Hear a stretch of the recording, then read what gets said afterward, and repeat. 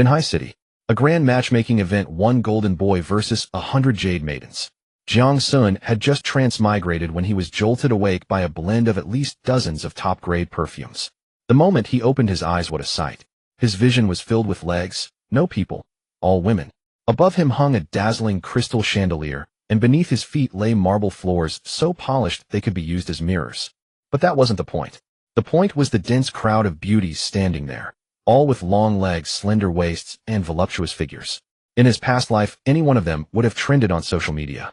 Tailored suits and intellectual dresses. Each woman stood ramrod straight, wearing a standardized demure smile, yet the eagerness hidden beneath their composure was impossible to conceal.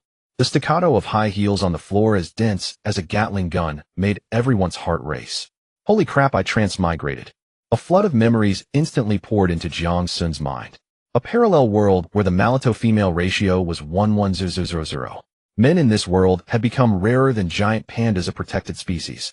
And he, Jiang Xun, was the chosen one, attending this top-tier matchmaking event sponsored by the state. In plain words, he was here to pick a wife. He quickly digested the memories, leaned back, and sank languidly into the soft sofa, instantly switching to top predator mode. Pretentiousness. He was a pro. The moment he moved, every woman in the room held her breath. The goddesses who had been putting on airs immediately broke character, each one desperately straightening her back to stand out even a little more. That desire was almost tangible. Jiang Xun swept his gaze across the room, then casually lifted his chin. Introduce yourselves. A woman in a crisp white suit skirt looking like a legal beauty immediately stepped forward to seize the advantage. She pushed up her gold-rimmed glasses and spoke rapidly, as if delivering a closing argument. Hello, sir. My name is Lin Sahan, senior partner at a prestigious law firm, annual income 8 figures. I specialize in commercial disputes and prenuptial agreements, ready to shield you from any unnecessary trouble. Talking about prenuptial agreements right off the bat. Lady, are you having a professional seizure? Next. Jiang Xun didn't even lift his eyelids, just tapped his fingers on the armrest and uttered 2 words. Too noisy. Lin Sahan's face flushed instantly, all her prepared speech stuck in her throat, and she retreated awkwardly. Jiang Xun's gaze swept past the delicate, yet tense faces, finally settling on a figure at the very end of the line. That woman, even in the most inconspicuous spot, could not conceal her radiance. A perfectly tailored black Chanel dress outlined her stunning curves. Just right, not a hint too much. Her long straight legs were encased in nude stockings paired with 7-centimeter black heels, making her tall and aloof. Just standing there, she exuded an aura of keep away. Ice Queen CEO Mu Qingxue. Jiang Xun spoke, his voice low but clear across the hall. You come here. Instantly, countless envious, jealous, and hateful gazes converged on Mu Qingxue. Her delicate body trembled slightly. She clearly hadn't expected to be called first. She took a deep breath, stepped out of the crowd in her high heels step by step. She walked slowly, each step steady and powerful, with the calm confidence of someone who runs a large corporation. Wow, that aura, that figure. Amazing. This is what a top goddess should be. I could play with those legs for you. Jiang Xun whistled inwardly, but his face remained the same unruffled mask. Mu Qingxue came to a stop in front of him. Unlike Lin Sahan, who was eager to speak, she first bowed to Jiang Xun respectfully and perfectly, a 90-degree bow. This action formed a stark contrast with her icy, proud demeanor. 100 billion worth Ice Queen CEO, now as humble as an intern awaiting an interview. As she bowed, she leaned forward just a little more. From this angle, if Jiang Xun wasn't blind, he could see through her neck a dazzling expanse of white and a bottomless ravine. Wow, real deal. She handed over a booklet made of special metal material containing her complete Mr. Jiang, my name is Mu Qingxue. Her voice was clear and pleasant, but if you listened closely, the end of her words wavered, betraying her nervousness. I own 3 properties in Thompson Riviera, 8 limited edition supercars, all fully paid, no loans. She paused as if gathering courage. Besides these, I am also good at taking care of people. You'll learn to cook your favorite dishes, never repeating. I've also learned professional massage techniques to help you relax. I promise every morning when you open your eyes, you'll see me already made up. I'll accompany you to all social events.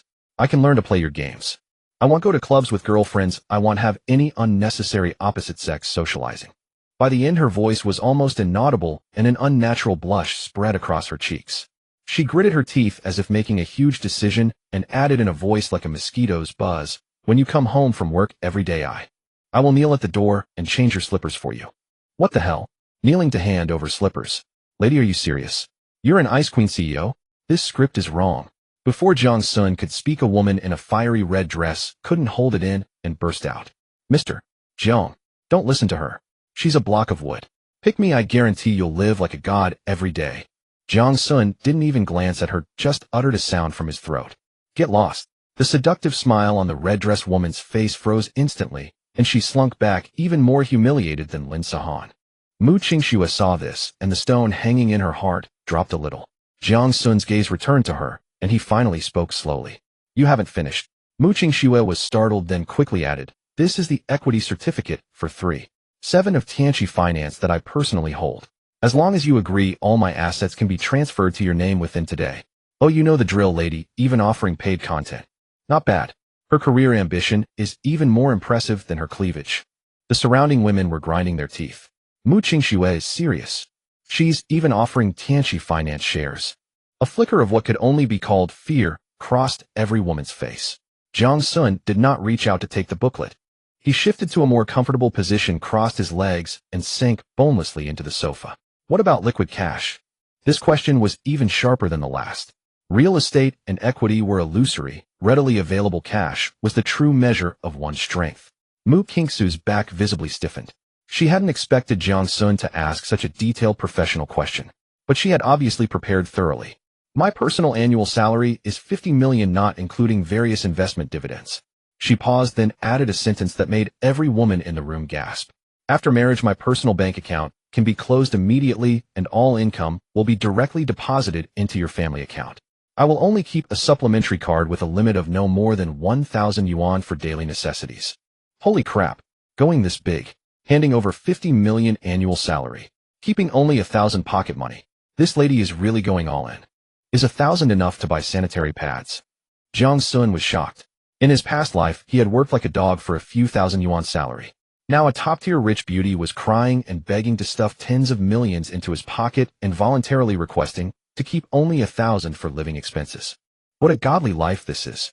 After Mu Qingxue finished seeing Jiang Xun still silent, her heart grew more panicked. A trace of fine sweat even appeared on her forehead, and her carefully prepared cool expression was about to slip. What's wrong?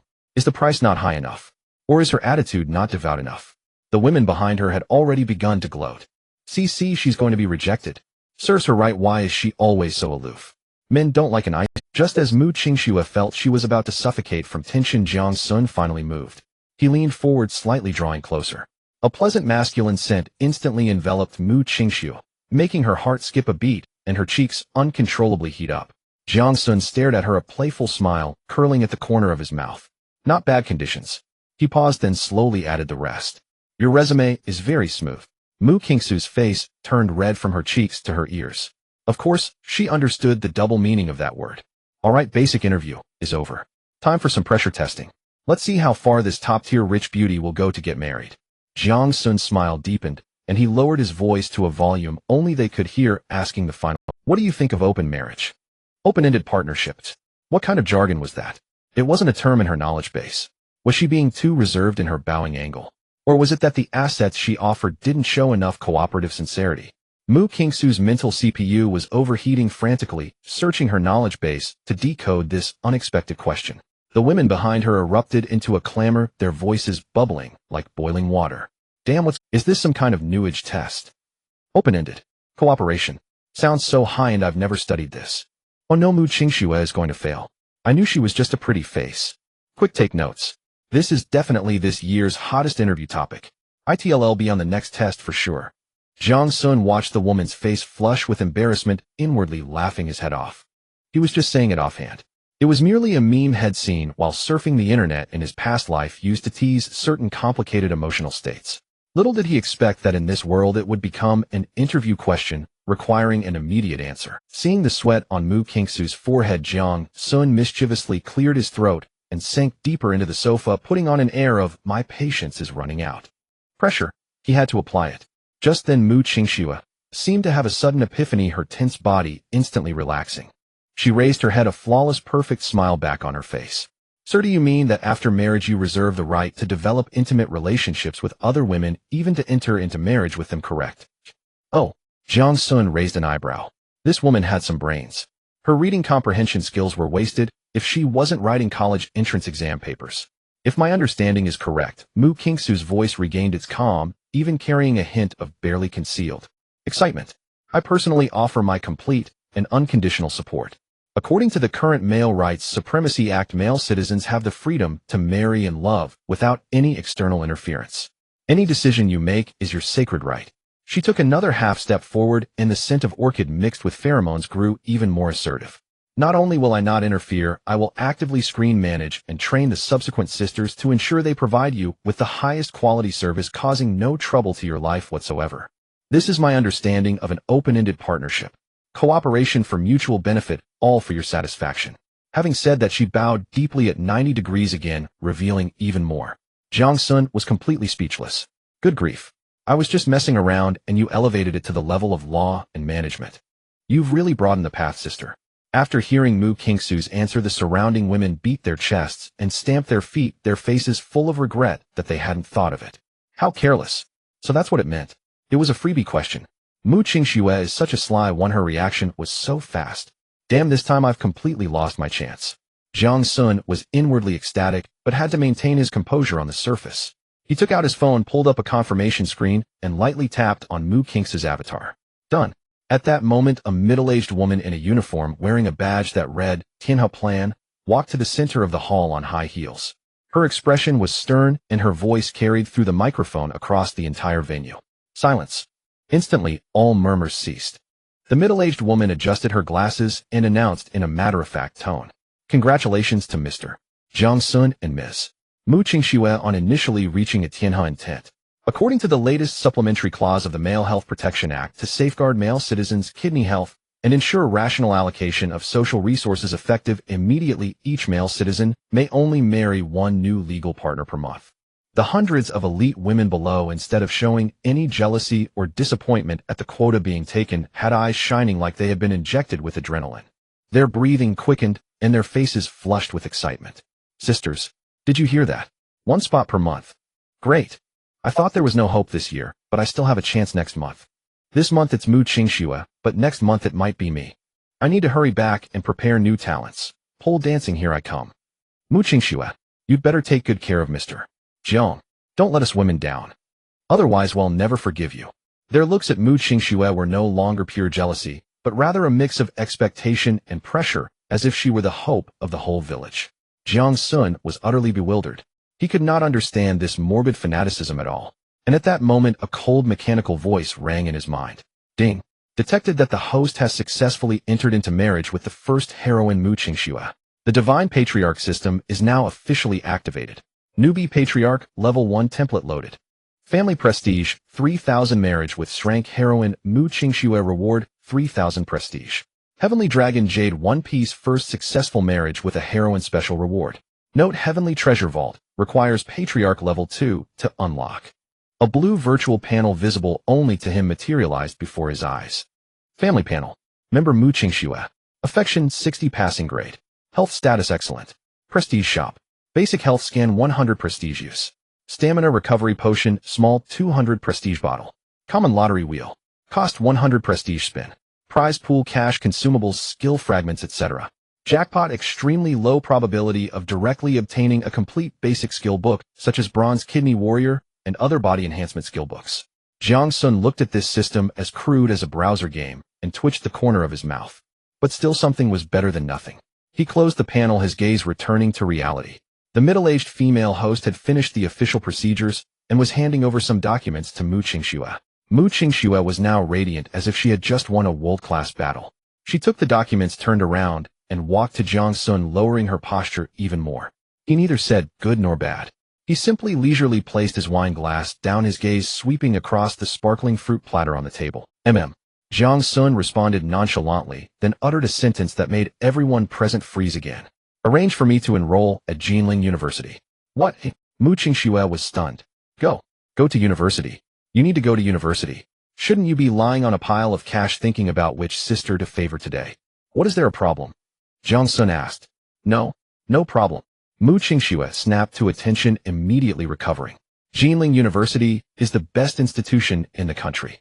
All male citizens can enroll without exams and enjoy the highest level of treatment. I'll arrange it right away. I guarantee you can move into the best villa dormitory on campus tomorrow. She was extremely efficient, immediately pulling out her phone and dialing a number, issuing orders in a tone that brooked no argument. Jiang Xun stood up, ready to leave this place that made his nose itch. He walked past the group of women who were still in a state of excitement. It was only then that these women saw Jiang Xun's face up close for the first time. From a distance, they had only noticed his tall, straight posture and outstanding aura. Now that he was close, they realized this man was outrageously handsome. Not the kind of greasy, powdered pretty boy, but with sharp features, deep eyes, a high nose bridge, healthy, wheat-colored skin, and an aura that was clean yet wild with a youthful charm. Especially his casual demeanor, which was a deadly poison. Oh my God, he's so good-looking. Why didn't I have the guts to step forward earlier? If he looked at me, I'd give him half of my company's shares. Whoa, I missed a golden opportunity. A female CEO was clutching her chest, her face full of exaggerated grief, as if she had missed not a man, but a $10 billion deal. Jiang Xun was oblivious to these burning stares, walking straight out of the hall. Mu Qingxue had already hung up the phone, trotting after him, staying half a step behind. Sir, the car is ready. Shall we go to Jinling University now? No rush. He opened his eyes, a mischievous curve lifting the corner of his lips. Before heading off to university, one must first inspect the goods. Inspect the goods, eh? Mu Qingxue blinked in surprise. Then in an instant her exquisite face flushed with ecstatic crimson. Inspect the goods. The master was going to inspect her. She would finally, no longer be just an empty void. She had waited for this day far too long. Yes, master. I am ready at any moment to undergo your evaluation. Her voice trembled with excitement, and her body instinctively edged closer toward Jiang Xun. Wait, hold on. Miss, when I said inspect the goods, I meant your assets. What on earth are you imagining? Though, seeing her this thrilled was oddly entertaining. Jiang Xun cleared his throat and decided to play along. Your attitude is commendable. First, let's visit the villa you've prepared. I'll assess your preparations there. Yes, master. Mu Qingxue instantly sat upright and issued a commanding order to the driver ahead, to Yunqi Villa No. 1. At maximum speed, the Rolls-Royce Cullinan surged forward smoothly, yet swiftly merging seamlessly into the flowing traffic. 40 minutes later, it halted before a modern villa nestled against the mountainside. The villa's design exuded futuristic elegance. Vast floor-to-ceiling glass panels interwove with pristine white walls, and a colossal infinity pool shimmered at the entrance, mirroring the azure sky and drifting clouds. Master, please enter. Mu Qingxue rushed past the driver to open Jiang Xun's door, then sprinted ahead to unlock the villa's entrance with fingerprint and iris authentication. As Jiang Xun stepped inside, his first impression was sheer scale: a soaring double-height living room, a massive wraparound sofa, and an entire wall dominated by an ultra-large screen. Technology distilled to its most immersive essence. Master, please take a seat. Mu Qingxue offered slippers with eager deference, then retrieved an unlabeled bottle of mineral water from the wine cabinet, unscrewed the cap, and presented it reverently. Jiang Xun took a sip. It tasted no different from the 2-yuan bottles he'd bought himself. He swept his gaze across the space, eventually settling on a distinct, self-contained corner of the living room. There stood a professional esports setup, triple-curved, ultra-wide monitors, an ergonomic gaming chair, and a mechanical keyboard and mouse pulsing with RGB illumination. Clearly a high-end configuration. Do you play games? Jiang Xun asked idly, only to find the question triggered something deep within Mu Qingxue. Her eyes lit up, she straightened her posture, radiating triumphant pride. Yes, master. To better accompany my future partner, I've rigorously honed my gaming skills for months. I specialize in support and jungler roles, master all mainstream champions, and maintain a 1,000-star rank in King's Glory. I'm ready to duo with you anytime, guaranteeing an exceptional experience. And should you grow weary, I offer professional coaching services to help you climb the ranks. She delivered it all in one breath, her chest rising slightly with exhilaration, her eyes brimming with silent, fervent plea. Praise me now. Jiang Xun was utterly defeated. Intense, insanely intense. To marry a man, she'd even train herself to pro-gamer level. The survival pressure women face in this world must be astronomical. His former female teammates, those who'd only ever slowed down his sword-drawing speed, looked like prehistoric relics beside her. Just then Mu Qingxue's phone vibrated faintly in her pocket. She glanced at it swiftly, a flicker of tension crossing her face. What is it? Jiang Xun drawled lazily. Nothing, master. She hastily tucked the phone away and flashed a flawless smile. It's just a notification from the official Tianhe Initiative app, informing me that I've been designated your provisional partner and reminding me to study the code of conduct for married women in preparation for next month's follow-up visit by the Care for Men Association. Care for Men Association. A giant question mark materialized in Jiang Xun's mind. What is that? Sounds like some endangered species protection group. Explain further, Jiang Xun said, intrigued. Yes, master. Mu Qingsheng snapped upright, slipping into formal briefing mode. The Care for Men Association is an official institution tasked with safeguarding the postmarital rights of all male citizens. They conduct periodic follow-ups and KPI evaluations on married women like myself. Evaluation criteria include, but are not limited to, household environment satisfaction, emotional value provision to one's partner, mastery of artistic or cultural skills, and marital harmony. Failure to meet KPI standards may result in fines or warnings. In severe cases, the association may initiate a mandatory contract termination procedure, freezing the marital bond entirely. Holy hell, marriage comes with KPIs. Fail, and they force a divorce. Jiang Xun felt his entire worldview being ground into dust beneath relentless friction. This wasn't marrying a wife. It was hiring a lifetime contractor bound by performance reviews and subject to termination at any moment. Then a far more critical question surfaced in his mind. So, what exactly is our current status? Mu Qingxing's cheeks flushed faintly, her voice softening with both shyness and quiet yearning. Per official protocol, I am currently your first concubine. Only upon your explicit consent and subsequent confirmation via the Tianhe app may I ascend to the position of principal wife. Of course, all decisions rest solely with you. You are the sovereign head of this household. Absolute authority resides in your hands. Concubine. Principal wife. Good grief. I've just time warped straight back into imperial antiquity, except now it's cyberpunk feudalism fully managed via smartphone app. Jiang Xun felt less like someone who'd merely crossed dimensions, and more like the sole beta tester granted gene-level privileges in life online. He gazed at this woman, wealthy, breathtakingly beautiful, fiercely intelligent, yet trembling with delicate hope over a mere title. A playful spark rekindled within him. After all, games were most enjoyable when savored slowly. No need to rush about gaming just yet. Jiang Xun leaned back, sinking deep into the plush sofa, settling into a more relaxed posture. I've reviewed your asset report. It's exceptionally sound. Now I'd like to examine your talent dossier. He deliberately emphasized the word talent. Inspection couldn't focus solely on static assets. It demanded scrutiny of the living person. Mu Qingsheng paused, stunned. Then her exquisite face flooded with a rapture far more intense than before. Here it was, the ultimate trial. Assets and gaming prowess were merely baseline scores. Talent was the decisive, prestige-boosting multiplier, determining her standing within the household. Yes, master. Her voice soared an octave higher with eagerness. I've prepared numerous talents. Piano, tea ceremony, classical dance, flower arranging. Which shall I demonstrate first? She resembled a little girl desperate to display every treasured possession, eager to lay out her entire repertoire before Jiang Xun. Watching her frantic enthusiasm, Jiang Xun nearly burst into laughter. He waved a dismissive hand, his tone dripping with disdain. Stop. Piano. Cliché. Tea ceremony. Boring. Dancing. Please. I've seen enough short videos to last lifetimes. With each word, Mu Qingxing's complexion paled further. By the end, her flawless features were utterly bloodless, and her body began to tremble faintly. Everything she'd meticulously prepared was apparently utterly repugnant to him. Had she just failed her KPI and lost this hard-won opportunity forever? Just as Mu Qingsheng felt the heavens themselves collapsing, Jiang Xun spoke again, slow, deliberate, enigmatic. I want something different. His gaze swept across the living room, finally settling on the massive, empty white wall. Something artistic, something that can catch my eye. I'm deliberately making things difficult for you. He wanted to see just how far this top-tier wealthy beauty. Mu Qingxue bit her lower lip hard, her brain's CPU spinning at full speed as she frantically searched her skill repertoire. Something different. Artistic. Eye-catching. These three words combined were simply a death sentence. Suddenly, as if struck by an idea, a strange gleam of light bloomed on her despairing face, carrying the determination of burning one's bridges and a hint of reckless shame. Sir, I do have one more hidden talent. Her voice was very soft with a slight tremor. It's just a bit unconventional. Oh, Jiang. Sun raised an eyebrow, intrigued.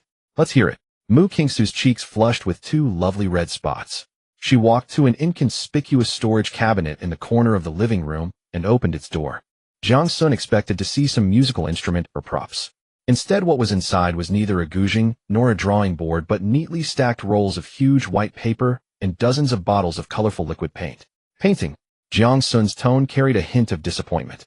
I thought it would be something special. It's Mu Qingxue shook her head. She turned to face Jiang Xun, her black pencil skirt accentuating her breathtaking curves to the extreme. Those legs wrapped in flesh-colored stockings were long and straight, shimmering with an enticing luster under the light. She took a deep breath as if making a momentous decision. The painting tools are rather special. The canvas also needs some special treatment. With that, she picked up a roll of huge white paper and several bottles of paint and gave a slight bow to Jiang Xun. Sir, please wait a moment. I need to prepare. She pointed to a room that looked like a dressing room. Prepare? Drawing requires going into the dressing room to prepare. What the hell? Jiang Xun grumbled inwardly, but didn't stop her. He just nodded and settled back into the sofa, leisurely waiting to see what trick she could pull. Mu Qingxue carried the things and quickly walked into the dressing room, closing the door behind her. The hall instantly fell silent. Ding. Successfully disciplined, Mu Qingxue demonstrating the patriarch's authority. Family prestige, 150. Jiang Xun idly opened the system panel. Family prestige had risen from the initial 1,000 to 1150. He unhesitatingly selected the normal lottery wheel. A bit bored, let's try a draw for fun. Consume 500 prestige, 5 consecutive draws. The wheel spun rapidly, finally stopping on a small fragment icon. Ding. Congratulations, host, you have obtained fighting skill fragment X1, 110, huh? Not bad. The wheel spun again. Ding. Congratulations, host, you have obtained fighting skill fragment X1, 210 again. Is this asking me to collect them all to summon a dragon? The third time. Ding. Congratulations, host, you have obtained fighting skill fragment X1, 310. System, are you bugging out? The fourth time. Ding. Congratulations, host, you have obtained fighting skill fragment X1, 410. I'm done. If I get one more, I'll uninstall right now. The fifth draw, a dazzling golden light flashed on the wheel. Ding.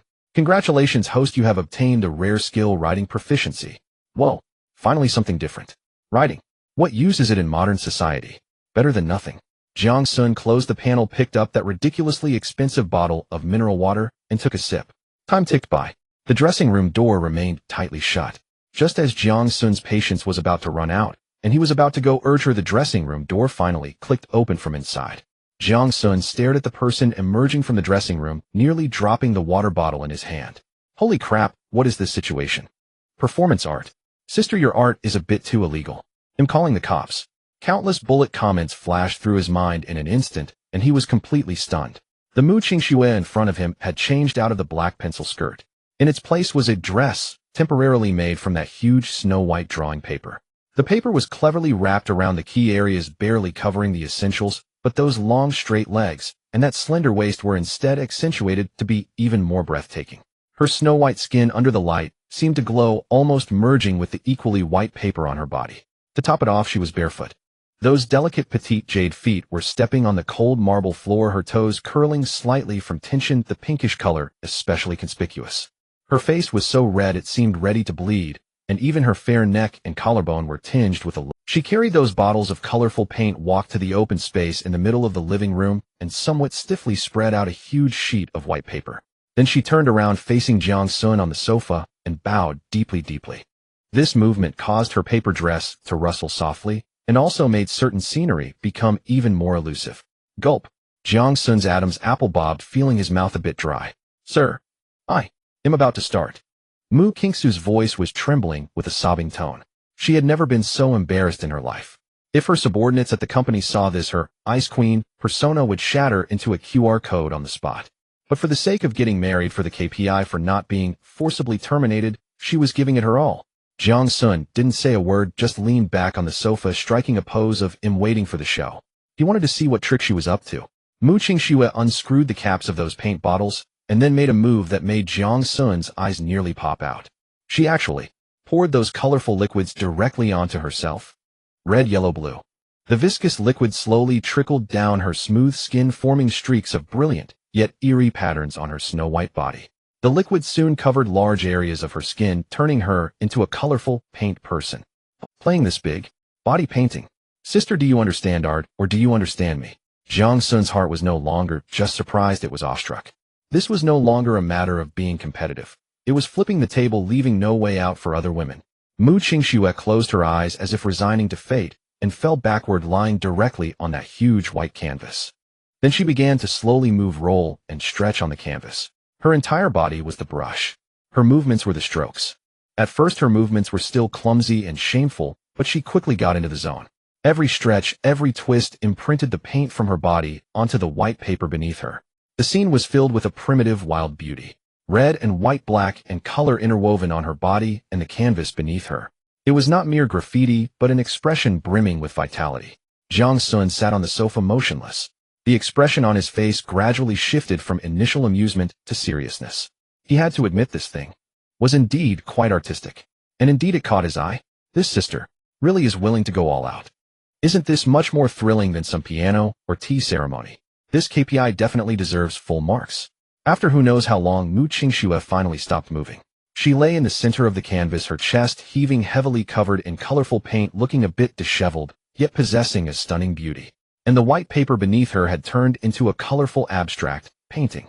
Sir, she gasped, speaking in a voice that was almost exhausted. This is my hidden talent. Body painting. She lifted her head, her face a mixture of sweat and paint, her voice carrying a hint of pleading. Are you satisfied? Her voice trembled, filled with apprehension, like a lamb awaiting judgment. She feared that Jiang Xun would utter those two words common. The hall fell into a deathly silence. Jiang Xun finally stood up. Step by step, he walked to the canvas, looking down from a height. Gazing at the woman lying there and the so-called masterpiece, Mu Qingxue's heart raced as if it would leap from her throat. The painting. Isn't that great? Jiang Xun opened his mouth, his voice lazy, scratching at her heart like a cat's paw. Mu Qingxue's body jolted, the color draining from her face. It's over. Still not good enough. After all that, is he still not satisfied? Just as despair filled her, Jiang Xun crouched down. He extended a finger, lightly touching the red paint on the canvas. A thick, unyielding aroma of strawberries mixed with the sweetness of chocolate wafted over. Then he placed that finger in his mouth. He licked it once. While still chocolate sauce, not bad at all. But the corners of Jiang Xun's mouth curled into a wicked grin. The paint is quite good, strawberry flavored, pretty sweet. Mu Qingxue was completely stunned. Jiang Xun leaned and closed his warm breath like electric current on her face. I need to properly inspect the goods. What I'm inspecting is not just the dead asset. It's also you, whether you are deliciously appealing. I want to see how this top-tier rich bowties user experience report scores. Without waiting for her response, he swept Mu Qingxue, the colorful figure on the canvas, up in his arm. Oh! Mu Qingxue gasped, instinctively clutching his neck tightly. This was her first time having such contact with a man. Her mind went blank and her body went limp. Sir, it's dirty. It's fine, I don't mind. Jiang Xun held her, striding towards the enormous infinity pool. Splash. Water splashed everywhere. He embraced her as they sank into the water. The icy water enveloped them momentarily, clearing Mu Qingxue's dazed mind. Sir, I can wash myself. She was so embarrassed she could almost faint. Wash what? Jiang Xun whispered in her ear, his voice imbued with an enchanting allure. Such good paint, it would be a waste to wash it off. He leaned down and kissed her collarbone smeared with blue paint. The sweet taste of blueberry chocolate sauce burst in his mouth. Mu Qingxue's body melted into a puddle, unable to utter a single word of refusal. This flavor is also nice, a bit more sour than the previous strawberry, with a more layered taste. She felt like a small boat tossed in a storm, and Jiang Xun was the only harbor where she could dock. She completely gave up resistance, allowing him to inspect the goods. The enormous infinity pool in the villa rippled with waves. After an unknown time, Jiang Xun felt a hint of fatigue. Wow, for the first time in 18 years of being single, I get to eat such delicious food. Ooh, I can't help but want to have more. He thought, and the system panel appeared in his mind. Reputation store. Stamina recovery potion small. Exchange. A warm current instantly erupted from his dantian, surging through his limbs, sweeping away fatigue and replacing it with even more vigorous energy. Goodness, the experience of a paying player is indeed different. Thus the water in the pool rippled for a long, from day to night. The lights by the pool automatically turned on, illuminating the surface of the water with shimmering reflections. Scattered paint bottles lay around their mouths, wide open, with only a little chocolate fruit puree left inside. The enormous white sheet used as a canvas fluttered in the evening breeze, and the painting on it, now dampened, became even more blurred and meaningful. Night had fallen. Jiang Xun carried the exhausted Mu Qingxue, who couldn't even move her fingers, out of the pool and directly into the master bedroom. He gently placed her on a bed big enough for 7 or 8 people and pulled the blanket over her. At this moment, Mu Qingxue had completely transformed. The previously sharp, capable, and commanding Ice Queen CEO had disappeared. In her place was a small woman with a flushed face, dreamy eyes, and an aura of laziness. She looked at Jiang Xun, her eyes filled with unshakable tenderness and dependency. Ding. Detected a deep link between the host and the female lead. Mu Qingxue favorability 20. Current favorability 80. Intimately close. Ding. Family reputation 1000. Ding. Congratulations, host.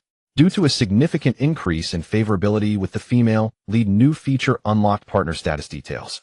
A series of notifications echoed in Jiang Xun's mind. He opened the panel for a glance. Family panel. Members Mu Qingxue.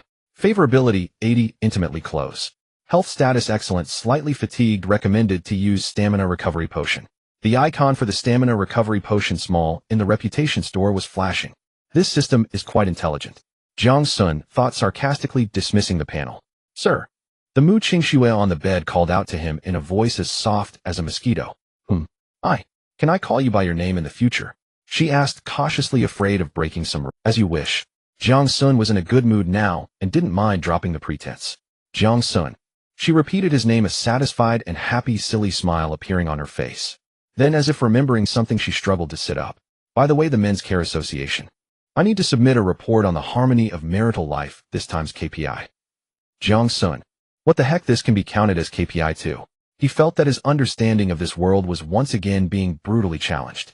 The next morning, Jiang Xun woke up from the bed that could host a silver party, feeling refreshed, every pore in his body exuding comfort. As soon as he opened his eyes, he met a pair of sparkling eyes. Mu Qingxue had long been awake, not knowing how long she had been staring at him while lying on her side. The adoration and satisfaction in her gaze were so thick, they nearly overflowed. So you are. Seeing Jiang Xun open his eyes, she immediately sat up straight, a charming blush appearing on her face as she respectfully picked up a glass of water from the bedside table. The water is at 37.5 degrees, just right. Jiang Xun lazily sat up, took the glass, and enjoyed this emperor-level service of being waited on hand and foot. Damn, this is so decadent, so corrupt. Jiang Xun criticized himself in his mind. Another glass, please. On the breakfast table, the spread was as lavish as a five-star hotel buffet. However, Mu Qingxue barely touched her chopsticks. She took out a tablet, her expression serious, as if she were about to conduct a multi-billion-dollar project briefing. Sir, regarding last night's inspection, I have compiled a detailed report. Jiang Xun nearly spat out the milk he had just taken a sip of. A report? Yes. Mu Qingxue was completely oblivious to his shock, her fingers gliding across the cold screen, her expression focused, as if reporting on a billion-dollar project. The report is divided into 5 parts. The first part consists of objective data records including, but not limited to, total duration, effective frequency, and an analysis of the consumption and taste preferences of the pigment. The second part is my subjective experience and insights, elaborating on the exceptional abilities you displayed during the quality inspection, which brought me significant improvement. The third part is the satisfaction assessment, where I personally gave you a perfect score accompanied by a detailed justification of 5,000 words. The fourth part is a review and outlook summarizing my shortcomings and proposing optimization plans for our next collaboration to better meet your needs. The final part is an appendix which includes the draft of the KPI declaration I submitted to the Care for Men Association. Jiang Xun was left utterly dumbfounded. He looked at Mu Qingxue's serious expression, which seemed to say, I have created enormous revenue for the company, come and praise me, feeling as if his CPU was about to overheat. What the hell? Can this also be written as a KPI report and divided into 5 parts? A 5,000-word commendation. Were you a product manager before? This user experience report is more professional than my graduation thesis. Jiang Xun looked at her face, which was filled with a desire for praise, and couldn't hold back any longer, waving his hand. All right, he interrupted her. The report is good. What does your company do? Jiang Xun's tone was casual, as if he were asking about the weather. However, Mu Qingxue trembled all over. He asked. He actually took the initiative to inquire about my career. This was no longer merely a quality inspection, but an evaluation of her personal value. This was a form of recognition, a signal that he regarded her as a true family member with whom he could converse. A wave of immense joy instantly overwhelmed her, leaving her almost unable to think, and she could only instinctively respond to the question with the fastest and most precise language. Sir, my company is Tianqi Group, and our main business is its subsidiary, Tianqi Bio. Tianqi Bio specializes in the research and sales of high-end nutritional supplements and vitality maintenance products for men. She straightened her back, resembling a soldier awaiting inspection, her voice brimming with uncontrollable pride and excitement. We are the leading enterprise in this field in Jinling City. Oh, Jiang Xun lazily leaned back in his chair. Nutritional supplements. He seemed to recall something and took out a small, unlabeled glass bottle from his pocket. Inside the bottle was a light golden liquid shimmering with a strange luster in the morning light. Here, take this. He placed the bottle on the dining table and pushed it over. Have your team analyze it to see what ingredients it contains. Mu Qingsu's breath hitched. What was this? Was this a test from him? Was he assessing the research capabilities of Tianqi Group? She reached out her hand, carefully picking up the glass bottle. Yes, sir, I promise. Within 3 days. No, within 24 hours. I will definitely present you with the most complete ingredient analysis report. Jiang Xun non-committally responded with an as he took a sip of his milk. A stamina recovery potion small should be enough for them to study for a while. Just in time to see how capable my cheap wife's company really is. Just then the doorbell of the villa rang. Ding dong. Mu Qingxue quickly tucked away her tablet, instinctively fixing her collar, and after confirming her appearance was flawless, she swiftly walked to the door. However, when the door opened and she saw the person standing outside, the formulaic smile on her face instantly melted into genuine surprise. Qingyu, what are you doing here? A woman stood outside, completely different from Mu Qingxue. If Mu Qingxue was an immaculate ice lotus atop a snowy mountain, this woman was a vibrant red rose blooming in a tropical rainforest, radiating a captivating and aggressively beautiful aura. She wore a boldly tailored red, tight-fitting dress that perfectly accentuated her curvy figure. Beneath the hem of her dress, a pair of long straight legs clad in silver high heels made her already tall stature appear even more statuesque. Her long hair was styled into glamorous large waves casually draped over her shoulders, and her striking oval face was adorned with bold and exquisite makeup. Especially her slightly upturned phoenix eyes, which seemed to carry invisible hooks within their glances capable of effortlessly snatching away a man's soul. She held a limited edition Hermes bag, yet her nonchalant demeanor made it seem as if she were carrying a bag of fruit freshly bought from the market. Oh my big CEO, now that you've moved to Cloud Lake Villa, no. What if I don't come? Are you planning to give birth to a football team right here? Su Qingyu's voice was filled with a genuine northeastern dialect combined with her alluring appearance, creating a unique wildness. As she spoke, she boldly squeezed inside, her gaze scanning the luxurious living room like a radar. When her gaze finally landed on the man sitting by the dining table, dressed casually, yet still exuding an extraordinary aura, her eyes instantly lit up. It was the kind of gleam a hunter has when spotting prime prey. Qingxue, let me introduce you to this person. Mu Qingxue was about to introduce, but Su Qingyu had already walked over in her high heels, swaying gracefully, and extended her hand. Mr. Jiang Xun, right? I've heard a lot about you. Her eyes like hooks scanned Jiang Xun up and down. Jiang Xun did not even raise his eyelids, self-absorbed as he drank his milk, completely ignoring her hand extended in midair. There was an awkward moment in the air. Mu Qingxue quickly intervened. Qingyu, the sir does not like physical contact with outsiders. Su Qingyu was not offended. She gracefully retracted her hand and casually sat down on the dining chair opposite Jiang Xun, crossing her beautiful legs, the scenery beneath her skirt subtly revealing. I must say, girl, you really struck gold this time. She exaggeratedly slapped her thigh, her voice rising by 8 degrees. You have no idea, I've kept an eye on those previous Tiana plans for you. Oh my goodness, what were those shabby things? Either someone was reflecting light off their heads, or they were carrying a beer barrel.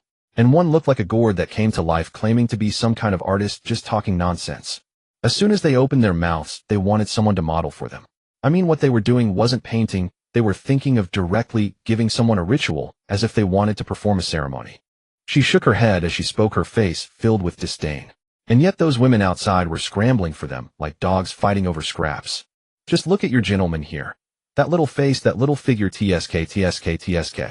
Su Qingyu looked at Jiang Xun, her admiration evident in her gaze. This young man is truly impressive. Qingxue, you have finally removed the light hole label. Mu Qingxu's face instantly flushed, shooting her a reproachful glare. What nonsense are you talking about? Jiang Xun finally reacted slightly. He put down his milk cup and raised his eyes to look at Su Qingyu, his expression calm, yet seemingly able to see through everything. Interesting. Speaking the most straightforward truths in the most flamboyant manner. Is this woman using this approach to remind Mu Qingxue how lucky she is while also showing me how well-informed she is? Su Qingyu felt her heart skip a beat under his gaze. This feeling made her quite displeased. It also made her more excited. The corner of her mouth curled up. Not only did she not retract, but she became even bolder. Under the table, her foot clad in a silver high heel quietly reached out, like a sly snake, precisely finding its way to Jiang Xun's calf. Silky stockings brushed lightly against the thin fabric of her trousers. Then it began to slide slowly up the contour of his calf. A provocation. A blatant provocation. Mu Qingxue was busy adding milk to her cup, completely unaware of the undercurrents swirling beneath the table. Su Qingyu wore a sweet smile while chatting with her best friend, but her gaze was fixed intently on Jiang Xun, hoping to catch even the slightest ripple on his face. Was it surprise? Was it enjoyment? Or a feigned calmness resisting temptation? Yet there was nothing. Jiang Xun's expression was as tranquil as if he were watching a tedious silent play whose ending he already knew. He even found it somewhat amusing. This level of probing felt like a low-level monster from a novice village rushing in with a wooden stick. He could hardly be bothered to block it. Just as Su Qingyu's toes were about to touch that sensitive area on his knee, Jiang Xun suddenly shifted his leg aside by an inch. Just that little bit. Not more, not less, just enough for Su Qingyu's determined foot to hit nothing but air. Su Qingyu was momentarily stunned. To maintain the elegance of her upper body, the strength in her lower half leaned slightly forward. The missed connection felt like delivering a full-force punch into cotton. Her center of gravity instantly lost balance. Ouch! A loud crash echoed as Su Qingyu along with her chair fell backward to the ground in an utterly ungraceful manner. The red skirt fluttered, revealing a glimpse of her safety shorts while her long legs traced a clumsy arc in the air, and she ended up on her back. The scene grew exceedingly awkward. Qingyu. Mu Qingxue gasped, nearly spilling the milk in her hand, rushing around the table to help her. Are you okay? How could you be so careless? How did the chair fall over? Su Qingyu grimaced in pain, her face alternating between shades of blue and white, feeling utterly embarrassed. She had watched so many paid tutorial videos, yet none mentioned that such a situation could occur. Fine. She struggled to get up from the ground, not even bothering to brush off the dust on her clothes, hurriedly adjusting her disheveled skirt, desperately trying to save face. Oh my goodness. What a terrible chair, it's as wobbly as a noodle. And the floor, it's so waxed it could drift. Is this intentionally setting me up for this? How embarrassing. She forced a laugh, but her cheeks burned fiercely. She glanced at Jiang Xun's profile, so handsome that it could incite anger from the heavens, biting down hard on her red lip. This man, he must have done it on purpose. He saw through all her little movements. An unprecedented desire to conquer mixed with the thrill of facing a worthy opponent surged from the depths of her heart. Mu Qingxue helped her sit up straight, asking with concern, "Are you really okay? Should I call a doctor?" "I'm fine, really, my body is strong." Su Qingyu waved her hand dismissively, sitting up straight again, her phoenix eyes boldly locking onto Jiang Xun, as if trying to burn two holes into him with her gaze. Ding. Successfully thwarted the alluring provocation from external member, Su Qingyu, showcasing the master's authority, family reputation. 300. Breakfast ended. A black Cullinan quietly parked at the villa's entrance like a silent giant. Mu Qingxue quickly approached Jiang Xun, bowing slightly. "Sir, all the procedures for going to school have been arranged, and the car is ready. We can depart at any time." Jiang Xun stood up, but did not walk toward the door. Instead, he strolled to the massive floor-to-ceiling window, gazing outside at the neatly trimmed lawn and distant mountain scenery, suddenly speaking. "I won't take the car." Mu Qingxue was taken aback. "Sir," Jiang Xun turned around, looking at Mu Qingxue's bewildered face, revealing a hint of playful smile. "I heard that the subways in this world are quite interesting. I want to experience life." Experience life. Mu Qingxue's mind began to race, countless thoughts flashing through her head. This isn't a whim.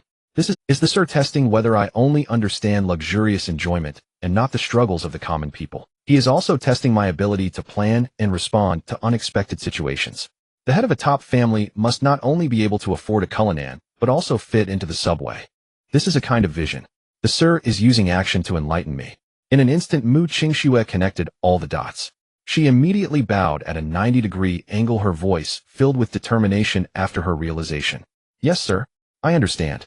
I will immediately plan the most comfortable and safe subway travel route." After speaking, she quickly took out her tablet, her fingers sliding swiftly across the screen as she pulled up the subway map of Jinling City, starting to plan the travel plan with the rigor of handling a billion-dollar project.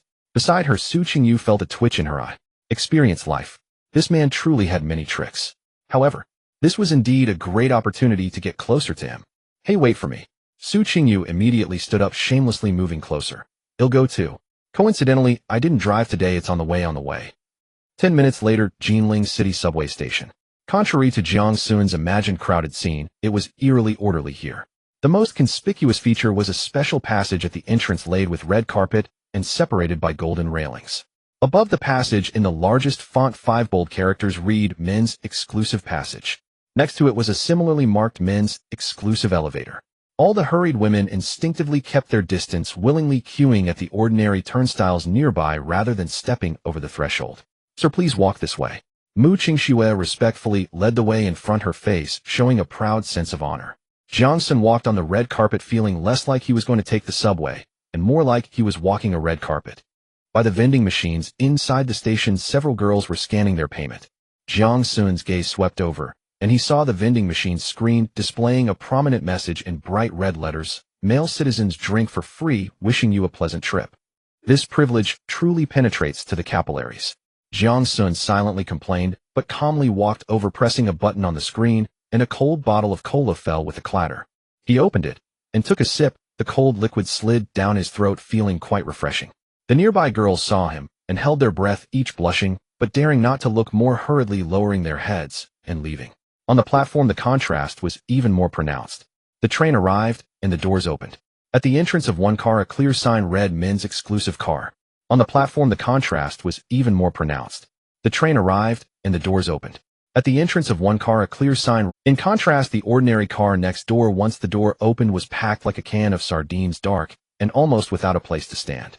Jiang Xun strode into the exclusive car, sitting down on the sofa by the window, the soft touch causing him to stretch comfortably. The doors slowly closed, and the train started moving. Just then, in the overcrowded car next door, a young girl struggled to hold up her phone, pretending to take a selfie, but the lens was secretly aimed at Jiang Xun in this car. Her cheeks were flushed, her eyes betrayed her excitement and infatuation. Suddenly, a hand swift as lightning reached from the side and grabbed her wrist. "Aunt!" The girl let out a short, surprised yelp. Immediately after, a clear, slightly impatient woman's voice rang out. "Delete it." Jiang Xun looked over at the sound and saw a tall figure splitting through the crowd, standing in front of the girl who had taken the clandestine shot. She was a woman who was unforgettable once seen. She stood at least 175 centimeters tall, with a tall, athletic figure devoid of any excess. Her form-fitting black athletic wear accentuated every powerful line of her body, exuding an explosive beauty. Her bronze skin glowed with a healthy sheen under the carriage lights, and her short, neat hair made her look strikingly valiant. Her facial features were sharp and distinct, especially her eyes, which were as piercing as a falcon soaring in the sky. At that moment, they were fixed on the girl whose wrist she had grabbed, filled with undisguised contempt and warning. She lacked Su Qingyu's deliberate charm and Mu Qingsu's commercial polish, but she carried an imposing aura of intimidation, like a drawn sword, sharp and aggressive. The girl who had been taking photos turned pale with fear under her presence and stammered, I didn't take anything." "He'll say it again, delete it." The woman's voice was not loud, but it carried an undeniable command. The surrounding passengers cast glances, but no one dared to intervene. The girl, terrified to the point of tears, fumbled to unlock her phone and deleted the photos from her album right in front of the woman. "Get lost." The woman uttered a single word and released her grip. The girl, as if granted a pardon, scrambled to the other end of the carriage. After handling the matter, the short-haired woman seemed to sense something. Her sharp gaze pierced through the glass connecting the two carriages, locking directly onto Jiang Xun. The moment she saw Jiang Xun, her hawk-like, penetrating eyes flickered with a faint trace of disturbance, but it was swiftly replaced by deeper disdain and irritation. She frowned and muttered a curse barely audible to herself. Damn it, all of them acting like they've never seen a man before. What a disgrace. She seemed utterly disgusted by the commotion caused by a single man. Jiang Xun watched dumbfounded. He thought, holy crap, a beauty saving the hero. Mu Qingxue beside him seemed completely used to this scene. She leaned in and whispered an explanation. Sir, she was just following the rules.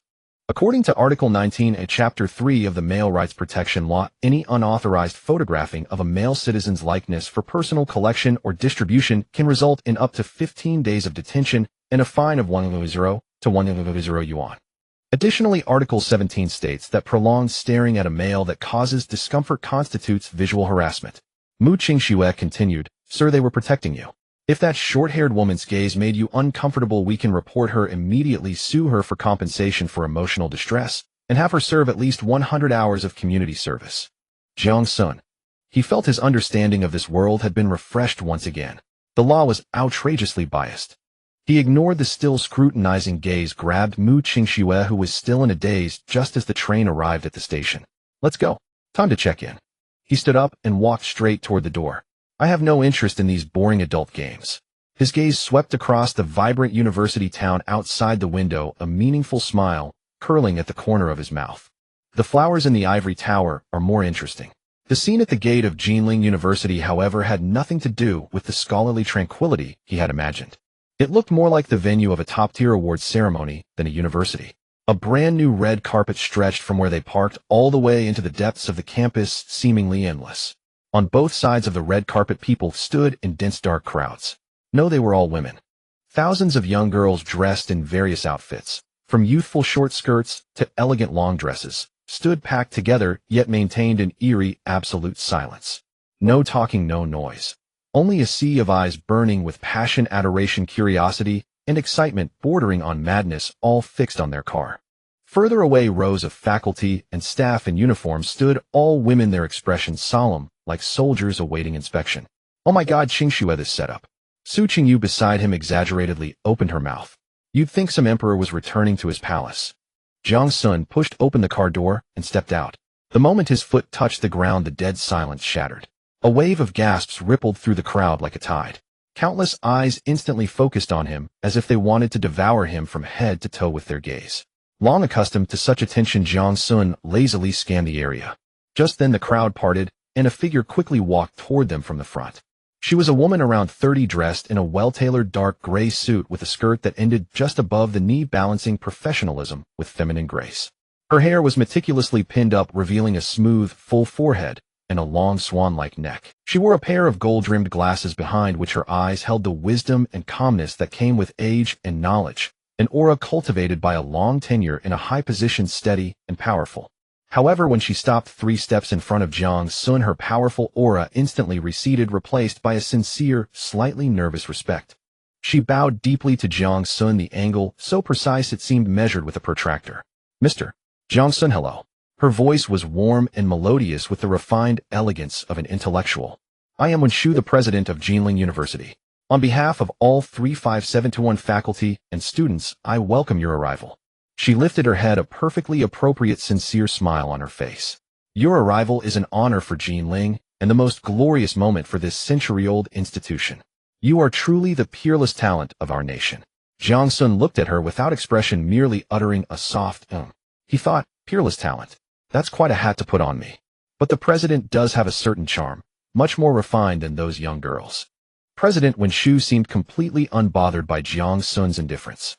In fact, his faint response made her smile even brighter. She stepped aside and made a gesture of invitation. "So your dormitory is ready. Please follow me." A white stretch golf cart silently glided to the edge of the red carpet. Jiang Xun got in, followed by Mu Qingxue and Su Qingyu. The cart slowly moved forward, passing through the sea of women. Wherever they went, all the girls held their breath in excitement. Many trembled with overwhelming joy, yet they remembered the visual harassment law and dared not stare too long, stealing quick glances before shyly lowering their heads. The cart finally stopped in front of a single villa nestled among lakes and hills. 3 stories tall, with a huge garden and an outdoor pool, its design was modern and luxurious. "Sir, this will be your exclusive dormitory on campus from now on," introduced President Wenshu. "The security system is top-tier, and daily necessities will be delivered by dedicated staff to ensure your peace." She paused, adjusted her gold-rimmed glasses, and spoke in a consultative tone. "Additionally, considering your future academic development, especially the expansion of your language skills, the university has specially selected top exchange students from various countries. They are fluent in 8 languages and are top talents in their respective fields. They can provide you with 247 academic exchange and translation services." Su Qingyu, listening nearby, curled her lips. She thought, academic exchange, translation services. Bullshit. This old lady is full of tricks. She's just trying to send women his way by another name. Jiang Xun leaned lazily against the seat, looking at the luxurious villa, as if he hadn't heard Wenshu. Only when President Wenshu asked anxiously, "Sir, what do you think?" did Jiang Xun wave a hand without even lifting his eyelids. "No need," he uttered 3 words. "Limited energy." Principal Wenshu was taken aback. She had prepared a plethora of words to persuade Jiang Xun to accept this goodwill, but unexpectedly, she was silenced by such a light-hearted remark. However, in the next moment, her gaze towards Jiang Xun instantly transformed from respect to a higher level of admiration. He rejected it. He actually turned down a temptation that no man could resist. This bestowed gift, rare as it is indeed, proved he was no ordinary person. Yes, Principal Wen-shu nodded repeatedly, her tone overflowing with admiration. It was my lack of foresight. Sir, you are focused on a more important endeavor. Our thoughts were indeed narrow. Jiang Xun replied. Though his energy was limited, it wasn't meant for studying. He silently complained in his heart, offered no further explanation, and walked straight into the villa. Principal Wen-shu and the other school leaders left thoroughly convinced. The villa's doors closed, cutting off all external scrutiny. Su Qingyu could no longer hold herself, flinging her high heels off, and crashed onto the enormous leather sofa in the living room, wailing in despair. Oh my God! I am utterly exhausted. This series of events has been more taxing than carrying a bride in a grand sedan chair.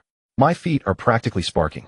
Mu Qingxue, acting like a diligent housekeeper, began inspecting the villa's facilities from water temperature to internet connectivity, leaving no detail unchecked. At that moment, her phone gently vibrated. Upon seeing the caller ID, she stepped into an empty corner and answered the call. Mom. A stern and calm female voice came from the other end. Qingxue, have you arrived at school? Yes, Mom. The arrangements made by the sir are very satisfactory. That's good. The woman's tone became extremely serious after a pause. Remember, the country's Tianhe plan implies a special protection period. This month is a golden time. During this month, you must use every means to solidify your position. You must let Jiang Xun and everyone else know that you, Mu Qingxue, are the only unshakable official partner by his side. 1 month later, when the protection period ends, countless wolves and tigers will pounce. At that time, it will be difficult for you to stand your ground. Mu Qingxue's knuckles turned slightly white as she held the phone, nodding heavily.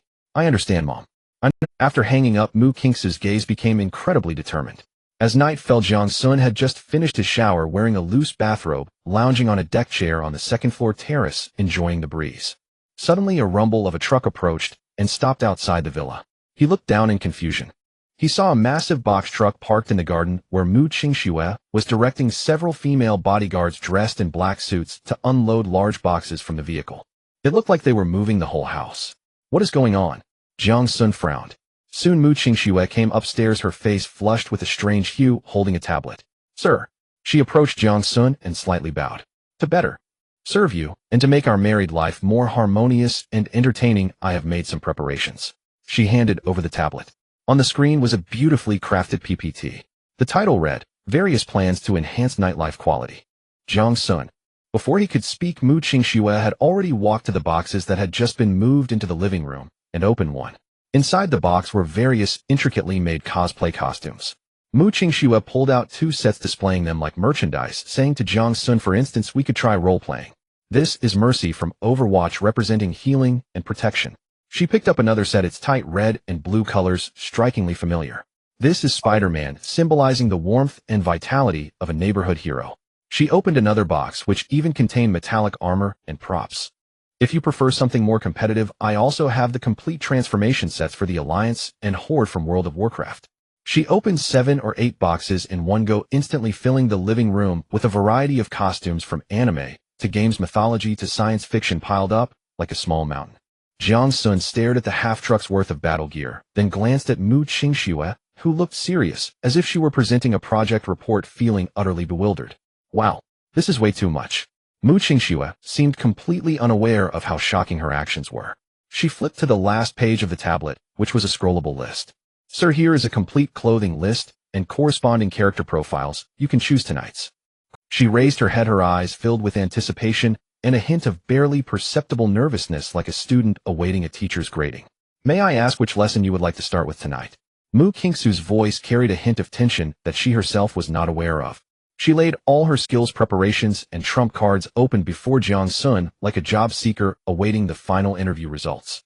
Jiang Xun's gaze swept over the mountain of cosplay outfits before returning to Mu Qingxue's exquisite face, etched with a desire for approval.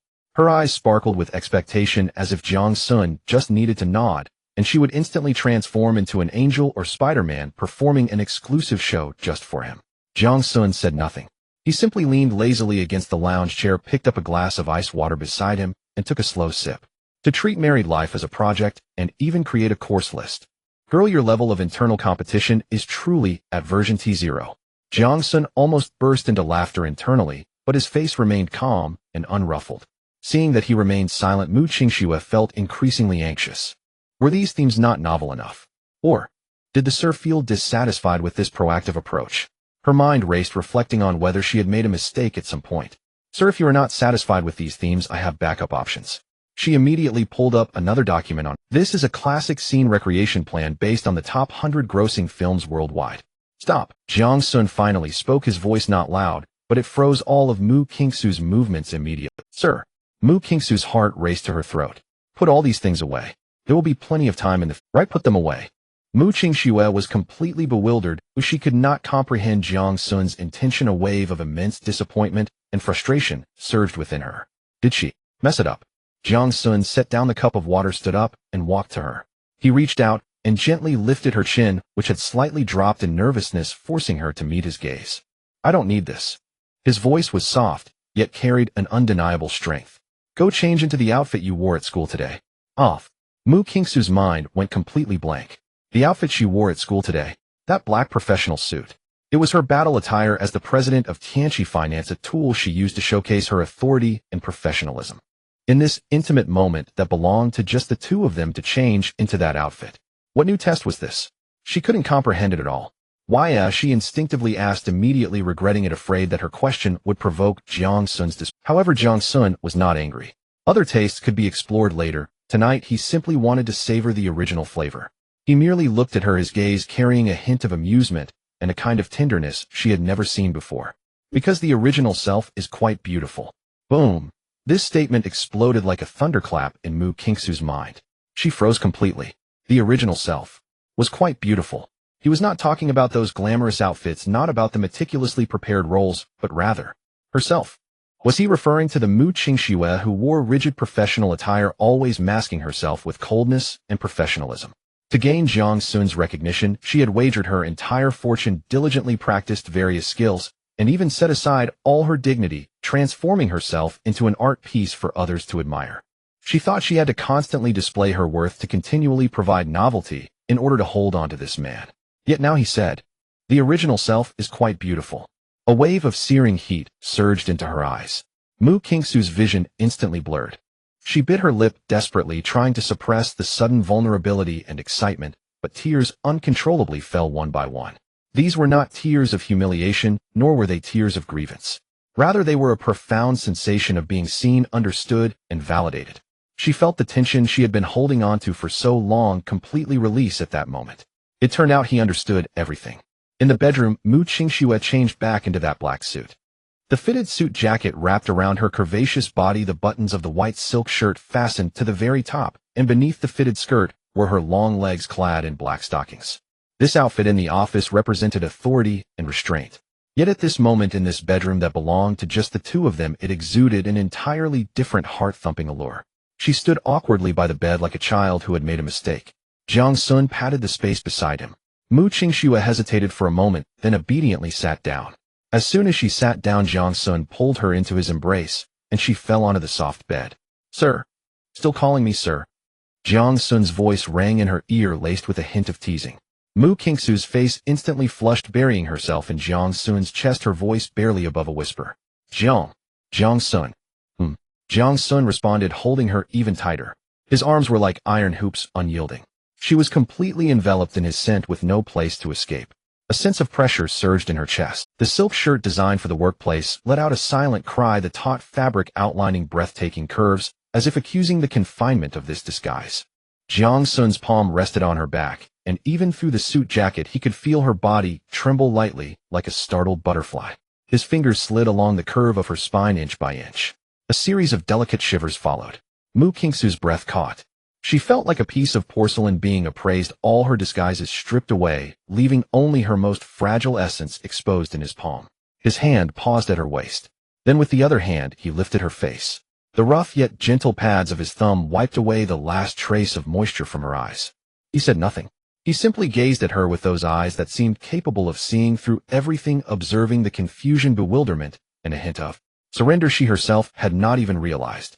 Then his finger precisely found the top button of her shirt. With a gentle flick, pop, a corner of her confinement was released. The bedroom was very quiet, only their heartbeats could be heard. After a long while, Jiang Xun lazily spoke up. Is this really necessary? It's like a project report with PPTs and KPIs. Hearing this, Mu Qingsu's body stiffened slightly. She was silent for a moment before speaking in a near dreamlike voice. Jiang Xun, you don't understand. For most women, marriage is the most important project in life, bar none. Since birth, I have been preparing for this project. She raised her head, her tear-streaked eyes shimmering brightly under the light, appearing exceptionally earnest. I study management to help you manage your family business. I learn arts to please you. I work tirelessly to earn money to provide you with the most generous dowry, allowing you to live the best life. Everything I do is to enhance my winning rate. Jiang Xun listened quietly, not interrupting her. Do you know? The current male-to-female ratio in Long Country has surpassed 1 to 10,000. And men like you, young, healthy, and so handsome, are treasures among treasures. At this point, Mu Qingxue revealed a hint of fear in her eyes. To have successfully matched with you through the Tianhe plan, I have exhausted all the luck and connections accumulated by 3 generations of the Mu family. If I miss out on you, I will most likely become a light hole for the rest of my life. Light hole? Jiang Xun repeated this unfamiliar term. Yes, Mu Qingxue's tone carried a hint of melancholy. A woman who never sees a man in her lifetime, living in solitude like a black hole that can never be filled. This is the most vicious curse for us women. So I dare not show any slack. I fear that if I do not do well enough, you will be dissatisfied. I fear that a month later, once the protection period is over, I will no longer compete with those younger, prettier, and more charming girls. Her words deepened Jiang Xun's understanding of this world. He finally understood the nearly obsessive drive of Mu Qingxue to compete, that deeply ingrained KPI thinking. This was not just simple appeasement, but the most profound anxiety for survival in this cruel world. Jiang Xun sighed and reached out to stroke her smooth long hair. So that half a truck of clothes is your arms race. Mu Qingxue burst into laughter at his metaphor, her tears not yet dried, but her smile resembled a rainbow after the rain. You could say that. She nestled closer to him like a kitten that had found a harbor. I just wanted to give you everything I could think of, the very best things. I don't need the best. Jiang Xun lowered his head, looking into her eyes, enunciating each word. I only need what I want. Mu Qingxue's heart was struck heavily again. She gazed at him dreamily, feeling as if she was about to melt into his deep, profound eyes. Ding. Detected deep emotional connection between the host and the female lead. Mu Qingxue affection level 10. Current affection level 90, deeply affectionate. Ding. Family reputation 2000. Jiang Xun heard the system's prompt in his mind, but at that moment he had no thoughts to focus on those matters. He looked at the woman in his arms who had shed all her armor, becoming soft and genuine, and for the first time a sense of responsibility quietly began to sprout within him. He lowered his head and kissed her lips. This time there was no testing, no verification. Just the purest tenderness and possession. Morning. Jiang Xun woke up from an impressively large bed, feeling comfort radiate from every. He walked out of the bedroom and descended the stairs. In the dining room, Mu Qingxue was already sitting upright at the table. She wore a simple yet elegant cream-colored home dress, her long hair flowing smoothly, and her makeup meticulously done. However, beneath those beautiful eyes lay a hint of fatigue that no amount of makeup could conceal, paired with an almost frenzied excitement. Upon seeing Jiang Xun, she immediately stood up and presented a tablet computer before him with both hands, as if offering a sacred edict. Sir? Her voice trembled slightly. Regarding that vial of stamina recovery agent, she took a deep breath, seemingly gathering immense courage. I had the top laboratory of Tianqi Biological analyze it overnight. Jiang Xun raised an eyebrow, remaining silent, urging her to continue. The result. A flicker of horror flashed in Mu Qingxue's eyes. The result is that we cannot analyze it. Even with the highest precision mass spectrometer, we couldn't decipher any of its components. It is as if it were a creation not of this world. Jiang Xun smiled inwardly. Nonsense produced by the system. If you could analyze it, that would truly be a miracle. Mu Qingxue bit her lip like a child confessing to a mistake. Then, I took the liberty of diluting a drop of the agent with 100 parts of pure water. We conducted the highest standard of live experiments. From white mice to willing participants among the researchers. At this point, her voice could no longer suppress her excitement. Sir, there are no side effects whatsoever. The effects are frighteningly good. It can restore over 80% of energy and stamina to a researcher who has been on the brink of exhaustion after working for 72 hours in just 30 minutes. This is no longer a health supplement, this is a divine medicine. She paused, her tone turning complex. However, the news somehow leaked out. Now in the entire Jinling city, those wealthy individuals, especially the ones with husbands, are about to flood my private phone with calls. They are offering 10 million just for a drop of the diluted solution. Jiang Xun picked up a glass of milk and took a slow sip. Good gracious, are the business opportunities presenting themselves this easily? He glanced at Mu Qingsu's face, which was filled with a desperate plea for direction, and a wicked sense of amusement bubbled up within him. 10 million for a drop. Then aren't you going to strike it rich? Mu Qingxue immediately shook her head, her attitude resolute. No, sir, this is your property. Without your permission, I wouldn't dare to make decisions on my own. I just wanted to report the immense potential of this project to you. Jiang Xun smiled. That smile made Mu Qingsu's heart skip a beat. I remember within Tianqi Group, you are not the only voice, right? Mu Qingsu's complexion paled slightly as she lowered her head. Yes. There are a few elders in the board who fought alongside my mother to build this empire, they. Very well. Jiang Xun interrupted her. He lightly tapped his fingers on the table, producing a steady sound. This divine medicine belongs to me. But how to use it I will leave to you. He leaned slightly forward, looking into Mu Qingsu's eyes, enunciating each word. Use it to exchange for what they hold. Shares, power, and their loyalty. Mu Qingxue suddenly raised her head, her eyes filled with shock and understanding. A lazy yet cruel smile curled at the corners of Jiang Xun's mouth. What I want is not a wife who can make money, but a queen who can wield power for me and absolutely control everything. Do you understand? Boom. Mu Qingsu's mind went blank, soon overwhelmed by a tremendous joy and shiver. He was not bestowing, he was empowering. He intended to elevate himself to a true throne. I understand. She nodded vigorously, her eyes ignited with an unprecedented flame. Sir, I will never let you down. Jiang Xun leaned back contentedly in his chair and waved his hand. Go prepare breakfast, Your Majesty. He watched Mu Qingxue stride into the kitchen with a spirited aura, feeling elated. This is more like it. What he wanted were not a bunch of pets fighting for his affection in bed, but a group capable of expanding his territory and guarding his domain with claws and fangs. In a good mood, Jiang Xun strolled toward the living room. Then he paused in his steps. Lazily leaning against the railing, he looked down. In the center of the living room, on the expensive Persian carpet, a fiery red figure. Like a flame that was about to ignite, it was silently burning in an extremely twisted posture. It was Su Qingyu. She supported herself with her arms, her body inverted, one leg pointed straight at the ceiling, forming a sharp line. The other leg bent backward at an incredible angle, the toes nearly touching the back of her head. The bright red high-intensity yoga outfit was slightly transparent from sweat, tightly and unabashedly outlining every breathtaking curve. From her perky ample backside to her flexible slender waist, and then to the spine that quivered slightly from exertion. Every muscle was straining, every inch of skin proclaiming the vibrancy of life. Several strands of hair dampened by sweat clung to her flushed cheeks, adding an air of wild allure. She gritted her teeth, forcing out a few words through clenched teeth. That wouldn't block. Mu Qingxue can only come up with those flowery things. As for men, they still have to go for our heat. It's really powerful. However, the dark rings under her beautiful phoenix eyes told a different story. It was clear she hadn't slept well all night. At this moment, she was relying solely on an indomitable will to hold on. Good gracious, is this a battle for the top that has gone into overtime? Jiang Xun thought to himself. He leisurely crossed his arms, leaning against the railing. It felt like he was in a theater's box seat enjoying a performance tailored just for him, an earnest yet clumsy solo act. It seemed she sensed his unabashed, scrutinizing gaze. Su Qingyu's body on the carpet suddenly, then like a cat that had its tail stepped on, she instantly lost her rhythm. Oh no, she exclaimed, her balance. She fell limply onto the carpet, landing in an extremely ungraceful big shape. Sun Gu, when did you wake up? Su Qingyu scrambled up in a flurry, her cheeks as red as a ripe tomato. While awkwardly adjusting her wrinkled yoga outfit, she forced an explanation. Well, I am just doing morning exercises. Yes, morning exercises. Life is about movement. Look at my body, it's absolutely fantastic. She awkwardly patted her perky backside, making a crisp sound. Her own embarrassment deepened. Jiang Xun nearly burst out laughing. The thoughts of this girl were as glaringly obvious as her fiery red outfit clearly meant for everyone to see. At that moment, Mu Qingxue walked out carrying a tray. She perfectly ignored the awkward and comical scene in the living room, walking straight to the dining table. She arranged the sumptuous breakfast item by item.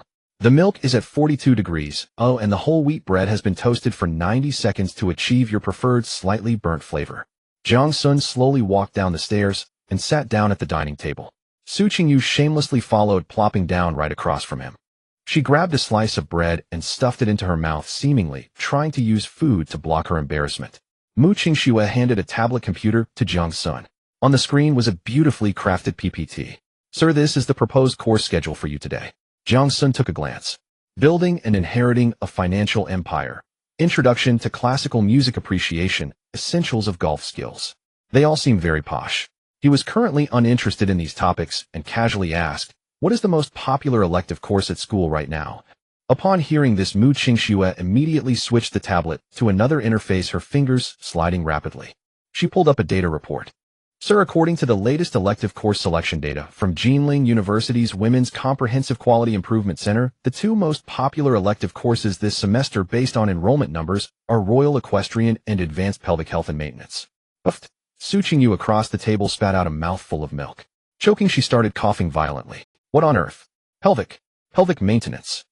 Oh my goodness, isn't this some kind of massage?" She coughed and exclaimed, her gaze towards Mu Qingxue, filled with shock, as if to say, "You cultured people really know how to have fun." Jiang Xun was also momentarily taken aback. Pelvic massage. A couple of articles flashed through his mind from before his transmigration.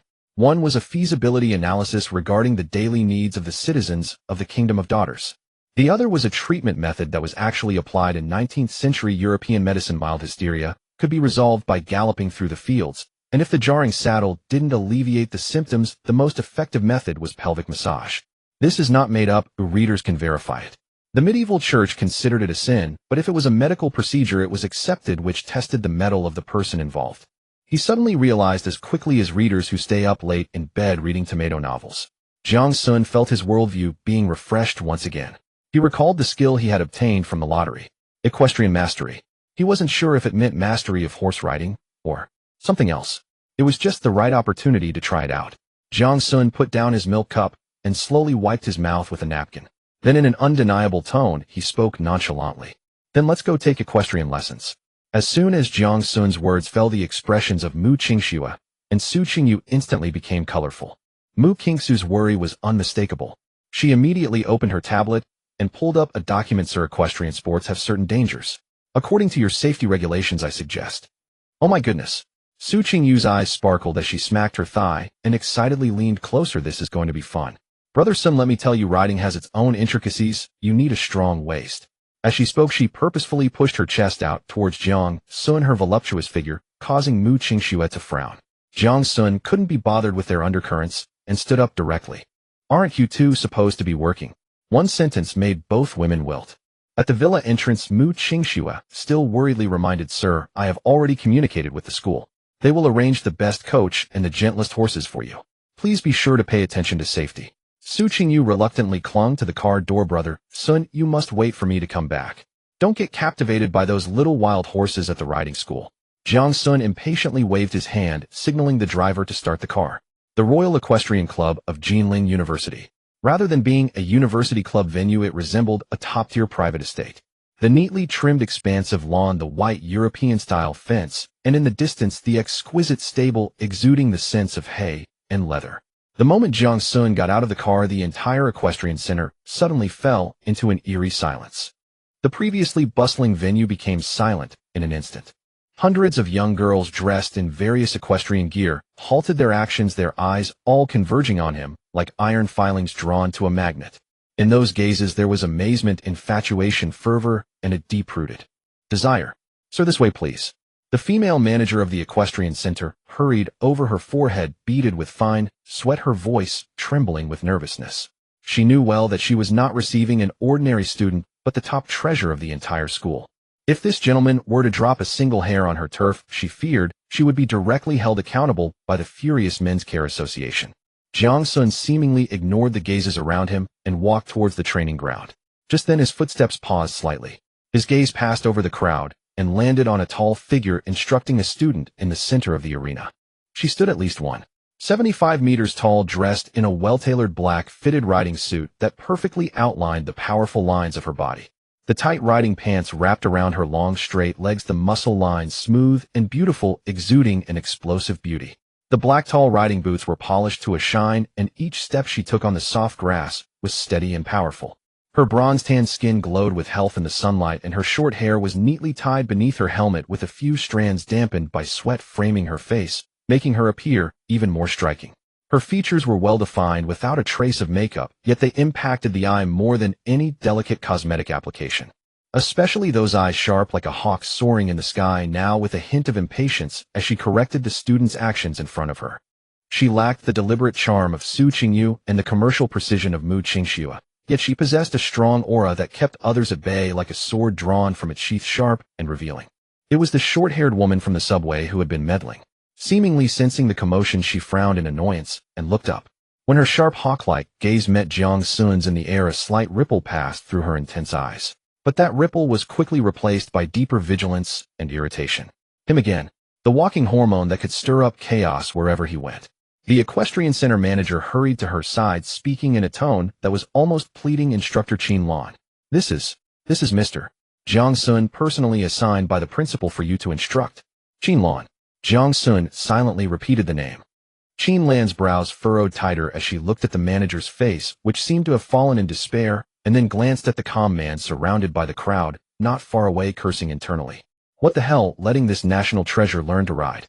If he gets hurt, who will take responsibility? Yet duty called, and she still walked over. Mr. Jiang Xun. I'm your instructor, Qinlan. She stood in front of Jiang Xun, deliberately maintaining a 3-step social distance, her voice cold and devoid of any excess emotion. Jiang Xun responded. Qinlan took a deep breath and began to explain the basic essentials in the simplest terms. Mount the horse, secure your feet in the stirrups, keep your back straight, and hold the reins with both hands. Her voice was not loud, yet it clearly reached everyone's ears. After her explanation, she led over an all-white horse that appeared incredibly majestic. This is Chasing Wind, the gentlest horse in our equestrian center, never lost a step. Even so, her face still bore the clear marks of I am not at ease. Watching Jiang Xun prepare to mount, Qinlan's brain raced. No way. She absolutely could not let him ride alone. If this horse suddenly went wild, the consequences would be unimaginable. Wait. Just as Jiang Xun was about to swing his leg over the horse, Qinlan made a decision that made everyone gasp. She swiftly mounted the horse herself, and then turned to Jiang Xun, speaking in an authoritative tone. You sit behind me. I'll let you experience it first. Jiang Xun raised an eyebrow. He looked at Qinlan's stubborn profile that seemed to say, I'm doing this for your own good, stop talking, and felt a bit amused. He said nothing more, swung his long leg, and steadily sat on the horse, positioning himself behind Qinlan. In an instant, their heated bodies pressed closely together through the thin fabric. Qinlan's body stiffened abruptly. A strange, faintly fragrant male scent invaded her nostrils. The broad chest behind her felt like a heated wall pressed tightly against her back, the clear and powerful heartbeat resonating through. She could even feel the warm breath he exhaled grazing her ear. Qinlan's cheeks uncontrollably flushed a faint red. In her 20-plus years of life, she had never had such intimate contact with any man. Sit tight. She forcibly suppressed her strange feelings, her voice a bit tight, her legs squeezing the horse's belly, trying to use her professional demeanor to mask her fluster. Giddy up. The white horse, Chasing Wind, began to trot smoothly across the grass. However, just as Qinlan let out a sigh of relief, an unexpected change occurred. The horse beneath her, Chasing Wind, suddenly seemed to be injected with the most ferocious explosives, letting out a high-pitched neigh without warning. Squeak. It reared up suddenly, its forelegs wildly flailing in the air. Then it came crashing down, beginning to gallop, leap, and buck frantically around the arena, without any rules. Oh! A wave of terrified screams erupted from the crowd. What's going on? Qinlan's face turned pale as she gripped the reins tightly, trying with all her might and skill to control the crazed white horse. But it was futile. The once docile Zhu Feng was now like an enraged ancient beast, with every command falling on deaf ears. Amidst the violent jolting, Qinlan's body was flung backward by a tremendous force. With a thud, she crashed into the warm and solid embrace behind her. Jiang Xun instinctively reached out his arm, encircling her slender, yet powerful waist like an iron band, securing her firmly against him. The scene spiraled into chaos. Qinlan's mind went blank, overwhelmed by the horse's frantic neighs and the howling wind. Her entire body was forced against the man behind her, rubbing against him violently with each leap of the horse. She could clearly feel the man's steady heartbeat, his strong arms, and the heat radiating from his body. Shame, fear, and an unfamiliar strange shiver swept through her limbs. At this critical moment, a deep and steady voice, as if imbued with some peculiar magic, rang in her. Don't move. It was Jiang Xun. His voice held no hint of panic, calm, as if stating a trivial. Then Qinlan felt a warm hand cover the back of her tightly gripped reins, her knuckles turning white. Jiang Xun leaned slightly forward, his chest nearly enveloping her back, whispering a word into the horse's ear with a tone only the three of them could hear. Hush! A miracle happened. The white horse, Zhu Feng, which had been rampaging just a moment ago, suddenly trembled at the sound of that word. Then its wild movements came to an abrupt halt, like someone pressed the pause button. The entire arena fell into a deathly silence. Everyone was stunned by this miraculous scene. Qinlan remained frozen in Jiang Xun's embrace, too afraid to move. She could feel the arm around her waist still firmly in place, the warmth of his body continuously radiating toward her. "The horse, I worked my heart out to ensure you don't fall." The arena was deathly silent. Qinlan stood rigid in Jiang Xun's arms like a stone frozen in place. Her head buzzed, her mind blank. What on earth was happening? She could clearly feel the arm around her waist hot as a branding iron. The scorching chest behind her thumped steadily. Once. Again. It felt less like it was thumping in his chest, and more like a hammer was striking her skull, leaving her dazed. The face of the arena manager was as pale as an A4 paper. The hundreds of girls around them could barely fit a fist in their gaping mouths, their jealousy nearly burning through their gazes. Jiang Xun not only did not loosen his grip, but instead he playfully tightened his hold, pressing her body taut as a bowstring closer to himself. He lowered his head, his lips nearly brushing against Qinlan's flushed ear, his voice lazy, as if teasing a cat. "Coach, can you still hold on?" "You. Hold on." Qinlan barely managed to squeeze out a word, but Jiang Xun had already answered her with his actions. He held her hand, gently guiding the reins. His legs subtly yet powerfully squeezed the horse's "go." A light command. The white horse, Zhu Feng, which had just calmed down, surged forward like an arrow at the sound racing ahead. "Ow!" Qinlan let out a short, instinctive scream. It was too fast. So fast that her mind couldn't keep up. The wind sliced against her face like a knife, scattering her voice to the wind. Her body was pressed tightly against Jiang Xun with no gap left between her back and his chest. The tight riding outfit became the most torturous instrument of punishment. Every friction, every impact beneath the fabric was painfully clear, making her want to curse. She could feel the firmness of his chest muscles, his steady breathing, and even the hint of a teasing low laugh that resonated through their close bodies, vibrating her bones. Qinlan's mind completely froze. How did I, the top equestrian coach of Jinling University, end up like this? She wanted to struggle to reclaim the reins, to prove she wasn't a fool. But Jiang Xun's arm around her waist felt like an iron hoop, rendering her unable to move. His hand atop hers directed everything with an undeniable authority. Accelerate. Turn. Accelerate again. The white horse, Zhu Feng, beneath him became a legendary steed, carving wild, yet smooth arcs across the field. With each turn, Qinlan's body sank deeper into his embrace due to the centrifugal force. With every increase in speed, the violent jolting and friction left her numb all over. Her pride in her strength, skills, and composure felt paper-thin in front of this man. A burning sense of shame surged from her feet to the crown of her head. She felt like she wasn't a coach at all, but rather a captive woman abducted by a bandit chief. Her boldest instincts were about to shatter the defenses of her rationality. That unfamiliar, indescribable sensation of tingling coursed like electricity from her tailbone up to her skull, leaving her weak, nearly dropping the reins. "Relax." Jiang Xun's voice echoed in her ear again, deep and imbued with a reassuring charm. "Trust me. Trust you. Not a chance." Qinlan gritted her teeth. This pest. This walking hormone. Yet as the howling wind and his steady heartbeat filled her ears, a ridiculous sense of security inexplicably surged from deep within her. It felt like as long as she was enveloped in this embrace, nothing in the world could frighten her. The moment this thought emerged, Qinlan's face flushed crimson. "Crazy. I'm completely insane today." I don't know how long it lasted, but the wind finally stopped. The white horse, Zhu Feng, made a perfect halt, standing steadily in the middle of the field, leisurely snorting. The entire world fell silent again. Qinlan maintained her position, wrapped in Jiang Xun's arms, gasping for breath. She felt as if all her strength had been drained, her body soft like a puddle of mud, relying solely on the wall of flesh behind her to avoid slipping off the horse. Her legs felt as if they were no longer her own. Jiang Xun looked down at the poised woman in his arms, whose eyes were now red, breathing rapidly like an eagle completely tamed. He released his grip, dismounted with a smooth motion, then turned to face Qinlan, who was still frozen on the horse, reaching out his hand. His posture was as graceful as a film star's. Qinlan stared at his outstretched hand, her mind a chaotic mess.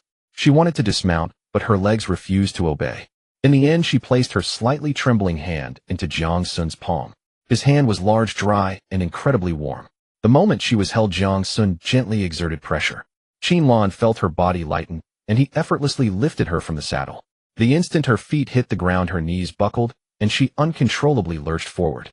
With a thud, she once again crashed into that bewildering embrace, this time face to face. Her face pressed directly against his firm chest. Through the thin shirt, she could even smell the pleasant scent of soap on him.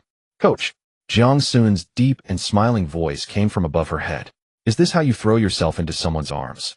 Which throw myself into someone's arms? My legs have gone soft. Qin Lan, like a cat whose tail had been stepped on abruptly, pushed him away, scrambling to steady herself, her face flushed to the point of boiling.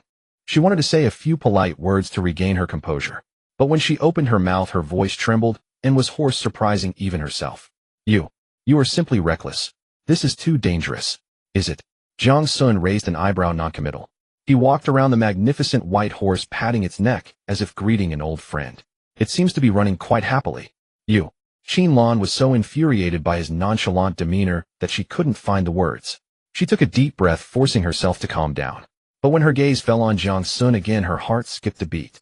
This man, who clearly didn't look like the type with a body full of lumps, had just shown an undeniable strength and an air of control.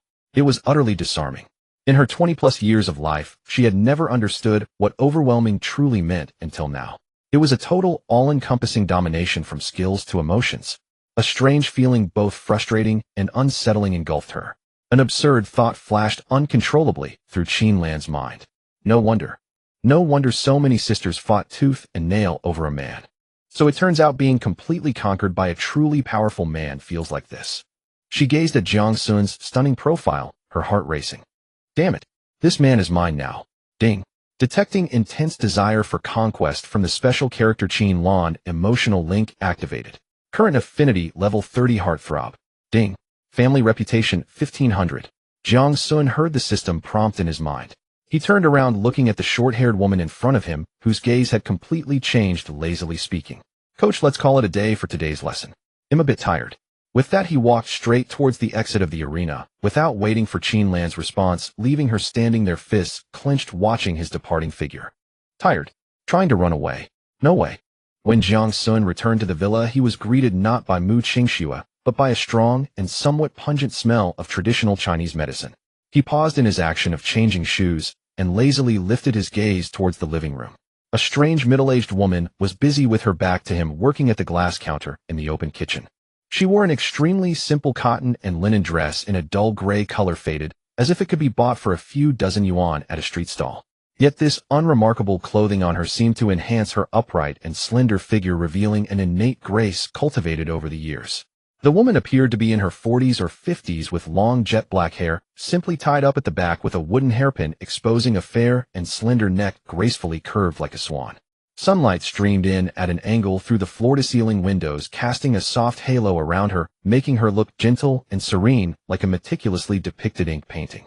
Even from just her back, it was evident that she must have been a mesmerizing beauty in her youth. It seemed she heard the sounds at the door as the woman turned around. Jiang Xun's gaze slightly sharpened. Her features bore a resemblance to Mu Qingxue, yet lacked the sharpness and tension cultivated from business dealings, instead exuding a softness and tranquility honed by life experiences. Fine lines appeared at the corners of her eyes, which not only did not diminish her beauty, but rather added a unique warmth and grace typical of mature women, akin to a fine piece of warm jade emanating a gentle glow. You must be Jiang Xun. The woman spoke, her voice soft, tinged with a hint of cautious appraisal. I am Qingxu's mother, Wen Lan. Jiang Xun nodded, acknowledging her greeting. Wen Lan quickly wiped her hands a bit, awkwardly walked over, and pointed to the pot of soup that was bubbling with steam. I heard from Qingxue that you would be going to learn horseback riding today, and fearing you might tire yourself out, I took the liberty of preparing some nourishing soup for you, she said as she served a bowl, the soup dark and its scent overpowering. This is made from 9-section sweet flag, a 1,000-year-old Chinese knotweed, along with a few secret herbs passed down in the Mu family. It's meant to nourish and restore your vitality. Jiang Xun took the bowl, looking at the thick, murky liquid, then glanced at Wen Lan's expectant gaze, feeling a bit hesitant. Goodness, with this elaborate setup, one might think him about to compete in the Olympics. Thank you for your trouble, Auntie, he said politely. Seeing he showed no signs of rejection, Wen Lan visibly relaxed her smile, becoming much more genuine. She pulled out a chair, gesturing for Jiang Xun to sit down, while she took a seat opposite him, her hands neatly folded on her lap, exuding poise. Please drink up. If it cools down, the medicinal effect will diminish. She watched Jiang Xun, her gaze a mix of a mother-in-law scrutinizing her son-in-law, but more so a nearly compassionate concern. This child Qingxue is great in every way, but her nature is too strong, treating everything as a project. I'm afraid she might push you too hard. Jiang Xun took a sip of the soup, the bitterness exploding on his tongue, rushing straight to his head. He swallowed without changing his expression, saying lightly, "It's all right." Wenlan sighed, as if opening a floodgate, her voice laced with a hint of melancholy. "Don't be fooled by the Mu family's current glory. I actually Kinx's father. Left us very early. He was once a well-known talent in Jinling City, but unfortunately his health was too frail, always working hard, and by the age of 40 his kidneys completely failed." At this point, Wenlan's eyes slightly reddened. "This world is too harsh on you men. You are the pillars, the treasures, and also consumables. All we women can do is try our best to ensure that you, our pillars, can support longer, just a little longer." Her words made Jiang Xun's fingers holding the bowl pause slightly. He finally understood that this thick soup carried with it a weighty expectation and fear. This was a remembrance from a wife for her deceased husband, and also a mother-in-law's most simple yet profound KPI assessment for her son-in-law. She hoped her daughter would not repeat her mistakes. Wenlan gazed at Jiang Xun's handsome, yet slightly slender profile, silently calculating in her heart. This child is indeed good-looking, but he appears a bit too thin. Qingxue is quite reckless. What if she is too indulgent and drains her husband dry? No, she must help her daughter keep an eye on him. This medicinal diet must be prepared daily, and she must remind her daughter to take it easy in the evenings, so that the flow can last long. Jiang Xun was unaware that he had been placed on the key protection and sustainable development list by his mother. He simply felt that the slight urge for conquest stirred by that woman Qin Lan at the horse ranch today was utterly insignificant compared to the survival pressure represented by this bowl of soup. He suddenly felt an overwhelming desire to acquire that skill. Silver Kidney Warrior. In this world, this thing would likely be 1,000 times more practical than mastering combat or being a piano virtuoso. This was no longer a mere issue of pleasure. It was a strategic matter concerning the length of life. Jiang Xun downed the bowl of bitter medicine in one go and set it down. "Annie, I'm going upstairs to rest for a bit." Go ahead, the room is all tidied up for you." Wenlan smiled with maternal affection. Jiang Xun returned to his bedroom and locked the door behind him. He sat on the edge of the bed, focusing his mind. "System, open the lottery wheel." Ding. The ordinary lottery wheel has been activated. Current prestige value, 5,450 points. Would you like to start the lottery? Yes. Draw 20 times in a row. Drawing. A golden wheel spun rapidly on the virtual screen, countless shadowy prizes flashing. Ding. Congratulations, the host has received 1,000 yuan in cash. Ding. Congratulations, the host has received a small stamina recovery agent X1. A series of prompt sounds flashed through his mind.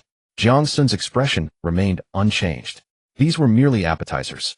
Continue, draw the rest of the prestige point. A series of prompt sounds flashed through his mind. Jiang Xun's expression remained unchanged. These were merely appetizers. Continue, draw the rest of the prestige points. Ding. Congratulations, the host has received a small stamina recovery agent X1. Ding. Helicopter piloting skill fragment X1. Lottery finished. Jiang Xun looked at the fragments he had accumulated. Combat skill fragment 1010. Piano mastery skill fragment 1010. Helicopter piloting skill fragment 510. Culinary skill fragment 610. Synthesize combat skill fragment and piano mastery skill fragment. Ding. Consuming 10 combat skill fragments, synthesizing. Congratulations, the host has obtained the complete skill book, Combat Mastery. Ding. Consuming 10 piano mastery skill fragments, synthesizing. Congratulations, the host has obtained the complete skill book, Piano Mastery. Current prestige value 50 points. Jiang Xun looked at the two shiny new skills on the panel, feeling a bit like smiling, but unable to do so. Combat Mastery. What a good thing. From now on, anyone who dares to compete with him for food can be sent flying with a punch.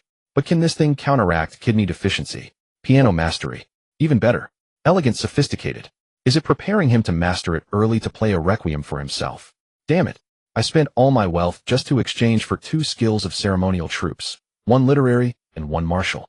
The most crucial engine parts didn't even show a shadow. This broken system understands irony. Jiang Xun rubbed his forehead, feeling the sudden influx of countless knowledge and muscle memory regarding the piano and combat. Downstairs, Wenlan had already prepared a lavish lunch. "Sun, come down for lunch." Jiang Xun pushed the door open, looking at his mother-in-law's face, which was filled with eat more, eat, well, to work hard, and suddenly felt like he couldn't stay in the villa any longer. If he continued to be under this key observation, he was afraid that before he could draw Silver Kidney Warrior, he would first be psychologically traumatized. He walked to the dining table and casually said, "Annie, I want to go out for a walk this afternoon." "Out." Wenlan immediately became alert, then changed to a gentle smile. "Is Qingxue arranging some activity?" "No, I just want to wander around and feel the artistic atmosphere of Jinling University." Jiang Xun calmly found an excuse for his new skill. Artistic atmosphere. Wen Lan pondered for a moment, then suddenly realized, "Oh, you mean the music academy over there? That's right, listening to more music is good for cultivating one's character and is beneficial for the mind and body." As she spoke, she added a large helping of deer whip to Jiang Xun's plate. "But be careful when you go out, and nowadays the girls outside are too proactive." Jiang Xun silently ate his meal, deciding to erase the word proactive from his dictionary. Compared to the women of this world, his feelings were as pure as a blank sheet of paper. After lunch, Jiang Xun found an excuse to politely decline Wen Lan's offer of a driver and bodyguard, leaving the villa alone. He needed a place to test the level of his proficiency in the piano. Jinling University Music Academy. As soon as he stepped into the music academy, the air felt different. No longer the wild scent of a horse arena mixed with hormones and grass, but fresh and clear as if washed by rain. The teaching building was an old red brick structure adorned with lush green ivy. Sunlight filtered through the gaps in the leaves, casting mottled shadows on the ground. It was very quiet around, occasionally interrupted by the intermittent sounds of instruments drifting from different windows. There were melodious violins, crisp piano notes, and the sweet sound of flutes. Just as Jiang Xun was pondering to casually find an empty piano room, a burst of ethereal and clear piano music unexpectedly floated into his ears. The sound was neither as passionate as a piano nor as lingering as a violin. It was like the clear spring water flowing in a mountain stream, tinkling with a hint of otherworldly coldness. It was also reminiscent of the bell tolling in an ancient temple under the moonlight, calm, distant, capable of cleansing the restlessness and distractions in one's heart. Interesting, Jiang Xun murmured to himself, turning his steps to follow the sound of the piano. The source of the sound was a two-story independent small building deep within the academy, with an ancient wooden plaque hanging above the door, Yain Pavilion. The piano music was coming from a room on the second floor with a slightly ajar door. Jiang Xun tiptoed quietly closer, peeking through the crack. Just one glance, and he was slightly taken aback. The room was arranged with extreme elegance. There were no modern electronic devices, several paintings of landscapes in a freehand style hung on the walls, and a bronze crane incense burner stood in the corner with wisps of white smoke spiraling up, emitting a refreshing sandalwood scent. Afternoon sunlight streamed in through a carved wooden window, creating a bright band of light on the floor where tiny dust particles danced slowly in the beam. In the center of that band of light sat a woman. She wore a simple white long dress, so minimalistic that it had no unnecessary embellishments, and the flowing fabric outlined her slender and graceful figure. Her long black hair was loosely tied up behind her head, with a simple wooden hairpin revealing a neck as smooth as jade with a beautiful curve reminiscent of a proud and solitary swan. Her skin was the kind of nearly translucent cold white, seemingly glowing under the sunlight, and her features were exquisitely carved, like the finest mutton fat jade, with brows like distant mountains, eyes like autumn waters, a straight nose, and elegantly pale lips. Her beauty was different from the aggressive sharpness of Mu Qingxue, and also from the passionate flamboyance of Su Qingyu. It was an otherworldly beauty, serene to the bone, untouched by the mundane. She was like a fairy stepping down from an ancient portrait of a lady enveloped in a layer of cold and hazy moonlight, making one only dare to admire from afar, afraid that their mundane presence would tarnish this purity. At this moment, she had her eyes closed, her long, slender fingers gently plucking the strings of an ancient zither in front of her. The music flowed from her fingertips, clear and ethereal. Jiang Xun's intrusion was like a stone thrown into a calm lake. He didn't even knock, simply pushing open the slightly ajar wooden door. Creak, a soft sound. The music abruptly stopped. The ethereal ambience was shattered in an instant, plunging the room into silence. The woman slowly opened her eyes. What kind of eyes were they? Clear as a cold pond, without a ripple, calm to the point of being somewhat indifferent. She looked at Jiang Xun at the door, her gaze devoid of surprise or curiosity, as if she were merely observing a tree, a stone, an inconsequential presence that had inadvertently invaded her territory. This place is serene, entry by invitation only. She parted her crimson lips, her voice as cold and pleasant as her music, yet imbued with a sense of detachment that kept people at a distance. Classmate, please leave. Jiang Xun not only did not leave, but boldly walked in, casually shutting the door behind him. Goodness, is there still someone who speaks like this these days? Is this a scene from a historical drama? He thought to himself, his gaze falling on the ancient seven-string zither in front of the woman as he lazily spoke. This thing is quite interesting. His tone was as casual as if he were commenting on a skewer at a roadside stall. The woman's brow knitted slightly, almost imperceptibly. This was the first expression to appear on her face, the perfect, otherworldly image finally showing a faint. She regarded Jiang Xun again. The man before her wore simple casual clothes with his hands in his pockets, exuding a lazy demeanor. His gaze was playful, emanating a modern air that clashed with the surroundings.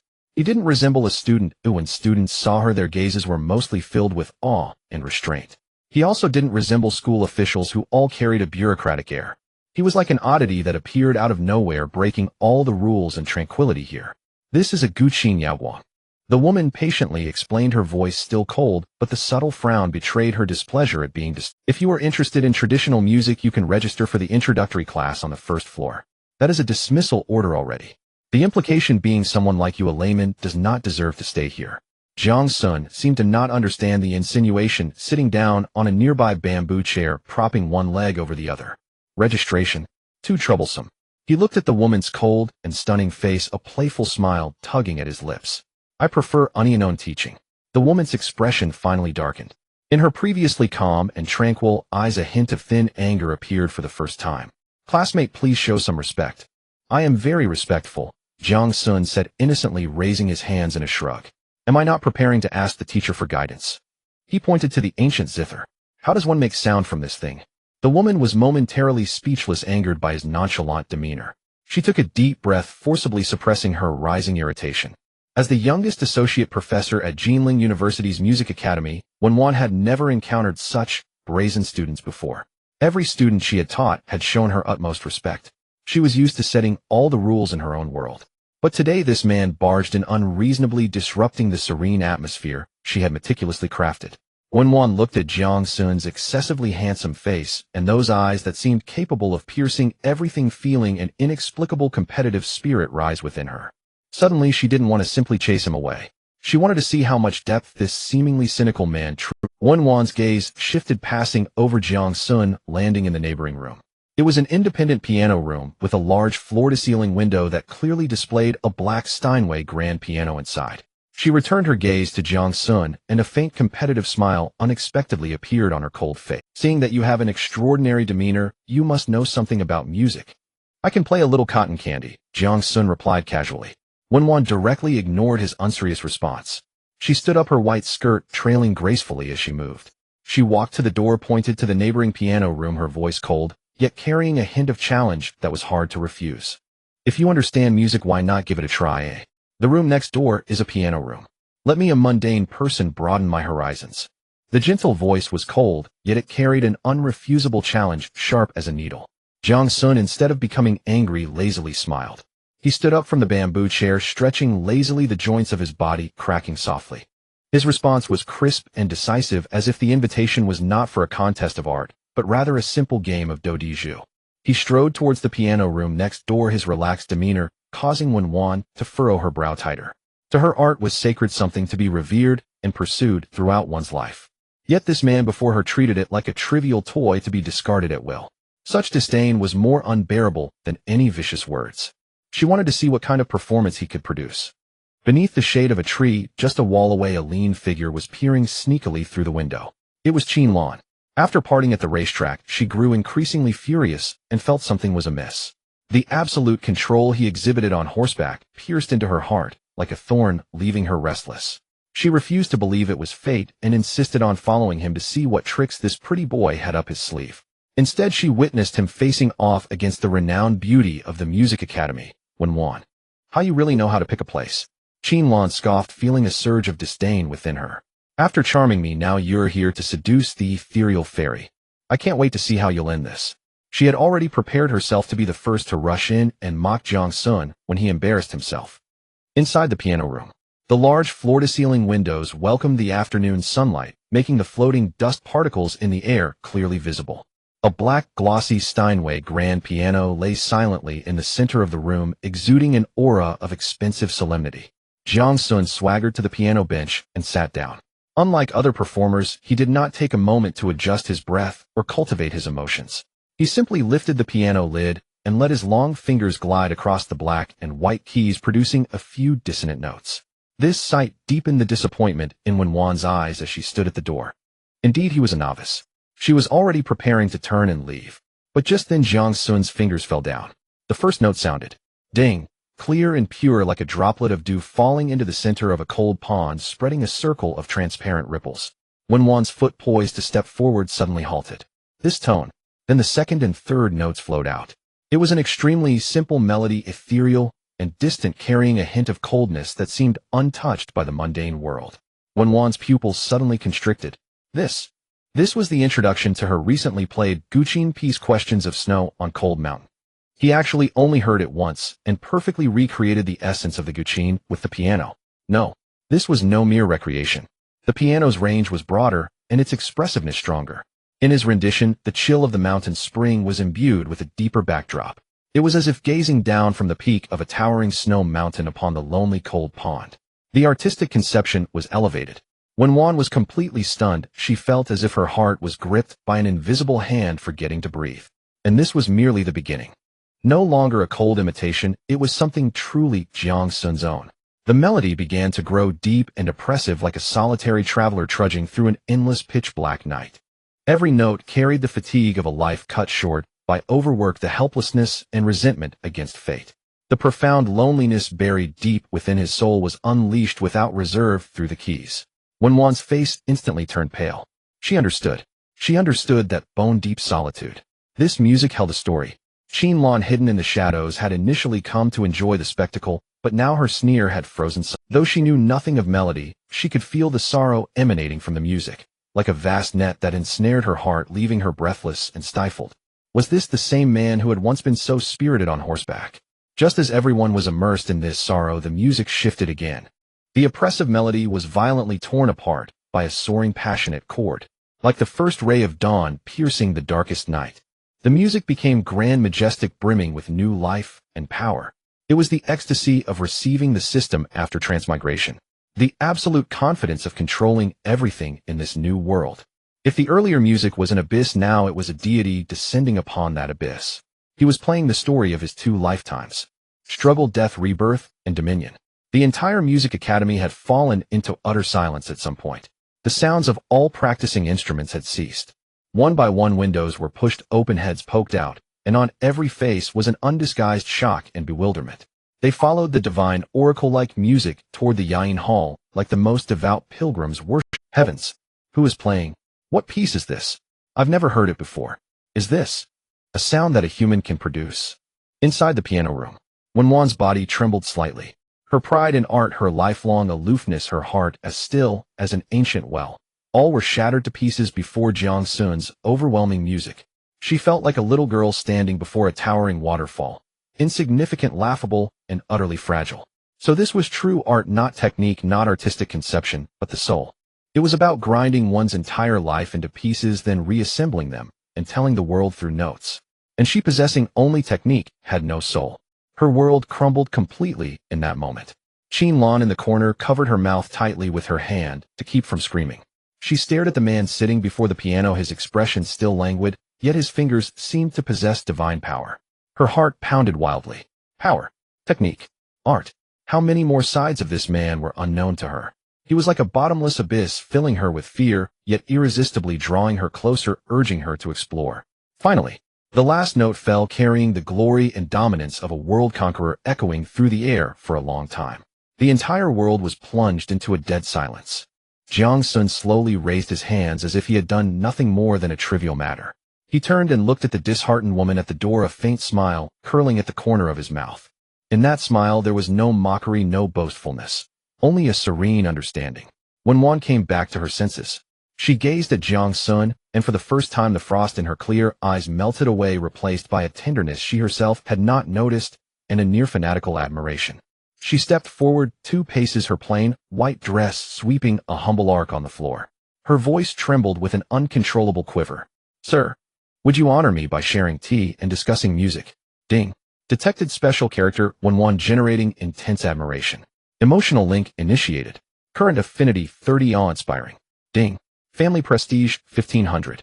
Jiang Xun looked at her, watching the frost in those cold, clear eyes melt away for the first time, replaced by an almost fervent worship, and lazily withdrew his hand. Before he could answer, on the other side of the wall, under the shade of a tree, Qianlan gripped the window sill tightly, her knuckles turning white from the strain. Her mind went blank. The divine-like sound of the Guqin from moments ago still echoed in her ears, making her heart pound wildly, even now. But what terrified her even more than the music was the look in Wenwan's eyes at that moment. It wasn't simple admiration, nor was it the mutual respect of rivals. It was the look of a worshipper gazing upon a deity, devout, humble, with a fervor that seemed ready to sacrifice everything. Qin Lan's alarm bells rang instantly. She wasn't afraid of a flamboyant vixen like Su Qingyu, nor was she intimidated by a female CEO like Mu Qingxue, who threw money around, though she could contend with and compete against using her own methods. But this one won. The weapon she wielded was a realm Qin Lan had never stepped into and could not understand. It was art. It was the soul. Damn it. How was she supposed to fight this? Qin Lan felt an unprecedented sense of powerlessness and crisis overwhelming her like a tidal wave. She clenched her fists, possessiveness and frustration crashing wildly within her chest. This man, she had just begun to find a certain pleasure in taming him. How could an unbeatable rival suddenly appear out of nowhere? No, absolutely not. Qin Lan gritted her teeth and turned to leave. She had to do something. Can't you finance top-floor CEO office? Mu Qingxue had just finished an international video conference, picked up her coffee, and was about to rub her throbbing temples. The phone screen lit up showing an incoming call from Mom. She answered, her voice returning to its usual calm. Mom, I just finished a meeting. Qingxue. Wen Lan's voice on the other end was filled with unprecedented urgency, even a hint of panic. Something's happened. Mu Qingxue's heart sank. What is it? It's Jiang Xun. Wen Lan's voice was low but rapid. He went to the Jinling University School of Music this afternoon. Mu Qingxue's brows furrowed slightly. The School of Music. What was that about? And then he clashed with that woman Wenwan. Wen Lan's voice carried a note of gritted teeth. That so-called Jinling's first talented woman. The aloof one who looks down on everyone. Wenwan. Mu Qingxue certainly knew the name. She was a famous, unattainable flower in Jinling's high society, turning away countless noble ladies who wanted to learn the Guqin from her, with a curt Philistines cannot understand refined music. How could Jiang Xun be involved with her? Mom, take your time. Mu Qingxue forced herself to calm down. Take my time. How can I take my time? Wen Lan's voice nearly pierced the receiver. The whole Jinling University is buzzing. They say Jiang Xun played Wenwan's Guqin piece on the piano after hearing it just once, and his interpretation was 10 times more profound. Then he played a divine piece no one had ever heard, stunning the entire music school. Finally, that haughty Wenwan in front of everyone like a little maidservant respectfully invited Jiang Xun to her Yain pavilion for tea. Qingxue, do you understand what this means, eh? Every word from Wen Lan struck Mu Qingxue's heart like a heavy hammer. Of course she understood. Her pride in her wealth, her meticulously built business empire, all seemed pale and powerless in the face of intangible things like art and soul resonance. What Wenwan could give Jiang Xun was something she could not. It was a dimensional blow. Mu Qingxue felt a chill rising from the soles of her feet, spreading instantly through her entire body. The hand holding the phone trembled slightly. On the other end, Wen Lan's voice became extremely serious and solemn. Qingxue, listen to me. The official wife protection period that the Husband Association selected for you. Only 7 days remain. After 7 days, Jiang Xun can make a second choice. You must use every means possible in these 7 days to make him understand who his true wife is, who is the mistress of this house. Otherwise, once he is bewitched by a woman like Wenwan, your position in the future will be difficult. Beep. The call ended. The office fell into dead silence. Mu Qingxue stood quietly before the enormous floor-to-ceiling window overlooking the bustling city below. The color drained from her face little by little, only to be replaced by an unwavering determination.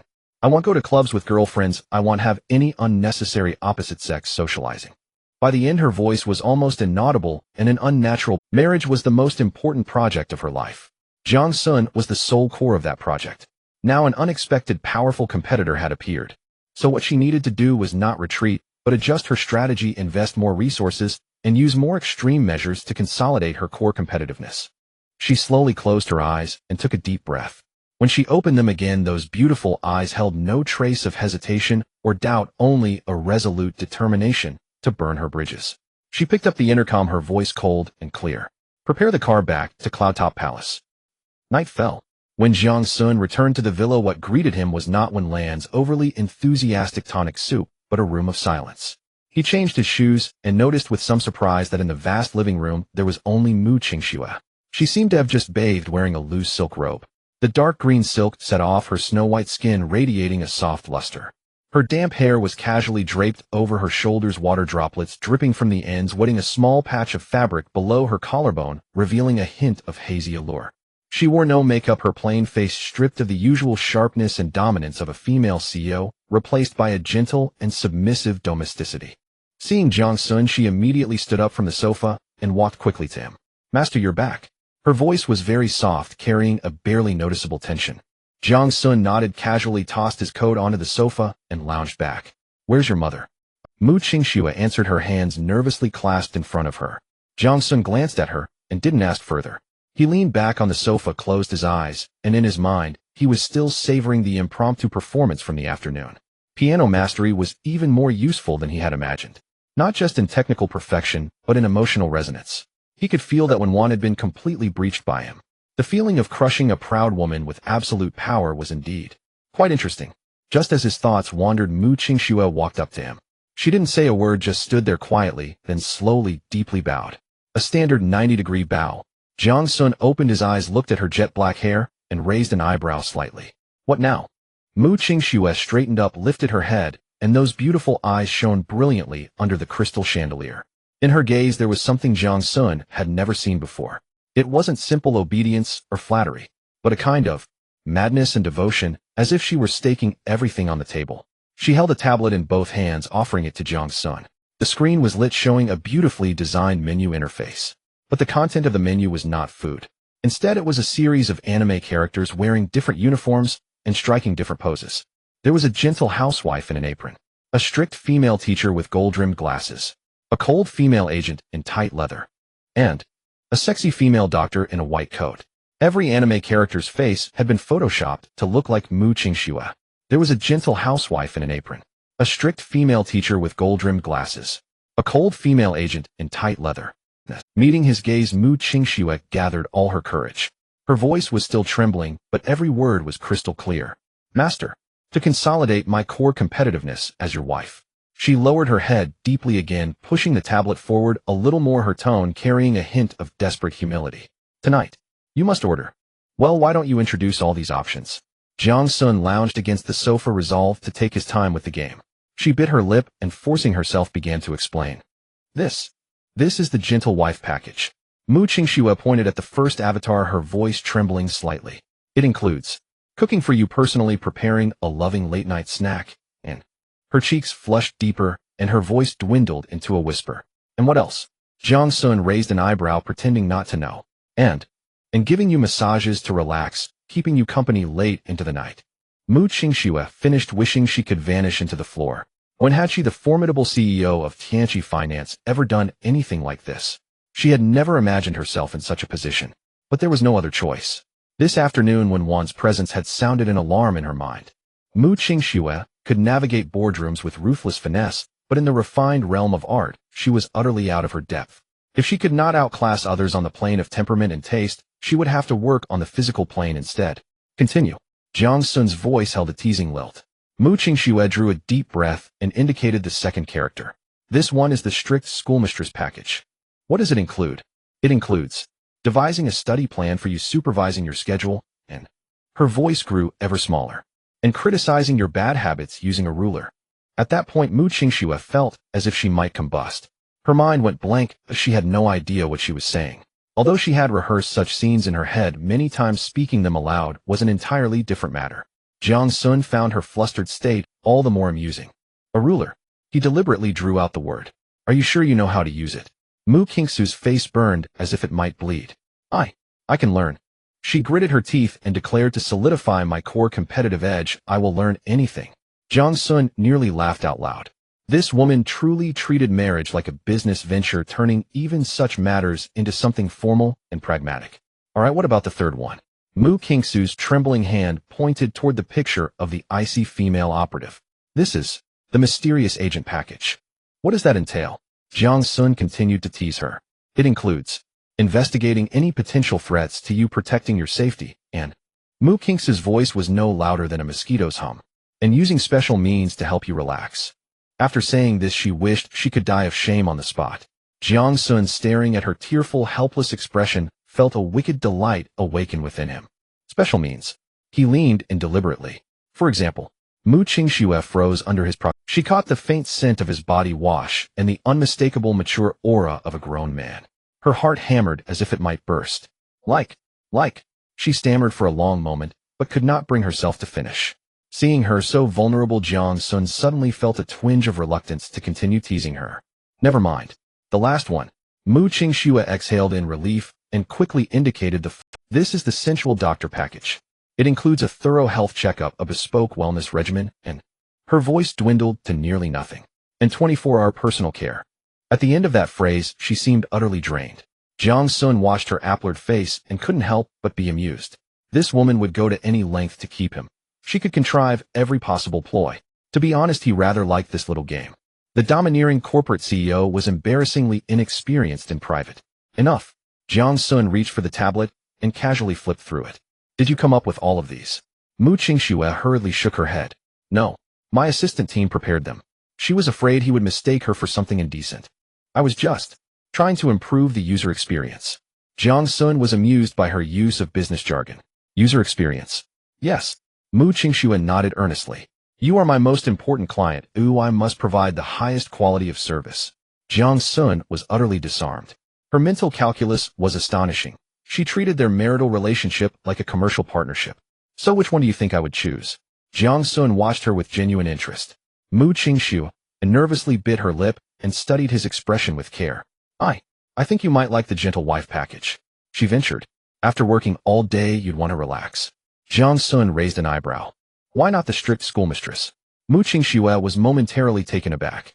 Because you don't seem like someone who needs disciplining, she murmured. You're already excellent. Jiang Xun accepted the flattery with quiet pleasure. What about the icy agent? You don't seem like someone who needs protecting. Mu Qingxue's voice grew ever smaller. You just seem very self-assured. Jiang Xun nodded. And the sensual doctor? Mu Qingxue blushed. You seem healthy, you probably don't need a checkup. Observing her anxious, flustered manner, an impish idea stirred in Jiang Xun's mind. He set the tablet aside and spoke deliberately. Actually, I think you're right about all of them. Mu Qingxue's eyes brightened at once. Really? But Jiang Xun shifted his tone. I think you missed the most important option. Mu Qingxue looked at him in puzzlement. What option? A mischievous curve lifted one corner of his mouth. The nervous female CEO package. Mu Qingxue froze. What? Exactly like this. Jiang Xun gestured at her. Domineering and formidable in public, yet a trembling, awkward mess in private, forcing herself through things that embarrass her. Mu Qingxue realized instantly and felt utterly mortified. You're teasing me. Not at all, Jiang Xun replied with mock seriousness. I think that package is rather amusing. Mu Qingxue seethed with the urge to strike him, but she dared not. All she could do was glare at him with a flushed face. You're wicked. Jiang Xun watched her flustered, half-angry, half-shy expression and felt inexplicably pleased. Fine. I'll close my eyes and pick at random. Whatever it lands on will do. Jiang Xun reached out to grab the tablet, his fingers gliding randomly across the screen. The images on the screen flashed by at lightning speed, resembling a surreal and extravagant lottery. Mu Qingxue held her breath, nervously watching his finger as if it were about to determine the life or death of her entire project. Finally, Jiang Xun's finger came to a stop. The character frozen on the screen was someone she never expected. It was a two-dimensional girl with long, gradient blue hair, elegantly curved black horns on her head, and a golden bell hanging around her neck. The girl wore a boldly tailored black, white, and gold bodysuit that accentuated her exquisite curves, while black stockings wrapped around her long legs, exuding an elegance that was laced with ultimate seduction. It was the globally popular game character from Genshin Impact, Ganyu. Jiang Xun opened his eyes again, raising his head with keen interest as he assessed Mu Qingxue's compatibility with this character. Then he lazily spoke, issuing the final instruction for the night. Let's go with her. I want to see the ace secretary on overtime. Mu Qingxue stared at the two-dimensional character on the screen who had horns on her head and wore a black bodysuit, completely stunned. Her mind went blank. What is this? The fabric of this outfit seems a bit too scant, doesn't it? And those horns and bell. This is no ordinary uniform. It's an entirely different species. Her first reaction was absurdity and resistance. Asking her to play a character from a game. That felt more shameful than wielding a teaching rod. However, this feeling lasted only 3 seconds. After 3 seconds, all the absurdity and resistance were replaced by a stronger emotion. That emotion was called determination. Gentle. This name struck her like a needle. One could attract Jiang Xun with an artistic and soulful resonance that she could never reach. As for her, Mu Qingxue, all she possessed was wealth and an unyielding execution ability. This was a test. A crucial pressure test that would determine her future status. She could not afford to lose. Nor could she bear to lose.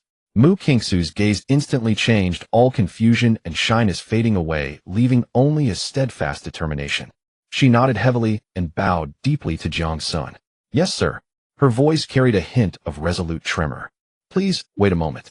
After speaking, she almost fled, turning and rushing toward the huge dressing room on the second floor akin to a luxury showroom. Jiang Xun leisurely leaned back on the sofa, listening to the colossal noise of rummaging from upstairs, as if a construction crew were at work inside. He picked up the cup of water on the table and took a sip, his smile deepening. He was looking forward to it. He was eager to see how this proud Ice Queen CEO would accomplish this impossible task. Time ticked by.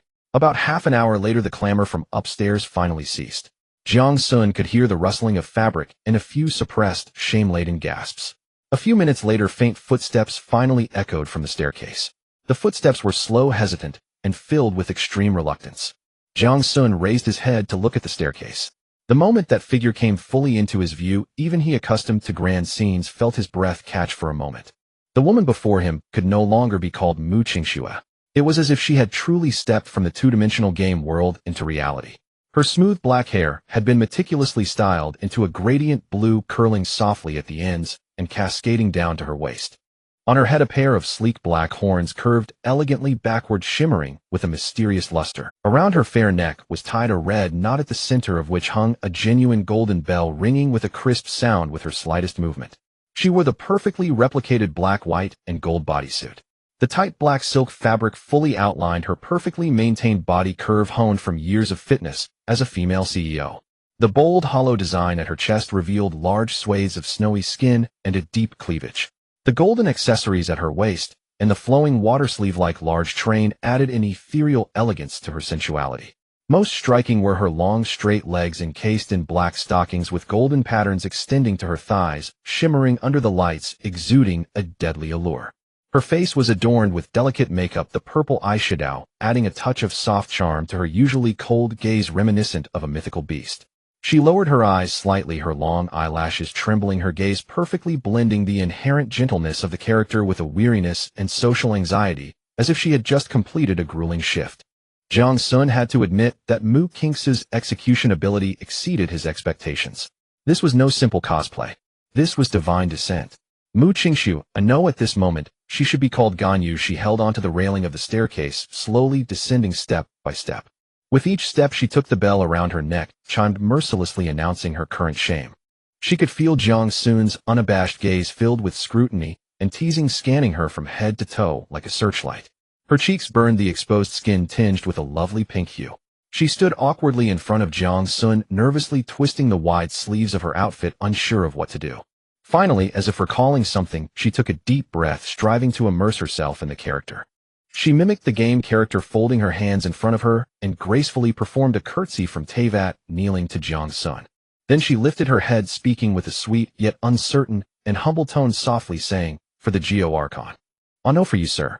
Her voice paused as if to encourage herself, and added, "And for the overtime pay, I am willing to do anything. I am willing to do anything for the overtime pay." After she finished speaking, her face had turned as red as blood, deeply burying her head, not daring to look at Jiang Xun again. Jiang Xun regarded her dedicated yet embarrassed demeanor and finally couldn't help but chuckle softly. The laughter wasn't loud, but it struck like a heavy hammer on Mu Kingsu's heart. It was over for her. She must have looked like a ridiculous clown. She had messed up this project. Just as her heart sank, preparing to face Jiang Xun's ridicule and dismissal, a hand gently lifted her chin. Jiang Xun had already stood up, looking down at her from above. His gaze held no mockery, only a profound curiosity that seemed to devour her. "Miss Secretary." His voice was deep and magnetic. "Since it's for overtime pay, you must look the part." He released her chin and sat back down on the sofa, pointing to the cup of water on the table that he had only taken a sip from. "Right now I'm thirsty." Mu Qingxue paused for a moment, and then immediately realized. The assessment was still ongoing. Suppressing her embarrassment and racing heart, she nodded, and replied in a voice as soft as a mosquito's buzz, "Yes, sir." She turned and walked toward the kitchen, her steps careful and measured with the flowing sleeves of her garment, creating a peculiar and captivating contrast. Soon she returned with a cup of perfectly warm water. Kneeling on one knee on the carpet before Jiang Xun, she held the cup high, offering it to him. Throughout the process, she kept her head lowered, not daring to overstep at all. Jiang Xun did not take the cup. He simply gazed at her quietly. He watched her slightly trembling shoulders due to nervousness, her ears flushed with embarrassment, and the breathtaking whiteness of her chest rising and falling with each breath. "Are your hands tired?" he suddenly asked. Mu Qingxue was puzzled but still answered honestly, "No, not tired." "Is that so?" Jiang Xun's voice carried a hint of amusement, "But you seem like you can barely hold on." As he spoke, he reached out his hand not to take the cup, but to gently grasp her wrist covered by a black silk glove. Mu Qingxue's body stiffened suddenly. Jiang Xun's fingers were warm, and even through the thin silk the heat was distinctly transmitted, causing goosebumps to rise all over her body. His thumb gently caressed the inner side of her wrist. That area of skin was the most sensitive. Mu Qingxue felt a current surge from her wrist, instantly spreading throughout her entire body. Her hand trembled, spilling a few drops of water from the cup onto her snow-white skin, which then slowly slid along her astonishing curves, disappearing into an unfathomable crevice. "Look," Jiang Xun's voice was like a devil's whisper echoing in her ear. "You've made it wet." Mu Qingxue's face instantly flushed, completely exploding into crimson. She felt her mind unable to think, allowing Jiang Xun's fingers to draw circles on her wrist, feeling the increasingly heated temperature. Jiang Xun leaned closer, his voice dropping even lower. "As the ace secretary, wetting the master's documents comes with punishment. What do you think should the punishment be?" His warm breath sprayed against her ear, making the bell around her neck ring clearer, as if it trembled with excitement. The night deepened. On the large bed in the bedroom, black silk gloves, flowing white sleeves, and a lone golden bell lay scattered in disarray. Mu Qingxue curled up in the blanket like a frightened kitten. Her body was more exhausted than ever, as if run over by a heavy truck. Every inch of her muscles cried out in pain. But her spirit was in a strange state of excitement and satisfaction. The punishment, disguised as overtime, had completely overturned all her perceptions built over the past 20-plus years. Her life was like a meticulously planned business proposal, every step calculated, precisely pursuing the best input-output ratio. Yet Jiang Xun once again tore her meticulously crafted proposal to shreds in the most unreasonable and domineering manner. Then with his body he wrote her a brand new contract filled with the unknown and heartbeats. She realized that the core competitiveness was not cold data and assets. Rather, it was his scorching breath, his calloused fingers, and that hoarse voice whispering in her ear time and again. "Little secretary." It turned out that the ultimate user experience was not humble flattery and compliance. Rather, it was to completely let go of one's self-abandoned dignity and together with him reach the peak in that madness. She turned to look at the sleeping Jiang Xun beside her. The man's sleeping face was peaceful, stripped of the laziness and playfulness of the day, appearing extraordinarily handsome. Mu Qingxue reached out a trembling hand, wanting to touch his cheek, but stopped midway. She feared disturbing his dreams. This man was her project, her KPI, the target she would pursue for the rest of her life. But now he seemed to also become her entire world. She withdrew her hand, cautiously inching closer to him, burying her face into the pillow that still held his scent, and closed her eyes. Ding. The loyalty of the core family member Mu Qingxue has undergone a qualitative change. Current favorability 95, utterly devoted. Ding. Family reputation 250. At 6 in the morning, warm yellow morning light filtered through the slats of the window into the bedroom. Jiang Xun slowly opened his eyes, and Mu Qingxue was still asleep beside him, the blush from last night lingering on her plain face. Last night's overtime had indeed been intense. He shifted slightly, and Mu Qingxue instantly curled up like a kitten, instinctively burrowing into his embrace. Jiang Xun looked down at her. Even in her sleep her brows were furrowed, as if she were still contemplating some business plan in her dreams. "Goodness, this is too much." He gently stroked her long hair, and Mu Qingxue let out a satisfied hum in her sleep, tightly hugging his arm. Just as Jiang Xun was enjoying this rare tranquility, his phone suddenly vibrated. He reached for the phone on the bedside table, the screen displaying a message from Su Qingyu. "Little fairy, are you awake? I've got a big task for you today," followed by a series of smug emojis. Jiang Xun raised an eyebrow. What kind of trouble is this girl up to now? Before he could respond, a gentle melody suddenly drifted in from outside the window. It was not ordinary pop music, but a peculiar melody imbued with classical charm, yet mingled with modern electronic beats. Jiang Xun furrowed his brow, rose, and walked to the window, pulling aside the blinds to look outside. He was taken aback. In the villa's garden, a massive circular stage had been erected at some point, surrounded by exquisite stone pillars and floral decorations in the style of ancient Greece. On the stage, a dozen tall female dancers were warming up. They wore matching ancient Greek-style skirts, white silk billowing in the morning breeze, each one a vision of beauty, with curvaceous figures reminiscent of goddesses stepping out of myth. In the center of the stage, Su Qingyu stood with her back to the villa performing stretching exercises. Her outfit today was particularly eye-catching, a fiery red backless dance dress highlighting her voluptuous figure, her long hair elegantly styled showcasing her graceful neckline. With her movements, the dress slit design subtly revealed her long legs, making her a veritable walking bomb of allure. Jiang Xun couldn't help but admit that Su Qingyu's scale of production was indeed impressive. This was no simple performance, it was a grand artistic showcase. Sir, Mu Qingxue, having woken up at some point, rubbed her eyes and sat up. She was clad in a black silk nightgown, one strap slipping off, exposing her smooth shoulder and faint red marks left from last night's fervor. Hearing the music from outside, she approached Jiang Xun and followed his gaze. Upon seeing the grand setup in the garden, her expression changed drastically. What is this? Her voice tightened. It's Su Qingyu's grand gesture, Jiang Xun replied nonchalantly. Mu Qingxue clenched her fists. She had just completed a shameful yet successful overtime last night, still basking in the satisfaction of her deep connection with Jiang Xun when Su Qingyu pulled off such a stunt. This was clearly a declaration of war against her. Moreover, it was in a way she was least adept at, an artistic performance on a grand scale. Yesterday featured gentle elegance, and today there was Su Qingyu's visual feast. She felt her status as the main wife was under unprecedented threat. Sir, I need to. Mu Qingxue attempted to say something, but was halted by Jiang Xun raising a hand. Let's see what she's up to first. Jiang Xun spoke calmly, though a glimmer of playful interest flickered in his eyes. This Su Qingyu was indeed an intriguing woman. Outside, the music grew louder as the dancers began to get into the groove. Su Qingyu slowly turned around, lifting her head towards the villa. Her gaze precisely locked onto the second-floor window where Jiang Xun's figure stood. In that moment of eye contact, Su Qingyu curled her lips into a provocative smile and blew a kiss. Wow, this girl really dares to play. Jiang Xun was amused by her boldness and directness. As the music reached a climax, the dance officially commenced. A dozen dancers in white formed a circle, beginning to perform a ritualistic dance in the style of ancient Greece. Their movements were graceful, yet powerful, the white skirts swirling around them like clouds dancing on earth. Meanwhile, Su Qingyu stood at the center of the circle like a flame goddess surrounded by deities. Her dance was entirely different from the classical elegance of the surrounding dancers, exuding raw vitality and wild charm. Every movement showcased her bodice flexibility and strength, the fiery red dress burning, with her motions radiating raw seduction. Mu Qingxue watched in a mix of fear and awe. She could maneuver the business world with ease, but she had no experience facing such grand artistic performances. Su Qingyu's offensive was far more direct, shocking, and enticing than the gentle, elegant approach. This was a challenge to her status through the most primal and visual impact. Halfway through the dance, an unexpected change occurred. A massive crane slowly drove in from one side of the garden, with a beautifully crafted lift hanging from its arm. After a perfect spin, Su Qingyu lightly jumped onto the lift. The lift began to rise slowly, and with the rhythm of the music, Su Qingyu continued her dance in midair.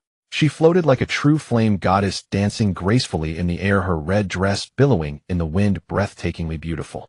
The lift ascended to the height level with the second-floor window, then gradually moved towards the villa. Ultimately, Su Qingyu halted just 2 meters away from Jiang Xun. She knelt on one knee on the lift, extending a hand in an inviting gesture. The music abruptly stopped, and the entire garden fell into silence. Panting, Su Qingyu's forehead glistened with fine beads of sweat, yet her eyes burned with the light. In her distinct northeastern accent, her voice tinged with pride and provocation. Hey, little immortal man, was my ritual dance better than that gentle broken zither? She paused for a moment, then lowered her voice, continuing in a more seductive tone. I prepared for this for a whole week, just for you.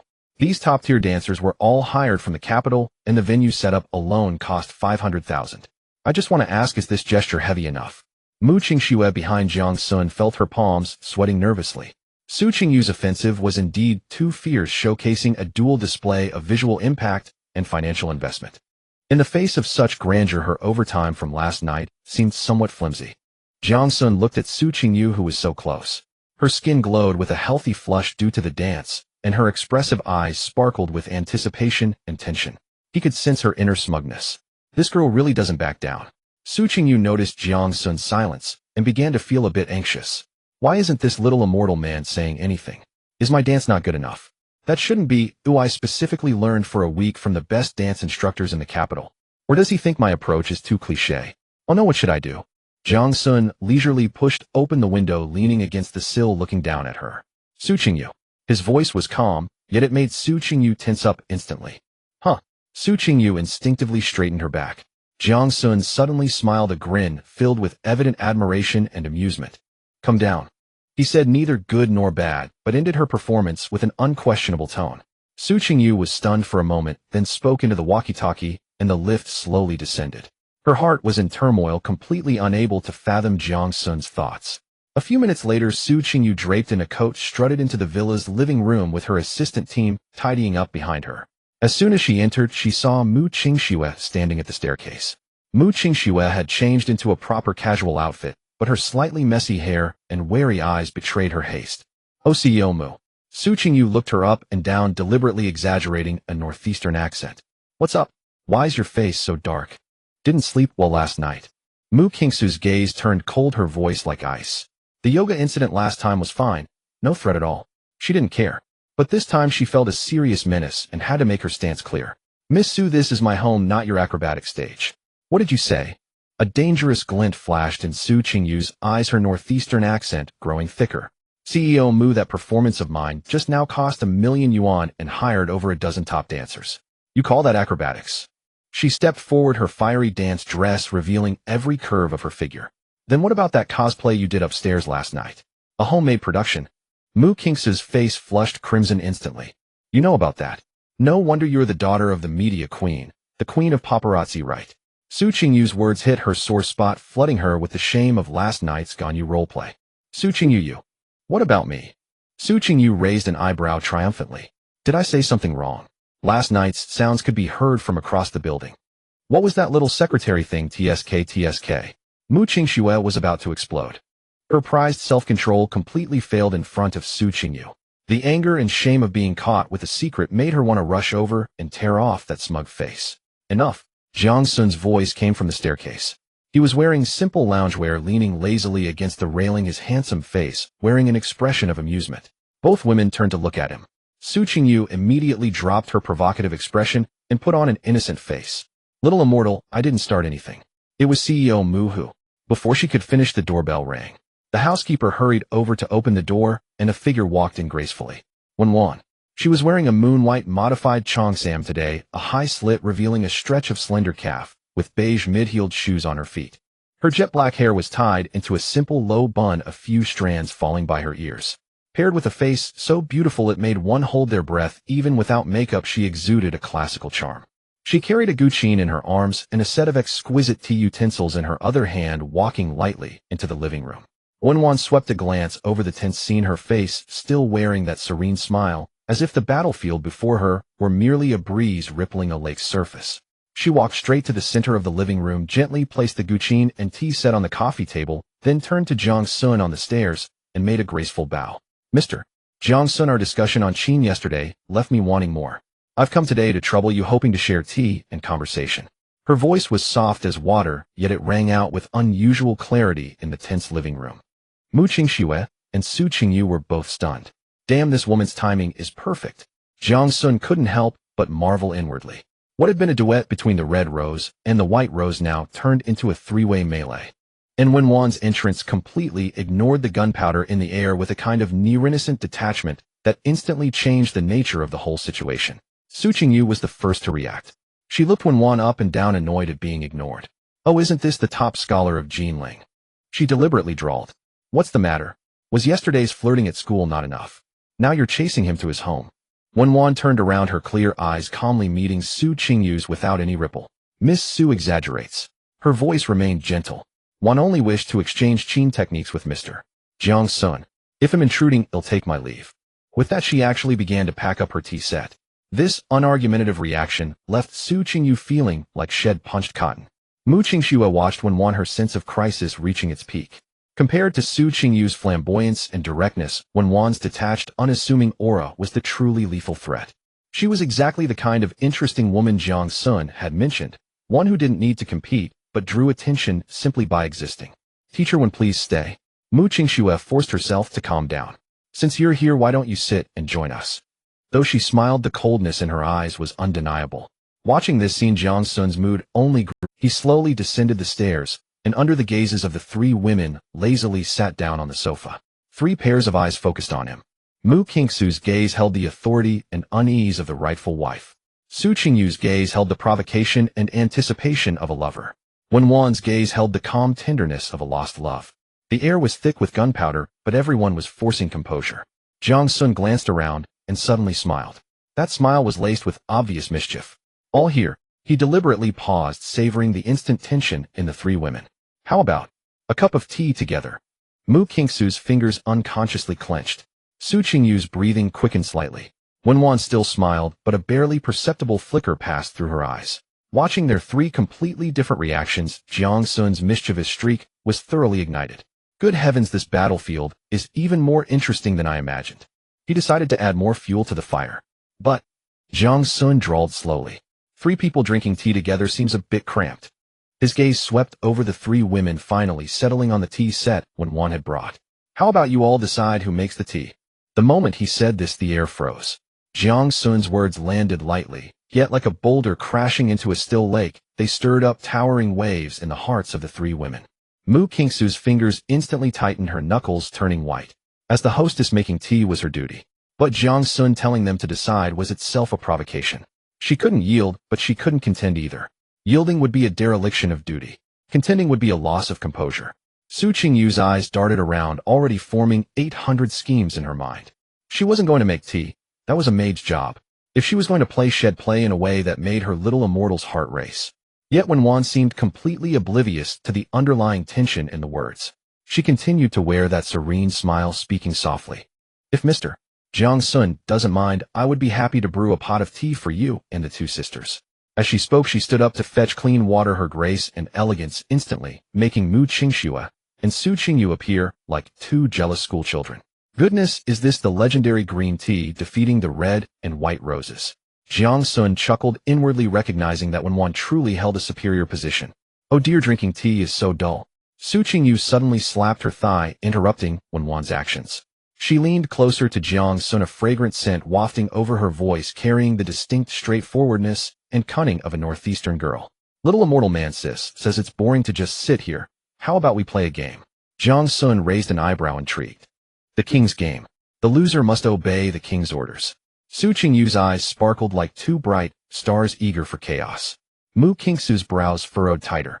She had no interest in such games. To her it was a pointless waste, but Jiang Xun's gaze told her he was quite interested. Hence she silently sat, not opposing. Just then the doorbell rang again. The female housekeeper went to open the door, and a steady, powerful sound of footsteps approached from afar. A tall and striking figure appeared at the living room door. The newcomer appeared to be in her late 20s, her black short hair neatly cut, revealing a smooth, full. She wore no makeup, her tan skin glowed healthily under the light, and her eyes were sharp like an eagle, as if they could see into one's soul. Her figure was excellent, not in a delicate way, but rather filled with a sense of strength. A simple white fitted t-shirt outlined an impressive bust and a waist devoid of any excess. She wore dark gray cargo pants that hugged her long straight legs, and on her feet were black combat boots that made a soft thud sound against the floor. She carried no bag, merely holding a black leather jacket casually in one hand, her entire demeanor resembling a drawn sword, sharp and imposing. Qin Lan. Jiang Xun recognized her. The equestrian professor from Jinling University. Qin Lan scanned the living room with her gaze. Upon seeing the three distinctly styled women surrounding Jiang Xun, her brows furrowed slightly. So it's you, Jiang Xun. Her voice was clear and magnetic, carrying a unique straightforwardness from the Sichuan Chongqing region. I came to confirm the course selection for your physical education class. Your physical fitness data is a bit special. The school hopes I can tailor a training plan for you. Her arrival was like a strong cold wind, instantly dispersing the originally ambiguous and flirtatious atmosphere in the living room. Wenwan glanced at Qin Lan, then at the eagerly interested Su Qingyu and the serious Mu Qingxue, and bowed gracefully once more. It seems Mr. Jiang Xun has important matters today, so I shall not disturb you. With that, she picked up the guqin and tea set, departing lightly, without a hint of emotional fluctuation. Su Qingyu looked at Qin Lan, her eyes shining even brighter. She grabbed Qin Lan, who was about to discuss serious matters with Jiang Xun, and deliberately mimicked Qin Lan's dialect, saying, "Oh dear professor, Xiao has arrived just in time." "What serious matters? Let's play a game together." Qin Lan frowned, trying to pull her hand back, but Su Qingyu clung to her tightly. "What game?" she asked impatiently. "The king's game." Su Qingyu briefly explained the rules. Qin Lan scoffed upon hearing it, her eyes filled with disdain. "That sounds boring." "What? Afraid to play. Su Qingyu skillfully provoked afraid of losing face in front of your students. Qin Lan's sharp eyes narrowed, instantly fixating on Su Qingyu. If we're playing, then let's play. Who's afraid of whom? She could not stand being questioned. Thus the game was set up. Jiang Xun, Mu Qingxue, Su Qingyu, and Qin Lan. For people, 4 different thoughts. Su Qingyu took out the prepared deck of cards, drawing 4 cards. Come on, the spade. A is the king. The one who draws it issues the orders. The first round began. Cards were shuffled and drawn. Su Qingyu laid her cards out, her smile stretching from ear to ear. It was a spade A. She licked her red lips, her eyes gleaming with a spark of mischief. I declare. She cleared her throat, deliberately elongating her tone, relishing the thrill of controlling everything. I command player 2 and player 4. She paused, pinching a plump red cherry from the fruit platter, glistening with droplets of water. To pass this cherry mouth to mouth. Hands off, and it must not drop. If it falls, that counts as a failed task, and you must accept the punishment. The air froze at that moment. This command was both malicious and filled with the thrill of taboo. Jiang Xun lounged on the sofa, his fingers lightly tapping the armrest, his expression purely one of amusement. He wanted to see how these 2 equally proud women would respond. Which one is player 2? Which one is player 4? Su Qingyu urged. Qin Lan impatiently slammed her card down on the table. Diamond 4. Her expression darkened instantly, as if she had swallowed a fly. Kiss a woman mouth to mouth. She would rather wrestle with a stallion at the horse farm. Mu Qingxue slowly turned her card over. Heart 2. Her cheeks drained of color, turning pale. As the president of the Mu Corporation, she had never experienced such humiliation. Yet she only glanced at Jiang Xun. His face held no expression, neither stopping her nor showing any indication, simply watching her quietly. In that instant, Mu Qingxue understood. This was her trial. It was her stage to showcase her value and obedience to Jiang Xun. Su Qingyu employed money and spectacle, one used talent and elegance, while all she had left to offer apart from wealth was this unyielding and absolute submission. Are you out of your mind? Qin Lan's voice struck like ice shards, harshly aimed at Su Qingyu. I would never do such a ridiculous thing. Oh, is that you backing down? Su Qingyu jeered. Weren't you quite fierce just now? If you can't play, just say so, no one will laugh at you. You. Qin Lan's fists clenched tightly. Just then a cool voice interjected. I accept. It was Mu Qingxue. She stood up and walked to the center of the living room, her stunning face devoid of emotion, resembling a lifeless ice sculpture. But her slightly trembling eyelashes and tightly pressed lips betrayed the humiliation and struggle within her. She looked at Qin Lan, her voice terrifyingly steady. Professor Xiao, this is the game rule. Or is it that you can't handle it? She echoed Su Qingyu's words back to Qin Lan. Qin Lan turned sharply to face Mu Qingxue, her eyes sharp as knives. From this woman's eyes she saw a kind of irrational, almost obsessive determination. It was as if this was not a game, but a war that had to be won. Qin Lan's pride was ignited. With a cold huff, she stood up as well and approached Mu Qingxue. Fine, let's play. I want to see what you can make of this. She deliberately cast a provocative glance from top to bottom at Mu Qingxue, her challenge unmistakable. The 2 powerful women stood in a tense standoff. One was as cold as the snow atop a mountain, the other as fiery as a raging inferno. Su Qingyu offered a cherry to Mu Qingxue. Mu Qingxue gently took the stem of the cherry between her icy lips. The vivid red against her pale lips was particularly striking. She moved slowly, inching closer to Qin Lan. Each step felt like trampling on her own shattered pride. Qin Lan stood her ground, arms crossed, chin slightly raised, her eyes filled with rejection and disgust. Yet as Mu Qingxue's enlarged, flawless face approached, she instinctively held her breath.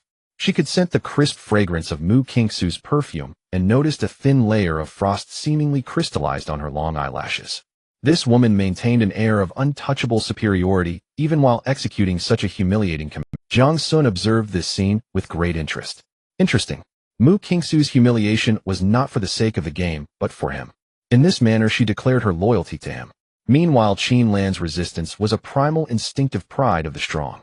The dramatic collision of these 2 starkly different traits was far more captivating than an ordinary game. Finally, Mu Qingxue stopped before Qin Lan. The distance between them was so close that they could feel each other's breath. Mu Qingxue leaned slightly forward, slowly bringing the cherry to Qin Lan's lips. Qin Lan's body was rigid. She could clearly see Mu Qingxue's lips, thin and pale, pressed tightly together in nervousness. She could even see a hint of Mu Qingxue's light lip gloss smeared on the cherry. Time seemed to slow down. Qin Lan's mind went blank, filled only with the words disgust and humiliation. Yet she did not retreat. To do so would mean her defeat. Qin Lan could never lose to anyone, especially not in something so beneath her pride. She slightly parted her lips. The cherry imbued with another person's warmth and breath was gently and precisely passed into her mouth. For a fleeting moment their lips brushed against each other as the cherry was exchanged. Soft cold. This was the only sensation Qianlan experienced. She suddenly stepped back as if she had touched something infectious, fiercely wiping her lips with the back of her hand, her eyes burning with fury. As Mu Qingxue completed her task, she immediately straightened up, returned to her original position, and sat down again. Her cheeks flushed with an abnormal redness, her chest heaving, yet her expression remained as frigid as an iceberg. She turned to Jiang Xun, her gaze carrying a subtle, almost imperceptible plea for approval. It was as if she were asking, "Sir, did I do well?" Jiang Xun remained silent. He simply picked up the glass of water on the table, took a sip, and then gently nodded at Mu Qingxue. A simple gesture. Yet it caused Mu Qingxue's tense body to relax instantly. She knew she had made the right bet. This humiliation had earned her his recognition. It was worth it. The second round of drawing cards began. Su Qingyu shuffled the playing cards noisily in her hands, wearing a mischievous grin, her gaze flitting between Mu Qingxue and Qianlan. The previous cherry exchange, although not centered around Jiang Xun, had already ignited a palpable tension between the two top women, making the air thick with anticipation. Come, let's see who is the king in the second round. Su Qingyu spread 4 cards face down on the coffee table like a fan. This time Qianlan showed no hesitation and directly drew the card in the center. She revealed the card. Ace of Spades. A slow, cold smile curled at the corners of Qianlan's mouth. Her gaze was like a knife tempered in ice, first slicing through Mu Qingxue's pale, forced calmness, then landing on Su Qingyu, who was eagerly watching. Finally, it settled on Jiang Xun, who had remained a mere bystander, lazily leaning on the sofa. "I command number 3 and number 2. Qianlan paused for a moment, her gaze sweeping over the ice bucket on the coffee table, where crystal-clear ice cubes radiated a chill. A flicker of vengeful, wicked pleasure crossed her eyes. "Complete the ice cube passing challenge. Using your mouth, no dropping." As soon as these words were uttered, the temperature in the living room seemed to drop several degrees. If the previous cherry exchange was humiliation, then this ice cube passing was a blatant taboo provocation infinitely close to a kiss. Su Qingyu's smile faltered. She hadn't expected this equestrian instructor to play so ruthlessly. Mu Qingxu's body tensed instantly, her eyes fixed on the cards on the table. "Who is number 2, and who is number 3? Su Qingyu prompted with a dry chuckle, trying to ease the frozen atmosphere. Jiang Xun leisurely extended his hand and flipped over his card. 2 of clubs. He was number 2. For an instant apart from Su Qingyu, the other 2 women's breaths paused for half a second.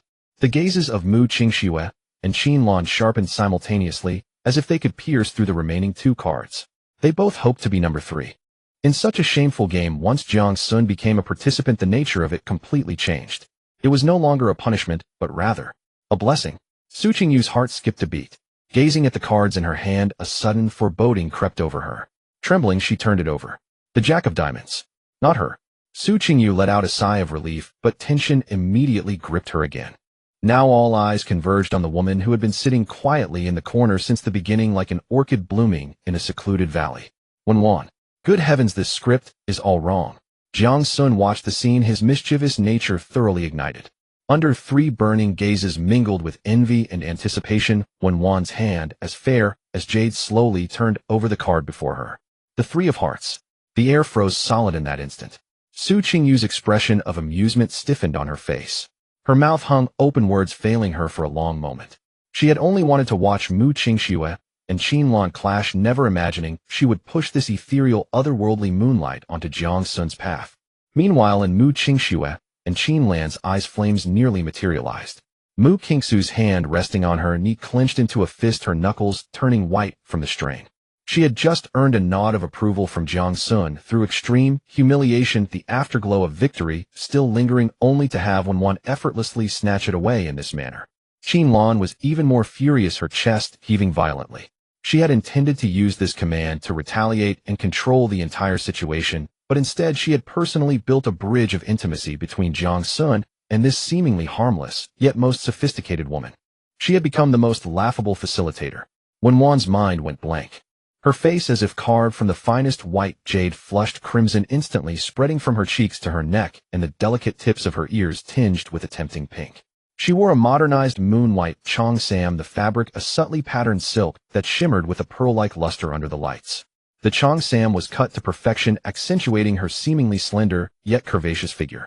The collar featured classic frogging, while the sleeves were slightly tapered, revealing a glimpse of her snow-white wrists. A high slit subtly revealed a section of her fair slender calf only when she moved. Paired with beige mid-heel shoes, every step she took was graceful and captivating, exuding the charm of classical Eastern aesthetics.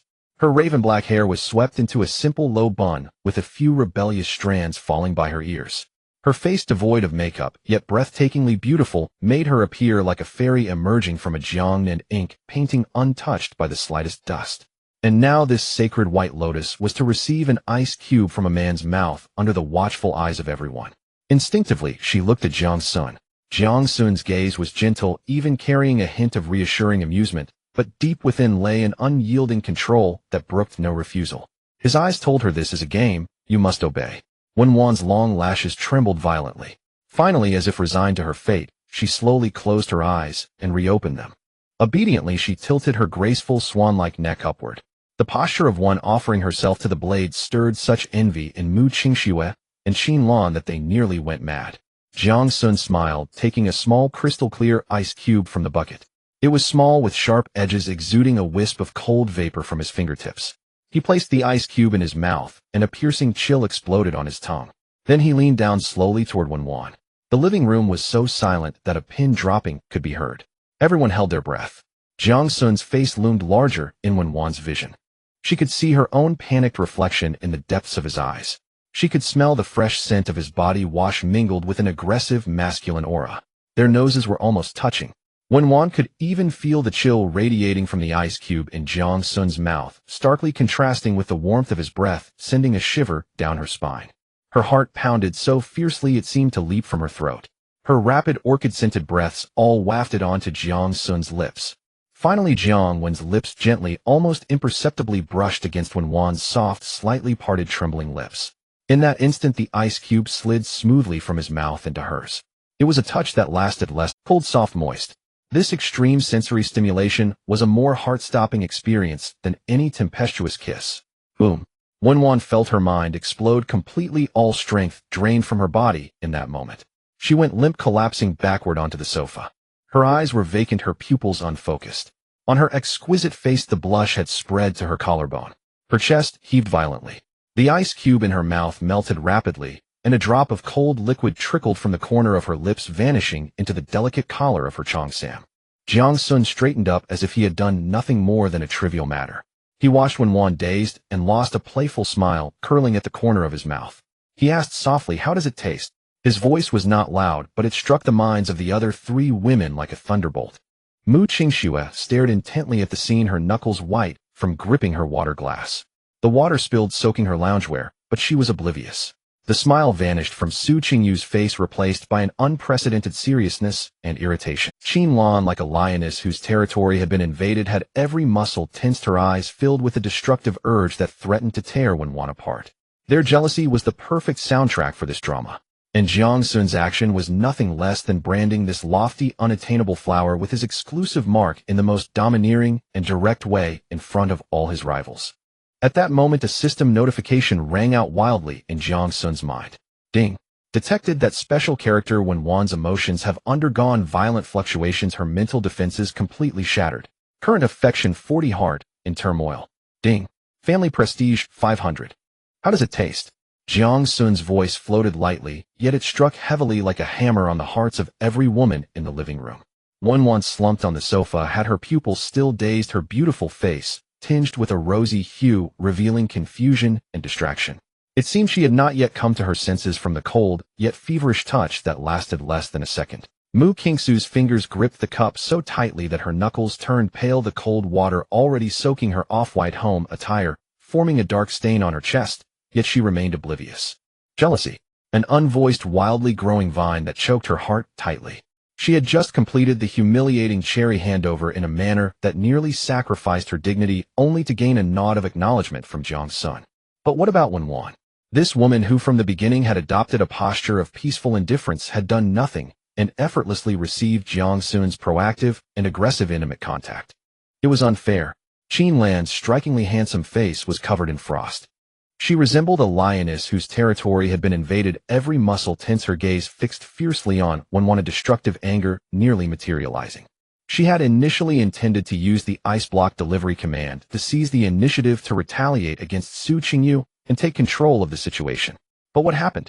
She had pushed Jiang Xun towards another woman herself. She had become the most ridiculous support in the room. In this atmosphere which felt like it could explode, a fiery red figure suddenly stood up. It was Su Qingyu.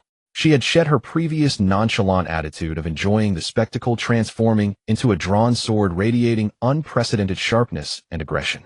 Today she wore the crimson backless dance dress from the garden performance, the fitted cut, accentuating her figure, a true beauty among mortals. It was a beauty with a striking visual impact, brimming with primal vitality and raw desire. The fabric of the dress shimmered slightly, and with her movements it seemed as if flowing flames burned upon her. Beneath her high bun lay her elegant long swan neck and sharply defined collarbone. Due to her earlier excitement, a healthy flush appeared on her fair skin reminiscent of a ripe peach, exuding an enticing fragrance. She stepped in silver stilettos, walking toward Jiang Xun, the sound of her heels striking the floor like war drums resonating in everyone's hearts. Jiang Xun. She spoke, her voice no longer carrying the nonchalant tone of a northeastern girl, but rather a hoarse seriousness filled with pressure. Dare to bet big with me? Jiang Xun lazily lifted his eyelids, looking at her with keen interest. Su Qingyu took a deep breath as if using all her strength and said word by word, "Tonight just you and me. If you lose control first and ask me for help, I win." She paused, glancing around at the varied expressions of Mu Qingxue and Xin Lan, her voice suddenly rising, filled with provocation. "I win, and you must treat me like Mu Qingxue." This statement was akin to launching a fierce assault on Mu Qingxue's position as the legal wife. Mu Qingxue's face instantly turned pale. Su Qingyu gave her no time to react, licking her bright red lips, a glint of mad determination flashing in her eyes. "If I lose, I, Su Qingyu, will give you all my shares and my mother's as well, making you my little slave. How about that?" The living room fell into a deathly silence. Everyone was stunned by Su Qingyu's shocking wager. This was no longer just a matter of jealousy. This was betting everything, including dignity, wealth, and future. Goodness, this lady is playing for high stakes. Jiang Xun whistled in his heart. She had broken the ambiguous tension brought by Wan in the most direct and brutal way, instantly. She had broken the ambiguous tension brought by Wan in the most direct and brutal way, instantly elevating the intensity of the game to a new dimension. He enjoyed this thrill of unpredictability. Jiang Xun's gaze slowly slid from Su Qingyu's face, which was filled with "I want to win," to behind her. He saw the unease and panic nearly spilling from Mu Qingxue's eyes. Saw Xin Lan trembling with anger, yet feeling helpless. He also saw in the corner Wan finally recovering from her daze, looking at everything with a shocked and complex gaze. This was too interesting. Jiang Xun sat up slowly, his fingers lightly tapping the armrest of the sofa. "Okay," he uttered 2 words. Su Qingyu's eyes instantly sparkled with ecstatic light. However, Jiang Xun's tone remained calm, yet carried undeniable authority. "I will add 3 rules. First, no drugs or props allowed. Second, no third-party interference. Third, once the game starts, no one can withdraw." His gaze swept over Su Qingyu, his eyes seeming to penetrate everything, reaching deep into her soul. Whoever loses or wins must fulfill the wager. Su Qingyu's heart raced. Jiang Xun's 3 rules appeared fair, yet in reality pushed the risk and thrill of this wager to the extreme. This was no longer a simple game of allure, but an ultimate showdown of willpower and endurance. But Su Qingyu had never been one to back down. What she craved was this heart-pounding sensation. "Good. I agree," she nearly shouted, her voice filled with confidence and excitement. After speaking, she immediately took out her phone, dialed a number, and pressed the speaker button. The call was quickly connected. "Miss Su, hello." A respectful male voice came through. "Book me the presidential suite 8888 at Cloud Top Sky Palace for tonight." Su Qingyu's tone left no room for doubt. The person on the other end paused, seemingly startled by the request, hesitating. "Miss Su, the 8888 room is exclusive to the chairman and not open to the public. Just book it." "You will do as I say." Su Qingyu interrupted impatiently. "Tell them it's me, Su Qingyu, who needs it. If there are any issues, I will take responsibility." Understood, understood. I will handle it right away." After hanging up, Su Qingyu tossed her phone back into her bag and redirected her gaze to Jiang Xun. On her face was a victorious, determined smile. She walked up to Jiang Xun, slightly leaned down, bringing her fiery red lips close to his ear, whispering in a voice only the 2 of them could hear, filled with allure and provocation. "Mister, my prey, they'll be waiting for you in the hunting ground." Jiang Xun. Su Qingyu's voice came from the depths of the suite, carrying a deliberately lowered huskiness, like a feather gently brushing against the eardrum. Jiang Xun closed the heavy door, isolating himself from the chaos outside. The presidential suite 8888 of the Cloud Summit Heavenly Palace truly lived up to its reputation as the chairman's exclusive space, luxurious to the point of extravagance. A faint aroma, a blend of fragrance and red wine, wafted through the vast space. He followed the sound, crossing the wide living room, and immediately spotted Su Qingyu leaning against the floor-to-ceiling window. She had changed into a winered silk camisole nightgown. The color resembled an aged vintage, flowing with a soft sheen under the crystal chandelier. The fabric was extremely thin and soft, clinging closely to her exquisite body, curves vividly outlining the figure of a heavenly beauty. Two delicate straps barely rested on her rounded shoulders, exposing large areas of her snow-white delicate skin and perfectly defined collarbones. The slit of her skirt was astonishingly high, nearly reaching her thigh, and with her slight movements a pair of long slender legs occasionally peeked through the silk gaps, provoking imagination. She was barefoot, her petite fair feet adorned with a matching color of nail polish to her gown, resembling a few ripe cherries on the dark wool carpet. Today her long hair was styled up, leaving a few strands of soft curls cascading by her cheeks. Her strikingly beautiful face was adorned with exquisite makeup, and her eyes sparkled with an innate allure. She poured a glass of whiskey for Jiang Xun, the amber liquid swirling in the glass. Meanwhile, she held a glass of red wine, leaning against the door leading to the terrace, her gaze dreamy yet provocative. The real game is outside. Her red lips parted, and after speaking she turned and pushed open the glass door to the terrace. A warm breeze carrying a hint of moisture enveloped her. The terrace was astonishingly large, dominated by a massive temperature-controlled starry sky swimming pool. Billowing heat rose from the water's surface, obscuring the distant neon lights of Jinling City. Countless bright red rose petals floated on the water's surface, gently undulating with the waves, intertwining their rich fragrance with the warmth of the pool, creating an atmosphere of ultimate luxury and ambiguity. Goodness, this woman truly went all out, Jiang Xun thought to himself. This scene was even more extravagant than he had imagined. Under his gaze, Su Qingyu walked to the pool's edge. She turned back, revealing an aggressively charming smile to Jiang Xun. Then before his eyes, she slowly untied the straps of her nightgown from her shoulders without a hint of. The winered silk seemed to lose its support, sliding down her smooth skin inch by inch like water, ultimately pooling at her fair feet. Beneath the nightgown was a meticulously prepared, daringly designed black lace bikini. The fabric of the bikini was woefully minimal, merely covering the key areas with intricate lace patterns, leaving large expanses of her fair skin exposed to the air. Delicate straps intertwined around her waist and back, outlining a breathtaking curve that pushed her wildness and sensuality to the extreme. She glanced back with a smile, one filled with pride and a hint of pure seduction. Then she stepped into the water. The warm water enveloped her ankles, calves, and waist, ultimately embracing her whole being. She resembled a refined dark night mermaid, the black lace becoming almost ethereal in the water, surrounded by clusters of bright red rose petals, rendering the scene filled with forbidden allure. She swam to the center of the pool, brushing aside the petals, placing her hands on the edge, and tilted her head back to look at Jiang Xun. Water droplets cascaded down her hair tips and jawline, disappearing into the deep ravine of her chest. "Come catch me." Her voice was laced with moisture, full of temptation. "If you can catch me." After finishing, she playfully winked at him, as if she could already envision Jiang Xun uncontrollably lunging toward her. This was her meticulously designed hunting ground. From the luxurious suite to the ambiguous rose petal pool, and to this bikini that could drive any man mad, every step was calculated.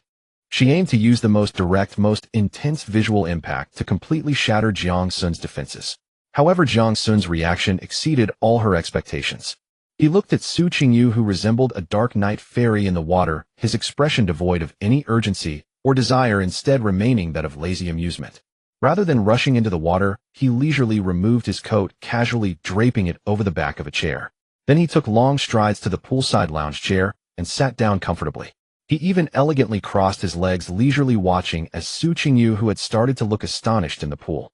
The smile on Su Qingyu's face froze. This script isn't right. Normally a man would pounce like a hungry wolf upon seeing this scene, right? Why is he sitting down? Jiang Xun picked up the glass of whiskey she had poured earlier from the small table beside him, gently swirling at the ice cubes clinking crisply. He spoke calmly, his voice not loud, but crystal clear across the entire terrace. "The game is set by you." He paused, raising his eyes to Su Qingyu, his gaze calm, yet exuding an air of control that pierced through everything. "But the rhythm must follow mine." Su Qingyu's heart skipped a beat, a sense of foreboding washing over her. Jiang Xun took a sip of whiskey, then set the glass down, nodding toward the center of the pool. First, give me a dance. His tone was as flat as discussing the weather, yet the content was rife with an undeniable commanding presence. Let me see your sincerity. The smile on Su Qingyu's face utterly froze. Damn, he wants me to dance. Her mind went blank for a split second. This wasn't how the script was supposed to go. She had stripped down to this extent. Rose petals, a heated pool dim, lighting the atmosphere, perfectly set. Shouldn't he have pounced on her like a hungry wolf? Instead, he sat there reviewing her like a judge. Jiang Xun found her flabbergasted expression amusing. He had long seen through this woman's tactics. It was nothing but using the most extreme visual stimulation and the most direct physical temptation to disrupt his rhythm and put him on the defensive. Unfortunately, in his past life, he had witnessed far more tricks on various short video platforms. Did she think such amateur moves could make him lose control? How naive. Su Qingyu's anger flared up instantly. Fine. If it's dancing she wants, then she'd show him what professionalism really meant. She let out a cold laugh, and those captivating almond-shaped eyes reignited with blazing battle spirit. All right, she said, winking at Jiang Xun with a seductive yet venomous charm. Then, my little fairy, you'd better watch closely. Don't you dare blink. As her words fell, she seemed to transform into a water sprite. Accompanied by the rippling pool water, she began to dance. It was no gentle, graceful performance. Every movement brimmed with explosive power and raw vitality. At times she darted through the water like a mermaid, trailing crystalline droplets and countless swirling rose petals. At other moments, she burst upward, her long arms and neck tracing graceful arcs in the air. Water droplets cascaded down her luminous skin, refracting into dreamy light under the dim glow. Her waist was impossibly supple, undulating in the water and driving the curves of her body into a rhythm that quickened the pulse. The black lace bikini faintly visible beneath the surface added boundless imagination to this. Holy shit, this woman's got some serious skills. Jiang Xun, glass in hand, had to admit that Su Qingyu's dance foundation was indeed solid. Such flexibility and core strength. She was wasted not competing in the Olympics. As she danced, Su Qingyu locked her expressive eyes onto Jiang Xun. She searched his face for even a flicker of emotion. She wanted to see desire, obsession, loss of control. Yet there was nothing. Jiang Xun's face bore the same lazy, nonchalant expression as if he were watching an unrelated, moderately decent cultural performance. This was an unprecedented blow to Su Qingyu's pride. Gritting her teeth, she decided to unleash her ultimate move. She swam to the edge of the pool, gently placed her hands on the rim, and steadied herself. Then, under Jiang Xun's gaze, she took a deep breath, and with a sudden surge of power from her abdomen and waist, splashed. A crisp sound of water.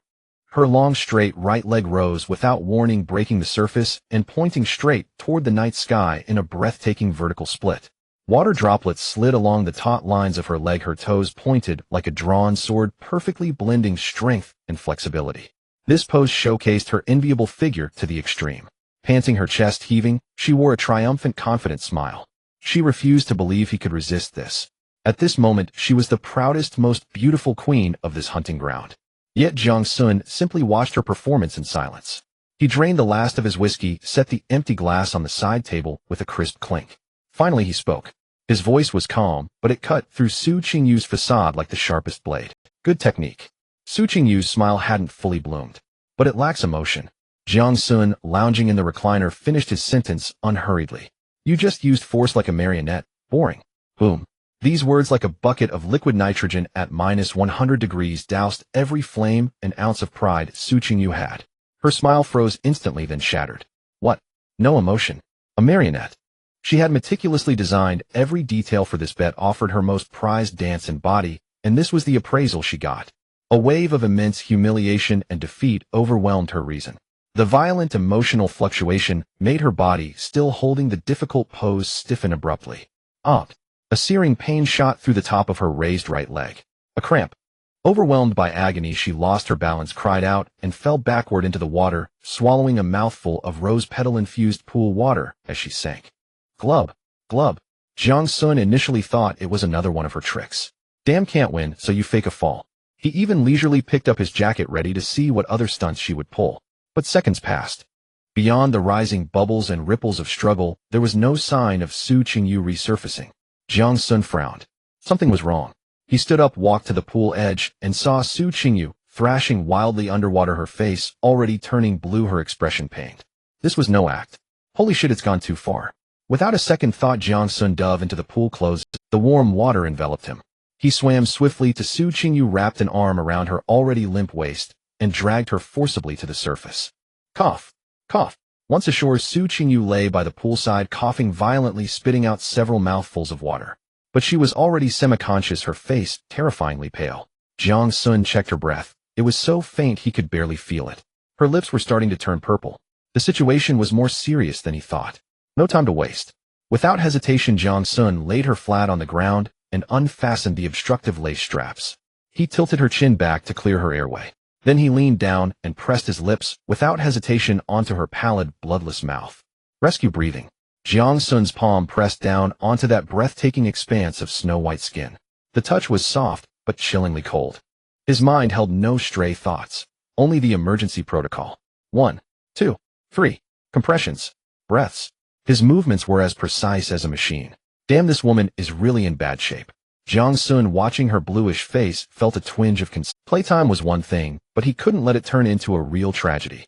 Just as he was about to apply pressure for the new round, the body beneath him suddenly convulsed violently. Cough. Cough, cough. She turned her head, a mouthful of water mixed with rose petals spewing from her lips. The person coughed painfully. Jiang Xun let out a sigh of relief. He stopped his movements, sitting beside her, watching her. Su Qingyu's tears and snot smeared her face, and she no longer resembled the mesmerizing fairy she once was. She slowly opened her heavy eyelids. Her vision shifted from blurry to clear. What came into view was Jiang Xun's face so close. He looked down at her from above. His expression was devoid of any emotion. There was no worry, nor was there mockery. He was as calm as if he were observing a lifeless object. In that moment, the taut string in Su Qingyu's mind snapped. All her pride, all her disguises, all her competitiveness, crumbled to dust. She had lost utterly. The meticulously designed hunting ground had become her own drowning pool. The charm she took pride in had turned into a death warrant. The man she had sought to hunt was now examining her pitiful state with a scrutinizing gaze. Jiang Xun reached out, gently wiping away a droplet of water from her cheek with his fingertip. The movement was light. The voice was soft, yet it cut like a knife, each word piercing her heart. Do you think men cherish the charm you feign? Su Qingyu's body froze. Do you think piling up all sorts of flashy things makes you sexy? Jiang Xun's tone was flat. Su Qingyu, you've forgotten who you are. You're not a fairy, you just want to win to outshine your friend, don't you? The last sentence hit her like a heavy hammer, shattering her final psychological defense. You're talking nonsense. She screamed, her voice hoarse and fragile, thick with the sound of crying. I didn't. What am I pretending for here? She flailed like a cat whose tail had been stepped on, hitting Jiang Xun's chest with her fists. It was soft, lacking any strength. More like a venting of extreme grievance. I just wanted you to see. I'm better than Mu Qingxue, that pretentious one. She cried harder, the straightforwardness of the northeastern girl completely gone. Only endless grievance and confusion remained. Why? Why can she be the legitimate wife, while I can't even be a mistress? What makes me worse than her? She stopped attacking, no longer alluring, hugging her knees, curled up on the carpet. Like a child who had been bullied, crying at home, tears falling in big drops. The tragically scant black lace bikini she wore no longer seemed seductive, it only exuded pity and helplessness. Well, this is far more interesting than watching her dance. Jiang Xun felt satisfied. He slowly reached out, pulling the still sobbing, soaking wet woman into his embrace. Su Qingyu's body trembled suddenly. Jiang Xun's embrace was warm and dry. He held her quietly, one hand gently and rhythmically patting her back, like comforting a frightened little animal. There was no laughter, no desire, only calmness. This kind of purposeless tenderness was more lethal than any violent means. She buried her face in Jiang Xun's chest, feeling his strong heartbeat and warm body temperature. The suppressed grievance and unwillingness erupted completely. Wah! She cried out loudly, sobbing like a 3-year-old child. Jiang Xun let her cry, allowing her tears and snot to smear all over his shirt. He knew that the wall built from pride and competitiveness in this woman's heart had collapsed. After crying for a long time, her sobs gradually diminished. It turned into intermittent hiccups. Jiang Xun felt the body in his arms stop trembling, then leaned down and softly spoke near her ear, almost in a whisper. Now tell me, have you lost? The body in his arms clearly stiffened. After several seconds, Su Qingyu finally lifted her tear-streaked face, her eyes swollen like walnuts. She looked at Jiang Xun, and her alluring peach blossom eyes were now filled with a clarity that seemed washed clean in resignation. Finally, she admitted in a nasal, hoarse voice, quietly and unwillingly, I lost. The moment the words fell, a system notification sound echoed wildly in Jiang Xun's mind. Ding. Detected severe emotional fluctuations from the special character Su Qingyu. Her psychological defenses have been initially breached. Current favorability 40. Her heart secretly acknowledges you. Ding. Family reputation 2000. I lost. Su Qingyu's voice was as light as a feather. Each word seemed to squeeze out from her shattered pride. She resignedly closed her eyes, awaiting judgment. Jiang Xun simply shook his head. He reached out his hands, cupping her tear-streaked face, forcing her to meet his gaze. What I want. Jiang Xun's voice was calm, yet penetrating. Is not a slave who has lost a bet, but a willing woman. Su Qingyu's eyes widened in shock. In those eyes, swollen like walnuts, disbelief was written all over. What was he saying? Jiang Xun paid no mind to her astonishment and slowly leaned down. His warm lips gently pressed against the damp corner of her eye. A kiss devoid of any desire, gentle as a feather. Yet it made Su Qingyu's heart race more than any tempestuous invasion. He kissed away her last drop of unwilling tears. Now, Jiang Xun's nose nearly touched hers as he spoke in an almost enchanting tone. Forget the bet, forget the win or lose. Just based on your own feelings, tell me. Do you want me? Boom. This fatal tenderness struck like a bolt of heavenly thunder, completely shattering Su Qingyu's last psychological defense. What bets? What victories and losses? What treatment of the legitimate wife? In this moment, all of it was cast aside into the void. Her mind was consumed solely by Jiang Xun's deep, all-consuming gaze. And that soul-piercing question he asked, do you want it? The answer was undoubtedly yes, ever since that moment at the entrance of the Yunding Heavenly Palace when he saw through all her provocations with a languid gaze. From that moment in the living room when he demonstrated absolute control, playing with all women at his fingertips. From just now when he stripped away all her disguises with the coldest words and then rescued her with the gentlest embrace. She wanted it. She wanted it madly. Su Qingyu surrendered to her most primal desires. She was no longer a passive loser waiting for judgment. She suddenly raised her arm, actively wrapping it around Jiang Xun's neck, using all her strength to pull him towards herself. Then with a fervent kiss tasting of salty tears, she answered all his questions. Above the Yunding Heavenly Palace, the water of the heated pool rippled throughout the night. When everything calmed, it was already deep into the night. The lights on the terrace had long since extinguished. Only the distant city's neon lights and the starlight in the sky cast a hazy glow. That Wynard silk nightgown lay carelessly discarded by the poolside, crumpled like a pool of melted blood. Not far away, the delicate straps of a black lace bikini lay feebly tangled on the armrest of a lounge chair, like a flag torn apart after a fierce battle. Su Qingyu languidly lay in Jiang Xun's embrace like a docile kitten that had finally found its master. The previously taut and aggressive vibe had vanished without a trace. In its place was an ultimate sense of relaxation and satisfaction. Her stunningly beautiful face with delicate makeup had long been washed away by tears and sweat, revealing a pure and slightly naive appearance. Her eyes, tinged with a captivating flush, resembled begonia flowers kissed by the after-rain glow when the sky cleared. Those eyes, which once always sparkled with schemes and provocations, were now gently closed, with dewdrops glistening on her long eyelashes, and her lips unconsciously curled into a sweet smile. She was casually wrapped in a large bath towel underneath which lay her body that had just endured an intense. On her snowy white skin, remnants of pink still lingered, glowing with an ivory-like sheen under the moonlight. She buried her face deeply into Jiang Xun's chest, her nose filled with his refreshing yet distinctly aggressive male scent, bringing her an unprecedented sense of security. Like a koala, she clung to him with both hands and feet, as if fearing that if she loosened her grip, this man would vanish. At that moment, a system notification sound finally reached Jiang Xun's mind, carrying an unprecedented weight. Ding. Deep emotional connection with special character Su Qingyu established. Current favorability 80. Deep-rooted feelings. Ding. Family reputation 2000. Jiang Xun held the woman in his arms, who was already half asleep, feeling her steady breath and even rhythm of her heartbeat, a playful smile playing at the corners of his lips. The highest realm of conquering a woman is not to instill fear in her. Rather, it is to make her willingly entrust all that she has into your hands. A slight vibration broke the tranquility of the terrace. It was Jiang Xun's phone thrown onto the lounge chair. He carefully withdrew his arm, which had been pinned down by Su Qingyu, and picked up the phone. On the screen, a new message from Qin Lan appeared, accompanied by a photo. The background seemed to be a gym locker room. Under the cold white light, a brand new pair of fiery red boxing gloves lay beside a black mouthguard. Below the photo was a brief yet provocative line of text. Don't hang out with those girls, let's have some real man time tomorrow at the gym. Jiang Xun raised his eyebrows slightly at this message. Goodness, this girl truly doesn't follow the A glint of excitement and playfulness flashed in his eyes like a chess player discovering a new play.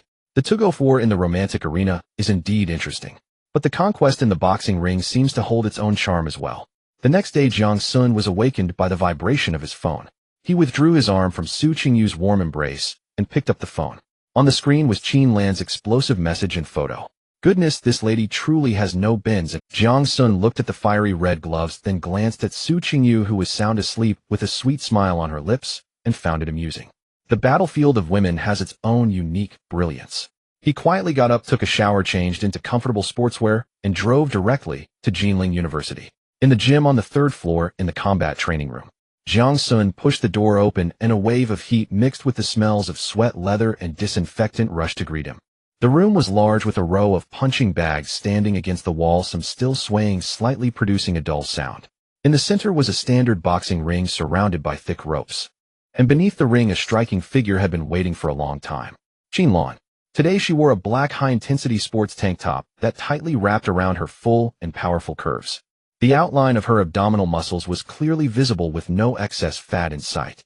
On her lower half, she wore matching high-waisted sports shorts that showcased her long legs, which were toned and fit from years of training. Sweat had already soaked her bangs, with a few strands of black hair sticking to her smooth forehead, sliding down her well-defined cheeks. She wore no makeup, her face bare, yet she exuded more impact than any heavy makeup. It was a wild beauty derived from vitality and strength. She was bowing her head methodically, wrapping her wrists and knuckles with white bandages. Her movements were focused and professional, as if performing a sacred ritual. Upon hearing the door open, she lifted her head. Those eyes, always sharp, shot straight at Jiang Xun. You actually came. Her voice carried a hint of impatience along with her distinctive Sichuan accent, crisp, yet slightly spicy. She nodded towards a new pair of red boxing gloves on the nearby bench. Those were precisely the pair from the photo. Put them on. Qin Lan stood up, hands on her hips, surveying Jiang Xun from top to bottom with a scrutinizing gaze. Looking at your physique, you seem quite weak. Hanging around those girls all day, you must be unable to withstand anything. She curled her lip, her tone laced with unabashed disdain. Today I'll give you a proper lesson to toughen up your body, so you don't embarrass Jinling University when you go out late. Jiang Xun looked at her domineering demeanor of "I'm doing this for your own good," and felt not anger but amusement. He strolled over, picked up the pair of red gloves, and weighed them in his hands. Then he lazily raised his eyelids, glancing at Qin Lan, and teasingly asked, "Are you sure it's you training me?" Qin Lan's eyebrows shot up like a cat whose tail had been stepped on. You little fool, what are you talking about? Don't give me any nonsense. She flipped over nimbly, leaping onto the boxing ring, pointing at herself with her bandaged fingers. Get up here. Fight me for 10 minutes. If you can last until the end without falling, I'll consider that I, Qin Lan, misjudged you. She assumed a standard fighting stance, her body slightly sinking, her fists guarding her cheeks, her entire being like a drawn bow brimming with explosive power ready to be unleashed.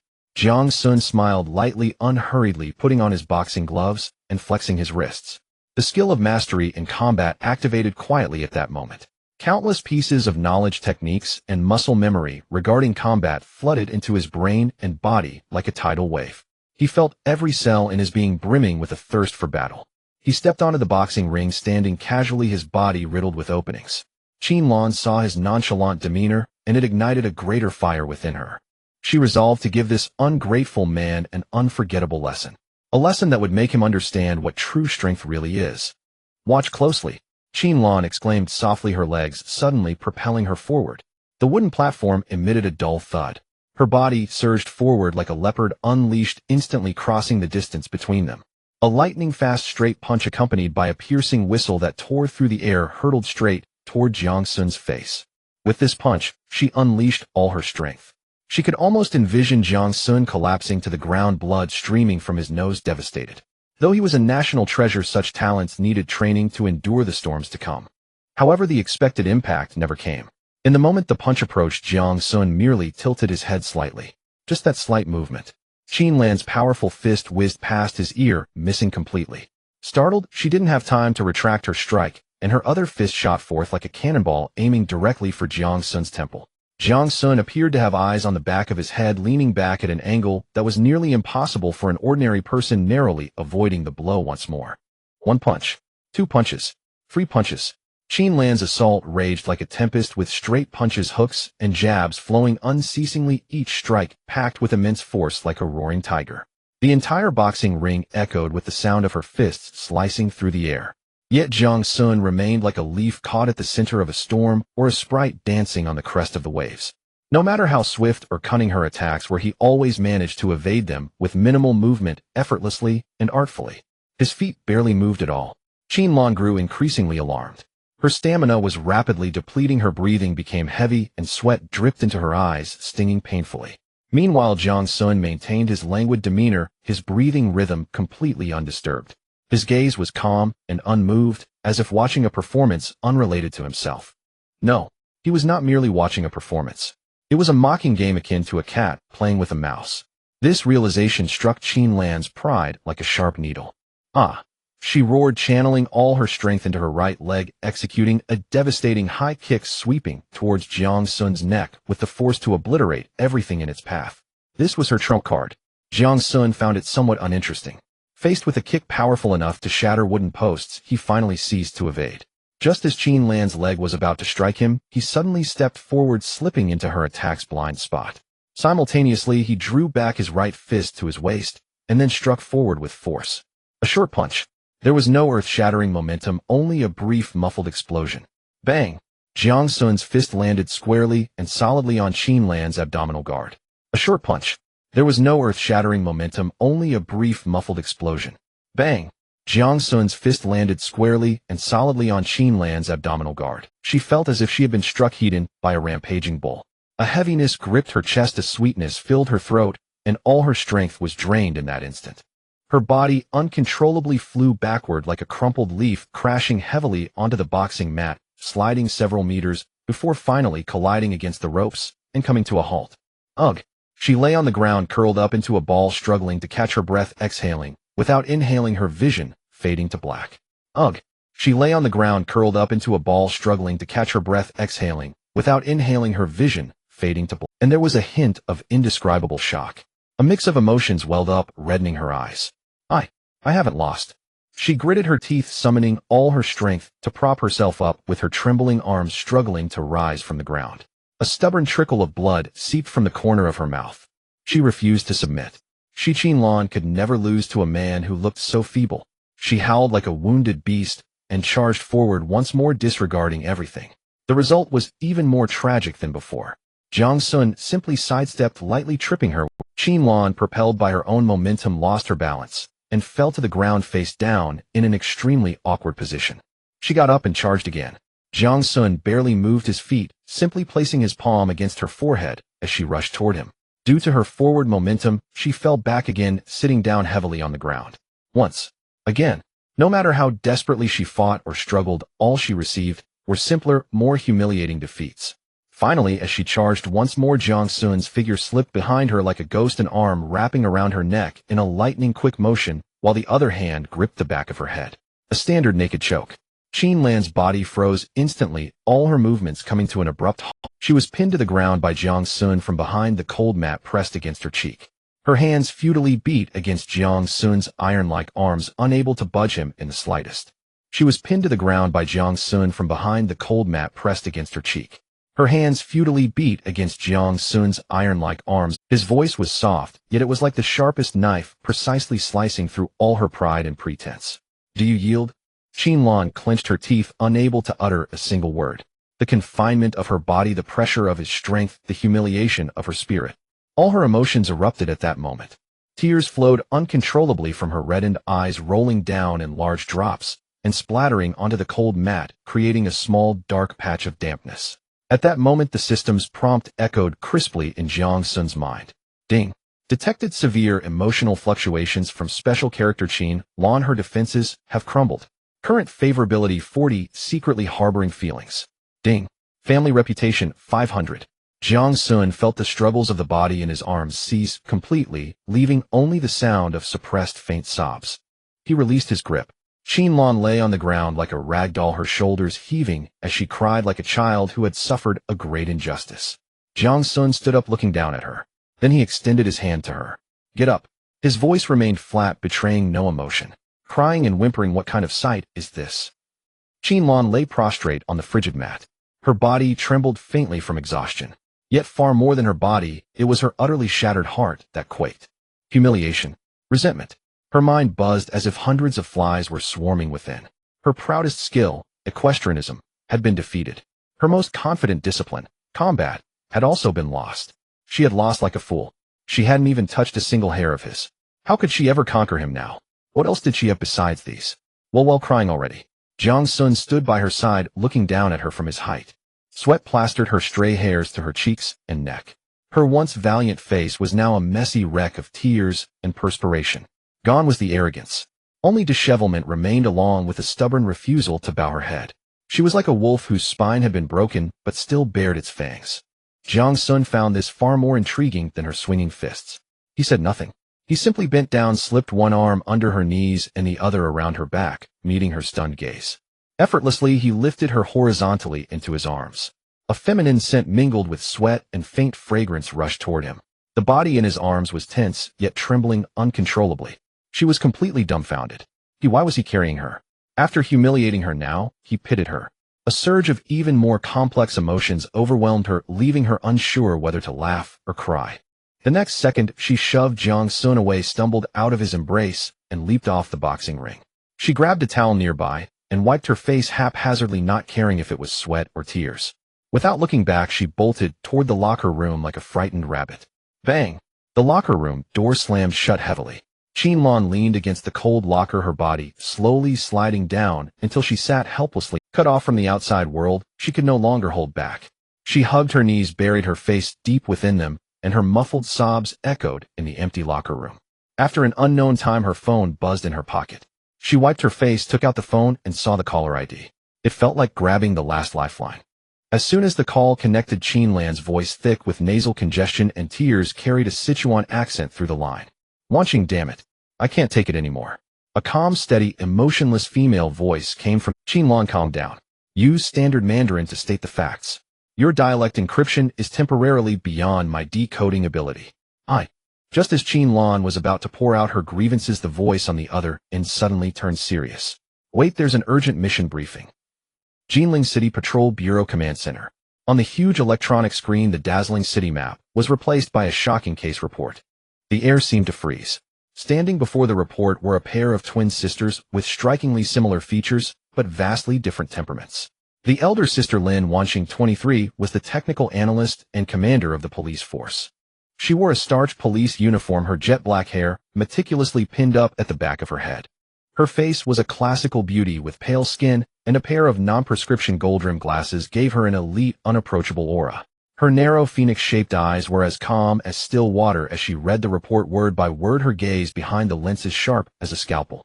The younger sister, Lin Xiang, also 23, was the city bureau's most renowned elite officer. She didn't seem to be analyzing the case, as she was more like a cheetah about to pounce on its prey.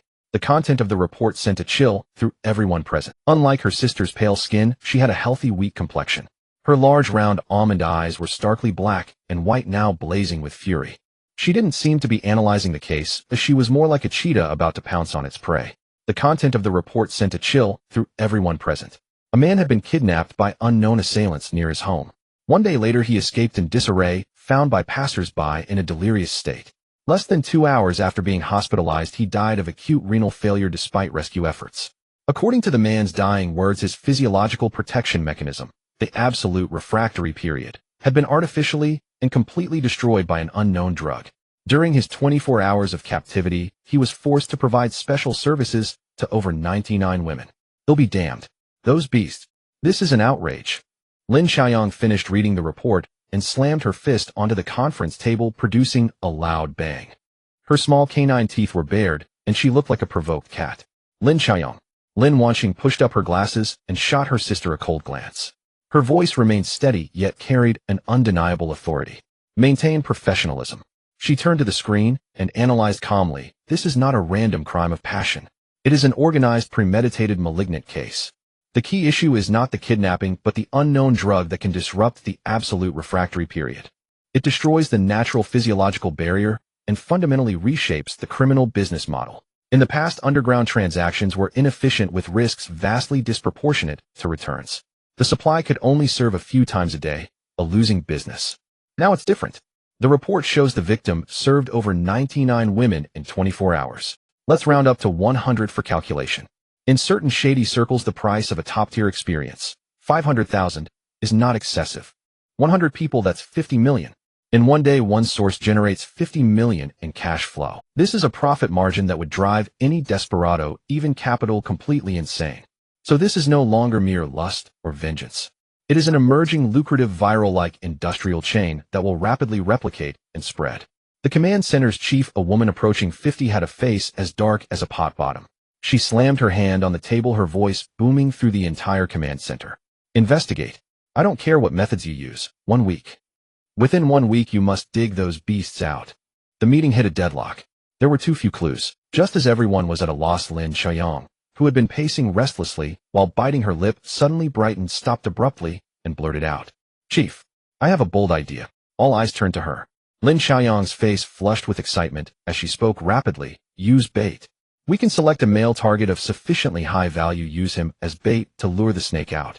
Jiang Xun from Jiangling University. He just married Mu Qingxue, is at the peak of his fame and is handsome. He's definitely top-tier bait." As soon as she finished, Lin Wangxing's brows furrowed deeply. This is illogical. The risk is too high, uncontrollable. But after rapidly simulating the scenario in her mind, she had to admit that from an efficiency perspective, this was indeed the most likely strategy to break the deadlock. Nonsense. The chief, upon hearing the name, Jiang Xun, shot up from her chair like a cat whose tail had been stepped on. She pointed at Lin Xiaoyang and roared, "Do you know what you're saying? He's a national treasure. The city's most precious gem. If anything happens to him, not just you and me, but the entire Jiangling Police Bureau will be torn apart by those lunatics from the Male Care Association. Both of you." The chief's wrathful gaze swept over the Lin sisters. Suspended for reflection. "From now on, you two handle no cases. Your only task is to go to Jiangling University immediately. Disguise yourselves however you want. Protect Jiang Xun's safety around the clock, 24/7. That's an order. This is an order." The director's thunderous roar still reverberated through the command center's icy air. Lin Xiaoyang and Lin Wanqing filed out of the suffocating conference room, one after the other, neither speaking a word. High heels clicked against the polished tiles, each step sounding crisp and solitary. Only when the heavy soundproof door closed slowly behind them, sealing off the oppressive atmosphere within, did Lin Xiaoyang sag, as if a punctured balloon, the air suddenly gone from her. "What on earth does that old man think he's doing?" She snapped angrily, tugging at the collar of her uniform. The button she had undone looked all the more defiantly out of place. Suspended to reflect. "On what grounds?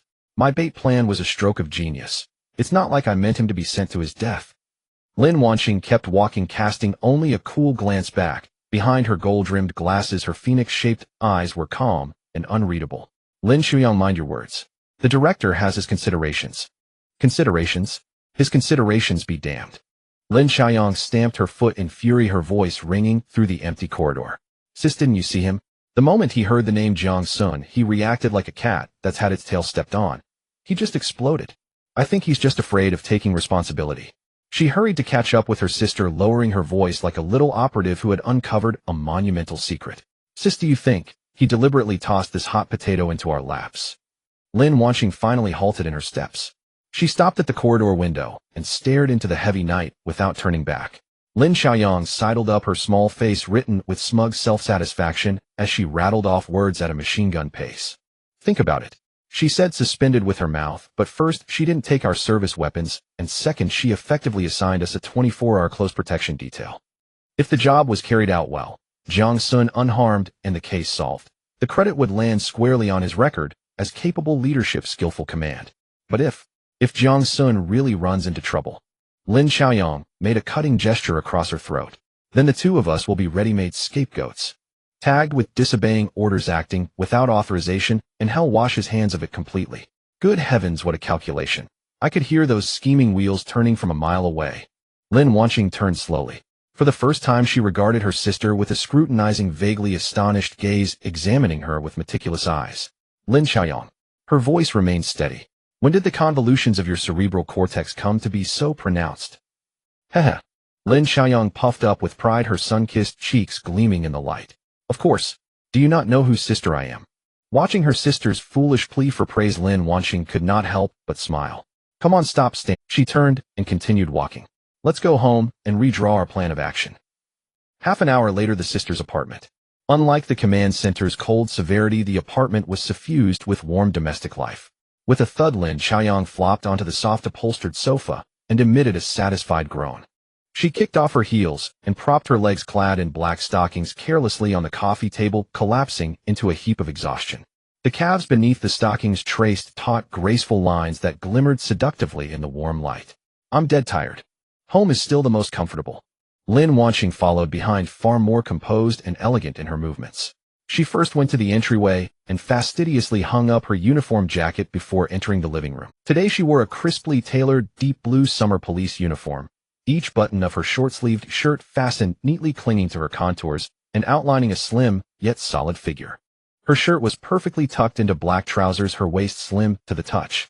She lacked her sister's exaggerated voluptuousness, yet possessed an austere, restrained sensuality. Her pale classical features bore a faint pallor from the day's fatigue, making her seem like a white rose that required careful tending. She came to the sofa, watching her sister's unkempt posture and barely furrowing her brow. Lin Xiaoyang, take your feet off the coffee table. No. Lin Xiaoyang wriggled on the sofa like a coquettish caterpillar. Sis, my feet are about to break. Let me rest a bit. She whined, using her toes to hook at her sister's trouser leg. Lin Wanqing sighed helplessly and rubbed her throbbing temples. My head hurts.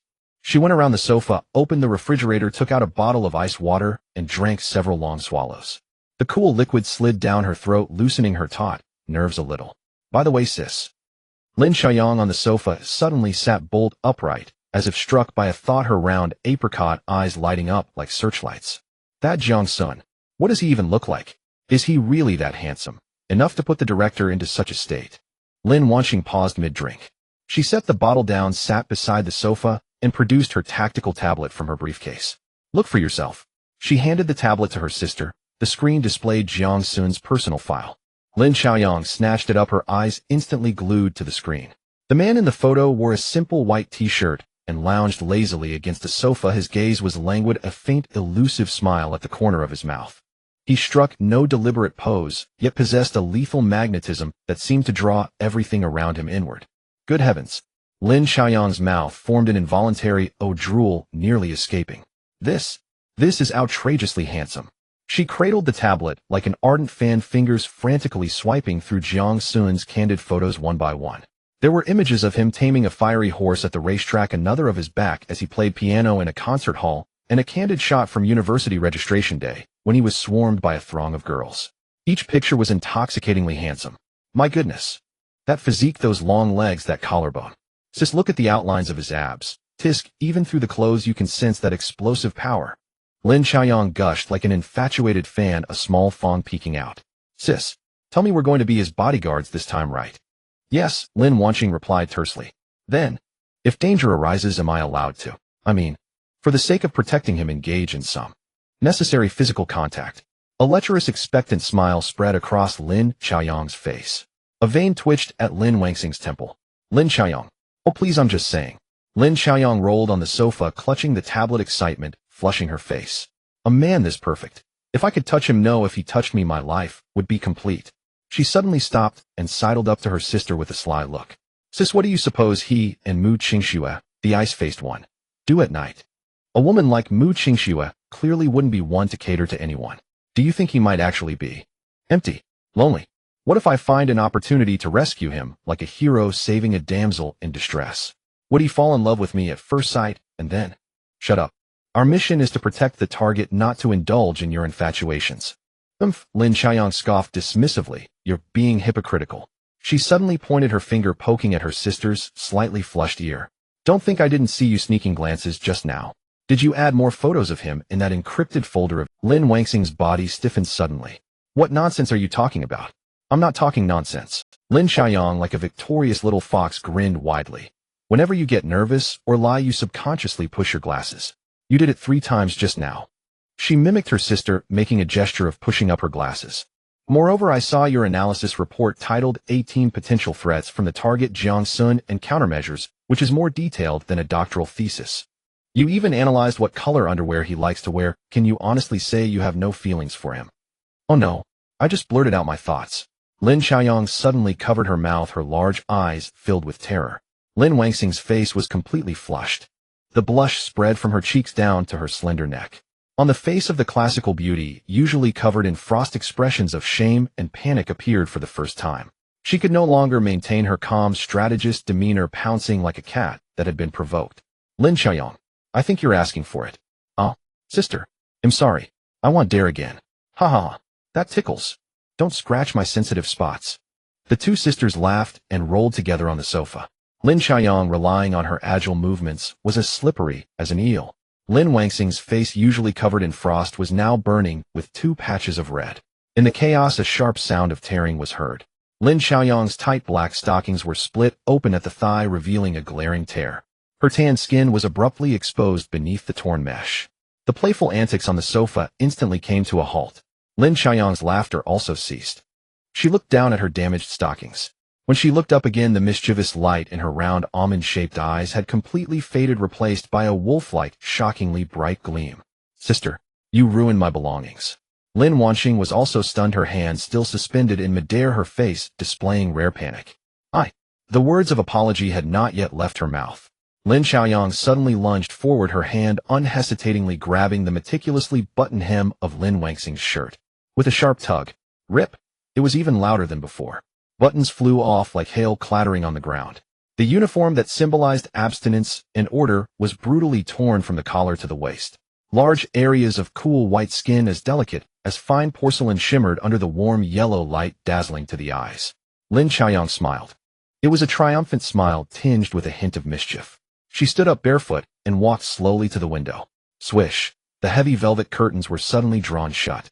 The entire room was instantly plunged into darkness. When Jiang Xun left the gym, the night had completely enveloped Jinling University. The heavy door behind him blocked out the suppressed sobs of the Sichuan girl. Jiang Xun merely shrugged. The skill of master of combat filled his body with explosive strength, every cell clamoring for an outlet. He did not drive directly back to the lakeside villa, but instead began to jog around the campus. The nighttime campus shed its daytime scholarly atmosphere, taking on a touch of ambiguity and restlessness beneath the dim yellow glow of the streetlights. The air was filled with the mixed scents of fresh grass, soil, and the shampoo of girls. The willow branches swayed gently in the evening breeze, the lake's surface sparkled, everything seemed peaceful and beautiful. Jiang Xun's figure was like a stone thrown into a calm lake, instantly stirring up monstrous waves. Under the streetlight, the girls who had gathered in 2s and 3s for a late-night chat fell silent at the sight of him. The air seemed to freeze. All gazes were drawn to him, as if he were a magnet, like iron filings converging around him. He was like a drop of water falling into a pot of boiling oil. Classmate, hello. A girl in a white cotton-pleated skirt mustered all her courage and stepped out from behind a sycamore tree blocking Jiang Xun's path. She looked very shy, probably a student from the literature department. Wearing a pair of thin-rimmed round glasses on her nose, she tightly clutched a thick copy of In Search of Lost Time, as if it were her only shield. Her cheeks were as red as ripe apples, her head bowed, her voice barely above a whisper. Can we add each other on WeChat? Jiang Xun stopped and glanced at her. The girl trembled under his gaze, burying her head even lower, nearly disappearing into her collar. Sorry. Jiang Xun politely uttered 2 words, bypassing her and continuing to jog forward. Once this door was opened, it could never be closed again. Hey handsome, don't pay attention to that wallflower, look at me. A fiery voice rang out. A girl in a tight black training outfit executed a beautiful side flip from the nearby lawn, landing perfectly in front of Jiang Xun. Her figure was exceptional, the tight clothing accentuating the curves of her body, honed from years of dance practice, every inch radiating ultimate beauty and strength and flexibility. Her chestnut-colored waves flowed with her movements, creating an enticing arc as she threw a flirtatious glance at Jiang Xun, her voice sweet as syrup. I'm from the dance department, my body is super flexible. I can unlock many very special poses. Another girl from the music department, clutching a flute, shoved her aside, her face flushed, but her gaze bold and daring. Classmate, I play the flute exceptionally well. Jiang Xun didn't even pause his steps. Hey big brother, we need one more guy for our dorm party. Will you come? We 6 sisters will treat you. More and more girls gathered around. Their eyes were fervent, bold, filled with unabashed possessiveness, like sharks sensing blood. The air was thick with the mingled scents of at least dozens of different perfumes, overwhelming and suffocating. The chattering voices sounded like countless sparrows frantically bombarding his ears. Handsome, my dad is the chairman of a listed company. I own 3 apartments. I don't want anything, I'll pay you. Just let me touch you. Someone in the crowd. What a pure act. Sisters, no surveillance. Let's go for it. Jiang Xun even felt someone sneakily touch his waist amidst the chaos. While this scene is even more exaggerated than Train to Busan, he no longer hesitated. The ethereal movements brought by Master of Combat were fully unleashed at this moment.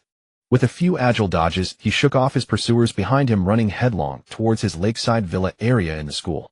Behind him, he could still hear the wailing and complaints of the girls who couldn't catch up. "Oh, he got away. It's all your fault. Why were you pushing? My man, don't run." Bang! Jiang Xun slammed the villa door shut, cutting off all the commotion outside. He leaned against the cold door, taking a deep breath. The feeling of being hunted earlier made him feel hot all over, a surge of inexplicable anger rising from the soles of his feet to the crown of his head. He liked the proactive and enthusiastic senior girl, but he disliked this feeling of losing control. In the living room, the main light was off, replaced by a warm yellow floor lamp, casting a quiet pool of light on the polished floor. At the center of the light pool, an incredibly slender figure held a breathtaking pose on a yoga mat. It was Mu Qingxue. She wasn't wearing her usual professional skirt suit or home dress today, but a lotus pink two-piece yoga outfit that severely tested one's figure. The top was a sports vest barely covering her chest, minimalist in design with scant fabric, yet it unapologetically showcased her perfect bust and taut waistline. Sweat soaked the edges of her vest, outlining an even more alluring sheen.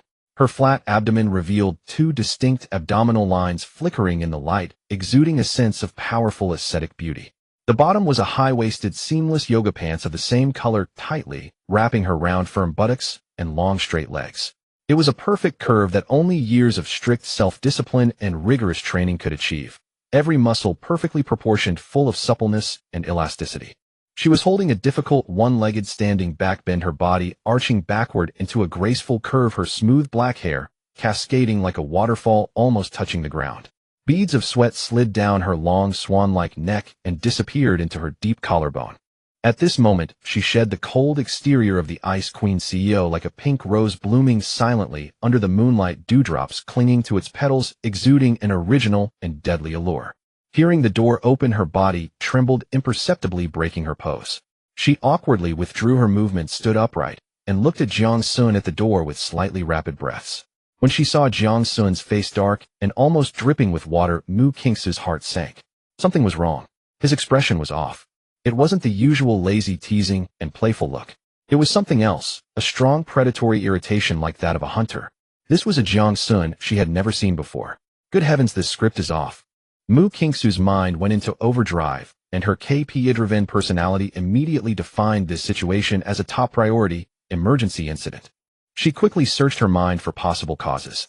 Su Qingyu's wild ritualistic dance under the moon. That woman had launched an attack in the most direct and daring way. Could it be that the master liked that kind of flavor? So was he now expressing dissatisfaction with her conservative style? This realization sent a strong sense of crisis surging through Mu Qingxue's heart. Her project had received negative feedback. This was absolutely unacceptable. She must adjust her plan immediately to meet the user's latest needs. Just as Mu Qingxue was about to speak, using her most humble demeanor to ask where she had fallen short, Jiang Xun moved. Without a word, he strode over with his long legs covering the distance in 3 steps. A strong scent of night chill and male pheromones enveloped her instantly. "Master." Mu Qingxue's words were cut off as Jiang Xun lifted her horizontally in his arms, his movements rough, devoid of any gentleness. "Aunt."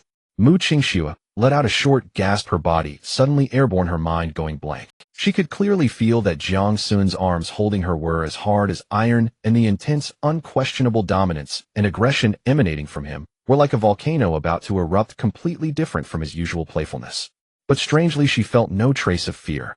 Instead, a surge of excitement and satisfaction almost made her tremble. She understood. It wasn't dissatisfaction with her.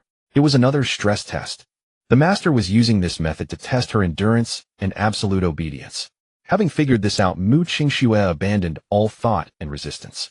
Like a docile kitten whose scruff was being held by its owner, she instantly softened her body and surrendered everything unreservedly to her master. She even took the initiative to wrap her arms around Jiang Xun's neck, pressing her cheek tightly against his solid chest, feeling his steady, powerful heartbeat and the suppressed anger within. Jiang Xun carried her straight to the bedroom upstairs. Bang! The bedroom door was kicked shut with his foot echoing loudly. After a long time, the storm in the bedroom finally subsided. The air was thick with the intense scent of sweat and hormones. On the messy bed, the lotus pink, high-elastic yoga outfit had been reduced to several tattered pieces of cloth carelessly discarded at the foot of the bed. One remnant of the vest hung lonely on the bedside lamp, swaying slightly. Mu Qingxue, like melted top-tier ice cream, lay limp and powerless in Jiang Xun's arms. Her skin still bore the thin sweat and flush from the intense activity, and her usually cold, icy face was now filled with the languor and daze of ultimate satisfaction.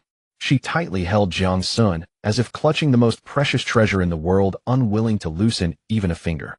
The project was a perfect completion. The master's anger was her most important KPI tonight, and she had exceeded it. The fiery restlessness in Jiang Xun's heart was finally extinguished. He gently stroked Mu Qingxu's smooth hair damp with sweat, enjoying the unique tranquility and comfort that followed the exhilarating conquest. The woman in his arms from an unapproachable Ice Queen CEO had been thoroughly trained into a cat, the most docile yet the wildest, belonging only to him. This feeling filled him with immense satisfaction. At that moment, the system's prompt sounded clearly in his mind. Ding. Mu Qingxu's loyalty has been deeply consolidated, emotional connection has reached perfection. Current affection 100, utterly devoted. Ding. Family reputation 250. The next day, morning light poured through the huge floor-to-ceiling windows, casting golden patches on the floor. Jiang Xun awoke amidst softness and warmth. He opened his eyes, and the first thing he saw was Mu Qingxu's flawless sleeping face.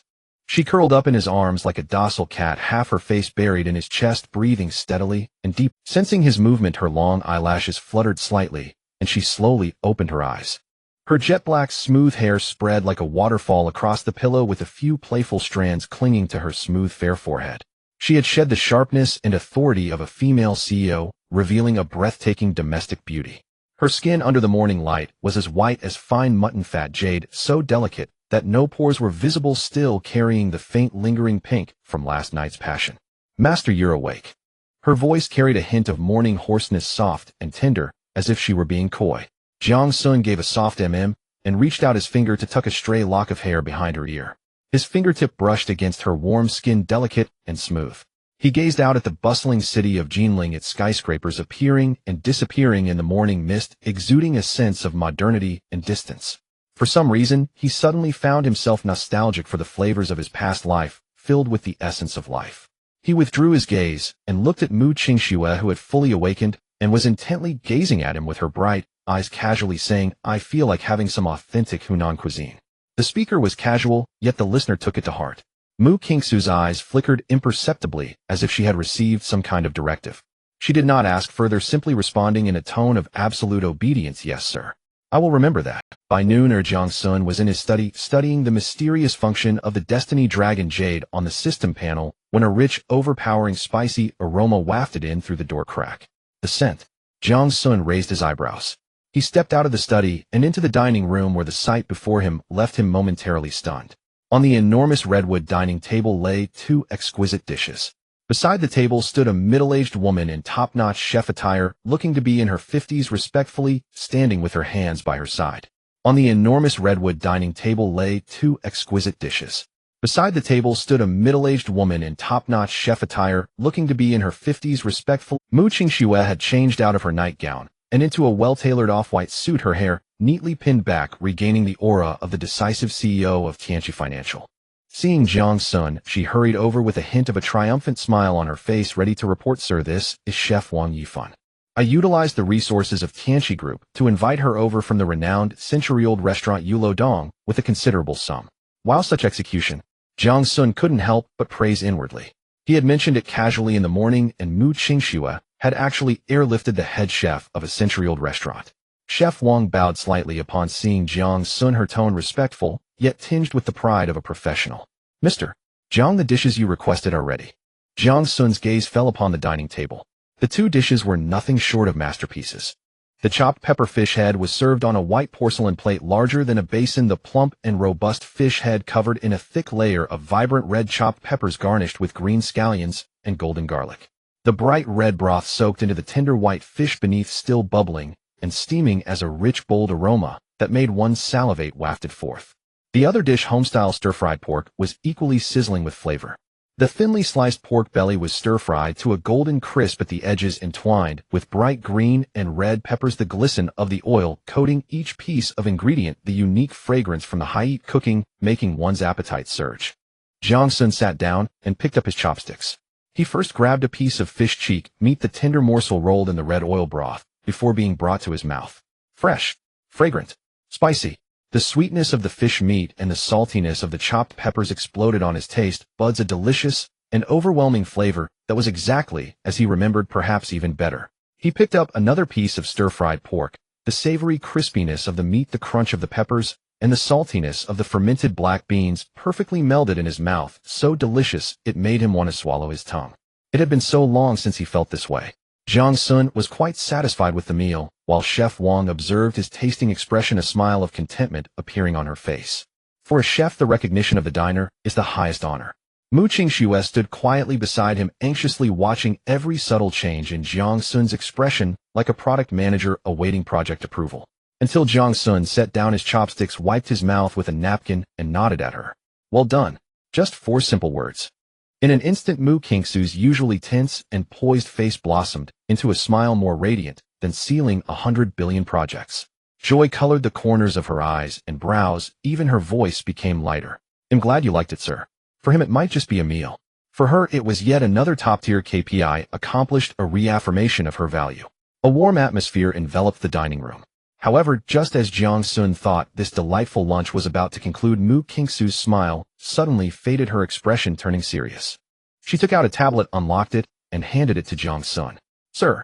Her tone shifted back to that of the reporting CEO. Regarding the stamina recovery agent you mentioned earlier, I worked overnight to draft a preliminary commercialization plan for your review. She turned the tablet screen towards Jiang Xun, revealing a well-crafted, logically clear presentation. I've already used a diluted solution as a sample and approached several board members. I didn't directly tell them what it was, just hinted that it was a life essence obtained through special overseas channels that could restore vitality. Mu Qingxue's speech was steady, but each word exuded strong confidence and control. Initially they were skeptical, but after witnessing the sample revive a dying orchid in half an hour, I leveraged their greed and urgency to compel them to unconditionally support my proposed Tianqi future proposal at the board meeting the day before yesterday. In return, I provided each of them with a small vial of the diluted solution. She swiped the screen and a recently approved proposal document appeared. This proposal granted me absolute control over all investments in the biotechnology sector for the next 5 years, clearing the first obstacle for our subsequent plans. Having finished her report, she slightly bowed, awaiting Jiang Xun's judgment. Jiang Xun looked at her, at the flicker of wisdom and ambition in her eyes, and nodded in satisfaction. She was indeed a perfect executor, even exceeding his expectations. Not only did she execute, but she also understood how to leverage her trump card for greater benefits. Very good. Jiang Xun's praise caused Mu Qingxue's breath to hitch. But then Jiang Xun shifted his tone. However, your vision is still too narrow. Mu Qingxue suddenly looked up, a hint of astonishment flashing in her eyes. Jiang Xun extended a finger, gently tapping the tablet screen, producing a light tap-tap sound. Selling medicine. He chuckled, his smile holding a hint of amusement and condescension. While he indeed lacked extensive business experience, he had read plenty of novels in his past life. He might not excel in specific execution, but discussing grand theories was well within his grasp. This is the most inferior approach. Mu Qingxue, what I gave you is not a commodity, it is a key. Mu Qingxue's pupils slightly constricted as she held her breath, fully focused on listening. Jiang Xun leaned forward slightly, his deep gaze seemingly capable of penetrating her soul. We do not sell medicine. We intend to use it to establish a club. The world's premier private health club. The entry threshold is not money. Jiang Xun's voice was calm, yet carried an undeniable charm. It is the equity of Tianqi Financial. Boom. These words were like a thunderclap resonating in Mu Qingxue's mind. She instantly understood Jiang Xun's intention. This was no longer a business plan. This was a bloodless plunder. Jiang Xun looked at her shocked expression, and a deeper smile crept onto his lips. Those old guys, they have money and power, but what are they most afraid of? Afraid of losing vitality. What you need to do is use this hook named eternal life to gradually reel in the power and shares they hold dear as life itself. I want you to take this opportunity to cleanse the entire board without bloodshed. Turn Tianqi Financial into your own kingdom. Jiang Xun leaned back against the chair, his tone regaining a languid quality. I want you to become the only true queen of Tianqi Financial. Mu Snow stood there dazed, her body trembling slightly from extreme shock and ecstasy. She looked at the man before her who sat there lazily, as if discussing a trivial matter. Yet the blueprint he casually sketched was a terrifying hunt capable of overturning the entire elite society of Jinling. She thought she had already reached the pinnacle of the pyramid, but in front of this man, she realized she was merely gazing up from the foot of the mountain. Shivers. Then an unparalleled ecstasy. The iceberg in her eyes completely melted, replaced by a blazing flame of fervor to follow the divine and conquer the world. Yes. Mu Snow suddenly bowed deeply, her voice trembling slightly with excitement. Sir, I understand. She immediately turned around and began to swiftly pack her things, preparing to overturn all previous plans and formulate a brand new hunting plan that would make the entire Jinling tremble according to Jiang Xun's will. Watching her determined figure, Jiang Xun smiled in satisfaction. At that moment his phone on the table vibrated gently. The screen lit up with a new message. The sender was Wenwan. Jiang Xun opened it, and a line of elegant text caught his eye. Young master, do you have time tomorrow? I would like to invite you to Yayin Pavilion to taste my newly acquired Longjing tea before the rain. Wenwan's invitation was like a gentle breeze dispersing the bloody scent of equity, plunder, and conquest from Jiang Xun's mind. He had just sent Mu Snow, the energized female CEO, away and was reminiscing about Qinlan's tearful and scolding demeanor after being utterly defeated in the boxing ring. Good heavens, this girl is more impressive than the last one. Jiang Xun stretched lazily, feeling like a player who had just completed 2 high-difficulty quests and needed to return to town to rest. And Wenwan's Yayin Pavilion sounded like the perfect place to unwind. Yayin Pavilion was nestled in a secluded corner of Jinling University, far from the main road, hidden deep within a lush bamboo forest. There were no flashy signs, only an ancient wooden door with a winding bluestone path in front that seemed to isolate the hustle and bustle of the world. Jiang Xun pushed open the slightly ajar wooden door, and a rush of fresh air mixed with bamboo leaves and a faint sandalwood fragrance greeted him, invigorating his spirit. The courtyard was small, but exuded craftsmanship everywhere. A clear spring flowed gently down from a rockery, pooling into a small pond, where a few red koi swam leisurely. And beneath the main hall's eaves a figure had long been waiting. Jiang Xun's footsteps involuntarily slowed. Wenwan today seemed like a fairy who had walked out of a Song Dynasty ink painting. She had changed out of the stunning moon-white qipao from that day and donned a more elegant silk tea outfit, also in moon-white, but devoid of any unnecessary patterns or embellishments. Only the soft luster of silk flowed in the light. The loose cut made her appear even more slender and ethereal, the ankle-length hem swaying gently with her cascading long hair was simply pinned up with a single wooden hairpin, revealing her long fair neck and exquisite earlobes. She wore no makeup. Her plain face beneath the dappled shadows of the bamboo grove was breathtaking. Her voice was like pure spring water, cleansing the ears. Jiang Xun nodded and sat down on the cushion opposite her. She was like the Yayin Pavilion itself, tranquil, elegant, possessing a magic that slowed time. Young master, you have arrived. Her voice was like pure spring water, cleansing the ears. Jiang Xun nodded and sat down on the cushion opposite her. Wenwan did not engage in any unnecessary pleasantries, merely smiled at him before focusing on arranging the set of purple clay tea utensils before her. Her movements were in themselves a form of supreme art. Warming the pot, rinsing the cups, appreciating the tea, adding the tea. Each step flowed seamlessly, filled with a sense of ritual, gentle and focused, as if her eyes contained only this tea table and this handful of tea leaves. As the boiling spring water poured high into the pot, a refreshing aroma of bean curd instantly filled the air. It was the finest Longjing tea before the rain. She poured the first brew over a teapot, then filled 2 small white porcelain tasting cups with the second brew of amber clear tea. She presented 1 cup to Jiang Xun with both hands. Young master, please enjoy. Jiang Xun picked up the teacup, the temperature of the cup's wall, just right. He took a sip. A fresh and mellow flavor instantly bloomed on his tongue, then transformed into a lingering sweetness that slid down his throat. It felt as if he had consumed an entire spring from Jiangnan. All worldly disputes and calculations became distant and unreal in that moment. He reveled in this rare tranquility and also enjoyed the company of this fairy-like beauty before him. It was a different kind of ultimate spiritual pleasure, distinct from physical conquest. Good tea, Jiang Xun genuinely praised. Wenwan's eyes lit up, a faint smile gracing her lips like a child receiving the highest praise. As long as young master likes it. The two sat quietly across from each other, occasionally chatting about music and tea culture, the atmosphere calm and beautiful. Jiang Xun even thought that if this could continue indefinitely, it wouldn't be so bad. However, just as this tranquil beauty reached its peak, a boisterous, vibrant voice unexpectedly burst in from outside the courtyard, instantly shattering this beautiful scene. "Oh my gosh, why do I smell something?" Before the words faded, a fiery red figure rushed in, energetic. "Sun Gu, what fun things are you secretly up to? That's not fair." The newcomer was Su Qingyu. She seemed to wear an entire spring on her body, a fiery red Chanel new dress, making her already fair skin appear even more radiant.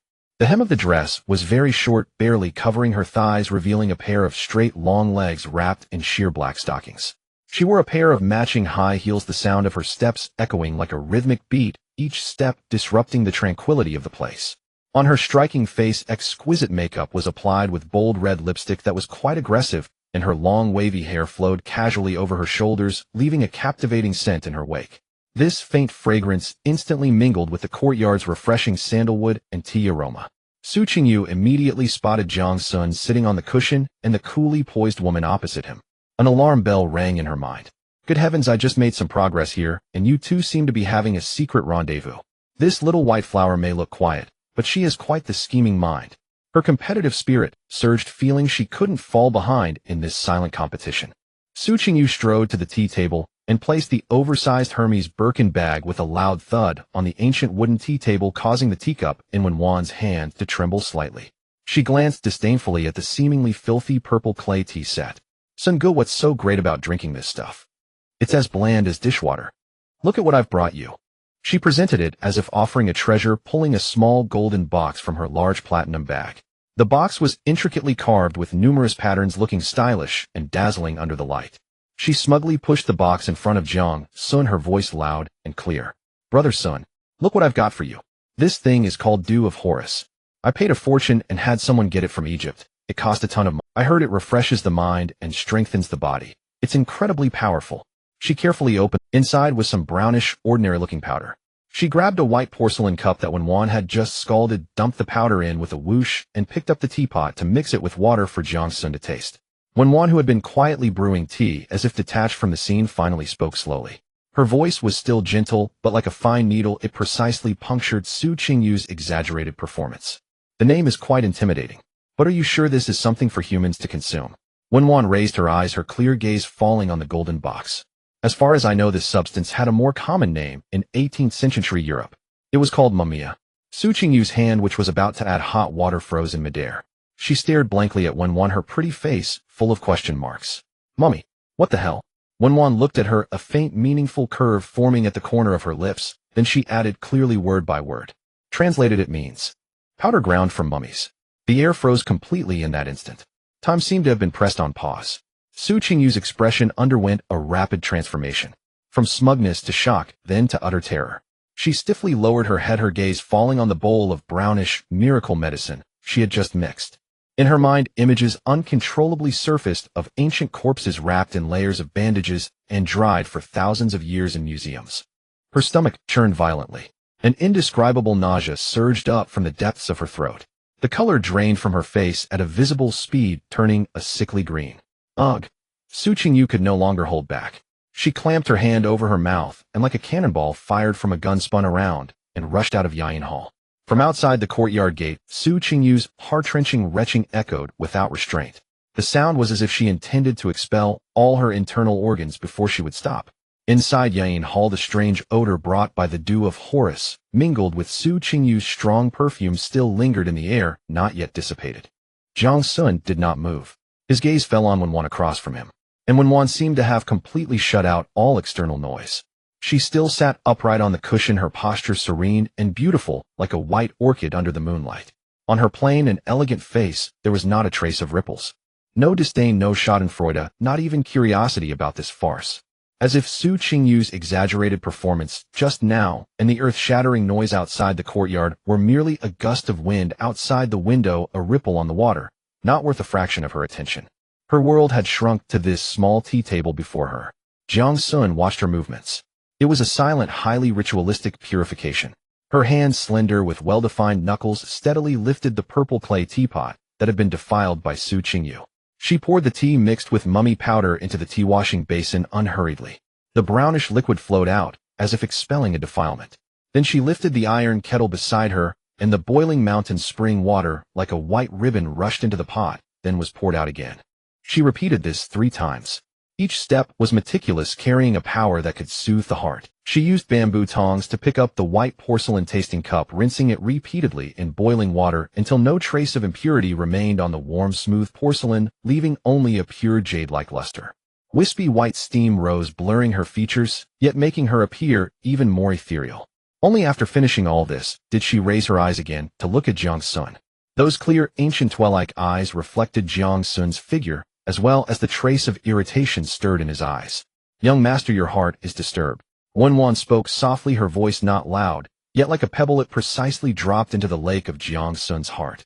She did not comment on Su Qingyu's foolishness, nor ask about Jiang Xun's feelings. She merely stated a fact she had observed. The clamor of the outside world is, after all, but a mirror image and a moon's reflection, disturbing one's mind. With one sentence, she defined Su Qingyu's grand offensive as a worthless, illusory bubble. Jiang Xun picked up the warm cup of plain water before him and took a sip. He looked at Wenwan. This woman never competed, never demanded. She was like this Yain Hall, standing quietly here. If you come, she brews tea and plays the zither for you. If you don't come, she brews tea and plays the zither for herself. She disdained to please with material things, and even more disdained to seduce with her body.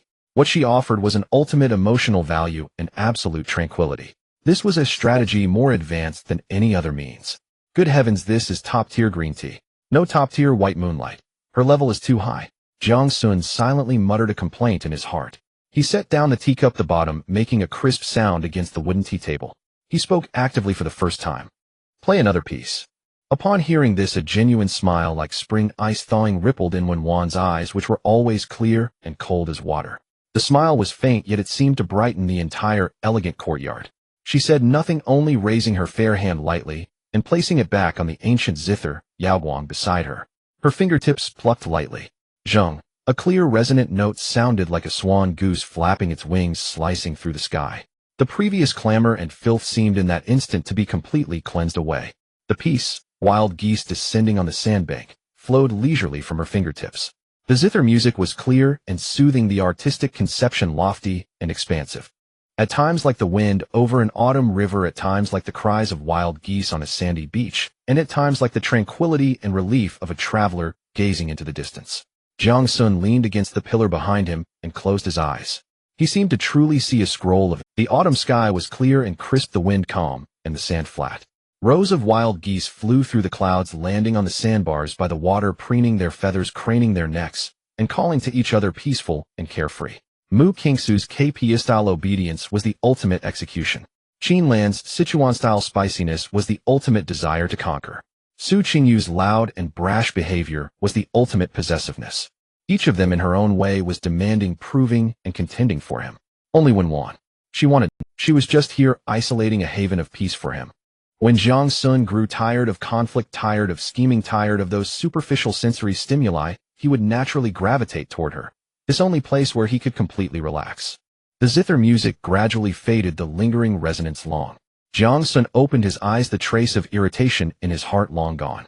He looked at Wenwan, at her peaceful, beautiful profile under the bamboo shadows, and for the first time, he clearly realized. This woman was irreplaceable. The lingering resonance of the zither had yet to fade when Jiang Xun's phone, tucked deep in his pocket, vibrated softly, and most inconveniently. He pulled it out and glanced at the screen. A formal text message from the office of Jinling University. Dear student Jiang Xun, in light of the considerable attention you have attracted on campus, and to safeguard your personal safety, as well as uphold normal academic order, the university has decided to assign you a dedicated security detail. For further details, please consult Professor Qin Lan of the School of Physical Education. Jiang Xun read the message, his brows lifting faintly. A dedicated security detail. Qin Lan. An image flashed through his mind. Qin Lan's sharp, commanding face etched with perpetual impatience, and a subtle smile tugged at the corner of his lips. This university life, it seemed, was growing ever more intriguing. Meanwhile, on the third floor of Jinling University's gymnasium, the atmosphere in Professor Qin Lan's office hung heavy as molten lead. The air mingled antiseptic sterility with the faint musky tang of sweat, the unmistakable scent of athletic rigor. Lin Xiaoyang and Lin Wanqing sat side by side on the guest sofa, rigid as upright spears, two students awaiting judgment. Opposite them, behind her desk, sat Qin Lan. her presence coiled like a panther ready to pounce. Today she wore not her signature equestrian attire, but a sleek black Adidas Elite training ensemble.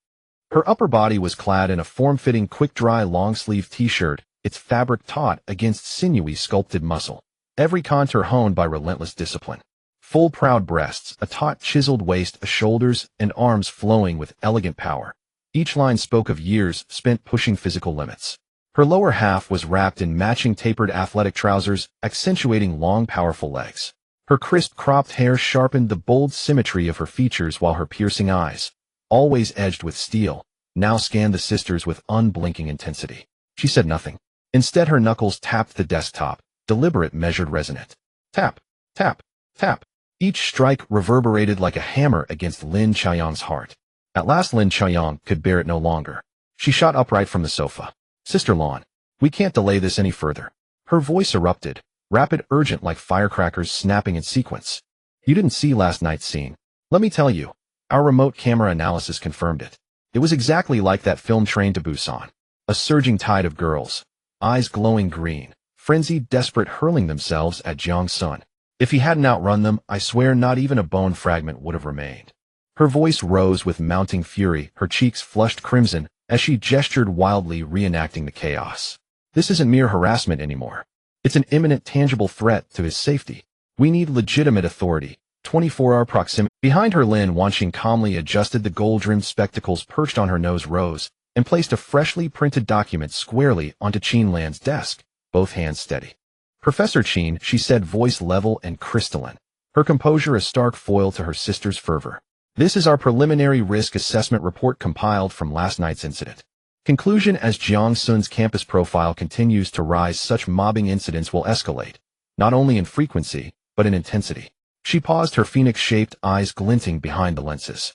We require long-term, legally sanctioned operational authority within campus grounds, and conditional access authorization to his residence if exigent circumstances arise. A silence fell, thick and suspended. Qin Lan snatched up the report, skimmed 2 pages, then slammed it down with a sharp percussive crack. The sound jolted Lin Chaoyang backward. Damn it all. Qin Lan surged to her feet, raw Sichuan dialect erupting fierce and unfiltered. Have these girls lost their minds? Acting like they've never laid eyes on a man, shaming Jinling University to its core. Her chest heaved, anger burned hot. Not just at the erosion of campus decorum, but with something deeper, fiercer, the primal protective fury of a guardian whose cherished charge had become prey. She paced twice across the room, then halted abruptly, fixing the Lin sisters with a slanted, razor-sharp gaze and a cold, knowing smirk. You want my help? Fine. Her tone dropped, icy and abrupt. But why on earth should I? Lin Chaoyang lunged forward, desperate. Sister Lan, this is an official directive from above. Directive? Qin Lan scoffed, jabbing a finger at the report. All this convoluted jargon, I can't decipher it. What I do know is this: you two are cunning as foxes. One swift as a monkey, the other sharp as a scalpel. She leaned forward, palms planted hard on the desk, her stare locking onto theirs, a wave of sheer suffocating pressure rolling off her. I'll help you, but you'll help me first. Her voice lowered, commanding, unyielding, and beneath it something warmer, almost feverish, shimmered. Help me devise a strategy to win over Jiang Xun. She paused, searching for the perfect word. To secure him. The final 2 words landed like iron weights. The air froze solid. On the sisters' faces identical expressions bloomed, stunned, slack-jawed, utterly synchronized. Seconds later, Lin Chaoyang's slow-processing mind finally caught up. Whoa, Sister Lan, you're crushing. The moment the words escaped, she clapped both hands over her mouth, wide round eyes brimming with terror and sudden dawning kinship. Qin Lan's face flared crimson. Crush? Nonsense. This is pure tactical necessity. Don't you know the ancient maxim? Know your enemy, know yourself, and victory is assured. Neither sister could have imagined it. This stern, upright, impeccably disciplined professor, this paragon of order and strength, their trusted ally, harbored designs on their very target. And those designs were startlingly direct, startlingly bold. Lin Wanxing's body locked rigid. Instinctively, she raised a hand to adjust her non-prescription spectacles, but her fingers trembled midair. Her head throbbed. The mission's complexity had far surpassed her initial assessment. Watching the sisters' thunderstruck expressions, Qin Lan regained her composure. She sank back into her chair, arms crossed, calm, resolute, waiting. Silence stretched, tense, absolute, for 30 seconds. Then Lin Wanxing stirred, breaking free from petrification. Her mind raced, recalibrating the situation at lightning speed. Threat, yes. but also up. She drew a slow, steadying breath, then adjusted her glasses, this time with practiced poise. Gazing at Qin Lan, the ice-cold classical beauty's face shifted, revealing for the first time the focused, analytical expression of a seasoned product manager reviewing specifications. Professor Qin, her voice low and precise, instantly restored order to the fractured atmosphere. Logically speaking, securing him is an imprecise concept, lacking clear definition or quantifiable metrics. Qin Lan blinked, bewildered. What? Lin Wanxing ignored the question, continuing her analysis. To achieve this ultimate objective, we must decompose it into discrete, actionable phases, each with a meticulously designed execution plan. Qin Lan stared, baffled. What in the world are you talking about? Speak plainly. Lin Wanxing pushed her glasses upward. Simply put, your straightforward approach is profoundly inefficient. Professor Qin, do you truly believe men today struggle to find wives? Her tone remained calm, yet each word struck like a blade. A gender ratio of 1 man to 10,000 women sounds like paradise for women. But have you calculated the other side of that equation? Suppose 1 man driven mad marries 100 wives, non-stop day and night his entire life. That still means only 100 women, just 1%, out of every 10,000 will ever claim a husband. The remaining 9,900, they remain unwed, utterly, irrevocably single. The air in the office seemed to have been drained by her words. Lin Xiaoyang's mouth hung open in an O shape, unable to utter a single word. Qin Lan's anger was rarely suppressed, her brows tightly knitted. Lin Wanxing continued to state the cruel truth of this world in her emotionless tone. So do you think men would take just anything when hungry? Wrong. They are more selective than any emperor. Those like Mu Qinxue with a fortune of billions, stunning looks, and willing to kneel down to change your slippers are just entry tickets. Those like Su Qingyu, full of tricks and capable of turning life into a duet, are bonus points. Those like Wenwan, who are neither competitive nor aggressive and can provide you with top-tier emotional value, are rare gems. What they compete over is not just economic conditions, appearance, and work capabilities. What they compete over is emotional stability, whether they can provide emotional value, and even. Lin Wanxing paused, her gaze sweeping over Qin Lan's face, which was filled with dissatisfaction. Whether they can get along harmoniously with other sisters, which directly relates to the peace of the male master's family life. Look at yourself. Aside from being able to fight, what else do you have? Do you think Jiang Xun lacks a bodyguard or a sparring partner? This series of questions struck Qin Lan like a dozen icy daggers, leaving her speechless. For the first time, she realized that her pride and her strength and fierceness might be worthless in this cruel marriage market. Seeing the defeat and confusion ignited in Qin Lan's eyes, Lin Wanxing knew the groundwork was laid. So we need to complete the first step. You need a reason for continuous, deep interactions with the target that won't provoke their aversion. Upon hearing this, Qin Lan's previously impatient expression instantly brightened. The sparkle in her eyes resembled a hungry wolf spotting its prey. She unconsciously sat up straight, leaning forward, her face written with eagerness. Oh, tell me more. After leaving the Yayin pavilion, Jiang Xun still savored the rare tranquility in his heart. As evening approached, his phone screen lit up with a message from Wenwan. The moonlight is beautiful tonight, and I have prepared some light wine and simple dishes by the lakeside. I wonder if the young master would like to chat. The Wonking Pavilion by the lake was even more secluded than the Yayin Pavilion, hidden behind a dense bamboo grove, as if forgotten in a corner beyond the mundane world. The courtyard door was slightly ajar. As Jiang Xun pushed the door open, he saw a small courtyard with a blue stone-paved floor. In one corner stood an ancient well with moss growing around it. In the center of the courtyard stood a rustic stone table and 2 stone stools, simple, yet devoid of any mundane atmosphere. The moonlight poured like water into the courtyard, illuminating the figure quietly standing beside the stone table. Jiang Xun involuntarily slowed his steps. Today, when Wan had shed the coldness of her teaching days and the ethereal aura of the Yayin Pavilion, changing into a simple home outfit. It was a light purple silk long shirt without any complex patterns. Only under the moonlight did the fabric subtly ripple, with her breath reflecting a warm jade-like luster. The loose fit made her appear even more delicate and fragile. The hem of her dress, brushing against her ankles, swayed gently in the evening breeze, as if it would take flight at any moment. Her cascading hair was not tied up with a wooden pin, but casually fell down her back, a few strands lifted by the night wind brushing against her fair cheek. She wore no makeup. Her plain yet elegant face under the cool moonlight radiated a breathtakingly genuine beauty. Her skin was as delicate as freshly fallen snow, easily breakable, her lips a natural light pink, and her eyes, always clear like an ancient well, now appeared veiled in a layer of mist under the moonlight, enchanting and captivating. She stood there quietly, perfectly merging with the moonlight, the courtyard, and the bamboo grove like a silent poem, a painting that breathed. "Young master, you have arrived." Her voice carried the gentleness of the moonlight.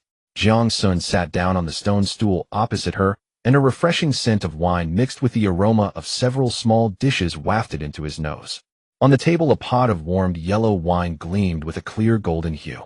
A few exquisite small dishes, a plate of fennel beans, a bowl of cold bamboo shoots, and a small bowl of steamed river fish, all delicately simple. "Knowing you dislike noise, I took the liberty to invite you here." When Juan poured him a glass of wine, her movements gentle, the liquid in the cup rippling not a single wave. "This place is wonderful." Jiang Xun lifted the cup, feeling the warmth radiating from its wall. She did not look at him, only gazing at the bright moon in the sky, her voice soft, as if afraid to disturb the moonlight. "Tonight is the night of the full moon. In 3 days it will be the autumn equinox." The ancients said that during the autumn equinox they worshipped the moon deity, seeking reunion and peace. Her words were neither many nor profound. Yet like a key with a click it unlocked a long-forgotten corner of Jiang Xun's memory. In his past life, facing the pressures of study and life, who would care whether the moon was full or waning, or whether the seasons were early or late? Those things felt as distant as relics from another civilization. Yet now this woman was softly handing him back the world he had forgotten. Jiang Xun suddenly realized that her knowledge was entirely different from Mu Qingshu's financial reports, Qin Lan's tactics, and Su Qingyu's jokes. It was a kind of useless usefulness. It could not be exchanged for money, could not fight, and could not bring a hint of worldly benefit. Yet it could make a weary, rusty soul soft again. He felt that the hollow shell of his past life was gradually being filled by the moonlight, the scent of wine, and the woman's voice. It was a kind of solace, a silent nourishment that reached deep into the soul. Only the rustling of the bamboo leaves in the evening breeze and the chirping of unknown little insects in the distant grass could be heard. Jiang Xun took a sip of wine, warm and mellow, with a hint of elusive sweetness sliding down his throat, instantly spreading warmth throughout his limbs. He looked at Wan before him. This woman possessed a strange charm that could instantly pull one out of the restless reality. Beside her there was no need for calculations, no need to conquer, not even to think. Just sitting quietly allowed one to feel an extreme sense of peace. After 3 rounds of drinks, a charming blush quietly adorned Wan's already fair cheeks, like fine white porcelain gently tinted by the finest rouge. Her gaze grew increasingly dreamy, as if holding a pool of spring water. She stood up, lifting the wine jug, wanting to refill Jiang Xun's cup. Perhaps it was the effect of the wine, or perhaps her mind was already in disarray. Her foot wobbled slightly, losing balance and falling to the side. "Ah!" A short gasp escaped her lips, yet it had not fully left her mouth. Jiang Xun, quick-witted and swift, extended his long arm, firmly supporting her delicate lower back, just as her body was about to collide with the stone table. Through the thin layer of silk fabric, he could distinctly feel the astonishingly tight and elastic sensation beneath the cloth.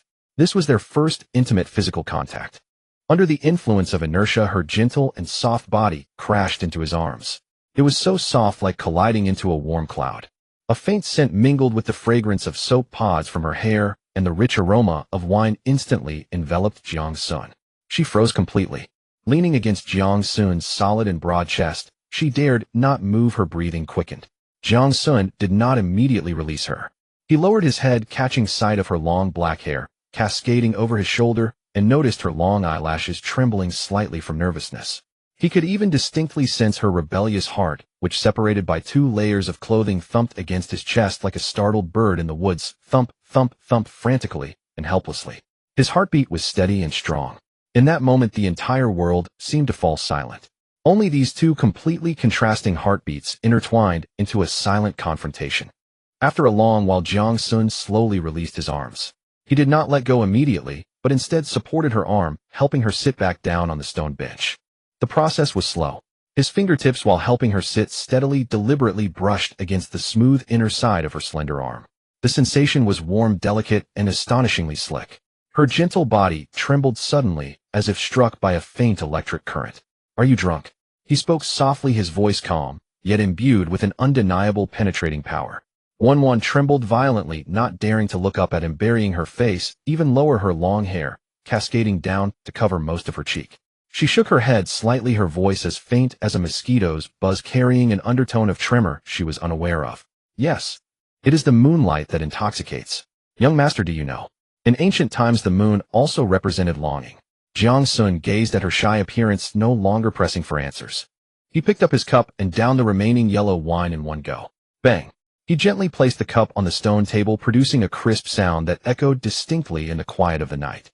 Then amidst Wenwan's astonished gaze, he extended his hand, grasping her trembling hand that rested on her hand was cool and very soft, like a boneless piece of cool jade.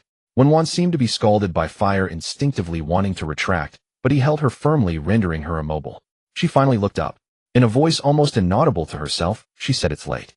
Will you take me inside?" Jiang Xun, however, seemed not to hear, merely using his thumb to gently stroke the soft back of her hand. The gesture bore no aggression, but carried an irresistible will. Wenwan finally spoke again, her clear voice cutting through the stillness of the night, reaching his ears. "Will you take me inside to sit?" This was not a question. It was a statement. Only then did Jiang Xun release her hand and stand up. Wenwan followed suit, turning and stepping with somewhat unsteady steps towards the two-story small building that appeared particularly tranquil under the moonlight. She did not look back, yet she could distinctly feel Jiang Xun's gaze like an invisible brand pressed tightly against her back. Creak! The ancient wooden door was pushed open and gently closed behind them. The sound of the door hinge turning seemed to mark a pause in this silent confrontation. At the moment the door closed, the moonlight from outside, the chirping of insects, and the rustling of the bamboo forest were all cut off. Inside there was a hazy darkness. Only a calming and ethereal sandalwood fragrance mixed with the unique scent of Wenwan akin to orchid lingered at the tip of the nose, forming a soothing and intoxicating aroma. Jiang Xun did not turn on the light. He merely relied on the faint moonlight filtering through the intricately carved wooden window to gaze at the woman before him. Then he reached out his hand. Wenwan's body trembled suddenly, but she did not shy away. Jiang Xun gently pulled her back pressed against the cold door panel with no escape. She closed her eyes in nervousness, her long eyelashes trembling like the wings of a startled butterfly. She could hear her heart thumping like a drum, louder with each beat, as if it were about to leap out of her chest. Jiang Xun did not rush to take. He raised his hand, using his warm fingertip to gently caress her smooth forehead, tracing down her furrowed brow and gliding across her delicate nose. Finally, his fingertip lingered on her slightly parted, glistening lips, which were trembling from nervousness. The sensation was as gentle as a feather, yet it also carried a burning warmth. "Open your eyes and look at me." Jiang Xun's voice was deep, infused with a magnetic quality that resonated in her ear. Wenwan's body trembled again. Obediently, she slowly opened her eyes. In the hazy interplay of light and shadow, she gazed into his eyes, deep as the night sky. She saw her own reflection, one that was utterly lost, tinged with confusion and helplessness. In the next moment, Jiang Xun leaned down and kissed her. This kiss began gently, filled with hesitation, like a spring breeze brushing over a lake, creating ripples. He patiently and meticulously traced her lips. Wenwan's body shifted from rigidity to gradually softening. Clumsily and awkwardly, she attempted to respond. Jiang Xun no longer restrained himself. The night grew deeper. The moonlight retreated from the window, plunging the room into a more profound darkness and silence. In the air, the calming sandalwood fragrance seemed to be enveloped by a more primal and intense aroma. Uncertain how much time had passed, Jiang Xun opened his eyes, holding a soft, jade-like body in his arms. He lowered his head to look. The jade-like figure in his embrace had long lost her previous coolness and composure, replaced by a layer of rosy hue resembling the blush after rain spreading from her cheeks to her long neck. Her usually clear eyes, as deep as an ancient well, were now tightly shut with droplets of undried tears hanging on her long eyelashes, yet the corners of her mouth bore a light, relieved smile. Curled up in his embrace, she resembled a weary bird that had finally found its harbor, sleeping peacefully and quietly. Jiang Xun's gaze drifted over her to the pair with chair not far away. The light purple silk long gown along with the inner garments were neatly folded, as if they had been taken off not in the whirlpool of passion, but in the midst of a solemn ritual. Jiang Xun's heart softened inexplicably. This woman, even in such moments, stubbornly retained her unique grace and elegance embedded deep within her bones. It was this uniqueness that made her so alluring. Just then, the familiar system notification sound echoed in Jiang Xun's mind. Congratulations, host, for completing a deep emotional connection with the special character. Wenwan, increasing affection level to 80, heart has an owner. Family reputation 2000. Congratulations, host, for gaining a special reward passive skill, Calm Aura. When the host is near Wenwan, the speed of mental recovery is increased by 50 and resistance to negative emotions is increased by 30. Jiang Xun was stunned. It was the first time he had received a special skill reward that was neither reputation nor item-based. Calm Aura. He carefully sensed it. In his body, the fatigue and excitement left over from the fierce battle seemed to be swiftly smoothed out by a gentle force. He sank into an unprecedented ultimate state of relaxation and tranquility. Mu Qingxue was his sword cutting through thorns and paving the way for him. Su Qingyu was his wine spicy and stimulating, able to alleviate the monotony of life. And when Jiang Xun looked down at the woman peacefully sleeping in his arms, feeling a clear definition arise in his heart for the first time. She was his spring. She was the only hot spring where this high-speed war machine could stop after countless battles and strategies undergoing deep maintenance and repair. Her worth could not be measured by money nor assessed by combat power. What she provided was a resource scarcer and more precious than any material: serenity. This woman was irreplaceable. He extended his hand, gently tucking a strand of hair that had fallen on her cheek behind her ear. The warm sensation from his fingertips deepened the smile at the corners of his mouth unconsciously. The jade-like beauty in his arms slept peacefully. At the tip of his nose lingered the scent of sandalwood mingled with the warmth of her body. Jiang Sun's heart had never felt so empty, nor had it ever been so still. It was as if a gentle snow had washed away all dust and fiery temper. He half reclined on the soft sofa in the bedroom, and with a flicker of thought summoned the system panel. Divine Clan Leader System. Current clan reputation, 90-50. This feeling was akin to looking at a bank account after a year of hard work only to find a hefty year-end bonus deposited. The only difference was that spending this money was far more satisfying. System, open the lottery wheel. Ding. The ordinary lottery wheel has been activated. Do you wish to start the draw? Yes, Jiang Xun said languidly. Use all of it. One go. He couldn't even be bothered to watch the rapidly spinning wheel. He simply closed his eyes and listened to the incessant chimes echoing in his mind like the sound of a slot machine hitting jackpot. Ding. Congratulations, host, you have received 500 yuan in cash. Ding. Congratulations, host, you have received a small stamina restorative X1. Ding. Congratulations, host, you have received racing driving skill fragment X1. A barrage of notifications flooded the screen, and the 9050 points of reputation drained away like water. Only then did Jiang Xun slowly open his eyes to survey the final results. Small stamina restorative, dozens more bottles added. Cash a few thousand yuan scattered here and there, better than nothing. His true target was those gleaming golden skill fragments. Racing driving skill fragment 1010. Pistol proficiency skill fragment 1010. Helicopter piloting skill fragment 810. Silver kidney fighter skill fragment 810. Synthesize racing driving proficiency and pistol proficiency. Ding. Consuming 10 racing driving skill fragments. Synthesizing. Congratulations, host. You have obtained the complete skill book, Racing Driving Proficiency. Ding. Consuming 10 pistol proficiency skill fragments. Synthesizing. Congratulations, host. You have obtained the complete skill book, Pistol Proficiency. Two vast and pure streams of knowledge surged into his mind. The roar of engines, the grip of tires, the optimal entry angle for every curve. The structure of firearms, the calculation of trajectories, the muscle memory of maintaining absolute calm under a racing heartbeat. Jiang Xun rubbed his temples, feeling these abilities as if they were innate, and a faint smile tugged at the corners of his mouth. It was only then that these women saw Jiang Xun's face up close for the first time. From a distance they had only noticed his tall, straight, silver kidney fighter 810. Just 2 fragments short. This damn system knew exactly how to keep a man dangling. The next morning, when Jiang Xun returned to Villa No. 1, he was greeted by a rich, spicy aroma. Mu Qingxue stood before the island counter of the open kitchen, dressed in a well-tailored beige Chanel home suit, her long hair casually pinned up with a sharp clip revealing a stretch of fair, elegant neck. She was no longer the icy business queen. At this moment, she resembled a gentle wife awaiting her husband's return. On the dining table, a delicate breakfast had already been laid out. A steaming bowl of kafengdu fish noodles, the broth a bright red, topped with snowy white fish fillets and emerald green scallions. The pungent fish aroma blended with the fragrance of soybean oil, dominating the entire dining room. Beside it sat a small plate of golden crispy tangyuan baba, sweet and soft. This was an authentic Hunan breakfast, extremely appetizing and intensely passionate. Master, you're back. Mu Qingxue turned around, a perfectly appropriate smile on her face. Yet the moment she laid eyes on Jiang Xun, her pupils contracted almost imperceptibly.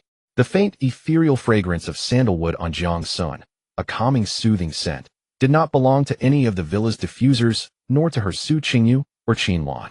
It was a scent of deep tranquility, and the unprecedented satisfaction and relaxation in his brows. It was not the thrill of conquering prey, but a peace and serenity that came from the depths of his soul. It was as if a war machine running at full throttle had finally found a harbor where it could stop for deep maintenance. Mu Qingxue didn't need to ask, she already knew the answer. An unprecedented icy sense of crisis like a deep-sea current instantly swept through her limbs and bones. She realized that all her previous efforts, whether the humble flattery or the meticulously designed role-playing, might have been in Jiang Xun's eyes merely the realm of technique. They were skills services quantifiable KPIs. But when that seemingly aloof, otherworldly woman had given Jiang Xun something she could not, from the realm of the way, that profound spiritual connection was the most lethal threat. This was no longer simple competition for favor, it was a dimension-reducing strike on core competitiveness. Her heart felt as if it were being squeezed by an invisible hand, making even breathing difficult. Yet her face still maintained a perfect smile. "Master, please enjoy your breakfast." She pulled out the chair for Jiang Xun, her movements graceful and impeccable. At lunchtime the atmosphere shifted dramatically. Mu Qingxue made no further mention of romantic matters. She changed into a black suit skirt, her hair meticulously pinned up, a pair of gold-rimmed glasses perched on her nose. Once again she became the decisive, ruthless female president of Tianqi Group.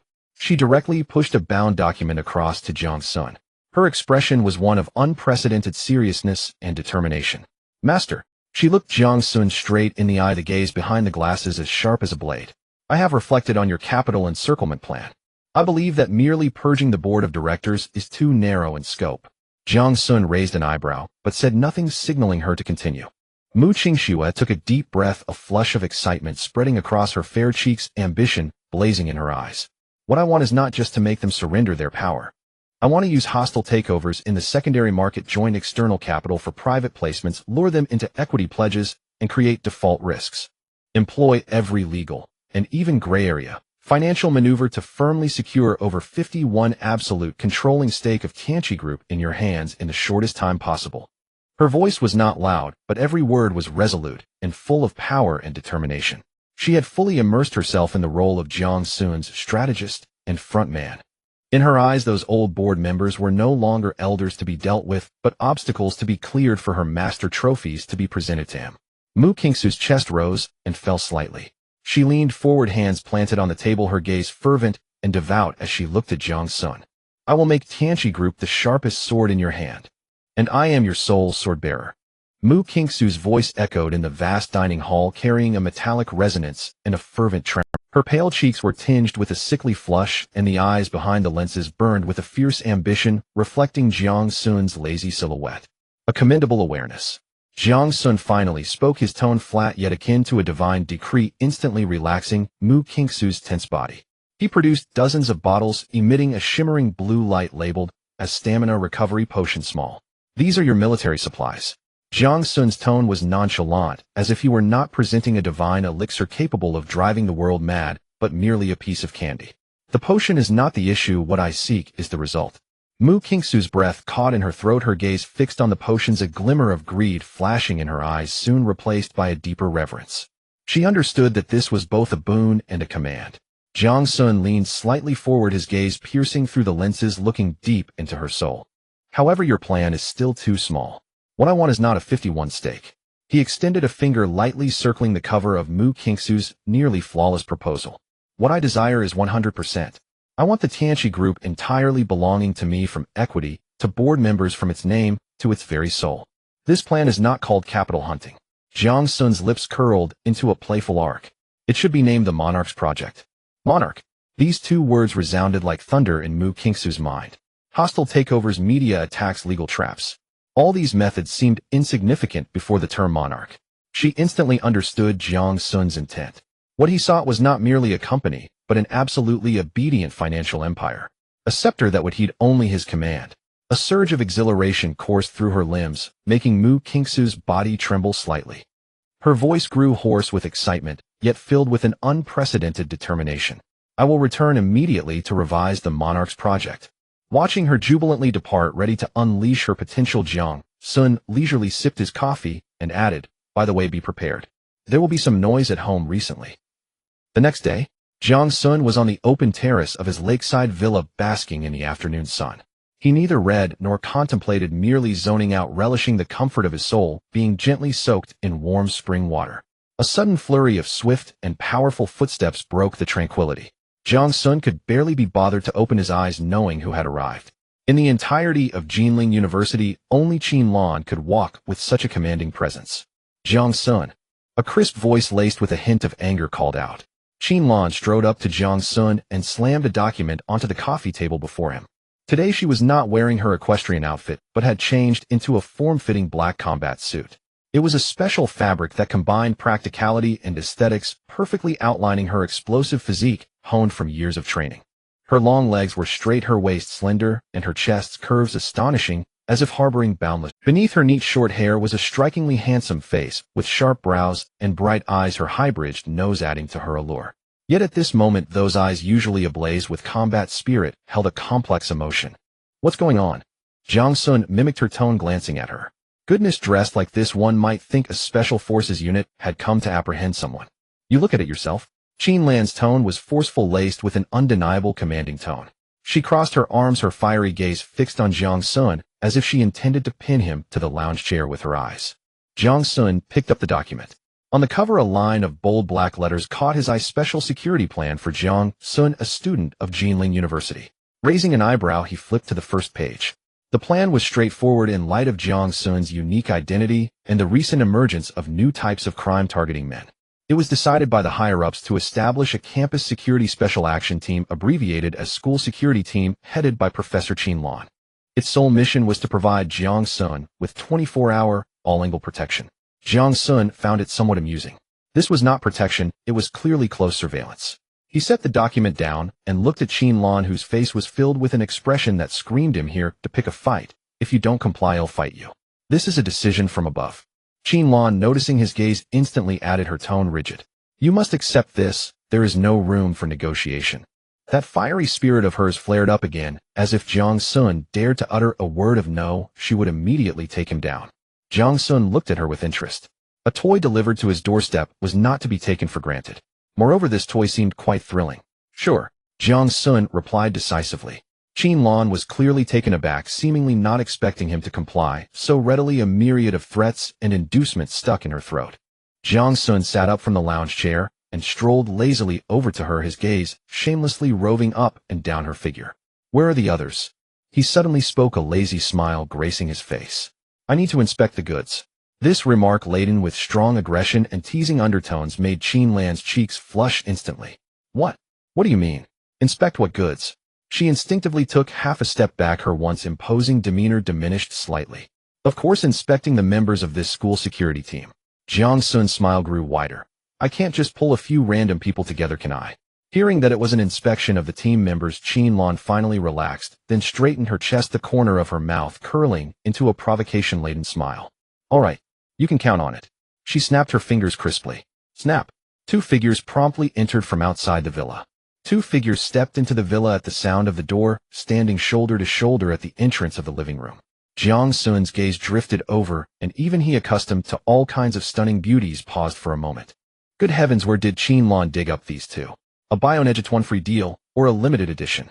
Before him stood a pair of twin sisters, their faces at least 90% identical, yet their temperaments were polar opposites. One like a summer hearth, the other like a winter sculpture. The one on the left wore a bright yellow one-piece tennis dress, the kind female tennis players favored, with minimal fabric, but bursting with energy. Her long legs were straight and well-proportioned, bearing the athletic lines of someone who exercised regularly. Her skin was a sunny wheatish tone, glistening under the light with a thin sheen of sweat. Her hair was tied in a high ponytail that swung with every movement, making her look like a freshly picked orange, exuding a pleasant youthful scent mingled with sweat and citrus shower gel. On her small face, a pair of round, sparkling eyes brimmed with curiosity, darting around to take in every detail of the villa, from the expensive carpet to the crystal chandelier, her mouth nearly forming an O. A total attention seeker. But the one beside her presented a completely different picture. She was dressed in a pure white long-sleeved quick-dry t-shirt and gray athletic pants wrapped up so tightly that even her ankles were hidden. Her jet-black silky hair was combed back neatly, and a pair of thin gold-rimmed glasses perched on her nose. Behind the lenses, her narrow phoenix-shaped eyes were as calm as a deep pool. Her skin was a cool pale white from rarely seeing the sun. Her face, a classical beauty, was undeniably pretty but utterly expressionless. One hot as fire, the other cold as ice. Jiang Xun had already mentally tagged these 2 new toys. "Let me introduce you." Lan cleared her throat, finally regaining some of her captain's composure from the earlier embarrassment. Pointing at the twins, she spoke with a hint of pride. Lin Xiaoyang, Lin Wanqing. Exchange students from our sports department. From now on they'll be your personal bodyguards. The Sunlight Girl immediately stepped forward, straightened her back, and snapped a crisp, perfectly executed salute at Jiang Xun. As she raised her hand with a wide motion, the hem of her tennis dress fluttered upward, revealing a breathtaking, "Hello, classmate Jiang. I'm Lin Xiaoyang. Your safety is in my hands from now on. I guarantee you'll feel super secure." Her voice was loud and clear, nearly piercing Jiang Xun's eardrums. Before Jiang Xun could respond, Lin Xiaoyang herself froze. She stared at Jiang Xun so close that his face, handsome beyond measure, 1,000 times more striking than the photo in his file, captured her completely. That skin, that nose, those thin lips, and his lazy posture lounging on the sofa, radiating pure magnetism. Holy moly. This is way too unfair. How can anyone resist this? Oh no. I said it out loud. Lin Xiaoyang clapped her hand over her mouth, her wide eyes filled with panic and mortification. Lan's face darkened instantly, wishing she could find a crack in the floor to shove this fool into. How embarrassing. Utterly embarrassing. Beside her, Lin Wanqing, expressionless, reached out and precisely pinched her sister's waist. Ow! Lin Xiaoyang winced in pain, her body tensing as she barely stifled the yelp.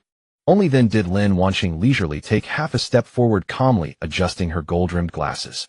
She gave Jiang Xun a slight nod and spoke sparingly. Lin Wanqing. Interesting. One hot-blooded fool, one cold-faced stoic. Lan really knew how to keep him entertained. His gaze slowly swept over the two as if appraising two newly acquired collectibles. Finally his eyes settled on the girl named Lin Xiaoyang. Because her salute had been so vigorous, and on her taut waist Jiang Xun clearly spotted something black with a cold metallic gleam. It was the butt of a gun. The smile on Jiang Xun's lips instantly turned mischievous. He suddenly leaned forward, closing in on the still flustered Lin Xiaoyang, and lowered his voice to a magnetic whisper only the three of them could hear. So this exchange student carries a toy gun with her. The words fell. Time seemed to freeze. The air in the entire living room solidified. The radiant smile on Lin Xiaoyang's face instantly froze, and she stood motionless as if struck by an acupuncture point. Even Lin Wanqing's perpetually icy face showed a slight crack, her hand pausing midair as she adjusted her glasses. Even Lan, standing nearby, felt her heart sink. Damn it. Only the first round, and their secrets were already exposed. No point in playing anymore. Jiang Xun seemed oblivious to the sudden pallor and tension of the three women. He studied the brain-deadened Lin Xiaoyang with amusement, watching her blush from head to toe in her awkwardness, finding it utterly fascinating. He slowly rose from the sofa and took 2 steps forward. His leather slippers made soft clicks on the polished floor, each sound hammering into the hearts of the three. He walked up to Lin Xiaoyang, his lazy yet aggressive aura enveloping the girl. Then he extended his hand. He simply held out his open palm, facing upward before her. That hand was well-defined, with long, slender fingers, skin almost translucent white, and nails neatly trimmed. Perfect, like a work of art. Relax. Jiang Xun's voice carried a teasing smile, deep and magnetic like a cello string plucked in the silent living room. I'm just curious. He paused, his gaze falling on Lin Xiaoyang's trembling lashes, and added, Let me have a play with it. Lin Xiaoyang's mind turned to mush. She had imagined countless scenarios of exposure, being subdued on the spot, dragged to the association, tortured for information. But she never dreamed the reaction would be asking to borrow it for fun. This script was all wrong. She stared at Jiang Xun's face, so close and impossibly handsome, his deep eyes glinting with amusement, as if teasing a spooked kitten. And that outstretched hand. Her professional instincts as a police officer, the discipline of an undercover agent, Lin Wanqing's repeated warnings. All shattered in an instant by the irrepressible fangirl inside her. Her mind went blank. A thought that had lingered for a tenth of a second slipped out, without any filter. Unless... She swallowed, nervously looking into Jiang Xun's eyes, summoning her life's greatest courage. Unless you let me touch you. The words fell. The living room plunged into a silence even more terrifying than before, a dead vacuum-like stillness. If the air had been solidified before now, it was sucked into a void. Puffed. Lan nearly choked on her own blood. She spun around her shoulders, shaking violently, feeling that she had lost all face in her lifetime today. She wanted to crawl into a crack in the floor. No, a crack wasn't enough. She wanted to dig a hole and bury herself right there. Lin Wanqing painfully closed her eyes, raising her hand to cover her face in a gesture of utter despair. It was over. All was lost. Her career had likely reached its end today. The instigator, Lin Xiaoyang, after shouting half a sentence, finally realized what had happened. With a loud boom, a surge of hot blood rushed to her head, and her face instantly turned as red as a boiled shrimp, spreading from her cheeks down to the nape of her neck. It was over. What reckless words had I just spoken? Social death on the spot. Oh no. I accidentally blurted out my true feelings. A desperate wail escaped from the gap of her covered mouth. She wished she could just drop dead on the spot. Jiang Xun retracted his hand, looking at the hot-blooded fool who wanted to shrink into a ball, and finally couldn't help but let out a low, deep laugh. Hee.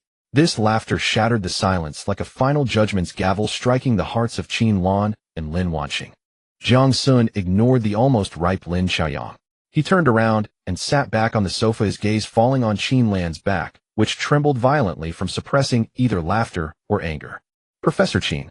He spoke flatly. Qin Lan stiffened, took a deep breath, and slowly turned around, her face a complex mix of embarrassment, anger, and a hint of despair. For my safety. Jiang Xun's tone was serious, as if nothing had just happened, and to not affect the normal learning and living of other students in the school. He paused, his gaze sweeping over the twin sisters, one of whom wanted to disappear on the spot, and the other who seemed to have lost all will to live. Let's do as you say. Qin Lan was taken aback, unable to process. What did it mean to do as I say? What did I even say? Jiang Xun looked at Qin Lan and issued the final, irrefutable decision. Those two. They will move into my villa tonight. In the evening, a sleek black SUV quietly glided to the front of Villa Number 1. The car door opened, and Qin Lan jumped down from the driver's seat. She had changed back into a sharp sports outfit, but her expression was darker than her black combat suit. Hurry up. There's no time for you two to dawdle. She shouted at the back seat, her Sichuan accent filled with uncontainable anger. The back door opened, and Lin Xiaoyang and Lin Wanqing each carried a simple bag, standing at the villa's entrance. What the heck? Lin Xiaoyang looked up at the magnificent building illuminated in the night, mouth agape, as if it could fit a fist. Is this a place for people to live? This is even more impressive than our headquarters.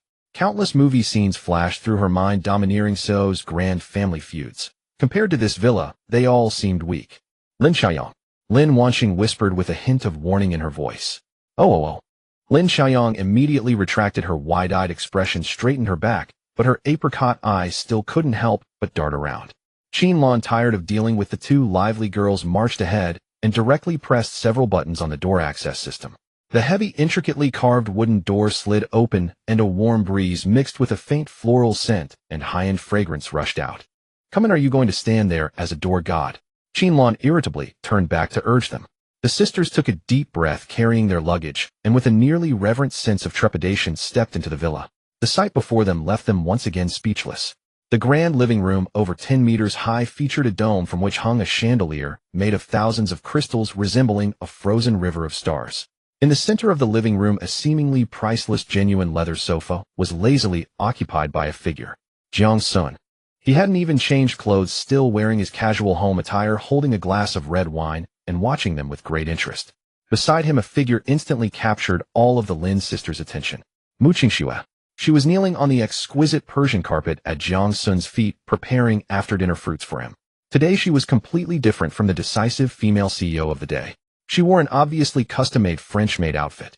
The pure black velvet fabric outlined her curvaceous figure perfectly, with a breathtaking expanse of white carefully wrapped in exquisite white lace.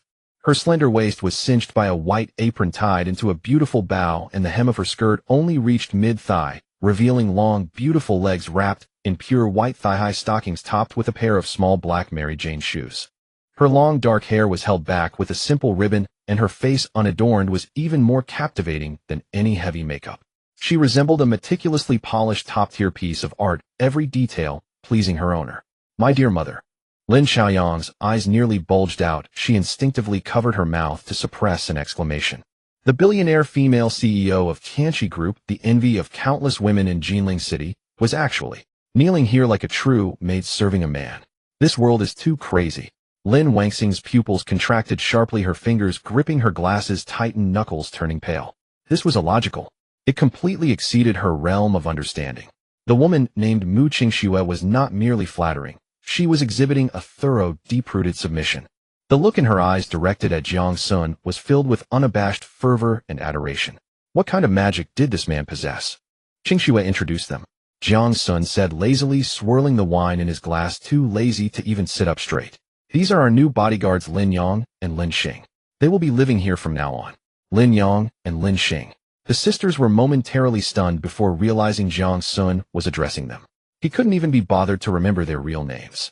A slight, nearly imperceptible stiffness appeared in Mu Qingsu's otherwise flawless smile upon hearing they will be living here from now on. She slowly raised her head, her sharp eyes seemingly able to see through people's hearts, scanning from Lin Xiaoyang's head down to her feet, then scrutinizing Lin Wanqing in the same manner. Hot-blooded, impulsive, brainless, yet with excellent physical fitness, a potential threat. Calm, meticulous, deeply concealed, but the vigilance and analytical gaze couldn't deceive anyone, a potential intellectual threat. In an instant, Mu Qingxue mentally labeled the two. New competitors. Threat level unknown. The air seemed to thicken. Yes, sir. Mu Qingxue quickly restored her impeccable smile, setting down the fruit knife, and standing up elegantly, her movements devoid of any awkwardness. With the poise of a mistress, she gracefully approached the Lin sisters, bringing with her a faint, cool fragrance that carried an invisible sense of oppression. Thank you for your hard work, my dear sisters. The rooms have already been prepared for you.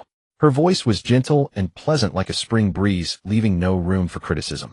Lin Xiaoyang felt a bit uneasy under her gaze, instinctively straightening her chest, trying to project some authority, only to find herself feeling like a naked child in front of her. Qinlan frowned at the scene, finding the women's roundabout mannerisms irritating. All right, I've delivered the people, you handle it yourselves. I'll take my leave now. She dropped a sentence and turned to leave, as if staying even a second longer would suffocate her with the atmosphere. As the door closed, the pressure in the living room seemed to drop even further. Mu Qingsu's smile deepened, her tone still gentle, yet carrying an undeniable weight. However, as the bodyguards of the house, there are some rules I think it's necessary to clarify with you in advance. They had arrived. Lin Wanxing's mental alarm bells rang loudly.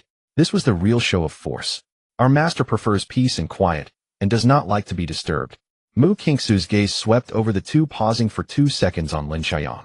So first, within the villa, aside from necessary security patrols, I do not wish to hear any noise exceeding 40 decibels.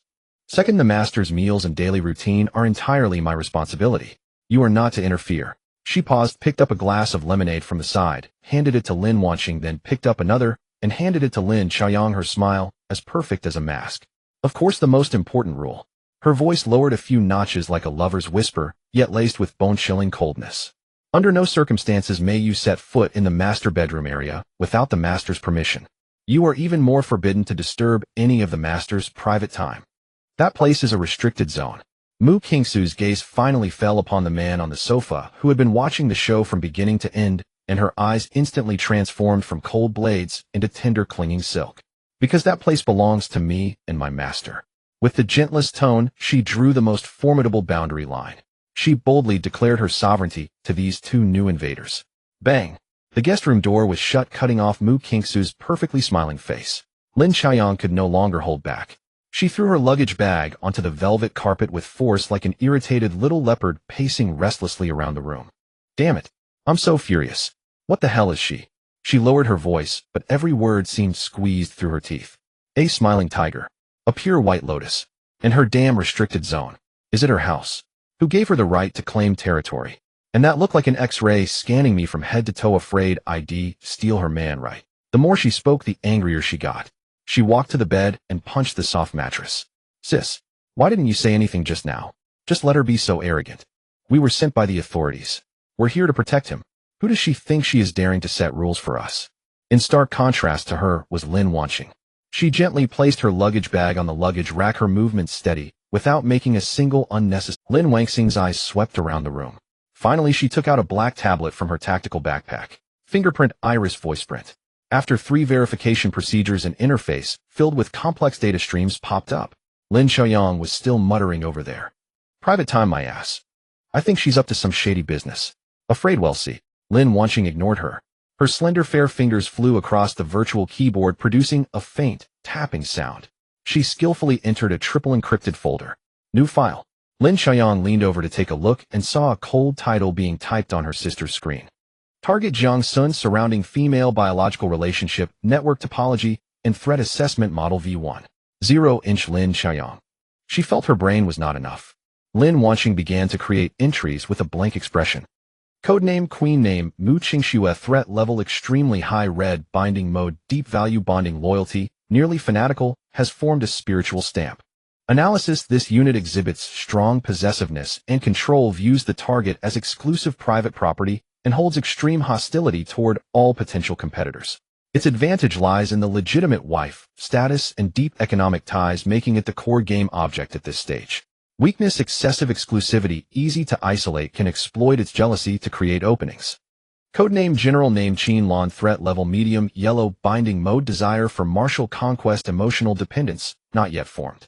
Analysis: this unit's thinking pattern is militaristic, straightforward, and rigid. Currently has path dependency on our official identity. Can try to win over as a flanking ally to counterbalance the queen. Weakness: not adept at political maneuvering, easily swayed by emotions. Codename Enchantress. Name: Su Qingyu. Threat level unknown, gray. Binding mode, game mentality, push and pull type. Analysis: intelligence lacking. Based on available data, this unit is adept at using its charm to provoke emotions, and its behavior pattern is unpredictable. Requires focused monitoring. Codename Priestess. Name: Wenwan. Threat level black. Binding mode, spiritual comfort, safe haven mode. Analysis: this unit is the most dangerous type. Not contending is the greatest contention. The emotional value she provides is unique and irreplaceable, with the ability to deliver a dimensionality reduction strike on the target's mental domain. Conventional methods are ineffective against her, and her threat level cannot be quantified. Lin Xiaoyang stared at the red and green lines and complex data models on her sister's screen, her mouth forming an O. Sis. She complained in bewilderment. Are you writing a thesis or chasing a man? Lin Wangxing's fingers suddenly stopped on the keyboard. A faint blush visibly crept from her pale neck up to her ears. But her tone remained icy. This is professional. Stop fussing. Anger is the least efficient emotion, it solves nothing. She turned the tablet toward Lin Xiaoyang, pointing at the topology on the screen. See clearly, Mu Qingxue is our primary enemy, but not the only one. Qianlan can become. Our advantage lies in the legitimate surveillance authority granted by our official status and the information asymmetry regarding our true purpose. That is the key to breaking the deadlock. Just then, Lin Wangxing's ear twitched almost imperceptibly. Her icy face, which had been analyzing the battle, instantly froze. Shoo! She immediately made a silencing gesture to Lin Xiaoyang, her eyes sharp as an eagle's. Lin Xiaoyang instantly shut up, even lightening her breathing. The villa's soundproofing was excellent, but for Lin Wangxing, who had undergone special hearing training, she could still capture some filtered, extremely subtle sounds. The sound came from next door. That is the restricted zone. In Mu Qingxu's words, the master. A flicker of doubt crossed Lin Wangxing's eyes. She stood up like a vigilant cat and silently walked to the wall adjoining the master bedroom. She gently pressed her ear against it. Lin Xiaoyang also curiously followed, imitating her sister and pressing her ear to the cold wallpaper. At first nothing could be heard, but gradually some suppressed, intermittent sounds like water droplets wearing through stone penetrated the thick walls and drilled into their ears. It was a broken plea mixed with sobs. Master. No. No more. It was the voice of Mu Qingxu. The CEO, who had once stood high above declaring her sovereignty, now spoke with a fragility that stirred the imagination. Then came a low, mocking chuckle from a man. It was Jiang Xun. Following that was a faint sound, the tearing of fabric being forcefully ripped apart. The sisters' bodies stiffened simultaneously. Lin Xiaoyang's face flushed bright red. What? In broad daylight. However, the more embarrassing sounds they anticipated did not occur. Instead, the noise from next door became. It was a stifled report filled with both shame and excitement, coming in intermittent bursts. Sir. The first phase. All obstacles have been cleared. It was still Mu Qingxu's voice, but it now sounded as if she had just engaged in intense physical exertion, her breath unsteady. Next came Jiang Xun's languid, yet authoritative tone. Good. Lift your head. After a brief silence, Jiang Xun's voice resonated again, tinged with amusement. A reward for you. Open your mouth. Then came a slight moist sound, amplified infinitely in the sun. Outside, Lin Xiaoyang's brain completely malfunctioned. She suddenly covered her mouth, grabbing her sister's arm, and in a whisper only the two could hear, she excitedly hissed in her ear, "I'm going to tease his dad." What roleplay are they engaged in? What a plot of a domineering master and a shameful little maid. Isn't this thrilling? Lin Wangxing's mind overloaded in an instant. She abruptly sprang away from the wall, her usually calm face now as red as a cooked lobster. Lin Wangxing's voice carried an unprecedented authority and indignation as she covered her sister's mouth. What nonsense are you filling your head with? Yet her own ears were already flushed. The sounds from next door continued. Thank you for the grapes, master. The second step. Mu Qingxu's voice remained unsteady but clear. Good. Jiang Xun's voice was satisfied. Continue. Another series of faint rustling sounds followed. For the third step I have already arranged. Lin Xiaoyang, with her mouth covered by her sister, had wide sparkling eyes filled with burning curiosity. She wriggled free from Lin Wangxing's embrace, like an eel leaping onto the bed, lowering her voice and excitedly flailing her arms. I'm going to tease his dad. Sis, did you hear that? Did you hear that? Roleplay. It must be roleplay. A domineering master and a shameful little maid. A reward for you, open your mouth. Oh my, this is more thrilling than any novel I've ever read. She hugged a soft pillow rolling on the bed, her long legs clad in sporty shorts kicking in the air. And that tearing sound. Sizzle. How exhilarating. Sis, what do you think Mu Qing Snow is wearing? It must be that kind of fabric that tears easily. Oh dear, they really know how to play. Jiang Xun is simply a top-tier player. Lin Wanqing stood by the bed watching her excited sister, the veins on her forehead throbbing. She felt her blood pressure rising rapidly. Shut up, she hissed. I won't. Lin Xiaoyang lifted her head from the pillow, her face flushed with excitement, as she mischievously looked at her sister. Sis, you just heard it, and your face turned red too. Don't think I didn't see. Suddenly she pointed at Lin Wangxing's face as if she had discovered a new continent. Oh, it's still red now. Let me see. Let me see. Saying that, she leaped from the bed like a hunting leopard pouncing towards Lin. Lin Wanqing, caught off guard, was knocked over by her sister, and they both fell heavily onto the soft velvet. Lin Xiaoyang, are you crazy? Lin Wanqing was both angry and anxious, trying to push her sister off. However, Lin Xiaoyang had been training in combat for years, and her core strength was formidable. At that moment, she was all in for the fun, clinging to Lin Wanqing like an octopus, her long legs tightly wrapped around her waist. I've caught you now. Lin Xiaoyang's cheek was almost pressed against her sister's, her warm breath brushing against Lin Wangxing's ear, bringing a shiver of tickling sensation. Let me see. Our cold and unfeeling commander, Lin Wanqing, blushing just from eavesdropping. This is illogical. She imitated her sister's tone, her voice laced with teasing laughter. Get off. Lin Wanqing was embarrassed and furious, starting to struggle fiercely. For a moment, the guest room echoed with the sound of fabric rubbing together, and the two suppressing their gasp. Lin Xiaoyang wore a bright yellow one-piece athletic skirt, and as she twisted, her skirt became a disheveled mess, revealing the tight curves wrapped beneath her safety shorts, her long sun-kissed legs brimming with youthful vitality. Meanwhile, Lin Wangxing's outfit of a pure white long-sleeved quick-dry t-shirt and gray sweatpants also became wrinkled. In the tearing, the hem of her top rolled up, exposing a slender waist that was not even a palm's width, her cool white skin under the light appearing as delicate as fine mutton fat jade, contrasting sharply with her sister's sun-kissed complexion. You still dare to talk? Lin Wanqing finally seized an opportunity, flipping over to counterattack, pinning Lin Xiaoyang underneath her, using her knee to hold down her flailing legs, and scratching her ticklish spots with both hands.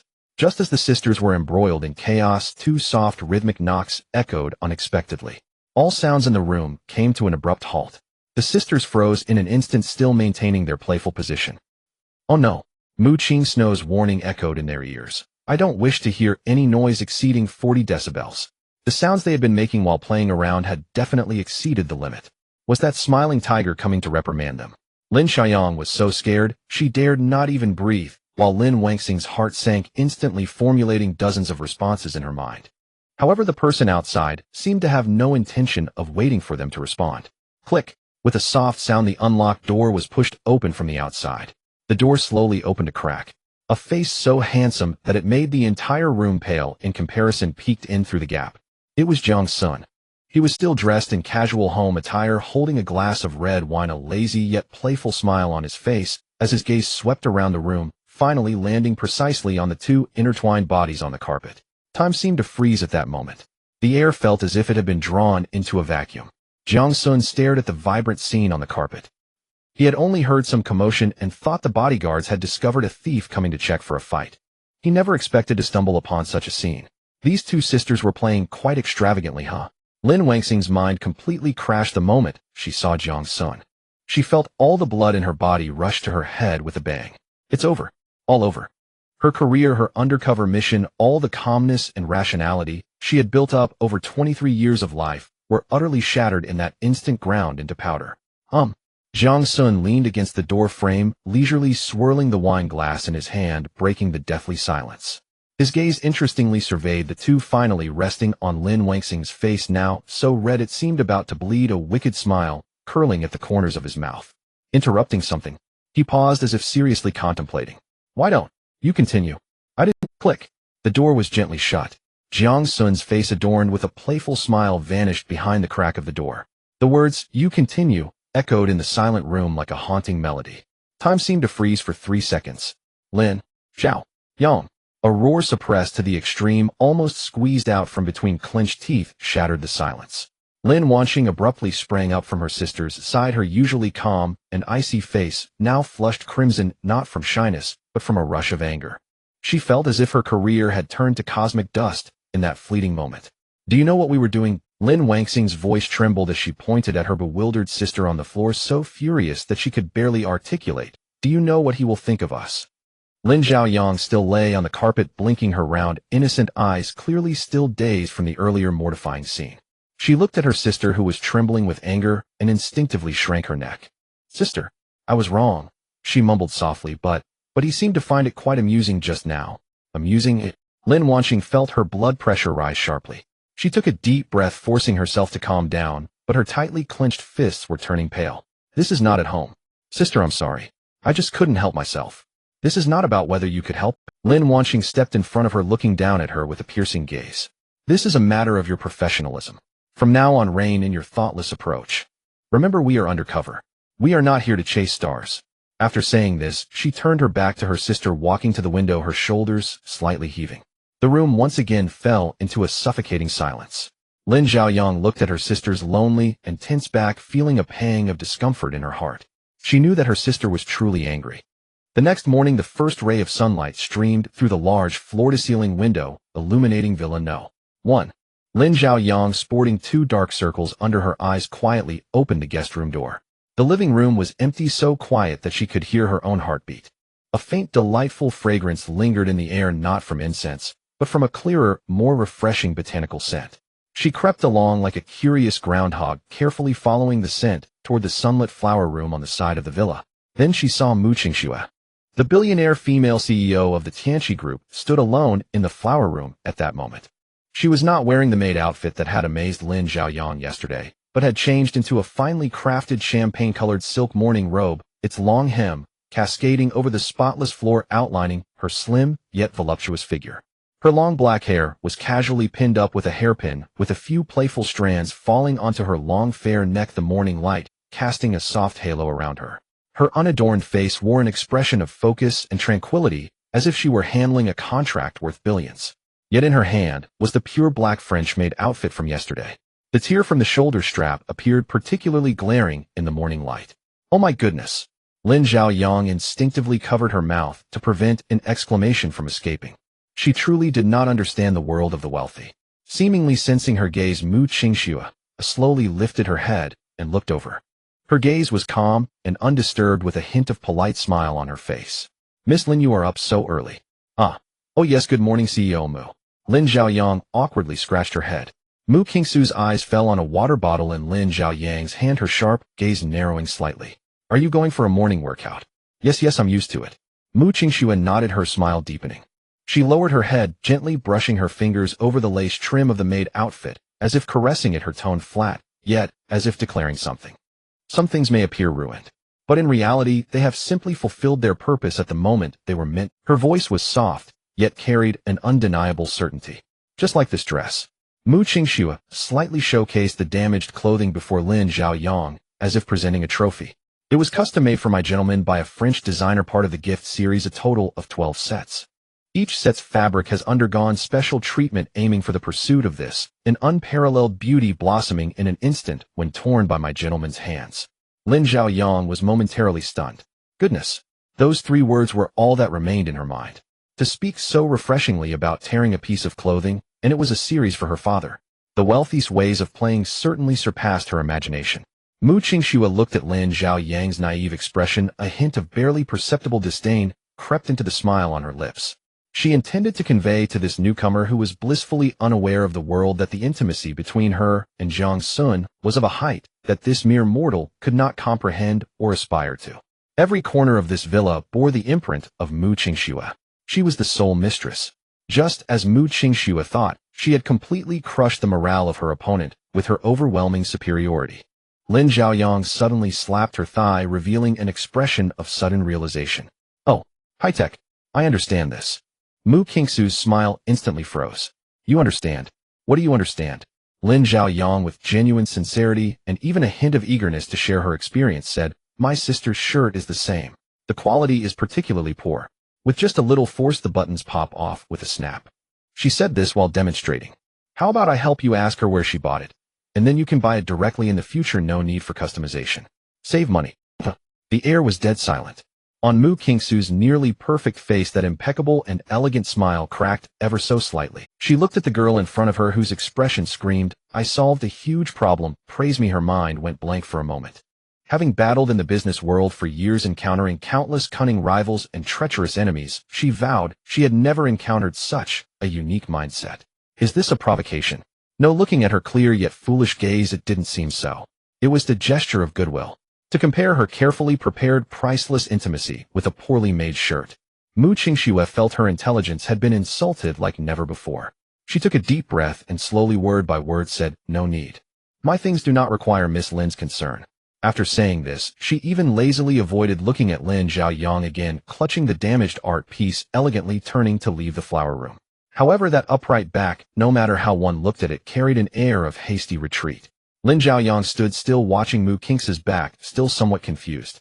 What just happened? Why did she leave so abruptly? Is she helping people save money, but messed up? Just as Lin Zhaoyang stood baffled, preparing to return and report this perplexing matter to his elder, a wild, piercing roar of an engine, like a slumbering beast suddenly awakened, shattered the tranquil hush of dawn. The sound surged forward with arrogant confidence, culminating in a dazzling drift-and-brake maneuver that brought the vehicle to a halt directly before the villa's gate. Startled by the commotion, Lin Zhaoyang instinctively assumed a defensive stance. Who dares arrive so brazenly? In the next instant, the villa's heavy carved wooden door swung open from the outside. A figure clad in fiery red glided gracefully across the threshold, her waist swaying with mesmerizing allure. She was a woman whose beauty bore an unmistakable edge. Fierce, commanding, irresistible.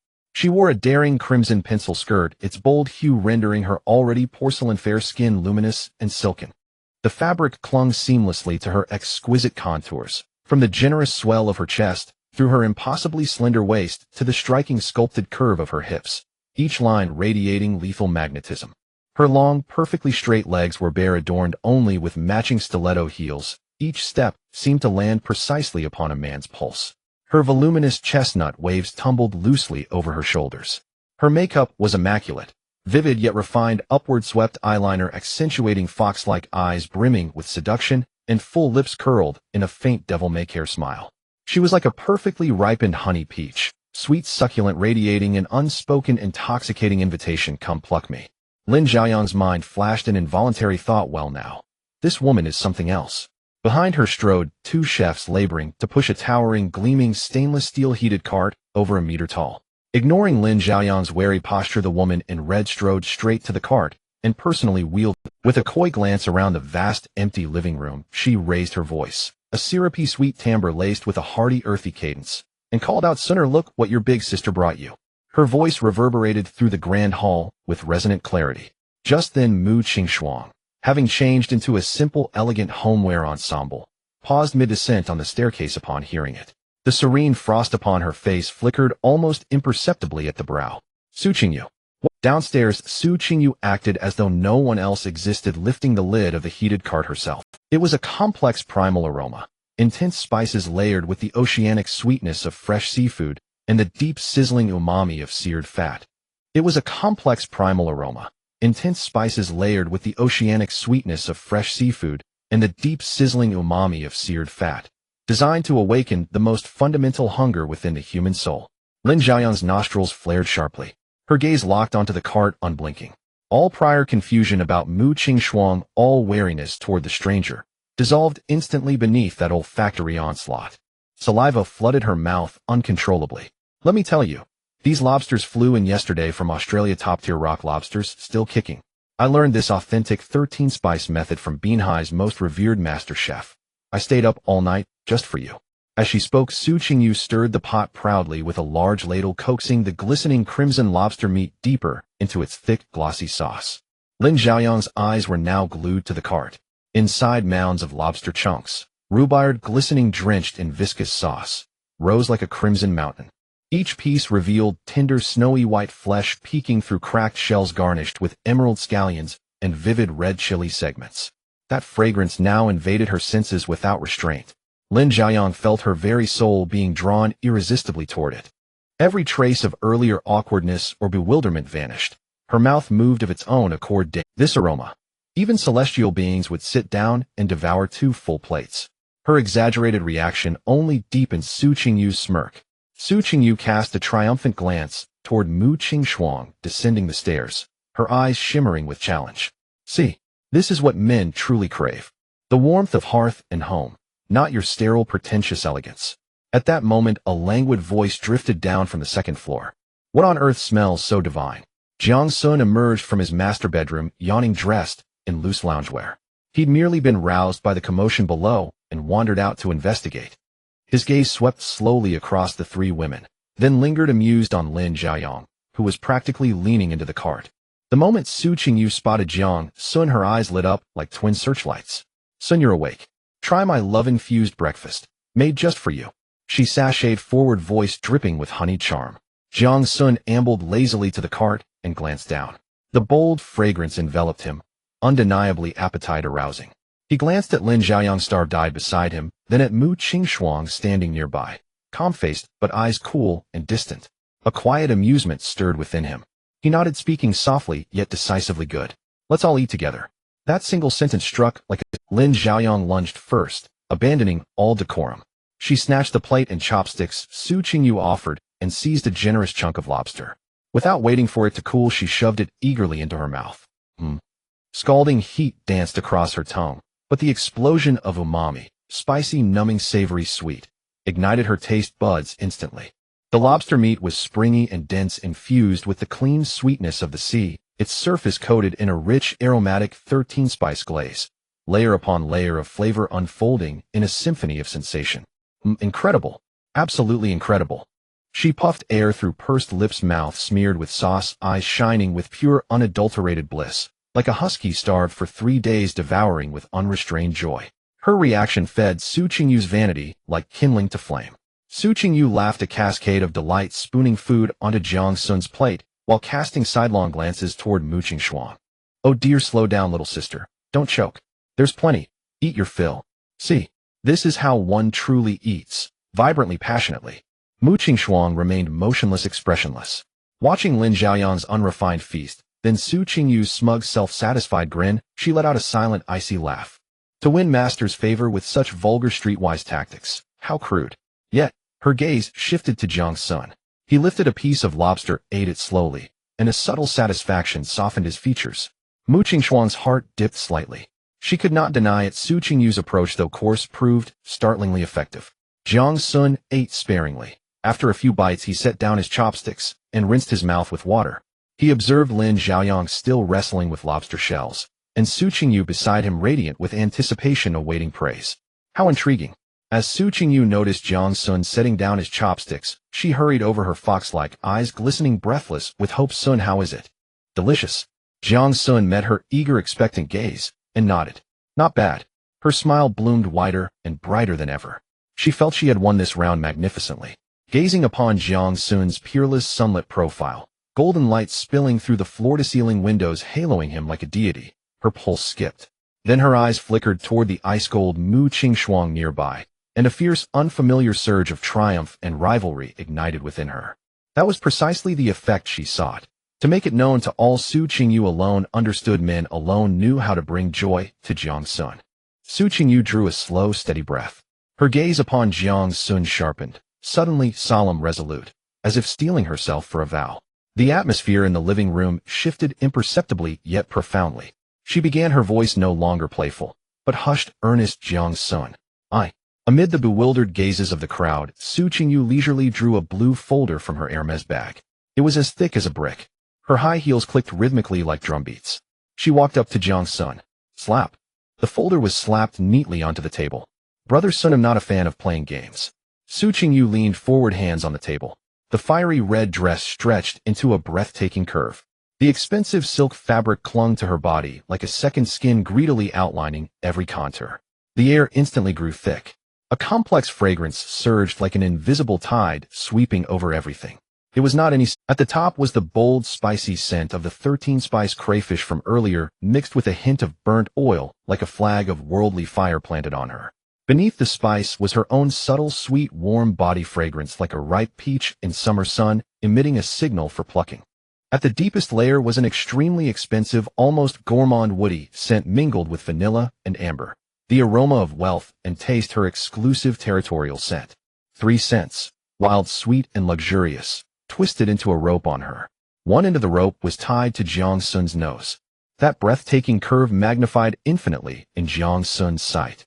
This is the equity transfer agreement for all my media companies, 7 of them all inside. She extended a slender finger painted with bright red polish and tapped the folder. And my own money, a few rundown houses and Beanhai, a few beat-up cars in the garage. Altogether just a dozen or so small targets. Her tone was coquettish, like she was pouting, but her eyes were resolute. The password is your birthday. The room was stunned. Not far away, Mu Qingxue, holding a glass of warm water, tightened her fingers. A clear set of fingerprints instantly appeared on the glass. At the other end of the table, Lin Xiaoyang, still fighting with the last piece of crayfish, gaped into an O shape. A piece of shrimp fell back into the plate with a plop. "Oh my God!" she blurted out, not loud, but piercingly clear in the dead silence of the living room. "This is..." Just throwing money in her face. Su Qingyu acted as if she hadn't heard. All her attention was on Jiang Xun's calm, unruffled face. "I don't want anything." She spoke word by word decisively. "I just want a title like Sister Qingxue to stay here openly and serve you." She paused, winked her seductive fox eyes at Jiang Xun, and lowered her voice, adding a hint of intimacy only he could understand. "Besides, my media companies keep plenty of little stars who can sing and dance. If you ever want to see something new, I guarantee a different show every night." These words exploded like a bomb in the living room. Mu Qingxue's face turned completely cold. She knew Su Qingyu would make a move, but she hadn't expected it to be so direct, so ruthless. This wasn't competition. This was flipping the table. Using her most proud capital, she launched a saturated cost-nubjic destructive attack. Jiang Xun finally reacted. He didn't look at the asset documents that would drive anyone crazy. Instead, he studied Su Qingyu with interest. Well, this woman really knew how to play. Mu Qingxue was a top-tier investor valuing matching and long-term holding. But Su Qingyu was a pure player. If unhappy, she'd spend until she won. Though had watched plenty of short videos in his past life and seen all kinds of tricks, nothing compared to a billionaire heiress live-streaming Alan for love right in front of him. He complained silently in his mind, but his face remained lazy. He wasn't the type to eat and run. Yes, that was the reason. Absolutely not, because he could watch girl groups dance up close. Jiang Xun found an excuse for his racing heart. Since they wanted to play along to the fullest. He reached out, not touching the file, but gently lifting Su Qingyu's chin. "Just for a title." His voice was light, tinged with amusement. "Absolutely." Su Qingyu met his gaze without hesitation, her eyes burning with fire. "No title that would be hula." Jiang Xun laughed. He released his hand, leaned back in his chair, and said lazily, "Fine." He spoke only one word. That word was like a spell that flipped a switch. Su Qingyu's eyes lit up instantly, a wild joy and triumph of having won the whole world. She straightened up abruptly, a radiant smile blooming on her face. Then she snapped her fingers coolly. Slap. Almost at the same time. Outside the villa, a dull, enormous roar sounded. Boom, vroom vroom. It wasn't the sound of a sports car engine, but more like heavy machinery starting up, hydraulic systems, and metal grinding. The sound came closer, carrying an arrogant determination, and finally stopped on the huge lawn outside. Lin Xiaoyang was startled by the noise, forgetting to swallow the crayfish, and instinctively stood up in a defensive posture. "What's going on?" "Enemy attack." Her sister Lin Wanqing had already silently moved to the floor-to-ceiling window. She stood with arms crossed, observing the outside through the glass, her icy face expressionless, only the lenses reflecting cold light. Outside the villa, the giant container trucks that no one had paid attention to earlier were now undergoing a jaw-dropping transformation. Crack, click. The thick side panels of the containers slowly opened like petals pushed by hydraulic rods. Countless precise mechanical arms extended, rotated, and joined. Metal floors automatically unfolded, alloy supports rose from the ground, revealing the internal structure clearly. In just a few dozen seconds, the broken-down trucks had turned into a dazzling, futuristic palace. No, it wasn't a palace. It was a shrine. A mobile shrine built for desire. The walls were not walls, but floor-to-ceiling curved screens, silently playing a slow loop of black tulips blooming and withering. The floor was obsidian mirror-like, reflecting the imprisoned sky above the dome. In the center, a huge circular soft bed hung suspended by thick black chains, the duvet dark red velvet gleaming like blood in the dim light. In the corner stood a polished steel pole. On the other side, a whole wall was a transparent display case with winered velvet showcasing various art pieces made of leather and metal with a wide range of uses. And above, the entire ceiling was a single massive piece of reinforced glass. Through it one could clearly see the villa's eaves and the pale, distant sky that seemed to belong to another world. Lin Zhaoyang's jaw dropped. A second ago her brain was immersed in the exquisite taste of 13-spice crayfish. Now, it was completely fried. Blank. Then bullet comments started uncontrollably spilling from her mouth. Holy crap. Her voice sounded like a chicken being strangled. What? What is this? A mobile? Forbidden City? No. It's like they packed an entire heaven on earth into a truck. This woman really went all out. How much did that cost? Even burning our bureau's annual budget wouldn't be enough. Oops. I said that out loud again. She covered her mouth abruptly, her round eyes wide with 3 parts terror, 3 parts envy, and 4 parts shock at such extravagance. Lin, watching beside her, remained silent. Her eternally frozen face showed no ripple, but the muscles in her arms crossed over her chest were tense. Behind the lenses, data streams were refreshing at an overloaded speed. Analysis modular rapid construction cost incalculable. Exceeds civilian domain comprehension. Functional assessment non-residential use. Environmental parameters. Highly optimized. For specific. Dual or multi-person. High-intensity interaction. Lin Wangxing's brain, this intricate analytical instrument, experienced a glitch for the first time. What Su Qingyu brought was not a breakfast. Nor was it a pile of assets. It was a mobile arsenal dragged in by her father, forged with money and unabashed desire into a saturation attack weapon. Lin Wangxing felt a sharp pain at her temples. Instinctively, she raised her hand to adjust her glasses. Task risk level reassessing. The influence of variable Jiang Xun has exceeded the estimated model. He is not a variable. Currently distorting and consuming everything around him. Logic, wealth, and humanity. Conclusion: the original plan is rendered completely void. Su Qingyu proudly walked to Jiang Xun's side, like a proud little peacock, affectionately linking her arm with his. She raised her chin at Lin Qiayang, who looked shocked, and Mu Qingxue, whose expression was icy, laughing exuberantly. Look, this is just what we needed. She turned her head, bringing her warm red lips close to Jiang Xun's ear, her breath fragrant. Sun Gu, tonight's surprise needs a bit of space. Sun Gu, tonight's surprise needs a bit of space. Su Qingyu's warm words whispered in his ear, along with the suddenly appearing mobile shrine, exuding opulence and desire, ignited the already delicate atmosphere in the villa like 2 red-hot irons. In the air on one side was Mu Qingxu's icy chill, while on the other was Su Qingyu's fiery flamboyance. The collision and compression of these 2 extreme domains made the entire space thick and oppressive. The only one seemingly unaffected appeared to be Lin Qiayang. She was still immersed in the overwhelming taste sensation brought by the 13-spice lobster and the visual shock from the mobile paradise, unconsciously mumbling, "I'm going to strangle him. How is this even livable?" Jiang Xun felt an unnamed fire surge from his feet to the crown of his head. This feeling was peculiar, a bit overwhelming, and somewhat restless. He needed to vent this excess energy. "I'm going out for a few laps." Jiang Xun put down his cup of water, casually said, and turned towards the entrance. "Huh, running. I'll come with you." Lin Qiayang perked up like a dog responding to a command, instantly jolted awake from the shock of food and wealth, her eyes lighting up. She quickly wiped the grease from the corner of her mouth, followed him without a second thought, her voice bursting with uncontainable excitement. "Jiang Xun, wait for me. As your personal bodyguard, I must protect your safety." 247. A cold voice came from behind. Lin Wangxing had appeared at the entrance of the dining room, her phoenix eyes behind the lenses conveying a warning.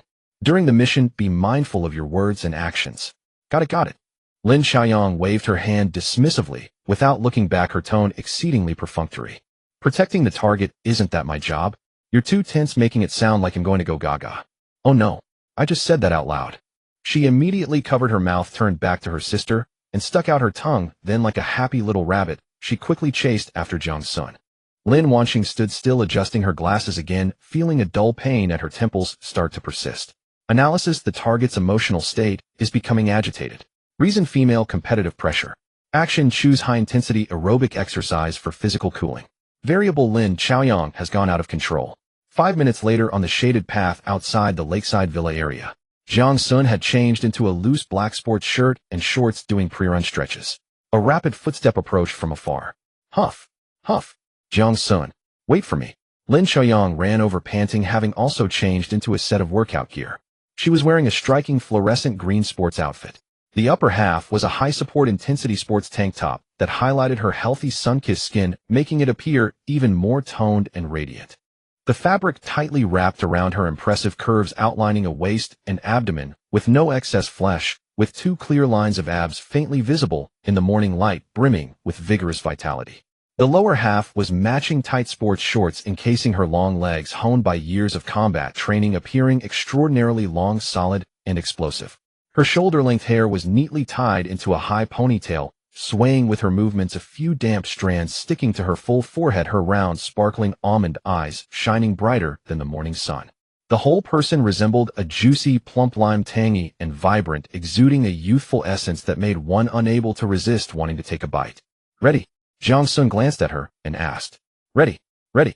Lin Xiaoyang bounced a couple of times on the spot, her breathtaking curve heaving up and down. She patted her chest, assuring confidently, don't worry. I'm the long-distance champion of our school. I won't slow you down. Jiang Xun said nothing more, adjusted his breathing, and stepped forward, running at a steady pace. Lin Xiaoyang immediately kept pace with him like a dutiful little bodyguard. However, this duty lasted less than 3 minutes. Her mouth, comparable to a barrage launcher, could no longer be kept shut. Wow, Jiang Xun, your core is so stable. Your upper body barely shakes while running. This is even better than those who've been training for over 10 years in our team. Look at your breathing rhythm. It's so even. I'm already a bit out of breath after only 5 minutes, and you're running as if it's a walk. And the definition of your calf muscles. My gosh, just like the anatomy diagram of a cheetah in textbooks. Full of explosive beauty. You can tell at a glance that you're especially capable of. Lin Xiaoyang suddenly covered her mouth, her big eyes filled with terror. Oh no, I just let the... Jiang Xun kept his gaze straight ahead, but the corners of his mouth couldn't help but lift slightly. This girl's live commentary consumed more energy than the running itself. As the two delved deeper into the main avenue of the campus, more students gradually appeared around them. The morning at Jinling University was filled with the air of scholarly pursuits and youthful hormones. However, when Jiang Xun appeared, this atmosphere instantly changed. All the girls who saw him seemed to hit a pause button, their movements halting in unison. But unlike the frenzied crowding last time, this time, while their gazes were still fervent and greedy, filled with possessiveness, their actions were much more restrained. Everyone instinctively kept at least a 5-meter distance from him, only able to observe from afar, like customers peering through a glass display at rare luxury goods. Some whispers carried by the wind floated into Jiang Xun and Lin Xiaoyang's ears. Look, it's him. Oh my God, he's real. Don't go near. Are you going to give up your credits? One girl desperately pulled her companion. Didn't you see the new regulations jointly issued by the Student Union and Campus Security? Article 3 of the Campus Male Special Protection Regulations. It prohibits encirclement, harassment, or unnecessary close contact for any reason. I heard. Violators will be criticized school-wide, losing all credits. In severe cases, they'll be expelled and handed over to the city police, prosecuted under the Male Rights Protection Act. That's too harsh. I just wanted to send a love letter. A love letter. Yesterday, that flower of the foreign language department tried to pass a bottle of water over, but before she even got close, she was taken down by that new short-haired female campus security with a shoulder throw. I heard she's still lying in the infirmary. Hearing this, Lin Xiaoyang, who was running happily beside them, stumbled and nearly tripped herself. She touched her nose sheepishly. It seemed there was some truth to that. Yesterday, there was a girl who tried to rush over, and she just instinctively halted her, not knowing the other party was so fragile. Jiang Xun glanced at her, an amused glint in his eyes. Lin Xiaoyang immediately shook her head vigorously, frantically signaling that it wasn't her doing. Jiang Xun averted his gaze and continued running forward. He could feel that the entire Jinling University had seemingly transformed into a large protective zone set for him with strict rules. Those once brazen and aggressive gazes were now blocked by an invisible wall. This feeling considerably alleviated the irritation burning within him. An hour later, the two had run a full 15 kilometers and returned to the lakeside villa. Jiang Xun remained calm and steady. Just a thin sheen of sweat appeared on his forehead, his black t-shirt clinging to him from the moisture, outlining his smooth and powerful back and waist. Beside him, Lin Xiaoyang had completely transformed into a soaked husky. Huff. I can't anymore. She supported herself with her hands on her knees, gasping for breath. It was as if she had just been pulled out of the water, sweat streaming down her flushed cheeks, soaking the fluorescent green fabric on her chest. Her striking curves with each sharp breath were engaged in a breathtaking symphony. Jiang Xun. Your father is a monster, right? Lin Xiaoyang gasped, her gaze toward Jiang Xun, filled not just with exhaustion, but also a twinkling awe, almost reverence. This man, not only was he infuriatingly handsome, but his stamina was beyond human. After running 15 kilometers, he wasn't even out of breath. Jiang Xun looked at her disheveled, yet adorable appearance, feeling much better. He grabbed a bottle of water from the vending machine nearby, opened it, and handed it to her. Your barrage of comments, Jiang Xun said, his voice slightly hoarse from running with a hint of concealed amusement, takes even more energy than running. Huh. Lin Xiaoyang took the water, looking at him in confusion, her brain somewhat short-circuited from lack of oxygen.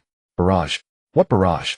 She was stunned for several seconds before finally realizing what Jiang Xun was referring to. With a bang, a wave of heat rushed to her head, making her already flushed face turn crimson to the point of almost bleeding. What did I just say? She stared wide-eyed in horror, her mind blank as she frantically tried. Oh no, I didn't just blurt out all those compliments about your great waist, strong kidneys, and impressive stamina, did I? She quickly covered her mouth, letting out a desperate wail. It was over. Completely over. Not only had she been infatuated, but she had turned into a shameless woman.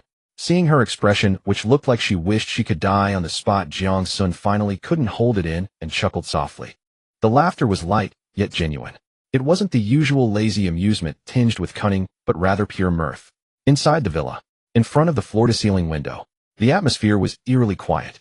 Mu Qingxue held a glass of lukewarm lemon water, the walls of the cup, not even a drop of condensation. She watched Jiang Xun's lips curl into an arc she had never seen before. It was a kind of relaxed, unguarded joy that came from the heart. Her heart sank suddenly. Analysis target emotional index peaked. Trigger condition variable Lin Xiaoyang exhibiting illogical, high-decibel, foolish interactions. Conclusion: my value assessment model malfunctioned. Mu Qingxue's fingers subconsciously pushed through the air as if there were an invisible pair of glasses. She didn't understand. She had prepared the best material pleasures for Jiang Xun, learned the most professional serving techniques, quantifying everything into KPIs just to prove she was the highest return asset. Yet now Jiang Xun had shown that kind of smile, because of a fool who only knew how to blabber. That was a smile she could not buy even with 100 billion. An unprecedented sense of defeat gripped her heart. Meanwhile, Su Qingyu leaned against the doorway, boredly curling her hair. She had originally wanted to see how Lin Xiaoyang the fool would embarrass herself. Instead, she witnessed Jiang Xun smile. Her playful expression froze. What the heck, this silly deer has this ability. Su Qingyu's inner alarm bells rang. I thought this girl was just endowed with a big chest, long legs, and a few screws loose. There's nothing special about her. Does Sun Gu prefer this? This clear kind of foolishness? Oh my, this path is completely unrelated to me. I'm all about the flamboyant style, while she's sunny and foolish. Oh, how can I learn that? Am I supposed to say, oh no, I let my true feelings slip every day? Wouldn't that make me a lunatic? She felt the first pangs of difficulty. Using money to smash, using charm to flirt, she was adept at these. But how could she defend against this unreasonable, pure innocent strike? At this moment, several top women in the villa under completely different thought patterns arrived at a common conclusion that left them feeling absurd and powerless. Lin Xiaoyang, that passionate fool. This pure and untainted feminine allure was extremely lethal. Moreover, they couldn't replicate it.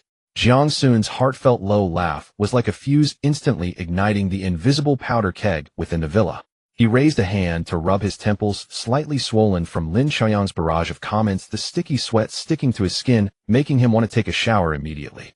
As for the electric storm that was almost solidifying among the women downstairs, he chose to temporarily ignore it. Goodness, the backyard hadn't even officially been built, and it was already on the brink of a world war. Jiang Xun turned and went upstairs, completely isolating himself from the chaotic scene behind. He needed to take a shower and calm down. After he left, the temperature in the living room suddenly dropped to freezing point. Mu Qingxue held the glass of lukewarm lemon water, her fingertips turning slightly white from the gray. Su Qingyu stopped curling her hair, her charming fox-like eyes narrowing, slightly scrutinizing the silly deer outside, who was still going crazy over her social embarrassment, her gaze now carrying a hint of seriousness for the first time. In this dead silence, a dull and wild roar of an engine approached, ripping apart the tranquility of the lakeside morning. Vroom, vroom. The sound was filled with a brazen aggression, ultimately ending with a sharp screeching noise at the villa's entrance. The women in the living room turned their heads in unison. The door was abruptly pushed open from the outside. A tall and fit figure wrapped in the morning's cool breeze and a faint scent of engine oil stood against the light. The newcomer was Qianlan. Today she wasn't in her equestrian outfit, but had changed into a black fitted leather motorcycle suit that could make any man's hormones spike.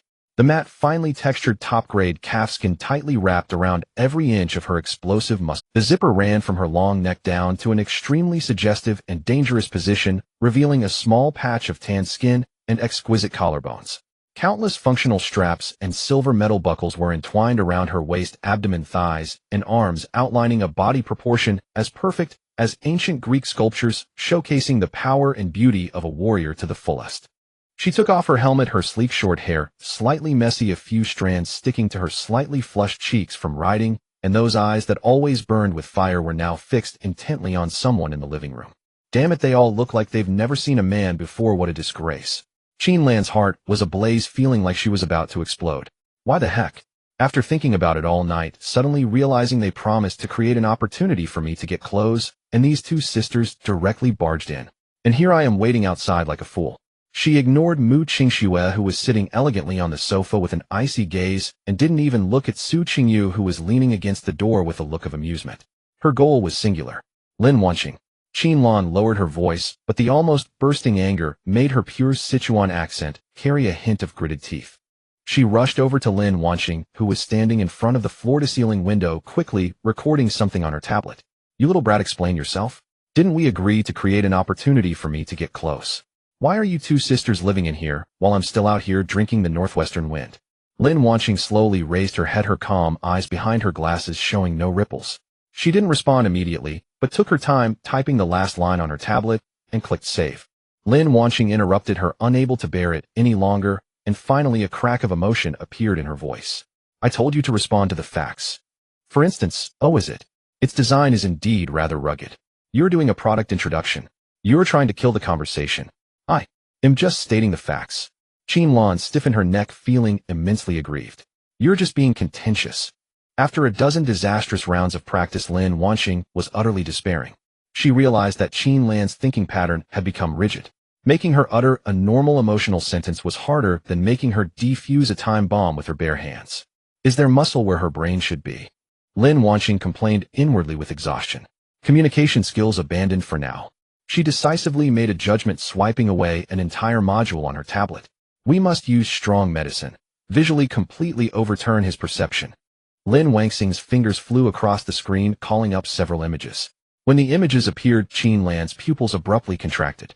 They were no longer tactical analysis charts or communication principles, but something she had never imagined would have anything to do with her.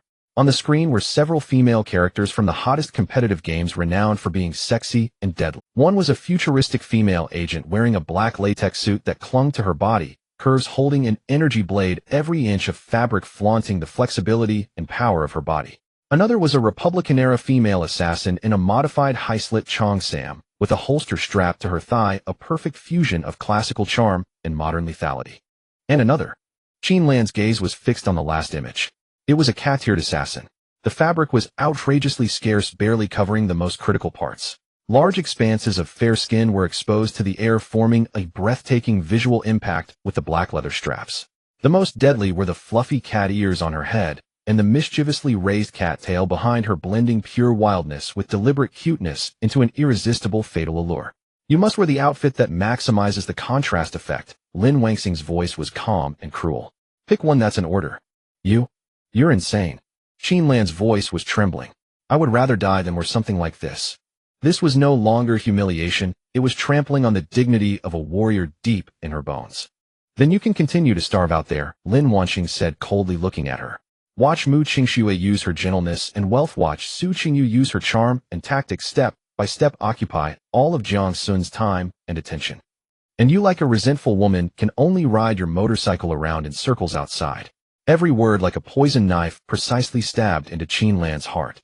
Qianlan's breathing became heavy, her fists clenched tightly, knuckles white. She was unwilling. Why the hell? Why could those women surround him, while she couldn't even get close? In her mind, the image of Jiang Xun's lazy and slightly playful face uncontrollably appeared. Lin Wanqing, seeing her wavering eyes, knew the moment had come. She finally revealed her true intentions. I'm not helping you for nothing. Her voice was very low but carried a weight that brooked no argument. Qinlan jerked her head up, her gaze sharp as a knife. What do you want? Very simple. Lin Wangxing's eyes pierced through her glasses, revealing her ambition for the first time without concealment. After you successfully attract Jiang Xun's attention and obtain the status to stay by his side, I want you to make a request to him on my behalf. Let me also have a formal identity. Instead of the current situation, an ambiguous bodyguard. The air froze at that moment. Qinlan looked at Lin Wangxing in shock. She had always thought this woman was an emotionless analysis machine, a detached strategist. She never expected that this strategist had calculated everything from the start, and her ultimate goal was to step onto the field herself. This chess game was far more complex than she had imagined. Qinlan was silent for a long time. She looked at Lin Wangxing's determined face, then down at the cat-eared assassin outfit on the screen that made her scalp tingle. On one side, an unattainable goal. On the other side, an easily obtainable opportunity, along with the brutal price to be paid. She was a highly educated intellectual, understanding trade-offs and compromises. After a long while, Qinlan gritted her teeth as if she wanted to crush her molars. She closed her eyes like a martyr about to step onto the execution ground, and with all her strength squeezed out a word from her throat. Deal. Having said that, she abruptly opened her eyes, stretched out a trembling finger, and fiercely tapped on the cat-eared assassin outfit with the least fabric. A satisfied cold smile finally appeared on Lin Wangxing's face. She closed the tablet decisively. The order placed yesterday had arrived this morning. The preparation was not in vain. Success rate 85. Risk: Qinlan might flee due to overwhelming shame during execution. Countermeasure: a backup electric stun gun is prepared. Lin Wangxing silently calculated everything in her mind, her phoenix eyes behind the lenses gleaming with a cold light like a data stream. Her gaze seemed to pierce through the ceiling, landing on the man upstairs. The first step was complete. So when and in what manner should she claim her own reward from Jiang? Perhaps she didn't even need Qinlan to speak. When he saw that even Qinlan could be transformed successfully by her, how much interest would he have in her, the puppet master behind the scenes? Lin Wangxing felt the stabbing pain in her temples transform for the first time into a kind of pleasurable, excited pulsation. Jiang Xun felt every pore in his body open up after his shower. The fatigue from running 15 kilometers was washed away by the hot water, leaving only a sense of overflowing vitality. He walked down the stairs, aimlessly contemplating that this feeling of emptiness and restlessness meant he should visit Lin Weiner sometime soon. Listening to music, sipping tea, and recharging himself. However, just as he reached the corner of the staircase, he keenly sensed that the atmosphere was off. It was too quiet. In the living room, Mu Qingxue sat elegantly on the sofa, while Su Qingyu leaned against the bar, both holding cups in their hands. But those two pairs of eyes, as if prearranged, simultaneously darted toward the entrance at the foot of the stairs, their expressions filled with a shared mischievous anticipation. Jiang Xun followed their gaze. In the next moment, he almost thought he was hallucinating from overexertion. There stood Qinlan, awkwardly posed like a battle god statue that had been forcibly altered. She wore a tight black leather suit seemingly designed for dark night assassinations. The matte, finely textured, top-quality calfskin clung tightly to every inch of her muscular curves. From her long, powerful thighs to her perky, firm backside and down to her flat abdomen, without an ounce of excess flesh, every part sculpted a body proportion as perfect as ancient Greek statues. Countless functional straps and silver metal buckles wound around her waist, thighs, and arms, showcasing a warrior's raw and alluring power and beauty. However, atop this striking ensemble were several absurdly ridiculous accessories. On her head, she wore a fuzzy black cat-ear headband that trembled slightly with her rigid posture. Behind her, a black cat tail made of the same material hung at an extremely unnatural, precarious angle, as if it could fall off at any moment. The most lethal aspect was her expression. On that strikingly beautiful face, her cheeks flushed with an unusual hue. Her eyes, usually ablaze with fire, now darted around in confusion, filled with the bewilderment and embarrassment of who am I? Where am I? What am I supposed to do? She resembled a top-tier agent ready to execute a beheading mission behind enemy lines, but had been forced into wearing a set of adult novelty items before departure. Goodness! Jiang Xun silently complained, what kind of performance is this? He leaned against the staircase railing, deciding to take the initiative and throw out a topic to see what was cooking in this peculiar scenario. I just finished running and sweat quite a bit.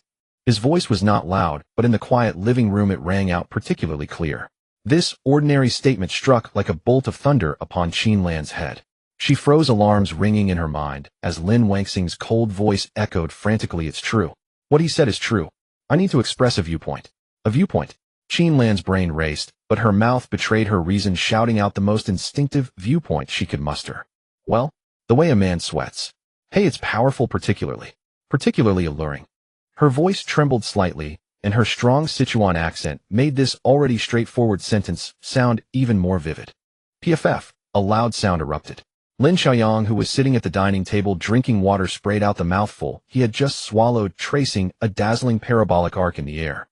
On the sofa, Mu Qingsu's hand holding the cup shook imperceptibly, causing a ripple on the surface of the... Su Qingyu at the bar was even more exaggerated, laughing uncontrollably, nearly dropping her wine glass. Oh my, this girl is just too honest, she muttered quietly in a northeastern dialect. Jiang Xun was taken aback for a moment, then the smile in his eyes nearly overflowed. Interesting. He decided to up the ante, walking down the stairs step by step toward Qin Lan. That outfit of yours looks rather uncomfortable. He stood in front of her, enveloping her in a mix of shower gel fragrance and masculine hormones. This was a viewpoint. Qin Lan was pushed back by his overwhelming aura, her mind blank, as Lin Wangxing's magical voice echoed again, a viewpoint. He brought up a viewpoint. You need to respond with facts. Facts. Facts. Facts. What are facts? In her panic, she tried to find a fact to respond with, and in her urgency, she blurted out. I personally have a heartbeat of 130. My forehead temperature is 37.8 degrees. That's all true, no joke. Jiang Xun's smile deepened. He found this far more entertaining than any meticulously crafted variety show. He reached out as if to help her adjust the cat ears that had already tilted to one side, his fingertips nearly brushing against her burning ear. He lowered his voice, delivering the ultimate blow. You're acting strangely today, but it's a bit cute. Facts viewpoint. Qin Lan felt as if the heat from his fingertips hadn't even reached her yet, but just the thought of it was enough to scorch her, causing her brain to completely crash. Realization. The final step. Give me your realization. She summoned all her strength, activating every brain cell, ultimately uttering a realization that made her want to die on the spot. I feel that if you keep staring at me, I might just have to take you down first. As soon as these words were spoken, the entire room fell silent. Time seemed to pause at this moment. Su Qingyu's laughter abruptly ceased, her mouth agape in an exaggerated shape, her alluring fox-like eyes wide with shock. The last trace of color drained from Mu Qingsu's face, her expression as cold as ice. The glass cup in her hand emitted a faint crack, as a thin crack quietly spread across the wall of the cup. Lin Xiaoyang's mouth slowly opened wider and wider, as if it could fit a whole tea-egg, droplets of water still glistening on his lips after spraying. Hiding around the corner on the second floor, Lin Wangxing recorded the entire scene with a tactical tablet and attempted to guide remotely, painfully closing her eyes and covering her face with one hand. It's over. Her career, along with this A-level confidential mission, seemed to have reached its end. Jiang Xun was also thoroughly stunned by this astonishing declaration. He looked at the cat girl instructor in front of him, her face flushed, eyes evasive, even her cat ears trembling violently, yet she had uttered the most assertive words. 1 second. 2 seconds. He finally couldn't hold back, letting out a deep and genuine laugh from his chest. The laugh was soft, yet like a stone thrown into a still lake, it instantly shattered the silence. Not the usual lazy smile filled with playfulness and scheming, but pure unadulterated joy emanating from the heart. This clumsy, flawed, yet incredibly genuine attack struck him like a sudden burst of sweet and tangy lemon candy, precisely hitting his heart, which had grown somewhat numb from exquisite service and perfect calculations. This is really damn interesting.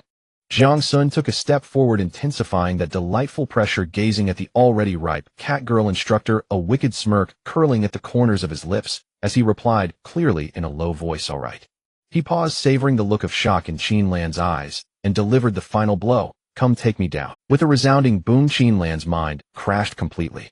Her harsh words were merely a reflex born from desperation. A little did she expect the other party to agree so readily. I. She stuttered, her body reacting before her mind, suddenly turning and fleeing the living room at the speed of a 100-meter sprint. As she turned, her figure, perfectly outlined by the tight leather outfit, was fully exposed to the air. The smooth lines of her back muscles undulated with her movements, tapering from broad shoulder blades to her slender waist wrapped in straps, forming a breathtaking inverted triangle. The black cat tail above her pert bottom swung wildly, like an uncontrolled pendulum, exuding a comical yet wild beauty. A voice echoed distantly in the air. I am going to run 10 kilometers outside to calm down. At the corner of the second floor, Lin Wangxing held her forehead in despair, internally lamenting the missed opportunity, wishing she had activated the backup stun gun prepared in advance. Just one step away. Just one final step, and this sharpest piece would have been secured. In the living room, a trace of barely perceptible disdain and relaxation flashed across Mu Qingsu's cold face. Su Qingyu could no longer hold back, laughing uncontrollably, her signature northeastern accent ringing out loudly. "Oh my goodness, this sister is truly fierce," initiating a fight, and then flashing into a wall herself. She wiped away her tears of laughter, retrieved a futuristic silver remote control from her Hermes bag, and smiled seductively at Jiang Xun. "Brother Sun, don't mind that fool, let me handle something good for you." Su Qingyu smiled at Jiang Xun, with her playful eyes taking out a futuristic silver remote control from her Hermes bag. "Brother Sun, don't pay attention to that fool, let me prepare something good for you." Her fair fingers gently pressed a button on the remote. A low, precise mechanical roar resonated from the lawn outside the villa. Several large trucks had appeared outside at some point. The truck containers unfolded, countless modules beginning to morph, expand, and reorganize as hydraulic rods extended silently and metal arms elegantly stretched out. In just over 10 seconds, the truck containers transformed before everyone's eyes into a mobile banquet platform equipped with a professional kitchen surround sound and a holographic lighting system. The scene, interwoven with futuristic and luxurious elements, left the few people in the living room stunned. "Brother Sun, please wait a moment for me." Su Qingyu blew a kiss and swayed upstairs. A few minutes later, when she reappeared, the air in the entire living room seemed to become thick and sweet. She had changed out of her business attire and donned a gossamer pink dress as thin as a cicada's wing. The pink was so pale it was nearly colorless, glimmering with a pearl-like soft sheen under the light, resembling the delicate blush of blooming cherry blossoms. The fabric of the dress was incredibly lightweight. As she moved, the hem floated like a pink mist wrapping around her slender, fair legs, appearing and disappearing. The upper design was even bolder, with thin shoulder straps barely resting on her rounded shoulders, large swathes of snow-white skin exposed, and her delicate collarbone, resembling butterfly wings, gently rising and falling with her breath. The cut of the dress perfectly conformed to her curvaceous figure, showcasing her astonishing waist-to-hip ratio in all its glory.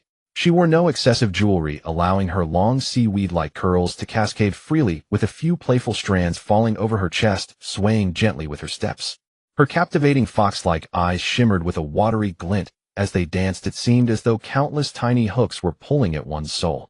Her delicate fair feet were bare, with a thin red string tied around her ankle upon which dangled a tiny golden bell, producing a soft tinkle sound, with her movements stirring the heart. A sweet fragrance mingling vanilla and brandy wafted from her, intoxicating to the senses. Goodness, Lin Wanqing thought to herself, this sister truly embodied the persona of a seductive beauty. Following Su Qingyu was a team of attendants dressed in black tailcoats, wearing snow-white gloves. They moved in perfect unison, silently pushing several temperature-controlled dining carts swiftly, setting a massive rosewood round table in the center of the living room with gold-rimmed bone china that was exquisite and beautiful. Next, the leading attendant donned a fresh pair of gloves and carefully retrieved several unmarked, ancient-looking ceramic bottles from a specially designed deep blue cooler. The moment the bottle cork was removed, a domineering and rich aroma of sauce surged through the entire living room like an invisible tidal wave. The fragrance was incredibly complex. Initially, it struck as a strong scent of fermented grains, but upon closer inspection, it revealed the richness of aged soy sauce, the toasted aroma of nuts, and a hint of floral and fruity notes, layered and enticing. Lin Xiaoyang, not understanding why, merely thought it smelled more delicious than the braised pork from the cafeteria, unable to resist sniffing. But Mu Qingsu's pupils suddenly contracted, waves of shock rising in her heart. "This is a special reserve Maotai. The bottle has a special mark, at least a 30-year-old vintage.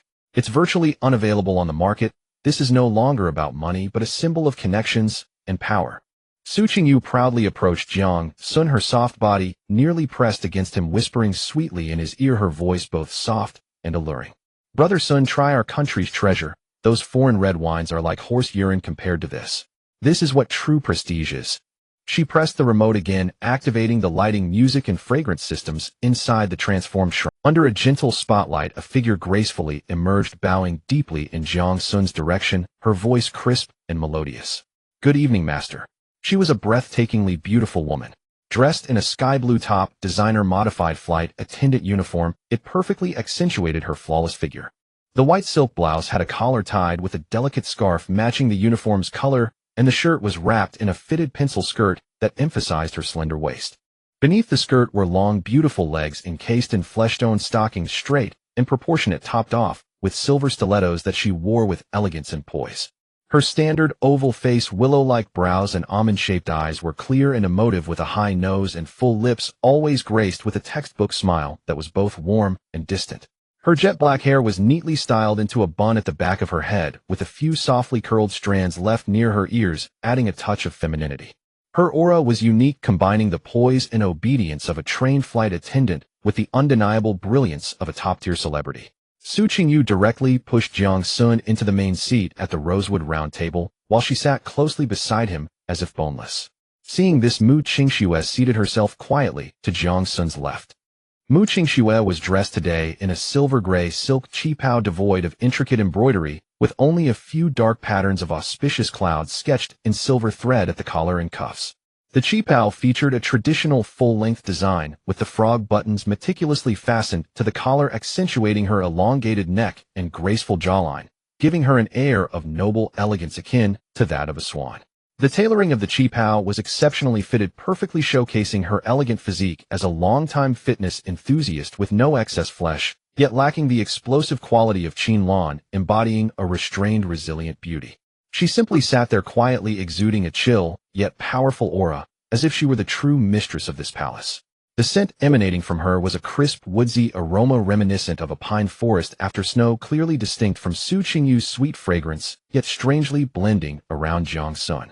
The Lin sisters wisely took their seats at the lower end, creating an atmosphere rich, with fragrant breezes forming a surrounding circle centered around Jiang Xun, akin to stars encircling the moon.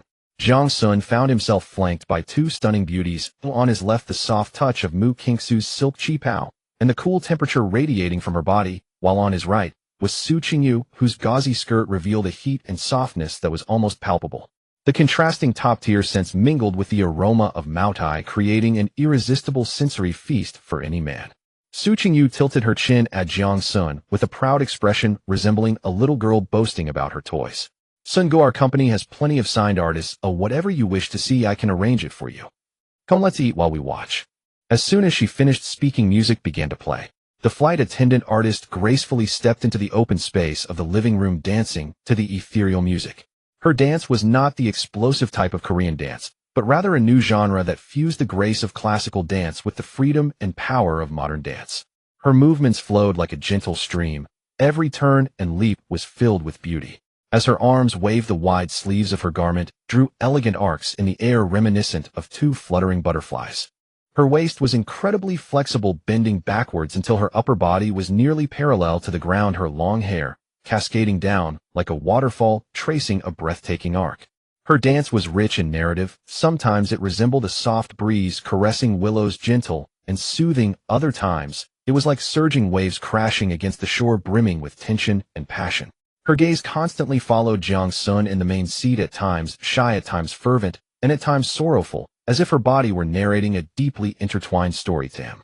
Especially during several challenging spinning movements, her skirt flared, revealing a glimpse of her snow-white thigh, only to be drawn back in an instant, that exquisite combination of ultimate temptation and elegance quickening one's heartbeat without a hint of vulgarity. This 360-degree visual delight was indeed top tier. Meanwhile, the first course was served. Golden soup with ball-shaped tofu. In the clear broth, a ball made of countless strands of tofu quietly blossomed, its craftsmanship nearing the realm of the divine. This dish was merely an appetizer, yet it already showcased the grandeur of a national banquet. Jiang Xun gently tapped it with his spoon. The ball trembled like a living creature, quivering in the golden broth, each strand of tofu creating ripples. He scooped a spoonful and brought it to his mouth. No chewing was necessary. The tofu strands melted in his mouth as if they were merely an illusion. Immediately following was a powerful, rich flavor derived from Old Hen's Jinhua ham and scallops, simmered for dozens of hours, sweeping across his taste buds like a tsunami. The freshness was overwhelming. Goodness, this soup is worth more than gold. A fleeting thought crossed Jiang Xun's mind. Next came the second dish, a group of fish fins with a golden broth, the fins gliding smoothly between lips and teeth. The third dish, thinly sliced beef, tripe meticulously sliced like fine strands, tender yet resilient after being briefly cooked, followed, and then that dish arrived. Mao's braised pork. In the jar, each piece of meat was cooked to a vivid red with a glossy, translucent sauce, the balance of fat and lean meat distinct. The rich, slightly caramelized aroma of the meat boldly invaded his nostrils. Jiang Xun picked up a piece. The chopsticks felt almost no resistance. He looked at that slightly trembling piece of meat as if it were breathing. A memory of working late into the night in his past life, buying a 15 yuan pork rice bowl from a convenience store, suddenly pricked his mind. The same braised pork, yet it was worlds apart. He placed the meat into his mouth. The fatty part had no greasiness whatsoever. With just a gentle press of his tongue it melted into a warm flow of fragrant oil, dissolving instantly. The lean meat had already been stewed to the point of tenderness, yet miraculously retained a slight fibrous texture fully infused with the rich sauce. Sweet, salty, fresh, and with a hint of spice from the seasoning that was barely perceptible. A symphony of flavors exploded in his mouth, layer upon layer, ultimately converging into a pure, fulfilling aroma of meat that left one sighing in satisfaction. This taste was both familiar and unfamiliar. Familiar in its primal comfort derived from carbohydrates and fats, unfamiliar in its extravagance, not counting costs solely for the ultimate taste experience. Jiang Xun chewed slowly. He said nothing. He simply picked up a second piece. Jiang Xun did not pause in his actions. He picked up another piece of braised pork. This silent action carried more weight than any ornate words, like a silent medal of honor accurately awarded to the evening's leader. Su Qingyu's fox-like eyes sparkled with astonishment, her brows and corners of her eyes suffused with uncontainable pride, as if she were radiating light. Her body softened, almost hanging on Jiang Xun's arm. The warm, soft touch from beneath her gossamer pink skirt transmitted through, without barriers, bringing with it a sweet, intoxicating fragrance reminiscent of vanilla mixed with brandy. Sun Gu. Her voice trailed off, soft and alluring, tinged with the unique straightforwardness of a northeast accent. It's no fun just eating meat. Come try our own treasure. As she spoke, she had already taken up the ancient ceramic bottle, pouring wine into the small celadon cup in front of Jiang Xun. The wine was slightly yellow, clear and bright, with traces of it clinging to the cup, slowly sliding down like silk. The bold aroma of soy sauce at a closer distance aggressively invaded his nostrils, like an invisible hand gripping one's soul. Su Qingyu pushed the cup to Jiang Xun's hand, while her other hand mischievously rested on his shoulder, her breath fragrant. Those foreign red wines are nothing compared to this. Now that's something impressive. After drinking this, I can provide you with an even better show. Her fingertips casually brushed against Jiang Xun's neck, sending a faint shiver down his spine. Before Jiang Xun could respond, a crisp, woodsy aroma reminiscent of a pine forest after snow quietly approached from the other side. Mu Qingxue moved. She did not press herself against him like Su Qingyu, but she sat closer. Beneath that silver-gray silk Chong Sam, the contours of her body were taut and graceful. Through the thin layer of fabric, Jiang Xun could sense the faint coolness of her skin along with a supple, resilient tightness. She extended a pale, slender hand and gently steadied the wrist of Jiang Xun's wine glass. Her movements were elegant and restrained, and her fingertips carried a coolness that starkly contrasted with Su Qingyu's warmth. Sir. Mu Qingxue's voice was as clear and cold as striking jade, yet it bore an unquestionable deference. This wine is a 30-year vintage, potent in nature, but smooth and mellow on the palate with a warming effect. You have just finished exercising. A small cup will invigorate the blood, soothe the meridians, and relieve fatigue. She did not urge him to drink. She merely stated a fact, a display of her extensive knowledge and thoughtful care. This was a more refined form of attendance. She was not seducing him, but offering the most professional advice for his health and enjoyment. To Jiang Xun's left was a sweet, warm cloud, to his right a cool, crisp snow. Two utterly distinct top-tier fragrances mingling with the assertive aroma of mutai created a sensory feast fit for an emperor. Good heavens! This is like ice and fire, Jiang Xun silently quipped. He looked at the wine before him, hesitated, no longer raised it, and drank it in one go.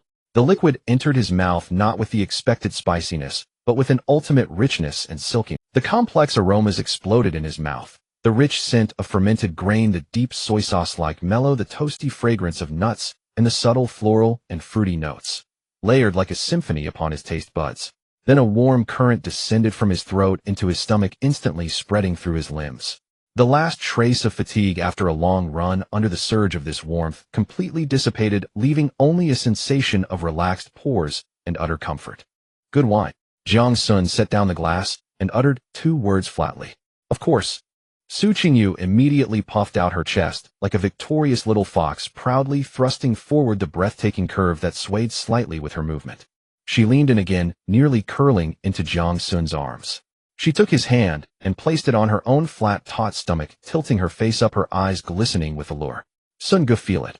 I didn't dare eat tonight just to wear this dress. If you like it, I'll wear it for you every day. Her voice was coquettish and sweet with a hint of playful grievance that was impossible to refuse.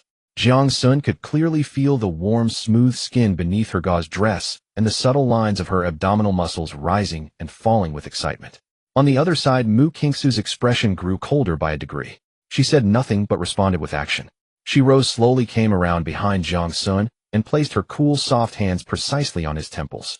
Sir, let me massage your head. It will help clear the effects of the wine. Her fingers were slender and strong, kneading with just the right pressure.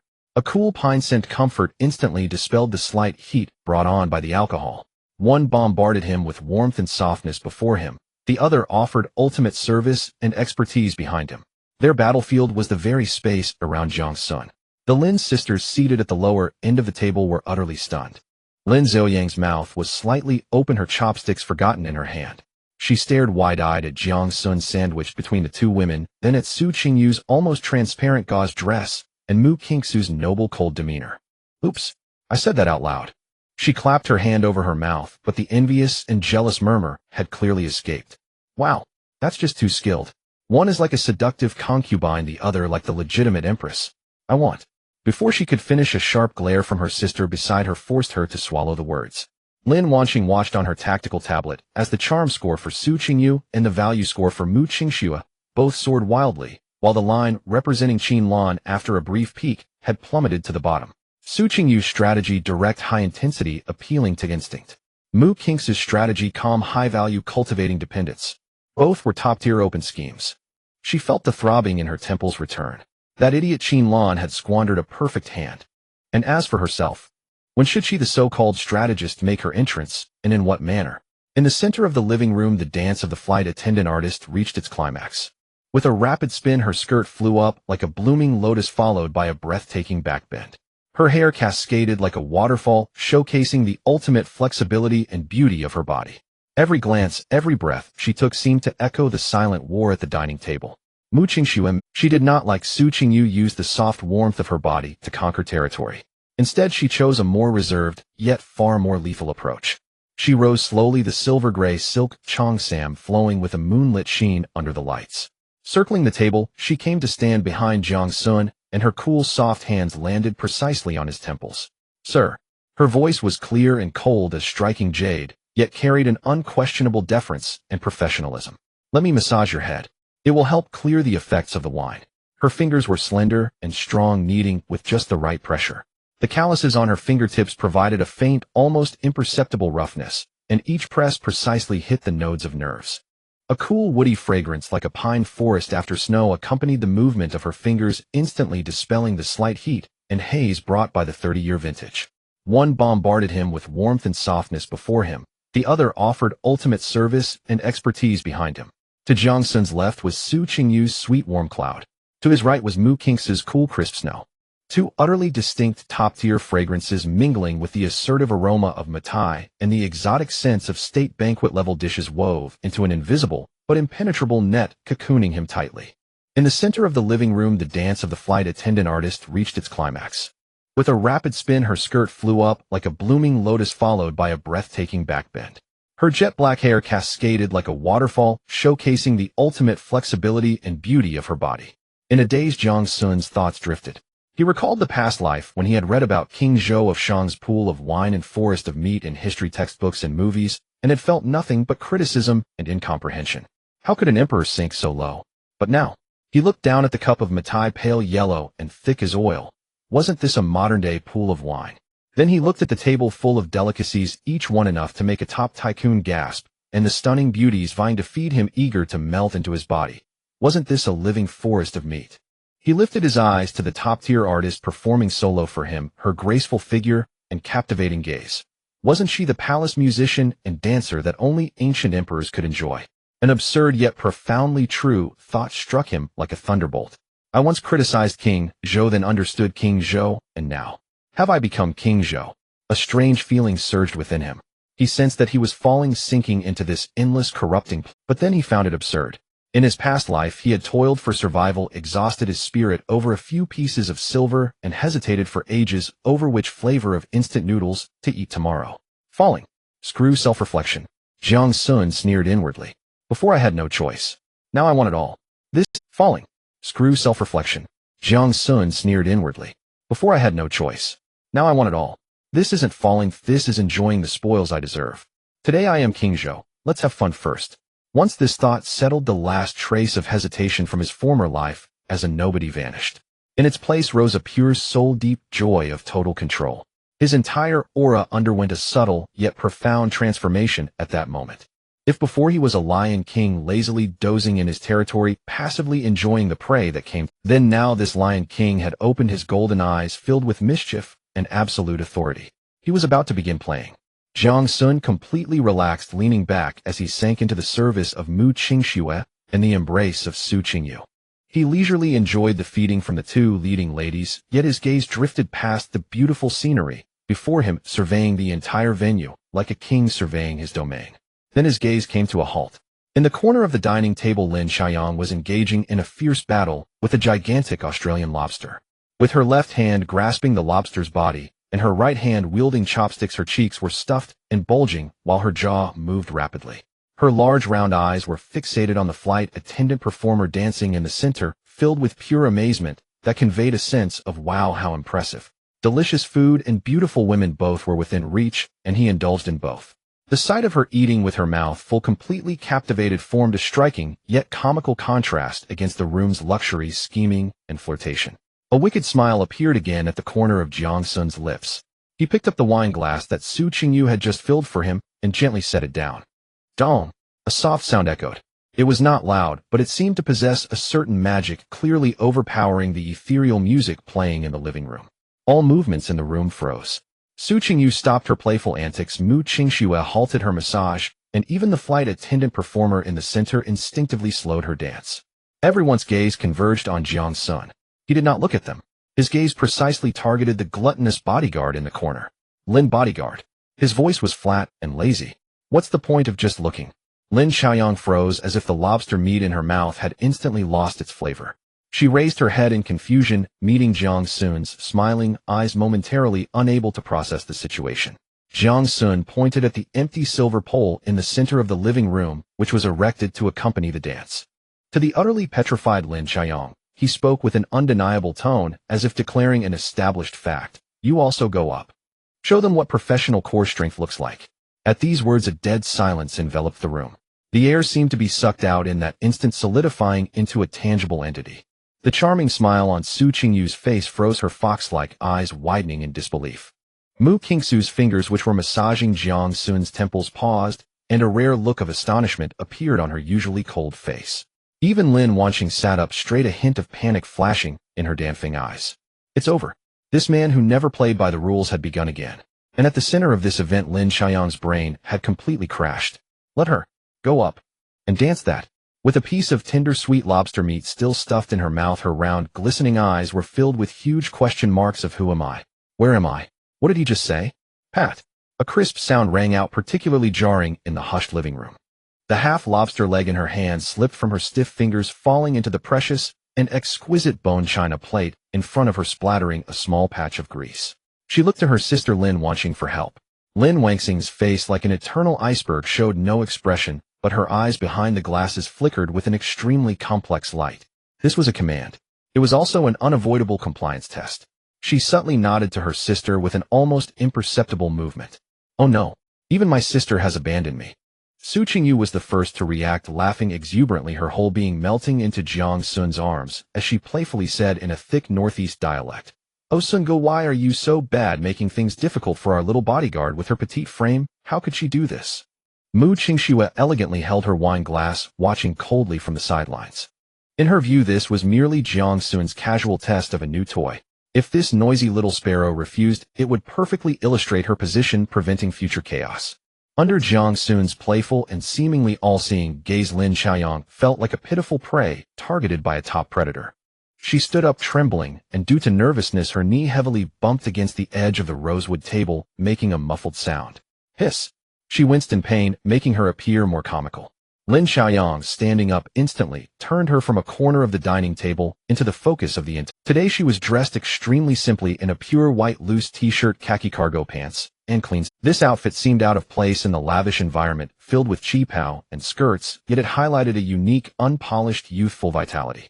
This outfit seemed out of place in the lavish environment filled with cheapao and skirts, yet it highlighted a unique, unpolished, youthful vitality. Her shoulder-length hair was neatly tied into a small ponytail, gently swaying behind her with her flustered movements, while a few unruly strands clung to her full forehead, dotted with tiny beads of sweat.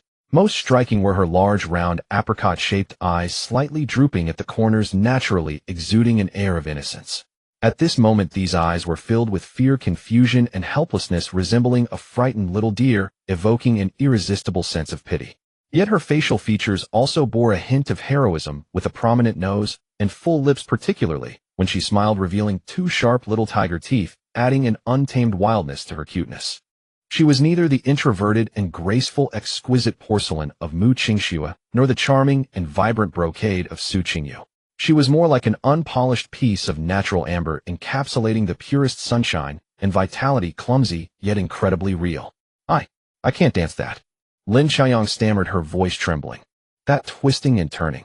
I really can't. Jiang Xun shook the moutai in his glass, the effects of the alcohol, rising, his gaze taking on a slightly lazy haziness. He chuckled softly. I didn't ask you to twist. He paused, enunciating each word. I asked you to demonstrate strength. Strength. These two words felt like two mountains crashing down upon Lin Qiang's heart. Could she? Of course she could. As an elite officer, her core strength was top-notch, having won numerous medals in police competitions. But here, under the gaze of everyone, to climb that pole specifically designed for women to dance on, this felt worse than being killed. Isn't this just a public execution? Damn it. How can this man be so cruel? Lin Qiang's cheeks flushed red, uncertain whether from embarrassment or anger, her large eyes quickly misting over as she looked at Jiang Xun with a wronged expression. She attempted one last struggle. Report, sir. My duty is to protect your safety, not to perform tricks. Oh, Jiang Xun raised an eyebrow, his smile deepening. So you mean this is a trick? He glanced around, his eyes sweeping over Mu Qingxue, over Su Qingyu, and finally landing on the trembling flight attendant performer. Do you all think this is a trick? Su Qingyu immediately shook her head like a rattle drum, sweetly saying, whatever Sun Gu says is right. If Sun Gu wants us to appreciate the beauty of strength, then it is the most elegant art. Mu Qingxue also set down her wine glass, coldly agreeing, the master's command is the standard. In an instant Lin Qiang was isolated. Her instinctive resistance turned into an offense against all the women present with Jiang Xun's casual remark. Under everyone's gaze, Lin Qiang took a deep breath as if making a decision to march to her death. She swallowed the piece of lobster meat in her mouth that she could no longer taste with force, her chest heaving violently. Then she took heavy steps, walking one by one toward the coldly gleaming steel pole that shimmered under the psychedelic lights. Lin Qiang stood stiffly in front of the steel pole, staring at its smooth surface, her mind a complete muddle. She had no idea how to begin. The flight attendant behind her had cleverly stepped aside, a hint of schadenfreude on her face, as if watching a clown. In the deathly silence, she closed her eyes and decided to go all out. Clumsily grasping the steel pole, her body began to awkwardly sway to the still-playing background music. There was no charm, no allure. Her movements were a bizarre combination of calisthenics and police combat warm-up exercises. 3 circles to the left, 3 to the right, neck twisting and hips swaying. Then a bow step with a punch to start. Following that, she fumbled to imitate the dancer from earlier, attempting a wave-like body movement, but ended up looking like a stiff caterpillar that had been electrocuted. Her limbs were uncoordinated, filled with youthful shyness and confusion, resembling a foolish. Su Qingyu was the first, unable to hold back, nearly spitting out her drink, laughing so hard that she fell against Jiang Xun, pounding his shoulder. Oh my goodness, Sun Gu, where did you find such a treasure? I'm dying of laughter. Ha ha ha. Mu Qingxue couldn't help but smile, her lips curving despite her efforts to restrain herself, though disdain and contempt were evident in her eyes. However, as they laughed, the expressions on their faces slowly changed. Although Lin Qiang's dance was awkward, it carried an astonishing sense of authenticity and vitality. Her cheeks, flushed with embarrassment, resembled ripe apples. Her lips, tightly pressed in nervousness, radiated a stubborn defiance. In her clear yet flustered apricot eyes, tears glistened, though every time her gaze met Jiang Xun's, she swiftly averted her eyes like a startled rabbit. And beneath that simple sportswear, her powerful body lines became evident with her clumsy movements. All of this combined to form a unique, unrefined, youthful charm. It was not a product crafted to please like a professional dancer, where every movement was meticulously designed and flawless. It resembled an unpolished gem bursting forth with the purest, most dazzling brilliance under tremendous pressure. Jiang Xun leaned against the soft pillow prepared by Mu Qingxue, with his left hand wrapped around by Su Qingyu and his right hand holding a glass of 30-year-old liquor. His gaze grew increasingly dreamy as he watched the figure awkwardly twisting under the lights, the lazy smile at the corner of his mouth never fading. Interesting. Very interesting. Compared to the flight attendant who was like a perfect precision instrument, this foolish bodyguard filled with errors and nearly crying from embarrassment clearly piqued the playful interest of this tyrant. Su Qingyu continued to pour him wine, her warm body pressed tightly against him, exhaling like orchids. Sun Ge, have another drink. This girl is bringing us joy. The wine tastes so much better. Mu Qingxue was behind him, leisurely kneading his shoulders with just the right amount of pressure. Jiang Xun paid no attention to them, taking another sip of wine, his gaze firmly fixed on Lin Xiaoyang. As the music reached its climax, Lin Xiaoyang seemed to expend all her strength, as if to conclude this long public execution. She suddenly released the steel pole, her body sinking down, executing a clean, powerful standard split, landing steadily on the smooth floor. Pop! A soft sound. The movement was swift and precise, without a trace of hesitation. Her long legs, clad in work pants, drew a sharp, straight line in the air, perfectly aligning with the ground, forming a flawless 180 degrees. From utter clumsiness to extreme professionalism. From comically awkward writhing to astonishing flexibility. This momentary contrast was like a silent bomb detonating in the living room and leaving everyone present breathless. Su Qingyu's laughter abruptly ceased. Mu Qingxu's fingers, which were kneading Jiang Xun's shoulder, paused slightly. The glimmer of unexpected astonishment and pride flashed in Lin Wangxing's eyes behind her glasses. The entire room fell into an eerie silence, with only Lin Xiaoyang's heavy breathing from her vigorous movements breaking it. She buried her flushed face deep in the crook of her arm, lying on the cold floor in the split position, too ashamed to look up, wishing she could find a crack in the ground to hide in. Everyone was stunned by this final strike. All eyes instinctively turned to the head of the dining table, waiting for the lazy emperor to pass the final judgment on this clumsy yet stunning performance. Jiang Xun lazily leaned against the soft pillow prepared by Mu Qingxue, the playful smile at the corner of his mouth appearing even deeper in the dim light. He neither said good nor bad. He simply leisurely placed his wine glass down, his gaze sweeping across the sparkling fruit platter on the table. Finally, his finger paused on one, pinching a plump longan. Goodness! This foolish bodyguard actually, from extreme clumsiness to extreme professionalism, this contrast was 100 times more interesting than the flight attendant's meticulously choreographed dance. Jiang Xun chuckled inwardly. Since there was a performance, there should be a reward. He flicked his fingers. That longan traced a precise parabolic arc in the air, landing squarely in the little nest formed by Lin Xiaoyang's arm, buried in embarrassment. Gurgle. The longan rolled slightly, coming to rest deep in her warm arm. A reward for you, Jiang Xun said flatly. Su Qingyu and Mu Qingxue were both taken aback. They never expected Jiang Xun would end this farce in such a manner. Lin Xiaoyang trembled all over. She could clearly feel that round longan pressing against her skin through her thin t-shirt. The sensation burned hotter than a 1,000-pound boulder, causing her heart to clench tightly. Just as everyone thought Jiang Xun would take another step, like making her pick it up and eat it, or saying something, a sudden change occurred. Jiang Xun's hand holding the wine glass swayed slightly. The dreamy look in his eyes instantly expanded the sense of amusement and control, ebbing away like a tide, his brow furrowing ever so slightly. He set the wine glass down. His body softened. Without warning, he leaned back, completely falling asleep in the embrace of the waiting Mu Qingxue, half of his body resting against the arm of Su Qingyu on the left. This sudden turn of events caused the atmosphere in the room to freeze again. Mu Qingxue immediately felt the heavy weight on her shoulder, along with the mingled scent of liquor and unique pheromones from the man. Su Qingyu was also caught off guard by the sudden weight, her body tilting, Jiang Xun's profile pressing against her breathtaking softness. The two top female leads both realized simultaneously that Jiang Xun was truly drunk. His breathing had become heavy and steady, no longer the playful laziness from before. The gazes of the two top actresses met in the air for a brief moment. In a flash of insight, they immediately switched from petty rivalry mode to crisis management mode. The gentleman is drunk. Mu Qingxu's voice remained cold, but with a hint of undeniable decisiveness. Help him to the master bedroom. He'll help. Su Qingyu immediately retracted her flirtatious demeanor, her fox-like face now serious, as she adjusted her position to prepare to assist Mu Qingxue in lifting Jiang Xun. At that moment, a voice filled with excitement and completely oblivious to the situation like a thunderclap shattered the momentary silence. He'll do it. He'll do it. Lin Xiaoyang, still on the ground, suddenly lifted her head, her apricot eyes devoid of any shame or grievance replaced by a dazzling light, as if she had discovered treasure. She scrambled up with all fours, moving as quickly as a cheetah. I can finally hug Sun Guest's thigh. This utterly unguarded declaration exploded the previously tense and ambiguous atmosphere. The entire scene turned to stone. Mu Qingsu's movement to get up froze, her expression instantly turning cold, her icy eyes shooting daggers at Lin Xiaoyang. This foolish girl. Su Qingyu was stunned for a second before bursting into laughter, shaking with mirth, unable to stand upright. Oh my goodness, this fierce girl. On the other side of the dining table, Lin Wanxing held her forehead in pain, her phoenix eyes behind the lenses filled with despair. It's over. All over. Her sister was indeed here to bring her misfortune.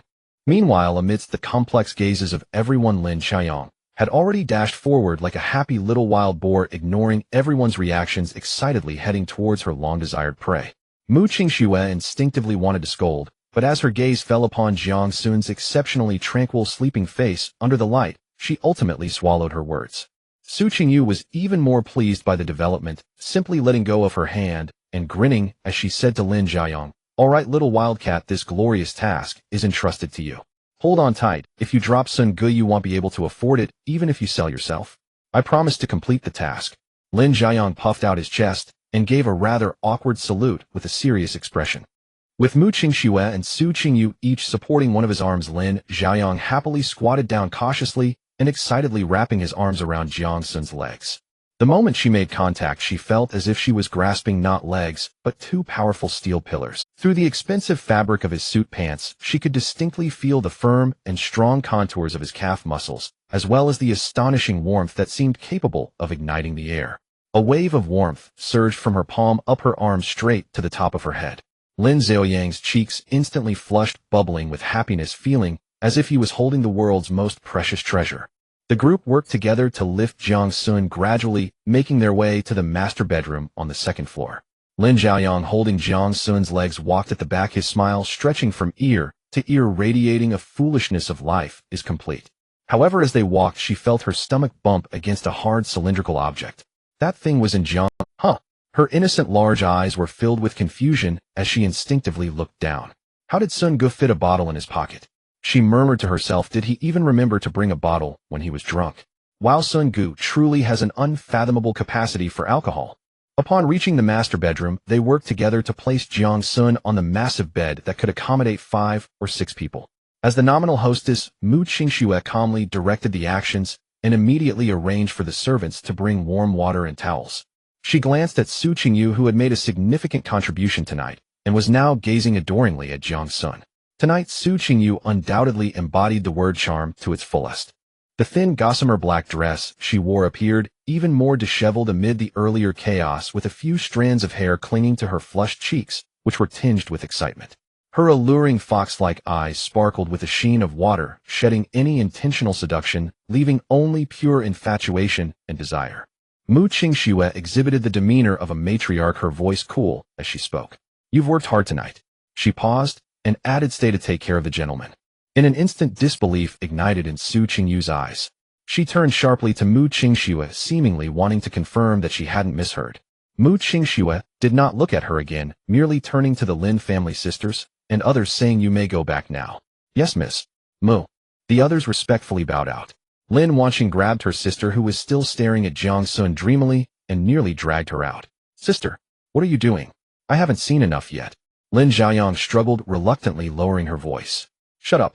Lin Wanxing squeezed out 2 words through clenched teeth, feeling her temples begin to throb again. The door was gently closed. Click. A soft sound like a switch cut off all the noise and prying from the outside world. In the luxurious and spacious master bedroom, only 2 sounds remained. One was the steady and even breathing of the man on the bed. The other was the sound of Su Qingyu's heart pounding like a drum, nearly leaping out of her chest. She stood in place, not daring to step forward immediately. The air was thick with a peculiar, dizzying fragrance. It was the overpowering aroma of 30-year-aged Mao Dai remaining on Jiang Xun, mixed with his unique, fresh, and clean male pheromones after his bath, intertwined with a hint of Mu Qingsu's icy pine forest-like fragrance. These 3 scents interwove into an invisible net wrapping around Su Qingyu, making her feel as if her body was turning soft and her cheeks burned with astonishing heat. She took a deep breath, forcibly suppressing the fluttering in her heart, and slowly approached the massive bed that could accommodate 5 or 6 people, her steps light as a cat on the prowl. The bedside wall lamp was set to the softest warm yellow, the light cascading like flowing water, accentuating her carefully chosen battle attire for the night, making it all the more breathtaking. It was a dress as thin as a cicada's wings. Rather than a dress, it resembled a layer of hazy mist. During the earlier chaos of supporting Jiang Xun, the already loose straps had slipped down one side, revealing her smooth, fair shoulder and exquisite collarbone. The scenery beneath the hem was even more elusive. A pair of long, straight, beautiful legs obscured by the mist somehow appeared even more alluring than if completely exposed. Sun Gu, you truly are. She gazed dreamily at Jiang Xun's sleeping face, unconsciously murmuring in a northeast dialect. The sleeping Jiang Xun shed the oppressive aura he usually exuded, which was infused with a sense of languor. His deep features appeared exceptionally handsome under the soft light, his long, thick eyelashes casting a quiet shadow beneath his eyelids, and his slightly pursed lips held an unconscious sensuality. He was like a temporarily dormant volcano containing all the energy capable of incinerating everything, leaving only the most primal, awe-inspiring masculine charm. Su Qingyu's heartbeat quickened. She bent down, extending her slightly trembling, bright, red-tipped fingers, wanting to touch his cheek and feel that warmth that belonged solely to her. But her fingertips halted abruptly, just a centimeter from his skin. At that moment, caught in indecision, a battle raged within her heart. The pair of eyes she thought had fallen into a deep slumber unexpectedly, without warning, slowly opened. There was no trace of drunken haze or confusion. Those eyes under the warm yellow light were clear as water, deep as the night sky, and carried a hint of the familiar teasing smile she knew all too well. Su Qingyu stiffened, all over her mind going blank in an instant. He isn't drunk. Just as that thought flashed through her mind, a strong and powerful arm shot out, like lightning, encircling her slender waist. Oh! She let out a startled cry, utterly unable to react, as an irresistible, overwhelming force seized her. The world spun around her, and in an instant she lost her balance, tumbling into a searing, solid embrace. The tip of her nose collided heavily with his firm chest, and the scent of wine and musk mingled with raw masculinity flooded her senses with an unprecedented, domineering intensity. Jiang Xun said nothing, only held her tightly in his arms. One hand circled her waist with strength, while the other threaded through her cascading black hair, gently stroking the back of her head, as if soothing a frightened kitten. She was completely stunned, lying motionless against Jiang Xun's chest, not daring to move, letting her traitorous heart pound wildly in her ears. Sun, brother Sun, you're not drunk, she stammered, her voice trembling. Jiang Xun's low chuckle rumbled above her, sending a tingling numbness through her eardrums. What do you think? I think. You're impossible. Su Qingyu came to her senses, both embarrassed and angry, and lightly punched his chest with her little fist, a gesture more like a coquettish plea than a hit. She lifted her head, her enchanting fox-like face brimming with feigned anger and grievance. You big liar. You tricked me and Mu Qingxue both. Were you just standing there laughing at us? Jiang Xun didn't answer. He simply gazed at her. His eyes were deep, as if they could pierce through all her carefully crafted allure and charm, reaching the very core of her soul. Under that concentrated gaze, Su Qingyu found herself unable to utter a single one of the seductive wiles she had prepared, words that would have made any man lose his mind. The atmosphere fermented slowly in the silence. After what felt like an eternity, Su Qingyu shed all her defenses, pressing her cheek back against his warm chest, listening to the strong, steady beat of his heart. Her voice, tinged with a weariness and confusion she had never shown before, floated up softly. Brother Sun, do you know? Since I was a child, my parents groomed me like a social weapon. Learning to dance, flower arranging tea ceremony. How to smile in a way men would love most, how to speak in a way that would make them happiest. They said the daughter of the Su family had to be the most dazzling one in Bienheim, matched with the most handsome husband, to reach the pinnacle of life. Jiang Xun remained silent, only tightening his arms around her. He could feel the girl in his embrace, trembling slightly. I maneuvered through those so-called high society circles wearing a mask, speaking lies. Everyone praised me as Su Qingyu, the charming, versatile media queen of Bienheim. Su Qingyu laughed bitterly, a hint of a sob in her voice. But none of them know.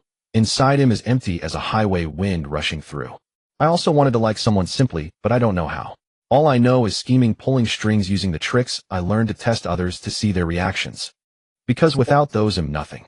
She lifted her head, her usually seductive, hooking fox eyes now shimmering with tears filled with pure vulnerability.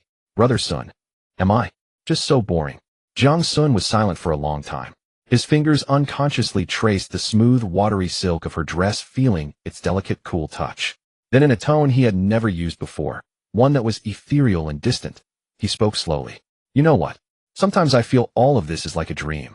Su Qingyu's whole body trembled. She jerked her head up, staring at him in disbelief. Jiang Xun's gaze didn't meet hers, but instead it fixed on the ornate crystal chandelier above his eyes, seeming to pierce through time and space, looking toward a place so distant it was unreachable. In this world, I suddenly seemed to have everything. Wealth, status, and you. His voice was very soft, as if telling a story that had nothing to do with him. But I always feel like a passerby, pushed forward by a huge, invisible force. Accepting passively, choosing passively. I don't know when this overly beautiful dream will suddenly end. This was the first time he had ever revealed to anyone in this world the unease and loneliness buried deep beneath his lazy, controlling exterior, the hidden burden of being a transmigrator. He lowered his head, refocusing his gaze on Su Qingyu's stunned eyes. His expression turned profoundly, but from Mu Qingxue, from the moment everything in this home began to feel alive. This dream started to become real. Because of you, for the first time I have. The thought of not wanting to wake up. Boom. Those words struck like a thunderbolt, exploding in Su Qingyu's mind. She was completely stunned. She had imagined 1,000 possibilities. That Jiang Xun would mock her naivety, use stronger means to reverse dominate her, treat it as a new kind of game. But she never imagined that this man, perfect as a god, would reveal to her such a fragile, such a genuine side. So, he too could feel uneasy. So, he too could be lonely. So in his heart she was not just one of many trophies. She was the anchor that kept him from wanting to wake from his dream.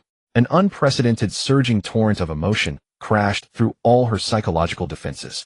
It wasn't the thrill of being conquered, nor the joy of winning a game.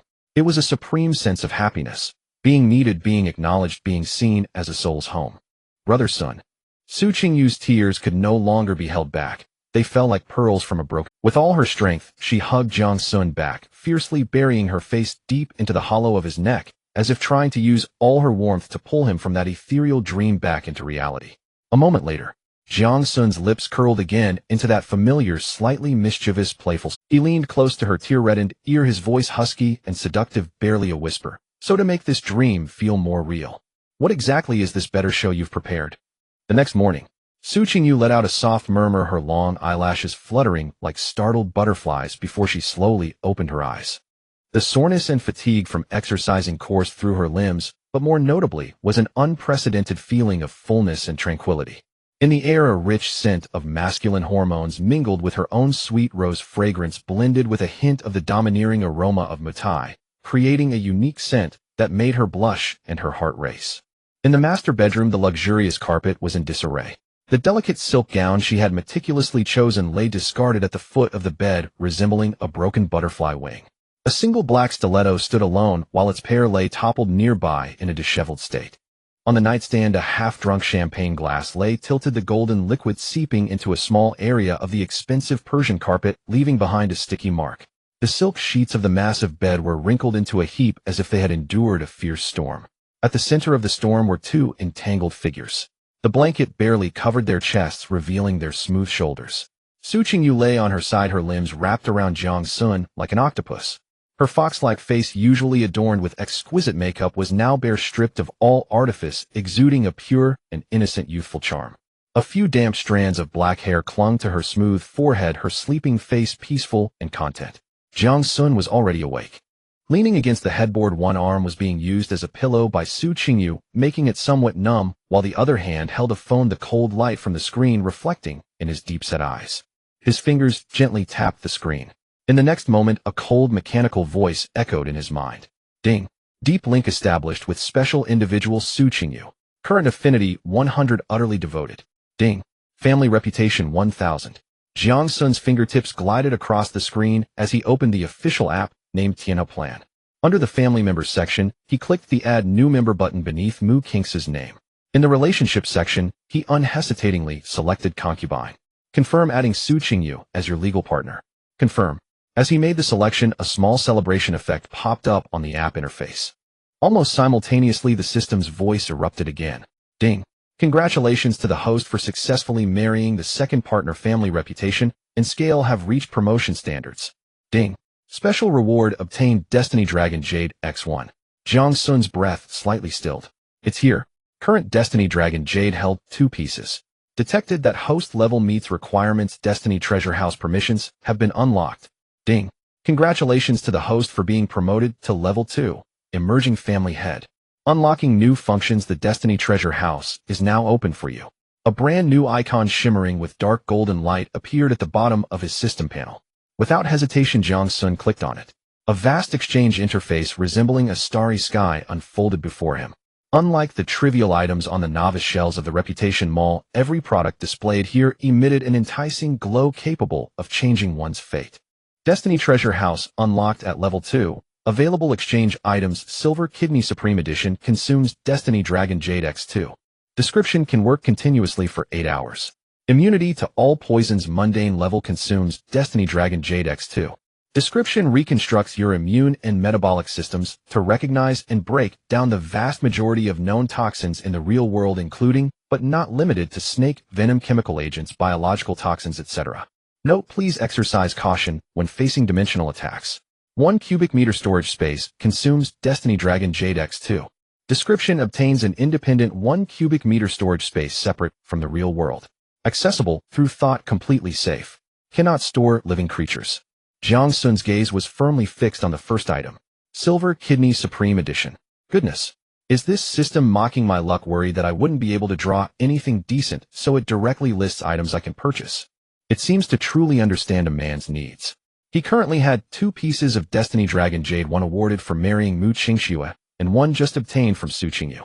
Just enough to exchange for a top-tier item. Should he choose to embody the perpetual motion machine, solidifying his core competitiveness as a top predator? Or should he opt for immunity to all poisons, adding a layer of protection in this unfamiliar world? Or perhaps choose the storage space for added convenience?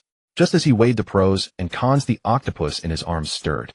Su Qingyu tightened her long arm around him like a pampered cat, rubbing her cheek against his chest, her voice hoarse and languid from just waking, still tinged with a hint of sleepiness. Sun Gu, why are you awake so early? Come sleep a little longer. She kept her eyes closed, mumbling, clearly not fully awake yet. Jiang Xun turned off the system panel and looked down at her. The morning light streamed through the large floor-to-ceiling window, casting a golden halo over her fluffy hair. Her usually sharp fox-like eyes were tightly shut with a hint of a blush at the corners, giving her an exceptionally harmless appearance. Jiang Xun felt a stir in his heart, mischief bubbling up again. He cleared his throat and spoke in a businesslike tone. What are you sleeping for? Get up and get to work. Huh? Su Qingyu opened one eye sleepily. What? Jiang Xun shook his phone. The screen was paused on the family members page of the Tiana Plan app. Su Qingyu's name was glaringly listed beneath Mu Qingxu's, marked with 2 eye-catching words: concubine. Look, just finished the paperwork for you, got it stamped. Jiang Xun's tone carried a hint of playfulness. From now on you are officially recognized as Jiang Xun's person, Su Concubine. Su Qingyu's eyes widened in an instant. She stared blankly at the phone screen, her brain short-circuiting for 3 seconds. Then an indescribable joy surged from her heart, like a volcanic eruption. She hardly paid attention to the title of concubine. What mattered to her were the words recognized, stamped, and Jiang Xun's person. Oh my gosh! With a cheer, she suddenly sprang up from the bed, the blanket slipping off. Without a second thought, she pounced on Jiang Xun, cupping his face and giving him a hard kiss. Sun Gu, you're the best. I love you to death. She exclaimed excitedly, her face flushed like a little girl who had just received her beloved toy, hugging Jiang Xun's neck while laughing and shouting. What does it matter if I'm a concubine? I don't care. As long as I'm with you, I'd be happy, even as a firewood girl. I'm also an official person now. Seeing her giddy expression, Jiang Xun could only shake his head helplessly. This woman had been crying and lamenting her emptiness just last night, only to now be filled with joy over the title of concubine. Indeed, a woman's heart is like a needle in the ocean. However, such pure happiness seems quite infectious. All right, you're drooling all over my face. Jiang Xun pushed her head away in disdain. But Su Qingyu held on tighter, her whole body clinging to him, using her northeast dialect to act cute. No way. Sun Gu, you're my god. I promise to perform well in the future, striving for early promotion. Jiang Xun felt helpless against her clinginess and could only let her be. Seeing her foolishly joyful expression as if she had received a great benefit, Jiang Xun couldn't help but chuckle.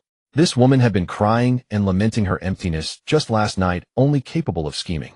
Now with the title of a concubine, she was ecstatic. Indeed, a woman's heart is as elusive as a needle in the ocean. However, such pure joy seems quite infectious. All right, you're drooling all over my face, Jiang Xun said distastefully as he pushed her head away. Oh my. Su Qingyu seemed to be suddenly shocked, abruptly bouncing away from Jiang Xun, slapping her forehead. Brother Sun, I just remembered something.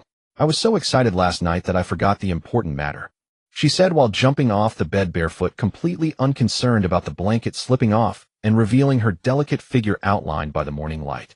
The faint red marks left from last night's fierce battle, like red plum blossoms in the snow, adorned her skin, as smooth as jade, enhancing an alluring charm that belonged to a victor rather than detracting from her beauty. Jiang Xun watched her frantically rummaging through the shredded pieces of clothing, unable to contain his curiosity. What could be so urgent? Good stuff. Su Qingyu did not turn back, her voice brimming with excitement, as if she were presenting a treasure. She carefully took out an exquisite velvet box from her limited edition Hermes bag. Brother Sun, close your eyes first. She mysteriously dashed back to the bed, hiding the box behind her. Jiang Xun raised an eyebrow, remaining silent while watching her. Feeling a bit embarrassed under his gaze, Su Qingyu had to chuckle and abandon the extravagant sense of ceremony, directly opening the box and presenting it to Jiang Xun. Tada! Brother Sun, look, this is the treasure I got for you. Inside the box lay a small bottle, entirely black and of an ancient design. Jiang Xun's pupils slightly constricted the moment he saw the bottle. This bottle? Why does it look exactly like the stamina recovery potion small that costs 200 reputation points in his system shop? Su Qingyu was completely oblivious to the change in Jiang Xun's expression and continued to boast in her northeastern dialect. Brother Sun, don't underestimate this thing. Recently, the underground black market in Jinling City has gone crazy for this. They say it's a divine medicine that can make men, make men battle for 100 rounds in a day. Her fox-like face flushed with a charming blush as her voice lowered. It's so expensive. Just this tiny bottle has skyrocketed to 10 million in the black market. I was afraid you wouldn't have enough if your family grows, so I pulled some strings and spent 12 million to get you this bottle. They say this batch is original and very potent. Jiang Xun's expression became somewhat peculiar. What the hell? Isn't this exactly the thing that costs 200 reputation points in my system? 12 million.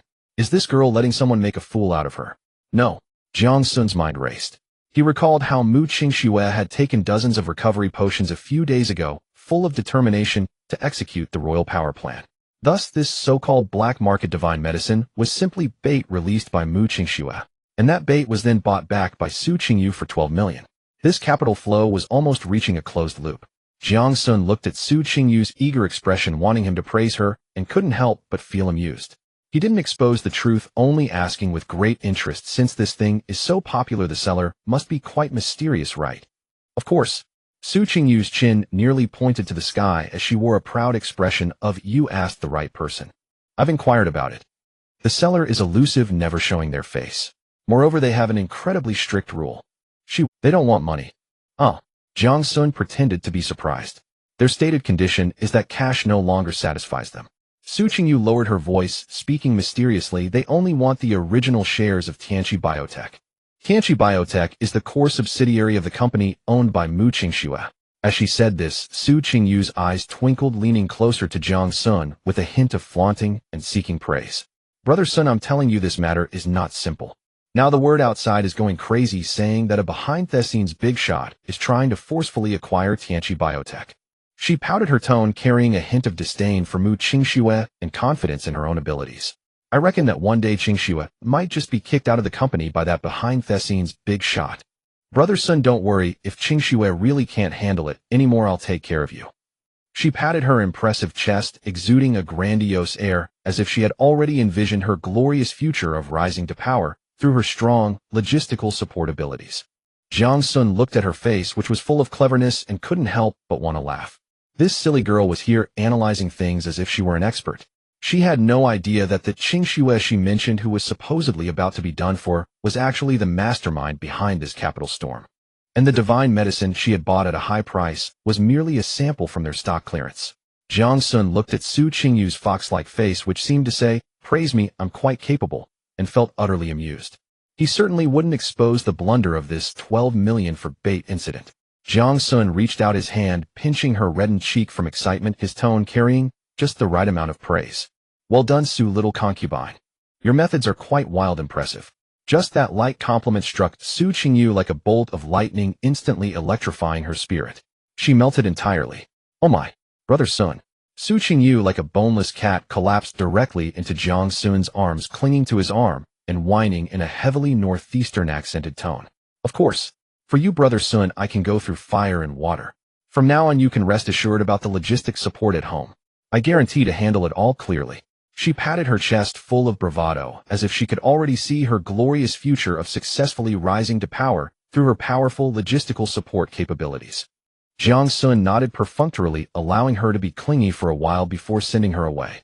Go take a nap, your dark circles are about to fall off. All right, Brother Sun. Su Qingyu, fully satisfied, planted a big kiss on his face, and then wiggled her waist, humming a little tune, happily returning to her room for a beauty sleep. Watching her disappearing figure, Jiang Xun's smile gradually faded. He turned and walked into the study, shutting the heavy wooden door behind him. The world instantly fell silent. Jiang Xun sat back in the large office chair, leaning back as his consciousness sank deep into his mind. The familiar system panel, radiating cold streams of data, silently unfolded. At the very top, the golden title Level 2, Emerging Head of Household, emitted a faint sense of authority. Below the panel, the dark golden icon titled Destiny Treasure Vault, recently illuminated, resembled a dormant star filled with unknown allure. His gaze was firmly locked on the first item in the vault interface. Silver Kidney Supreme Edition. The description contained just a short line: can sustain work for 8 hours. Simple, brutal, yet precisely hit the core need of him being the top predator in this world. Jiang Xun's fingertips unconsciously tapped lightly on the smooth mahogany desk, producing a soft tap-tap-tap sound. In his hand, he held 2 incredibly precious Destiny Dragon Jades. This was his strategic trump card for facing greater crises in the future: absolute hard currency.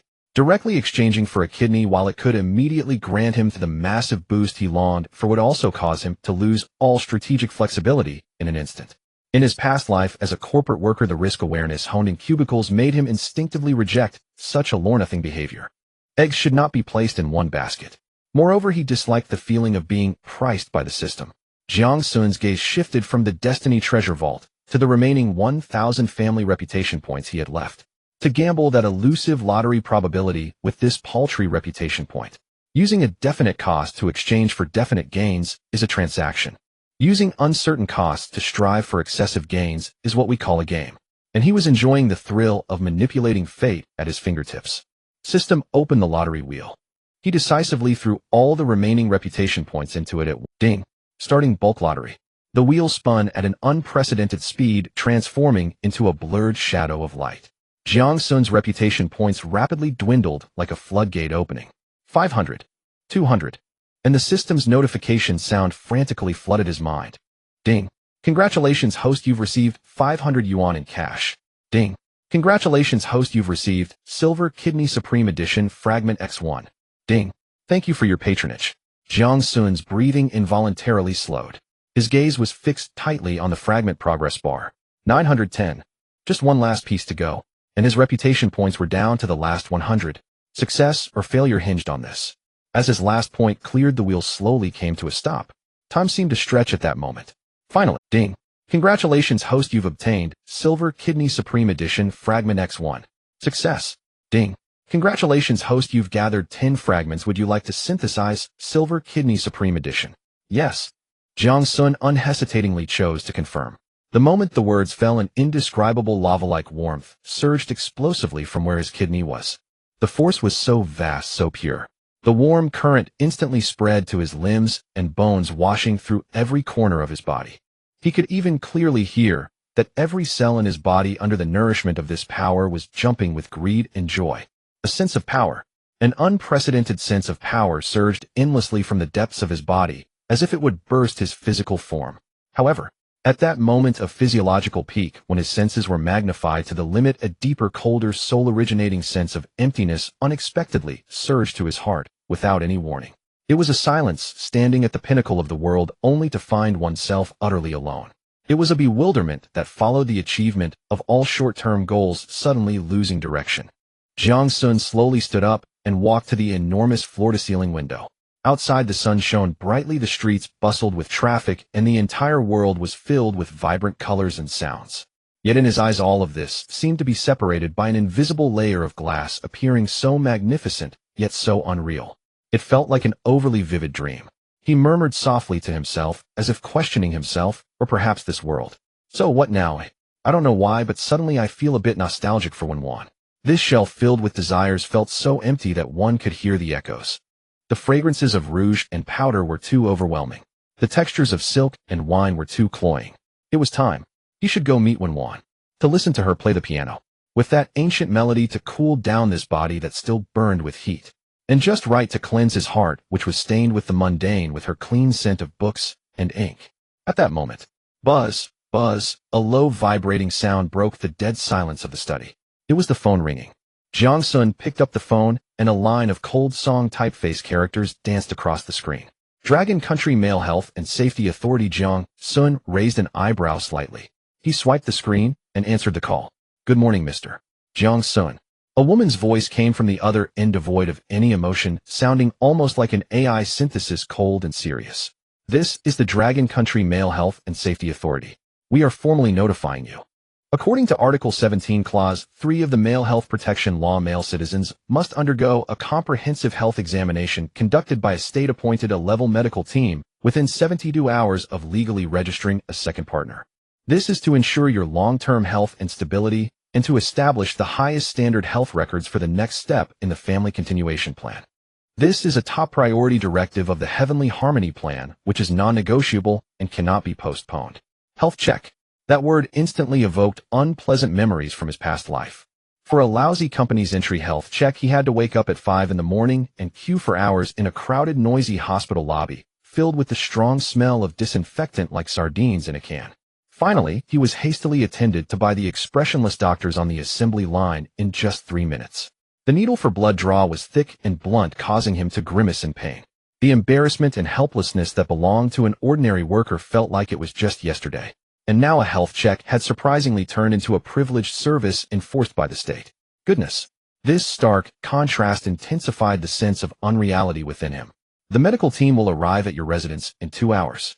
Please prepare in advance. After the official female voice finished speaking, she hung up the phone decisively, not waiting for Jiang Xun to respond. Jiang Xun put down his phone and looked outside the window, feeling that emptiness originating from his soul was somewhat diluted by this phone call, which was steeped in magical realism. He was now rather curious.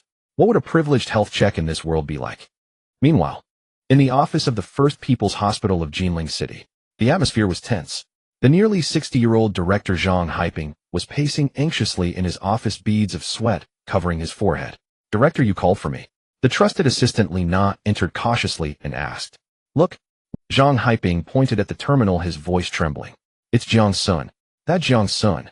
Li Na's complexion turned pale instantly. As the director's assistant, she certainly knew what that name meant. Is it about the mandatory health check task for her registering a second partner? What else could it be? Zhang Haiping plopped back down in his chair, feeling a splitting headache.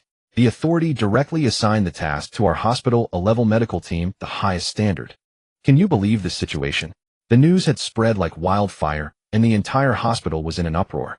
Conducting a health check for national treasure Jiang Xun was no longer a simple medical task. This was a super lottery. Zhang Haiping, feeling irritated, tugged at his tie, explaining the background to Li Na, more like trying to sort through his own stress. Of the 9 million people in Jinling, there are only over 900 registered males. And for healthy males aged 18 to 24, there are even fewer than 100. This Jiang Xun is the brightest pearl at the top of the tower. If she loses a single hair, our entire hospital will tremble. Li Na lowered her voice and added, Director, I heard. Last year a nurse at the Central Hospital gained a Onadi romance with a big shot from Tianhong Group because of a similar task, making everyone envious. How dare you bring this up? Zhang Haiping slammed the table suddenly. Because of these damn rumors, my phone is almost exploded with calls.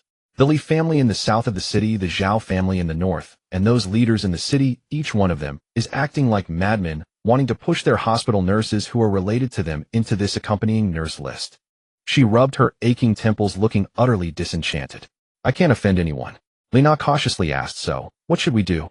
Zhang Haiping paced around the office a couple more times, suddenly stopping, a flash of determination appearing in his eyes. Since I can't offend anyone, then I'll give no one face. Pass my orders down. The nurse selection for this task will be decided by public draw. Compile a list of nurses under 30 unmarried, and with an A-level evaluation from all departments. Draw in front of all department heads. Li Na was stunned. Draw.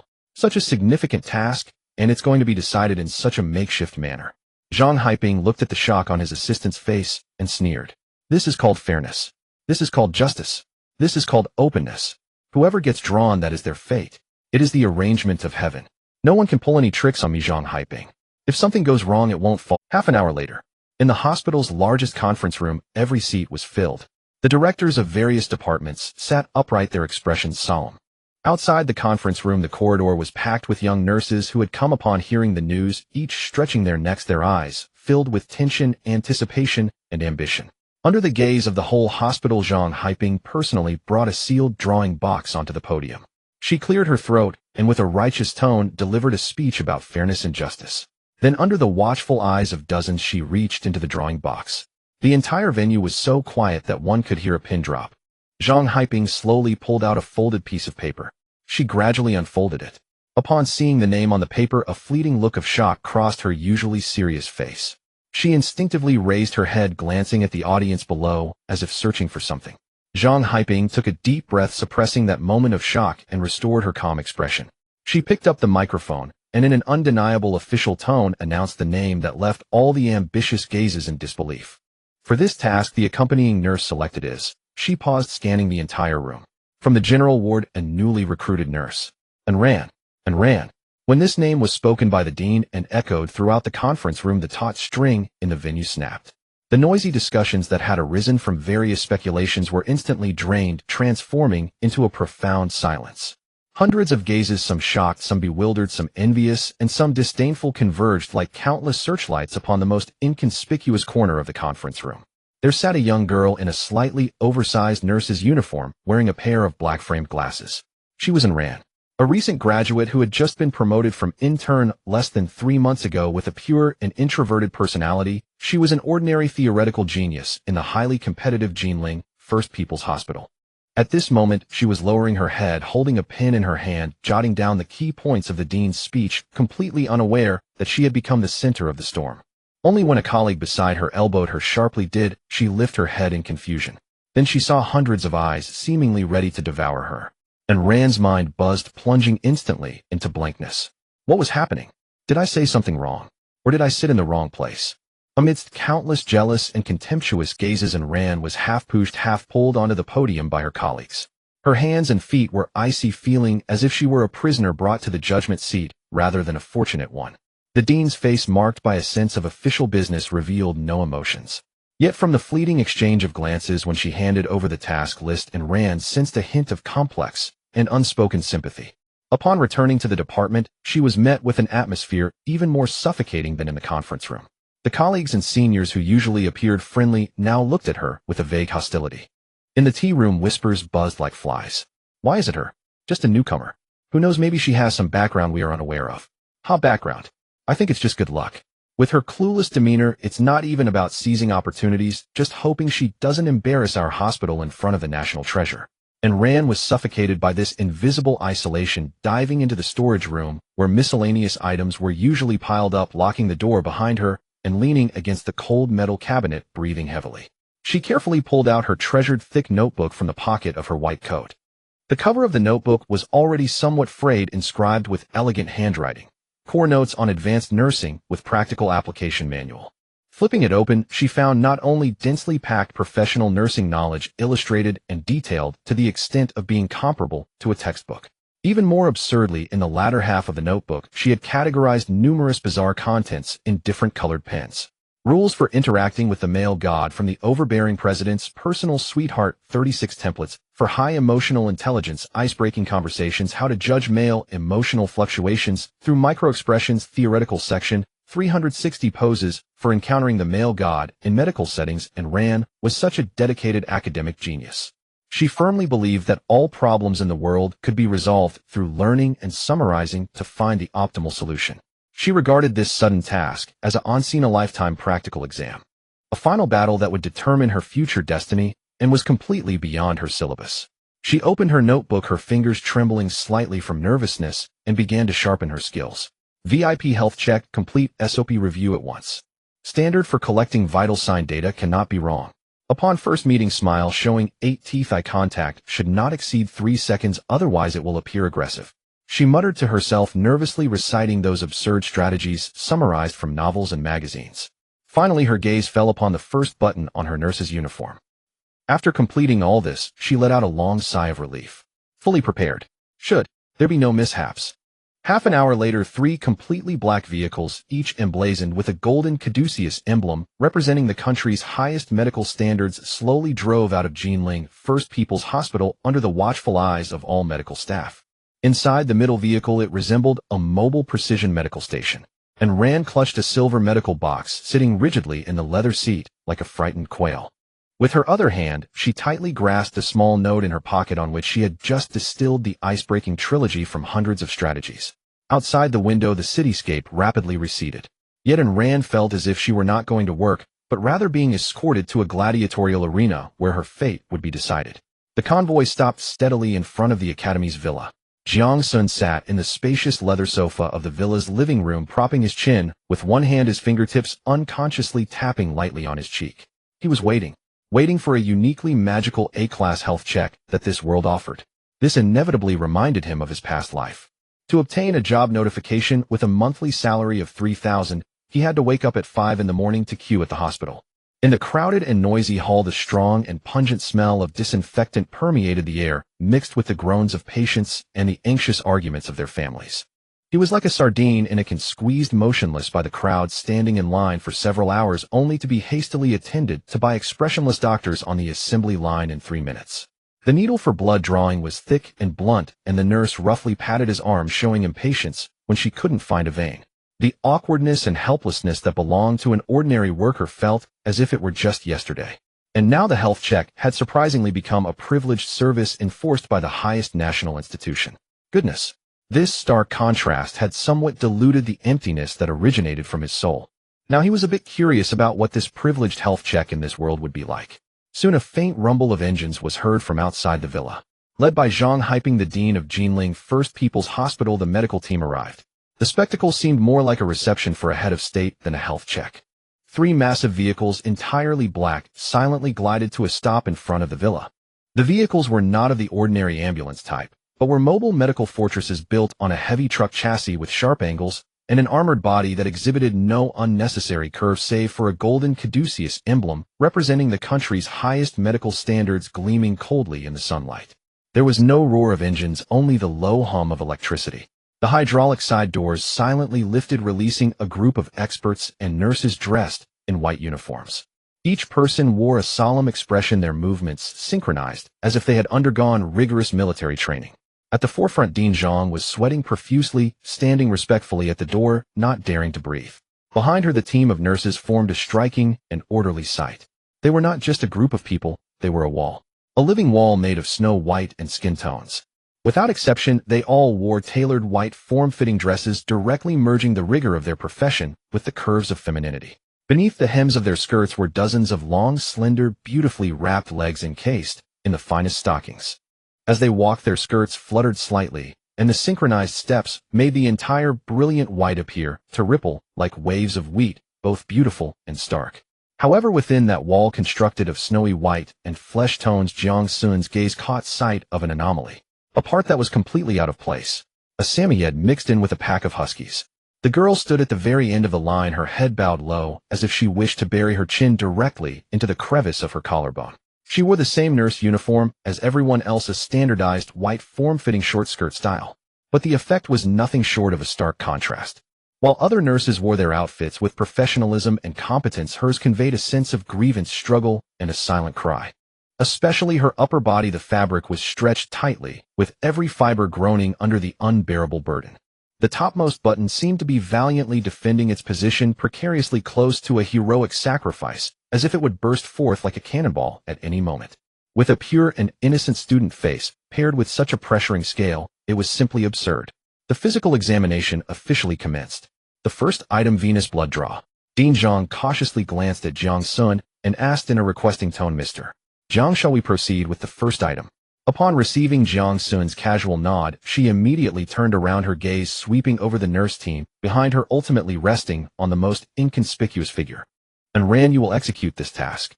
and Rand's body stiffened suddenly, her fingers clutching the medical box tightened instantaneously, her knuckles turning white from the force. She took a deep breath, her mind racing through the 36 examples of high emotional intelligence ice-breaking dialogue templates in her notebook.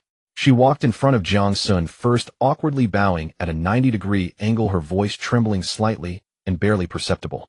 Mr. Jiang, your health records are the highest secret of Long Country. It is my greatest honor to serve you in this life. Jiang Xun looked at her theatrical lines, unable to suppress a slight smirk. This nurse was rather interesting. Seeing him smile, and Rand thought her strategy had taken effect, and her heart swelled with a bit of courage. She opened the medical box, took out the blood draw tools, and her mind replayed the final page of her notes, where she had circled the ultimate application of physical contact in red 3 times. Instead of directly grabbing Jiang Xun's arm, she leaned slightly forward, gently wrapping her left arm from above, enveloping and securing Jiang Xun's forearm in her armpit. This position forced her to come extremely close. As she leaned forward, the topmost button of her nurse uniform instantly bore an insurmountable pressure. The full contour pressed tightly against Jiang Xun's solid arm muscle through a thin layer of fabric with no gaps whatsoever. All of Rand's attention was focused on locating the vein. Due to excessive tension and concentration, her pale cheeks flushed with 2 adorable rosy patches. She continued to mutter to herself, reciting the lines from her notes.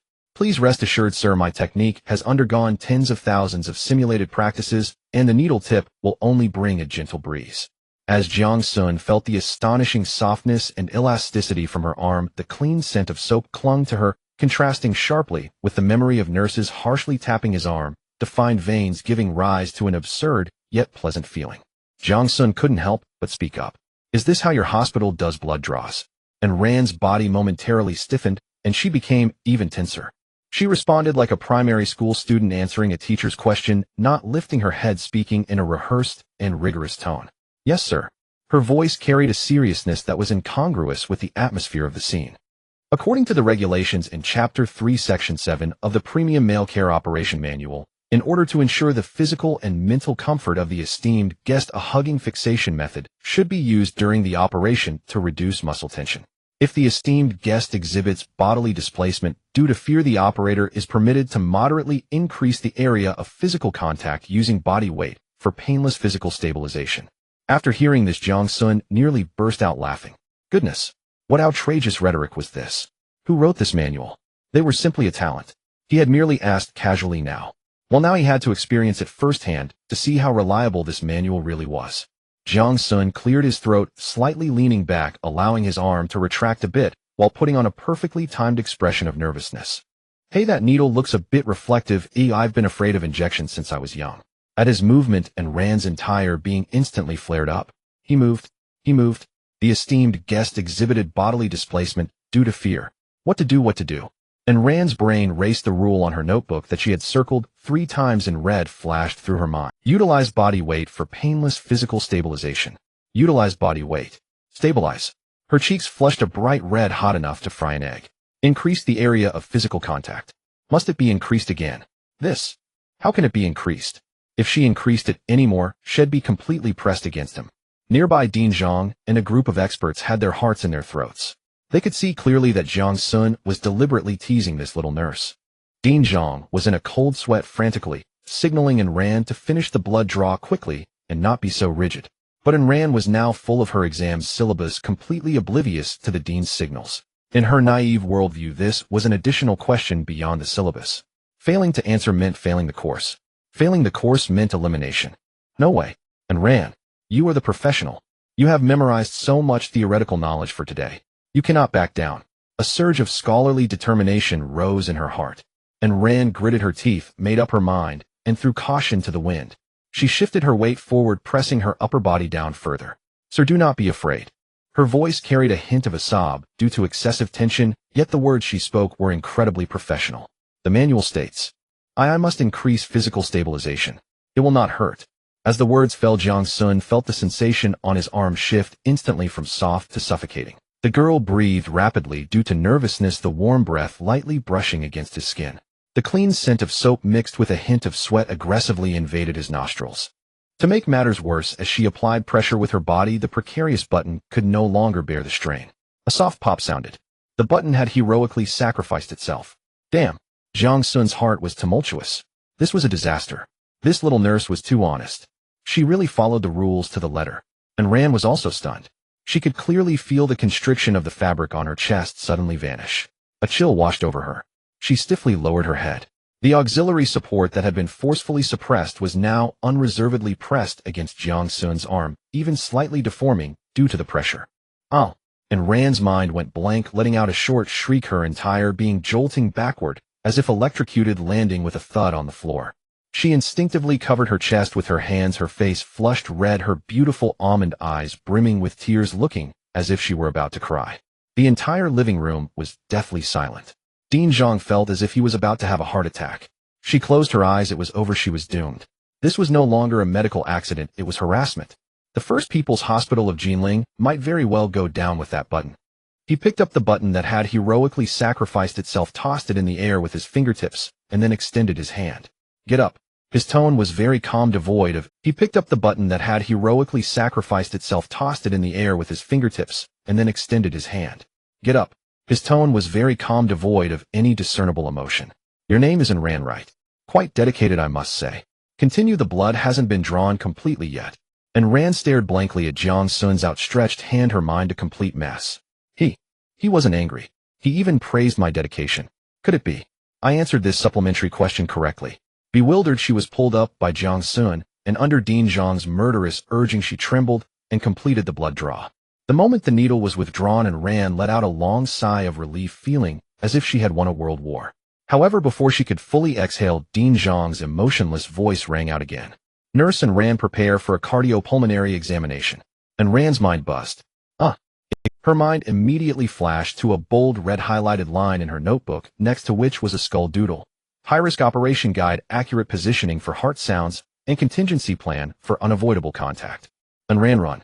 The alarm bells in her head rang loudly, but her body honestly began to prepare. She took out a spare small pin from the medical kit, turned her back, and hurriedly fixed her burst-open clothing. The action was clumsy yet endearing. Jiang Xun watched, his smile deepening. This girl was truly a gem. After taking several deep breaths, and Ran turned around, holding a stethoscope. The cold metal head immediately reminded her of another high-scoring strategy in her notes: stethoscope temperature adjustment method. She believed this was a perfect opportunity to showcase her thoughtfulness and professionalism. She absolutely could not make another mistake. She tightly held the cold metal head in her palm, repeatedly warming it with her heated hands. Then she earnestly explained to Jiang Xun, "Sir, direct contact might be too cold, and I fear it would make you uncomfortable." Jiang Xun. Goodness. I can't help but think, what a service. Who wrote this nursing manual? I must find a way to get a copy to study later. He was internally mocking her, yet his face remained impassive, even cooperating by unbuttoning the top 2 buttons of his shirt, revealing a strong flat chest. And Ran carefully brought her warmed stethoscope closer. Her expression was intensely focused, as if she were disarming a precision bomb. To find the clearest heartbeat point mentioned in her notes, she leaned forward significantly, almost half of her body hovering over Jiang Xun. This position naturally opened the neck that had just been temporarily fixed with the pin, revealing a breath. Jiang Xun needed only to lift his gaze slightly to see the unfathomable snow-white valley wrapped in white lingerie. Damn, this scale was unreasonable. And Ran was completely unaware of this. Her fingertips were gently moving over Jiang Xun's chest muscles, searching for the best auscultation position, while she earnestly reported her work results. Report, sir, your chest muscles are well-defined, highly elastic, and meet the highest health standards. Jiang Xun almost choked. Is this girl a devil? Is this a medical checkup or a personal training session at the gym? Finally locating the perfect auscultation point, and Ran gently pressed the stethoscope against it, closed her eyes, and listened attentively. Her earnest demeanor resembled that of a musician appreciating a top-notch symphony. A few seconds later, she opened her eyes and continued her report in an exceedingly reverent tone. Sir, your heartbeat is steady and powerful like an anchor to the sea, instilling immense reassurance in the listener. Jiang Xun's fingers twitched. He felt he was on the verge of breaking. Reassuring. Girl, if you keep this up, I won't be able to feel any reassurance at all. He felt the warm sensation on his chest, the girl's gentle breath, and the dazzling view before him, the heat within him more intense than when he had just acquired the silver kidney the night before. He silently thought, don't warm me up anymore, or it'll really catch fire. And Ran seemed quite pleased with her work. She even wanted to change positions to listen to the sounds of the lungs. Just as her hand was about to move the stethoscope, Jiang Xun made his move. He swiftly grabbed in Rand's hand that was holding the stethoscope. The girl's hand was soft with a hint of sweat from nervousness. And Rand was startled again, her entire being jumping back like a frightened rabbit. Sir, she looked up, her watery almond eyes filled with confusion and panic. What did I do wrong? The manual didn't mention this contingency plan. Jiang Xun looked at her almost on the verge of tears expression and playfully spoke, listening so intently I wonder. He paused, slowly articulating the latter half of his sentence. Have you counted? How many beats is my heart at right now? Have you counted clearly? How fast is my heart beating right now? And as Jiang Xun uttered these words, Rand's mind completely froze. And count his heartbeat. I was too busy memorizing my script just now. I had no time to count. And her cheeks instantly flushed crimson, and the stethoscope clutched in her hand nearly bent under the pressure. And she stammered for what felt like an eternity, yet not a single word emerged. And beside her, Director Zhang's blood pressure soared. He almost reached for his emergency nitroglycerin pills on the spot. Oh, my dear little ancestor. Nay's only teasing you. Just say something. And she frantically signaled Rand with her eyes. But at that moment Rand stood utterly disoriented, unable to receive a single cue. Jiang Xun watched her verge on tears, and inwardly he was elated. And he released his grip and lazily reclined back onto the sofa. Alright, I'll stop teasing you. You may proceed. Thank goodness. This question finally passed by sheer luck. But before she could even exhale fully, Director Zhang announced in a cool, strictly professional tone. Mr. Zhang, the next step is a full-body ultrasound examination. We kindly ask you to accompany us to our mobile medical unit, which houses the most advanced portable diagnostic equipment. After speaking, Director Zhang intended to personally lead the way and discreetly replace Rand the walking time bomb. Yet Jiang Xun didn't glance at her once. Instead, he pointed directly at Rand still frozen in place. Let her come. I find her exceptionally professional. Boom. At those words, Rand felt as though she'd been thrust onto a blazing pyre. The hopes of the entire hospital and the murderous glares of senior colleagues now weighed solely upon her shoulders. Trembling slightly, she guided Jiang Xun out of the villa, each step unsteady. Outside, the medical vehicle, resembling a mobile fortress, stood silently, its side door rising noiselessly. Though compact, its interior was fully equipped. Cold white medical panels gleamed with metallic luster, seamlessly embedding an array of incomprehensible, high-precision instruments. At the center rested a multifunctional medical bed. Beside it, a monitor already displayed Jiang Xun's freshly captured vital signs. Jiang Xun lay down on the bed without prompting, and casually patted the space beside him. Begin whenever you're ready, Nurse Rand. Clutching her medical case, Rand felt her knees quiver. She took a deep breath, forcing calm, her mind racing through the contents of her notebook. There, standard ultrasound protocol for VIP clients. She cleared her throat and recited the procedure aloud, in a voice trembling yet deliberately professional. Mr.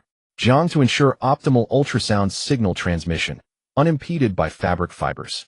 She stammered through the lines, her face growing steadily redder. You'll need to remove your outer garments and trousers, retaining only your briefs.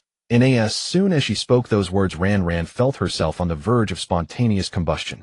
Though years of medical training had accustomed her to undressing patients, the stark gender imbalance in this world meant her last male patient had been a venerable 70-year-old gentleman. Rand's heart hammered violently against her ribs. Jiang Xun lay motionless on the bed, hands spread innocently. Oh, I see. He adopted the frail, faint expression of someone recently bled, his voice soft and subdued. But I just had blood drawn. I'm quite weak right now. Would you help me? Rand's mind exploded in a deafening silence, utterly blank. Help him undress. This. Which page of the manual covers this? This question is beyond the syllabus, Professor. Instinctively she turned toward Director Zhang outside the vehicle, seeking rescue. But all she saw was Director Zhang's face, black as a soot-covered wok, glaring at her with a silent, lethal warning, fail now, and you're finished. She turned back to Jiang Xun, only to meet his amused gaze, his expression whispering, I knew you wouldn't dare. No. Rand. You are the undisputed academic prodigy, theory incarnate. You will not be undone by such a trivial practical hurdle. It's merely removing clothing. Treat him as a medical mannequin. Nice. He is just a model. Frenzied self-hypnosis flooded her thoughts, and with stiff mechanical steps, she forced herself forward. Her fingers trembled like advanced Parkinson's, reaching shakily for the buttons of Jiang Xun's shirt. and each accidental brush against his warm skin sent electric jolts rippling through her, making her flinch involuntarily. She unfastened the shirt, revealing chiseled pectorals and a taut sculpted abdomen. Rand's face burned hotter still, her eyes darted wildly, refusing to settle anywhere. Next came the belt. And click. And the crisp metallic snap echoed sharply in the hushed cabin. Rand felt her own heartbeat skip entirely. And finally, in zipper of his dress trousers, the ultimate trial. Humiliated beyond endurance, she shut her eyes tight, grasped the zipper tab blindly, and yanked it down in one frantic, uncontrolled motion. Then, as if fleeing an explosion, she fumbled hastily to slide the trousers down to his ankles, before leaping 2 meters away, turning her back to him and gasping for air. It's over, completely over. And I'll never face anyone again. And Jiang Xun watched her cower like a bomb disposal technician who just defused a live device, and nearly burst into laughter. This girl was simply adorable. And with effortless composure he kicked off the trousers, leaving only his boxer briefs, and lounged lazily on the bed. All set, nurse ran. And, shall we begin? Nonly after several deep steadying breaths did she slowly turn around. When her gaze fell upon Jiang Xun's fully exposed physique, she froze once more. In this man, Ni's body was unbelievable. Flat rock-solid abdomen, defined by perfectly carved abs. 2 sharp, elegant lines traced downward from his hips, vanishing beneath the waistband of his briefs. In this surpassed even the hypermuscular protagonists gracing romance novel covers. Rand sensed warmth gathering in her nostrils, and she quickly lowered her head, pulled the cool gel-like coupling agent from her case, her hands shaking uncontrollably. Her eyes lingered on Jiang Xun's near-sculptural abdomen, and she swallowed hard. In the next step, she squeezed out a large glob of cold, transparent gel and carefully applied it onto Jiang Xun's lower abdomen. Hiss! Jiang Xun inhaled sharply, his body trembling slightly involuntarily. It was indeed quite cold. This was the very reaction, and Rand's study-obsessed reflex was instantly triggered, and a flash of memory from her notebook, the soothing technique, marked in red, flooded her mind. Almost without thinking she blurted out, "I'm sorry, sir, I should have warmed it with my body temperature first." Before she finished speaking, she had already acted, and Rand directly placed her soft palm over the area coated with gel. Her warm hand gently circled on Jiang Xun's firm abdominal muscles, trying to use her own warmth to heat the cold spot. She herself didn't know whether it was from nervousness or something else, but her hand kept trembling slightly. This action became the last straw that broke the camel's back. Jiang Xun felt a numbing electric current burst from his abdomen, instantly spreading through his limbs and bones. Good heavens! Did this girl truly not understand, or was she pretending not to? This was no soothing, it was outright ignition. And Rand, completely oblivious, felt the coupling agent had reached a suitable temperature, then picked up the probe and began focusing on the screen to find the organ's image. But at that moment she was astonished to see that the thin blanket covering Jiang Xun's lower body was slowly at an undeniable angle rising into a little tent. Disaster. Failed. And Rand's face flushed instantly, then drained of all color, leaving only these words echoing madly in her mind. Her nerve, called study-obsessed, overwhelmed all emotions in an inexplicable way. This was an abnormal sign.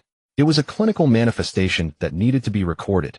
She swiftly pulled out her treasured little notebook and pen from her pocket, her expression more serious than ever before.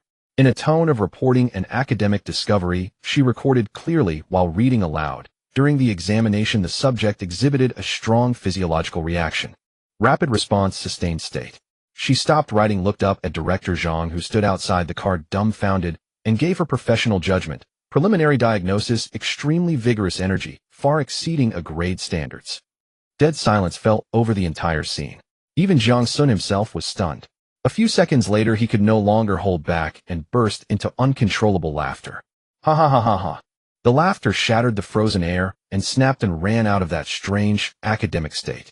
She looked at Jiang Xun, who was doubled over with laughter, and then at the absurd record in her notebook, belatedly realizing what she had just done. Oh. The medical examination ended amidst chaos. Director Jiang felt as if half her life had been drained from her. She was about to assign the hospital's most senior and beautiful chief physician to serve as Jiang Xun's family health consultant to salvage the hospital's reputation.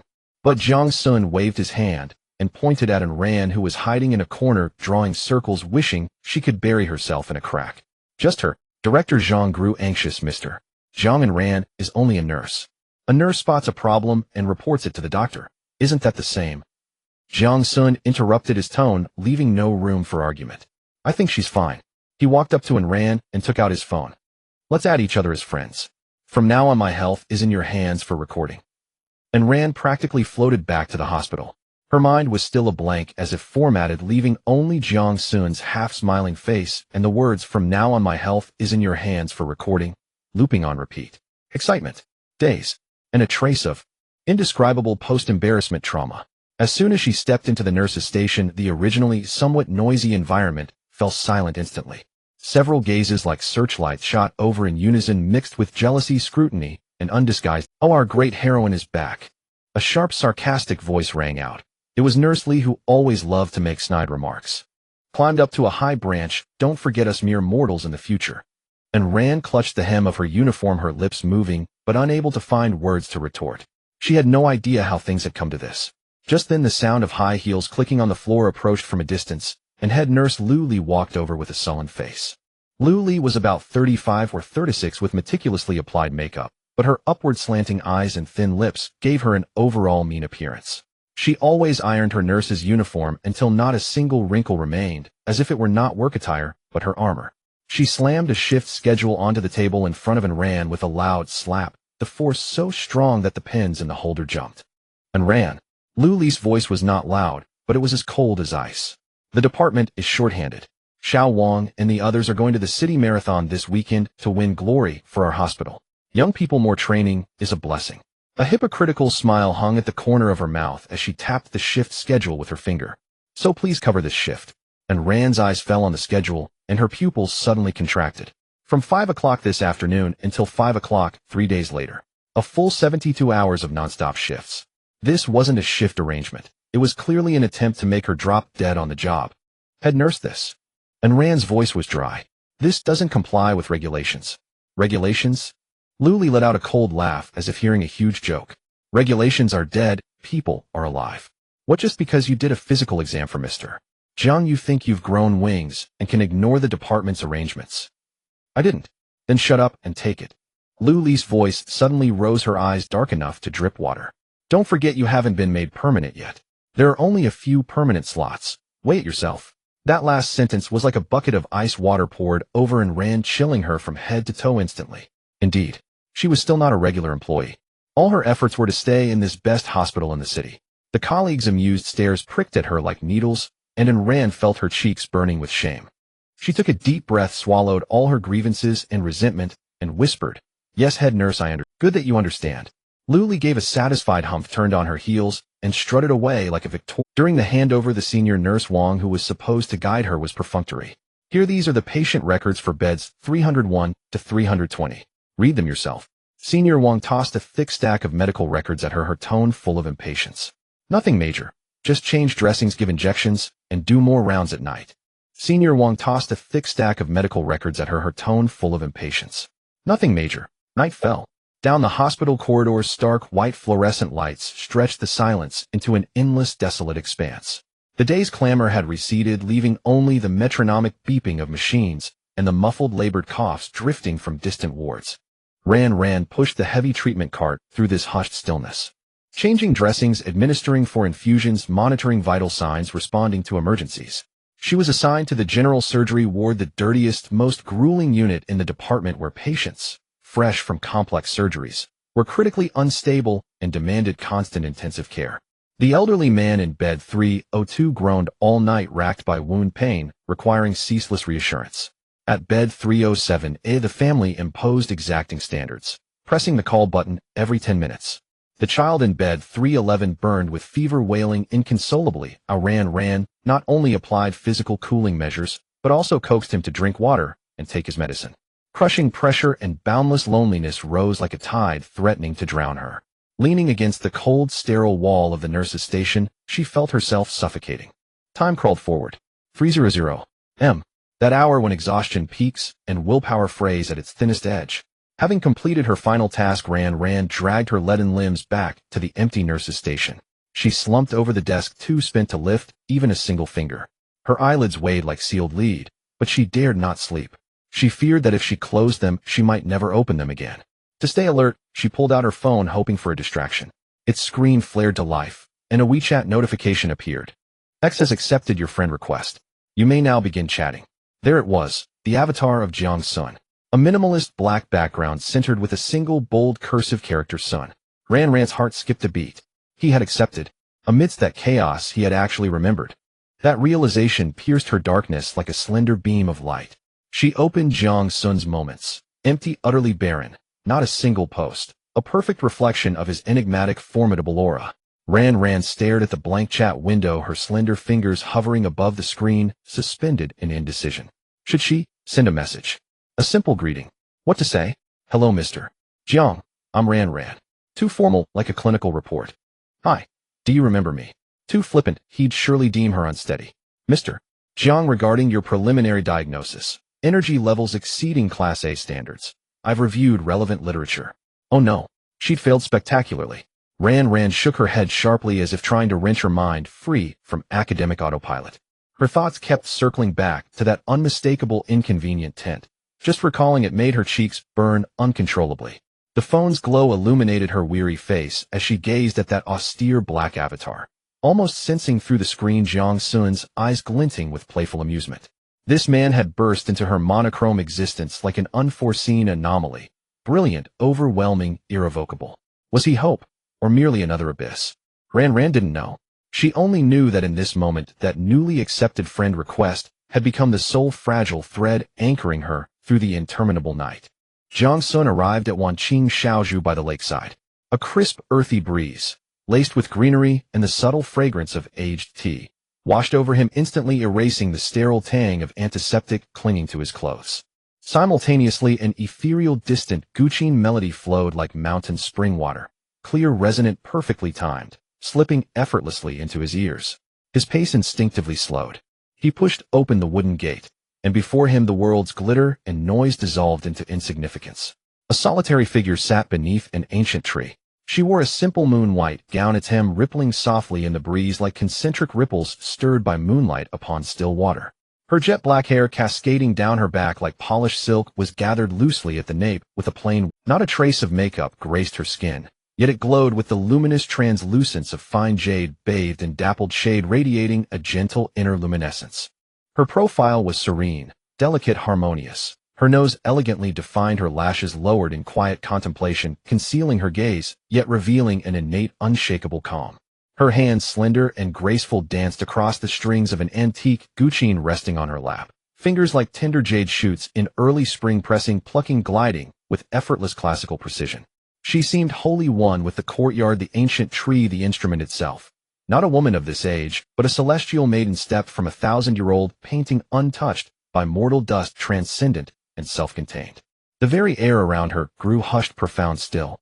Jiang Xun made no sound to disturb her, only approached slowly and seated himself on the stone bench opposite, Wan listening in silent reverence.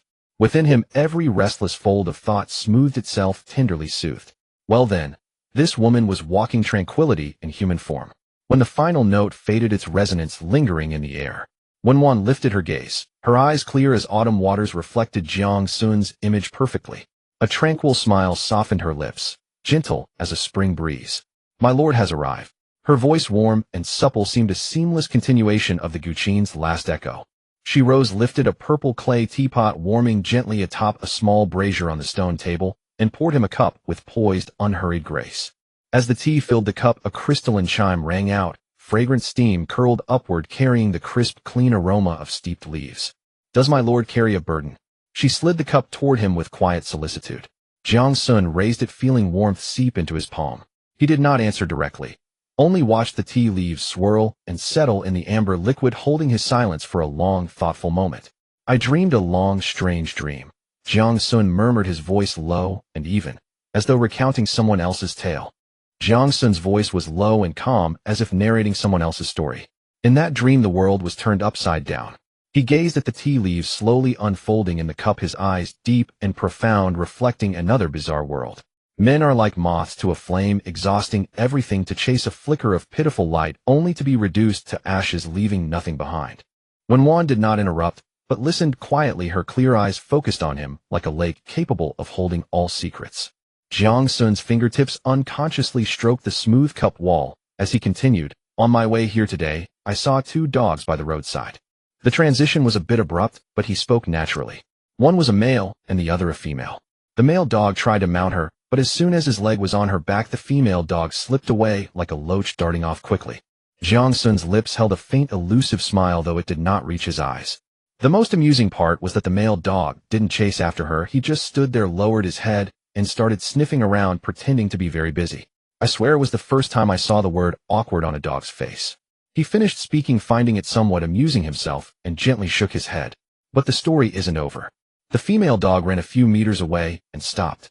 She looked back at the male dog, pretending to search for something, her tail wagging neither fast nor slow, the meaning crystal clear. Why aren't you chasing after me?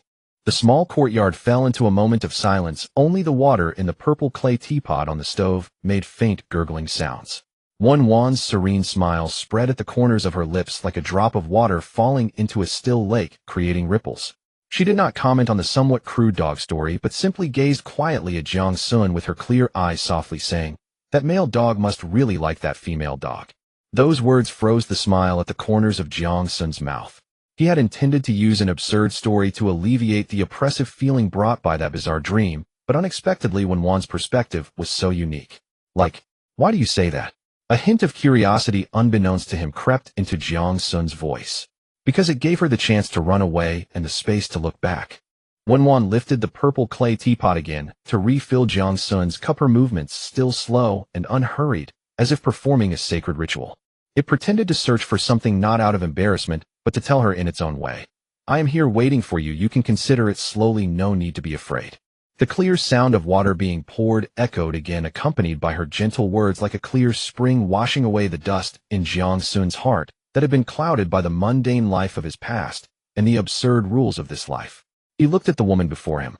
Wan's words were like a stone thrown into the lake of Jiang Xun's heart, creating ripples that lingered. He stared at her. This woman could always gently peel away the absurdity and cynicism that wrapped his most authentic core. "I am here waiting for you. You can consider it slowly. No need to be afraid."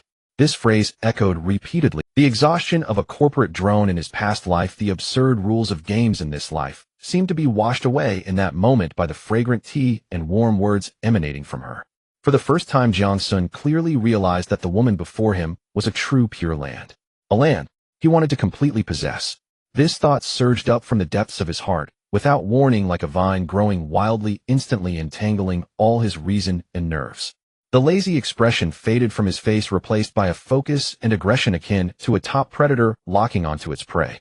Wan remained focused on the tea in her hands, her slender wrists pale as jade, preparing to refill his cup once more. She seemed completely unaware of the flames that surged in the man's gaze across from her. The flames were hot, domineering, carrying an irresistible sense of possessiveness. Jiang Xun looked at her, at the few strands of hair falling gently by her ear, at the delicate snowy neck revealed as she bent down like fine porcelain, glowing softly under the gentle afternoon light. In the air, the refreshing tea fragrance seemed to be replaced by a more aggressive aura. It was unique to Jiang Xun, a scent of male hormones that sent shivers down one's spine. When Wan finally sensed something was wrong, she looked up and met Jiang Xun's deep gaze, which seemed as if it could swallow her whole. In those eyes there was no longer the playful detachment from before, only raw, unabashed desire. "Young master." He slowly stood up, his tall figure instantly overshadowing her, bringing a strong sense of pressure. He reached out his hand not to take. He slowly stood up, his tall figure instantly overshadowing her, bringing a strong sense of pressure. He reached out his hand not to take the teacup, but to grasp her hand, holding the teapot directly. When Wan let out a soft gasp, her hand loosened, and the valuable purple clay teapot nearly slipped away. Jiang Xun's other hand steadily supported the bottom of the pot, taking it from her grasp and casually placing it on the nearby stone table. His fingertips were burning hot the moment they touched her skin, when Wan felt as if an electric current surged from her wrist throughout her body, making her feel weak and powerless. His palm was large and strong, easily enveloping her delicate hand. The texture of his rough skin and that irresistible strength transmitted through his palm. "Tea is enough." Jiang Xun's voice was low and hoarse, as if suppressing something. He gently pulled. When Wan uncontrollably stood up from the low stool, falling into a solid and warm embrace. Bang! It was the soft sound of her knee bumping against the stone stool. But she could no longer care. Her nostrils were instantly filled with his clear and domineering scent. Beside her ear was the steady, powerful sound of his heartbeat. Thump, thump, thump. Each beat felt like a knock on her heart, causing her own heartbeat to become erratic. Through the thin fabric, she could clearly feel the hard contours of his chest muscles and the astonishing heat that seemed to melt her. "Young master. You. This is still broad daylight." She tried to push him away, her hands pressing against his chest, but she was too weak to exert any strength in. "Young master. You. This is still broad daylight." She tried to push him away, her hands pressing against his chest, but she was too weak to exert any strength, instead resembling someone willingly embracing him. Jiang Xun looked down at the panicked woman in his arms. She looked like a frightened fawn, her clear eyes filled with glistening tears, long eyelashes fluttering like butterfly wings, her rosy lips slightly parted, exhaling an orchid-like breath. This appearance further ignited Jiang Xun's inner desire to conquer. He tightened his arms, embedding her deeper into his embrace, feeling their bodies' contours and warmth against each other. "You are right." Jiang Xun's lips were almost touching her ear, his warm breath brushing against her sensitive skin, making her involuntarily shrink her neck. That male dog must really like that female dog. Like to the point of not wanting to give her any chance to. Before his words fell, when Juan felt her body being bound by an immense force, his kiss filled with unyielding dominance landed accurately. When Juan's eyes widened, instantly her mind going blank. The sensation on her lips was warm, soft, yet carried an irresistible force. She could only awkwardly endure her body, turning into a puddle of spring water, almost unable to stand, relying solely on his arm for support. After an indeterminate time, just as when Juan felt she was on the verge of suffocation, Jiang Xun finally eased his hold on her. A suggestive silver thread connected their lips. When Juan gasped for breath, her cheeks flushed as if they could bleed. Her usually calm eyes were now shimmering misty, as if covered by a veil. Suddenly, she seemed to remember something and forcefully pushed Jiang Xun away. This time Jiang Xun did not force her. Wen Wan gained her freedom, but lacked the courage to look at him even once. She turned and lifted her skirt like a startled rabbit, running into the bedroom without looking back. Bang! The wooden door slammed shut, accompanied by the sound of a lock clicking. The small courtyard returned to silence, with only the purple clay teapot on the stone table still bubbling with steam. Jiang Xun stood still, not moving. He raised his hand, lightly brushing his lips with his fingertips, as if lingering traces of her sweetness and warmth remained. A hint of a smug, playful smile lingered at the corners of his mouth. Run. The story he told today was far from over. He was in no hurry, casually standing in the courtyard, waiting quietly as time passed by second by second. The courtyard was so quiet that one could hear the sound of the wind rustling through the bamboo leaves. 1 minute. 2 minutes. Finally, the tightly closed wooden door of the bedroom emitted a faint creak. The door was open just a crack. A pair of eyes filled with tension, curiosity, and a hint of shyness peeked through the gap, cautiously observing the movements in the courtyard. She was indeed watching to see if he was still there, checking if he would truly wait. Jiang Xun, meeting that gaze, he slowly lifted his eyes, precisely capturing the flustered look in those eyes hidden behind the door. Their eyes locked. The eyes behind the door seemed to be scalded, quickly retreating. Bang! The door slammed shut again, this time louder than before, as if showcasing the owner's anxiety and panic. Jiang Xun chuckled softly. He no longer waited, striding forward leisurely towards the tightly shut door. His footsteps were light, but in the silent courtyard, each step felt like it was treading upon Wen Wan's heart. He reached the door, neither knocking nor speaking. He simply raised his hand and gently pushed. The door was unlocked. Creak! The door opened in response. The next morning, the first ray of sunlight seeped through the intricately carved wooden window, cascading onto the messy bed. The fragrance of tea had long dissipated, replaced by a sultry scent mingling with sweat and musk. A plain silk dress was carelessly tossed on the carpet beside the bed, its hem wrinkled next to a broken hairpin and a men's belt. On the bed, the silk quilt was in disarray. Wen Wan curled up in Jiang Xun's arms, deep in sleep. Her face, usually serene and calm, now bore a hint of fatigue and flush, with traces of unshed tears at the corners of her eyes. Her brows were slightly furrowed, suggesting she was not at peace even in her dreams. Jiang Xun had long awoken. He lay on his side, one arm under Wen Wan's head, while the other gently stroked her silky long hair. At this moment, Wen Wan's long eyelashes fluttered, slowly opening her eyes. Upon waking, her gaze was still somewhat dazed, but when she saw the handsome face magnified before her, the wild and shameful scenes of the previous night flooded her mind. Her face instantly turned beet red like a boiled shrimp. She instinctively wanted to pull the quilt to cover her face, but found her body weak and limp, lacking the strength even to lift her arm. The unusual soreness deep within her body made her feel humiliated and infuriated. Awake! Jiang Xun's deep voice rang above Wen Wan's head, laced with a hint of morning hoarseness, yet filled with magnetism. Wan bit her lower lip, not daring to look at him, let alone respond, burying her face deeply into his chest like an ostrich. Jiang Xun was amused by her adorable reaction. He reached out his finger, gently lifting her chin, forcing her to meet his gaze. "Young master." Her voice was as soft as a mosquito's buzz, tinged with post-cry hoarseness and a hint of grievance, making Jiang Xun's heart flutter. "Still calling me young master?" Jiang Xun's eyebrows raised slightly, carrying a hint of dissatisfaction. Wan froze her misty eyes, looking at him in confusion. "If not young master, then what?" Jiang Xun looked at her bewildered and innocent expression, leaned down, and placed a gentle kiss at the corner of her reddened eyes, his voice imbued with an undeniable dominance. "Call me husband." Wan's body trembled slightly, her face and ears instantly flushed with an irresistible crimson. She was so embarrassed that she wanted to find a crack in the ground to hide in. Instinctively, she tried to shrink back, only to discover her whole body felt painfully soft, as if all her bones had been removed. Even moving a finger felt laborious. The unusual soreness deep within her body made her feel humiliated and infuriated. This man was simply inhuman. Jiang Xun felt the rigidity of the fragrant beauty in his arms, yet his mood was unprecedentedly good. He had not expected that the effect of the Silver Kidney Supreme Edition from the system store would be so overpowering. 8 consecutive hours of high-intensity work. Good lord, this was beyond human capabilities. He looked at Wan, who seemed about to dissolve into a puddle of spring water in his embrace, feeling an indescribable sense of satisfaction and conquest rising in his heart. Last night, she was like a white lotus under the moon, completely cast down to the mortal realm by a storm.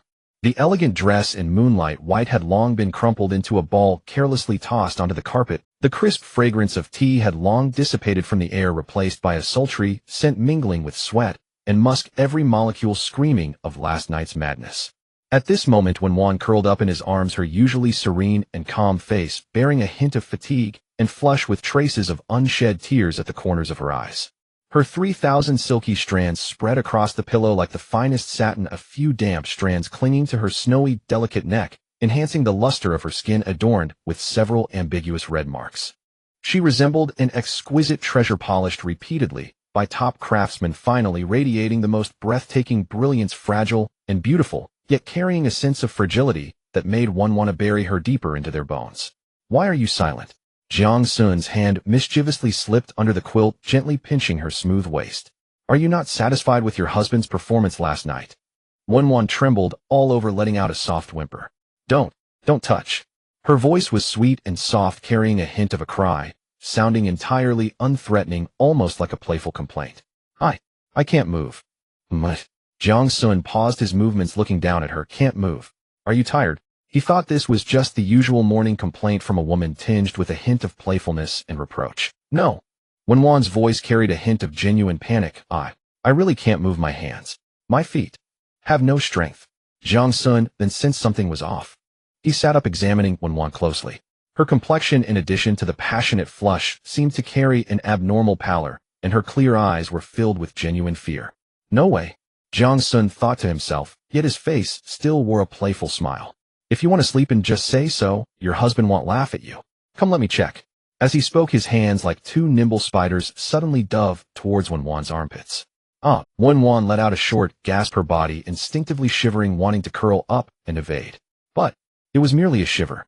Her arms dangled limply at her sides, not even attempting to lift and block or push him away as a normal person would. Jiang Xun's smile slightly faltered. He sensed it. Her muscles were indeed spasming uncontrollably, a true instinctive response to itchiness. Yet her conscious mind seemed unable to mobilize her limbs. Jiang Xun's heart sank. Doubting the situation, he released his hands and instead grasped her delicate. That ankle was so slender it seemed like it would break with a touch, its skin smooth as the finest mutton fat jade. Jiang Xun took a deep breath, his fingers quickly gliding over her sensitive soul. Wan let out a suppressed, muffled groan, her body trembling violently, once more her toes curling inwards from the strained tears slipping silently from the corners of her eyes. Yet her legs still did not kick or struggle. They simply lay limp, yielding to his manipulation. Jiang Xun's expression shifted completely. The languid mockery faded from his face, replaced by an unprecedented gravity. Now he was truly— good heavens, this wasn't following the script. The instruction manual for the Silver Kidney never mentioned any such post-battle aftereffects. He threw off the covers, not even sparing a glance at the breathtaking sight beneath, and pressed his hand directly onto Wan's long, slender, and well-proportioned thigh. His palm met warm, smooth skin, a sensation marvelously exquisite. But at that moment he had no room for amorous thoughts. He could clearly feel the muscles in her leg tighten slightly under his touch, yet they remained utterly incapable of any effective movement. Wenwan, look at me. Jiang Xun's voice turned stern. Try to lift your leg. Wenwan looked at him through tear-blurred eyes, gritting her teeth, her pale cheeks flushed crimson from exertion. She strained with all her might, but the leg he held only trembled faintly, unable to rise, even a fraction. A surge of immense fear and despair seized her heart. She truly could not move. Seeing the terror and tears that instantly flooded her eyes, Jiang Xun felt as if his own heart were being crushed by an invisible colossal hand. This time, he had really gone too far. He was no doctor, utterly clueless about what was happening. A cold sweat broke out on Jiang Xun's back. He dared not delay any longer. Lin Xiaoyang. Jiang Xun whirled around, shouting with all his might toward the door, his voice laced with unprecedented anxiety and authority. I know you've been eavesdropping out there, you idiot. Get your ass in here and help. After his roar, he immediately turned back, frantically grabbing the crumpled moon-white dress from the carpet, trying to help Wenwan put it on. But the more flustered he grew, the clumsier his movements became. The soft, smooth silk refused to cooperate in his rough hands. He couldn't tell which was the collar and which the sleeves, sweating profusely in his haste. He, the ultimate predator who always commanded every situation, now looked as awkward and ridiculous as a first-time thief. Bang! The door was violently slammed open from the outside with almost brutal force. Lin Xiaoyang's head, with its high ponytail, poked in her face, still bearing a carefree, silly grin and a hint of eavesdropping excitement. Brother Sun, you called. Holy crap. When she saw the scene inside the room, the smile on her face instantly froze, her mouth gaping wide enough to swallow an egg, and she stood petrified on the spot. When she saw the scene inside the room, the smile on her face instantly froze, her mouth gaping wide, and she stood completely petrified. Lin Xiaoyang's current appearance was utterly disheveled. She wore a set of pure black, tight-fitting night gear, a high-elasticity, special fiber material designed for stealth and movement, perfectly accentuating her youthful, athletic figure. Especially her chest, having been pressed against the outside all night, the fabric was stretched taut, revealing an astonishingly full curve. But her face, usually so radiant, now showed clear signs of exhaustion, with 2 dark circles under her eyes revealing a sleepless night. Her high ponytail was slightly disheveled, a few strands of hair sticking to her forehead, which was lightly beaded with sweat from tension and embarrassment. Oh my God, I've been listening to that noise all night, my ears are practically worn out, and finally, he calls me. Brother Sun's stamina is ridiculously over the top, even someone as gentle as teacher when gets worked up like this. Huh, why does the atmosphere feel off? Lin Xiaoyang's mind went blank. The visual impact of the scene before her was overwhelming. The huge rumpled bed, the air thick with a decadent aura that made her blush and her heart race. Teacher Wenwan lay on the bed like a shattered piece of porcelain, naked tear tracks on her face, her eyes filled with fear and helplessness. And Brother Sun, the man who was always languid and composed as if everything was under control, now stood shirtless, revealing his sturdy, perfect chest and abs, yet his face was filled with panic, holding a woman's dress in his hands, looking utterly at a loss. Holy crap! Did Brother Sun break Teacher Wen? The moment this absurd thought crossed her mind, Lin Xiaoyang felt a chill shoot from the soles of her feet straight to the crown of her head. What are you standing there for? Get over here and help. Jiang Xun, seeing her dazed expression, felt a surge of anger and shouted again. Huh, all right, coming. Lin Xiaoyang snapped out of it, forgetting her shyness, and scrambled in. Brother Sun, what? What happened?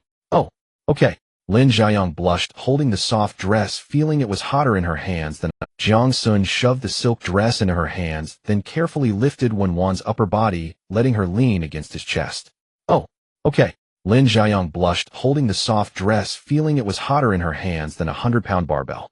She took a deep breath, forcing herself to calm down, and began clumsily helping Wenwan dress. But Wenwan's body was as limp as mud, offering no support at all. As soon as Lin Xiaoyang slid one arm into a sleeve, the other side slipped out. Gently, Jiang Xun, feeling the person in his arms wince in pain, immediately scolded in a low voice. I know. Lin Xiaoyang felt wronged, on the verge of tears, and her movements became even more chaotic. The two of them, one an apex predator, one an elite police officer, were utterly helpless against a small silk dress, sweating profusely in their frustration. Forget it. Jiang Xun lost all patience. He tossed aside the troublesome dress and directly grabbed the brocade quilt beside him, wrapping Wenwan tightly from head to toe, leaving only her pale, tear-streaked little face exposed. The next second, he flexed his arms and effortlessly lifted the bundled-up Wan horizontally. He strode toward the door holding her and paused as he passed Lin Xiaoyang, who was still frozen in place. Jiang Xun lowered his head, fixing Lin Xiaoyang with a cold, piercing gaze she had never seen before. Drive. His voice was low but carried an undeniable authority. To the hospital. Now. If you delay even 1 second. He didn't finish the sentence, but the warning in his eyes made every hair on Lin Xiaoyang's body stand on end. For the first time, she felt a pure, terrifying, murderous intent emanating from this man. Yes, Lin Xiaoyang snapped to attention, instinctively wanting to salute, then thought better of it, and finally gave a firm nod before turning and sprinting downstairs. The Xiaomi SU7 Ultra sped down the street in the early morning like a ghost. Lin Xiaoyang's short hair was dampened by cold sweat, with a few strands sticking to his forehead. The black, tight-fitting night suit she wore for stealth perfectly accentuated her powerful body curves, but the face that was always radiant now bore an expression of anxiety. She gripped the steering wheel tightly, the veins on the back of her hands bulging, pressing the accelerator all the way down. Oh, my Su-Guess aura is too terrifying. I feel like if I slow down for a second, he might just throw me out of the car. In the backseat, Jiang Xun held Wan tightly in his arms. The backseat space was not spacious, and he formed a solid barrier with his body, isolating all the bumps caused by the high-speed driving. Wan curled up in his embrace like a frightened little rabbit. Her usually calm and serene face was now pale, without a trace of color, with unshed tears lingering at the corners of her eyes, her long eyelashes clumped together, trembling with her slight shivers. Wrapped in a soft brocade blanket, only her small palm-sized face and a slender pale neck were exposed. The remnants of ambiguous red marks from last night's frenzy lingered on her neck, making her appear both helpless and fragile in this moment. She could clearly feel the strong heartbeat coming from his chest, steady and powerful thumping in a way that made her heart race. Shame and fear grew wildly in her heart, like weeds. She had actually become his bird. At this moment, when this perfect man had just revealed his fangs and was ready to conquer the world, she had become an accident that needed urgent handling. Wan weakly opened her mouth, her voice as delicate as a mosquito's buzz laced with a heavy sob. Young master, I'm sorry. It's my body that's letting you down, causing you trouble. She was scared, terrified to death. She feared that even the slightest hint of annoyance would show in his eyes, afraid that she would become a flaw in his perfect life. Jiang Xun lowered his head, looking at her pale and helpless face, and the anxiety and fear in his heart instantly transformed into an irresistible dominance and a deep-seated tenderness. He tightened his arms, pulling her deeper into his embrace, and with his calloused fingertips, he gently, yet roughly wiped away the tears on her cheeks. His voice was low and firm, as if issuing a command. Shut up. Wan's body trembled slightly as she looked at him with tear-filled eyes. Jiang Xun frowned. Still calling me young master? Wan was stunned and momentarily didn't respond. In the driver's seat, Lin Xiaoyang's ears perked up. What the heck? Young master? What's going on? What era is this to still use such titles? Could it be that Su Ge was playing role-playing with teacher Wan last night? My goodness. What earth-shattering scoop did I miss? Jiang Xun ignored the bumbling bodyguard in front, focusing solely on the woman in his arms, speaking each word deliberately. First, this is not your fault, it's mine. His voice was not loud, but it pierced straight into her soul, like a knife, shattering all her self-doubt and wild thoughts. Second, from last night onwards, you are no longer a trouble. You are Jiang Xun's woman. Each word felt like a burning iron branding itself into Wan's heart. If the sky falls, I'll bear it for you. What you need to do now is to think nothing at all, just leave it to me. This declaration felt like a scalding wave of warmth breaking down the dam that shame and fear had built in Wan's heart. All her unease, all her fears, all her self-doubt were utterly crushed in that moment, turning to ash. What replaced it was an unprecedented sense of security, powerful enough to drown her entire soul. She was no longer the solitary Wan, no longer the fairy who had to face storms alone. She was Jiang Xun's woman. This identity became her strongest armor. Wan no longer spoke, instead burying her face deeply into his sturdy chest, biting her lip tightly, allowing her scorching tears to silently soak his clothes. Jiang Xun held the warm body in his arms, feeling her tremors gradually subside, and the anxiety that had nearly overwhelmed him slowly settled down. He was not a god. Just moments ago, when he discovered Wan's abnormal condition, he experienced a panic he had never felt since crossing over. It was anger at his inability to control the situation and deep self-reproach for having harmed her. Silver kidneys. Good lord, this side effect is absurd. Not a word was mentioned in the system manual. I must give a bad review when I look back. But now he had to be her sky. The vehicle continued to speed forward. Yet just as Wenwan's heart was filled with immense security, a powerful inertia hit. Screech. The ear-piercing sound of brakes erupted as the Xiaomi SU7 Ultra came to a sudden halt, throwing everyone forward. Jiang Xun instinctively shielded the soft body of Wenwan with his arm, while he remained steady in his seat. He lifted his head, looking ahead. As far as the eye could see, countless red brake lights merged into an endless, despairing ocean. The cacophony of honking formed the most maddening symphony of the urban morning. They had crashed into the most terrifying traffic jam of the morning rush hour in Jilin City. It's over. In the driver's seat, Lin Xiaoyang looked at the immobile flow of cars ahead and let out a desperate wail. Every second wasted in traffic could heighten Wenwan's risk. Jiang Xun's gaze instantly turned cold. He patted the front seat, his tone leaving no room for doubt. Lin Xiaoyang. Here. Lin Xiaoyang instinctively replied.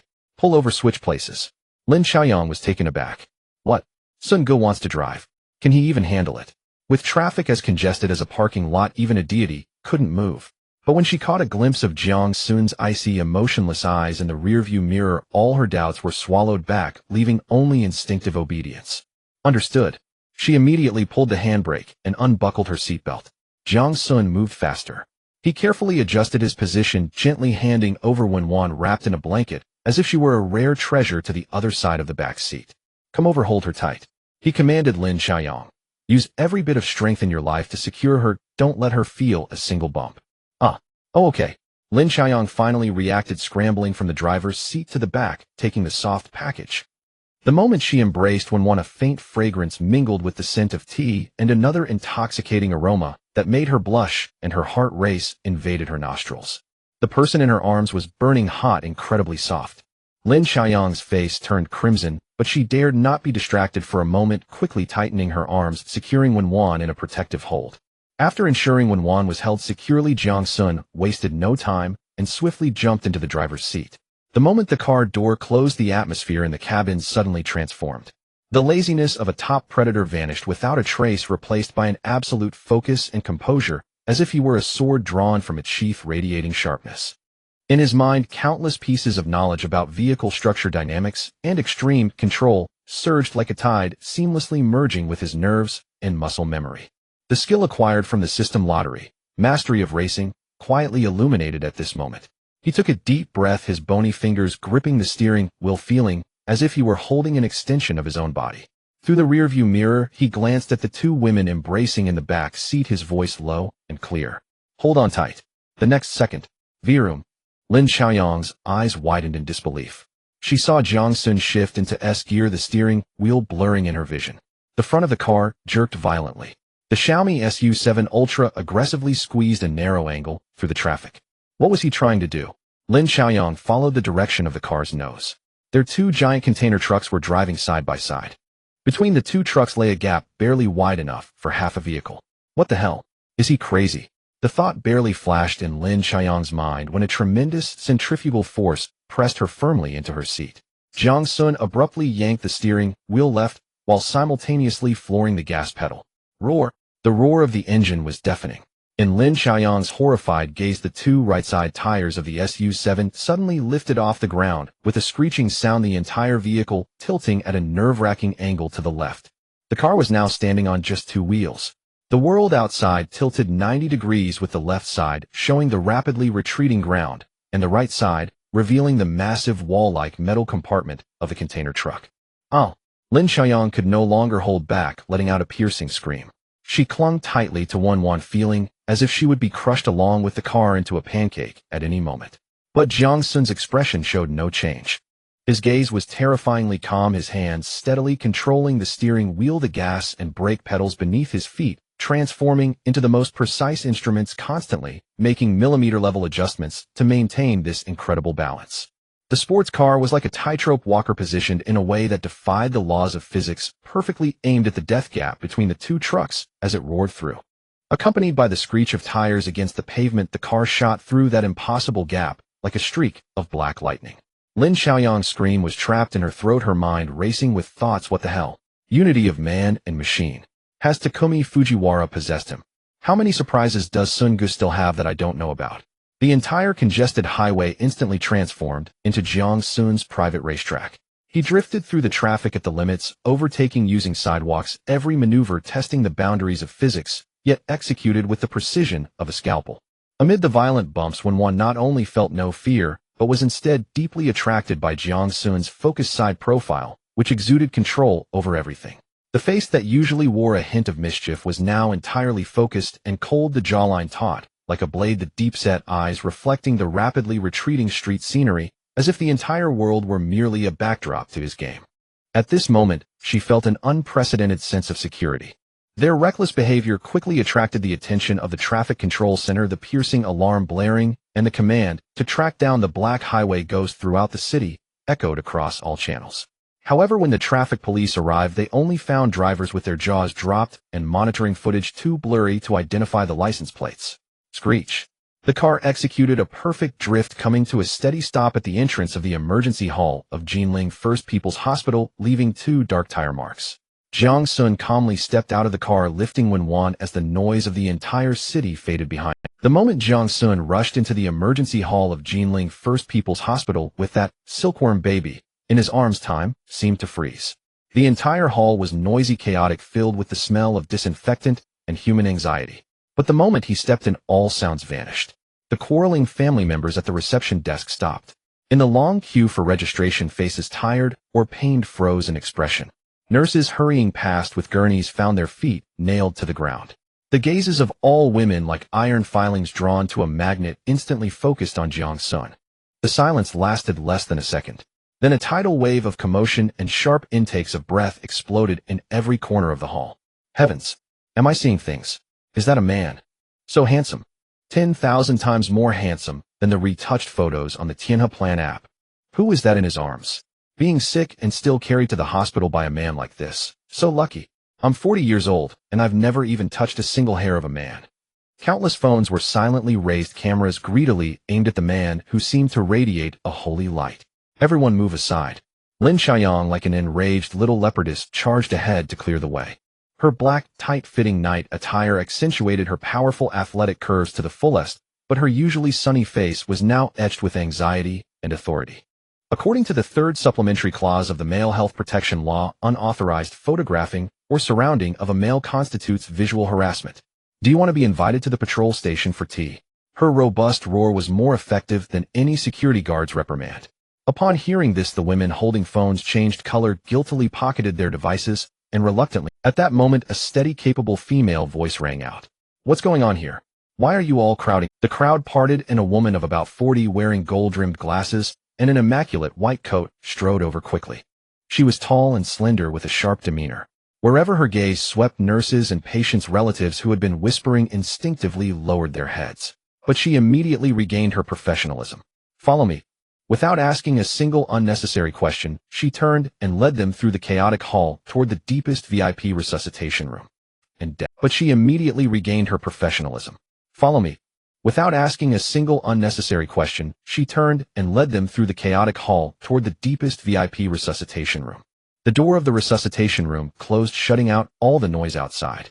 Jiang Xun carefully placed Wen on the pristine white hospital bed, his movements as gentle as if laying down a priceless porcelain. Director Wang stepped forward, her gaze calmly sweeping over Wen's paper-white face, then glancing at the fragile neck exposed above the brocade quilt covered with ambiguous red marks, and frowned slightly.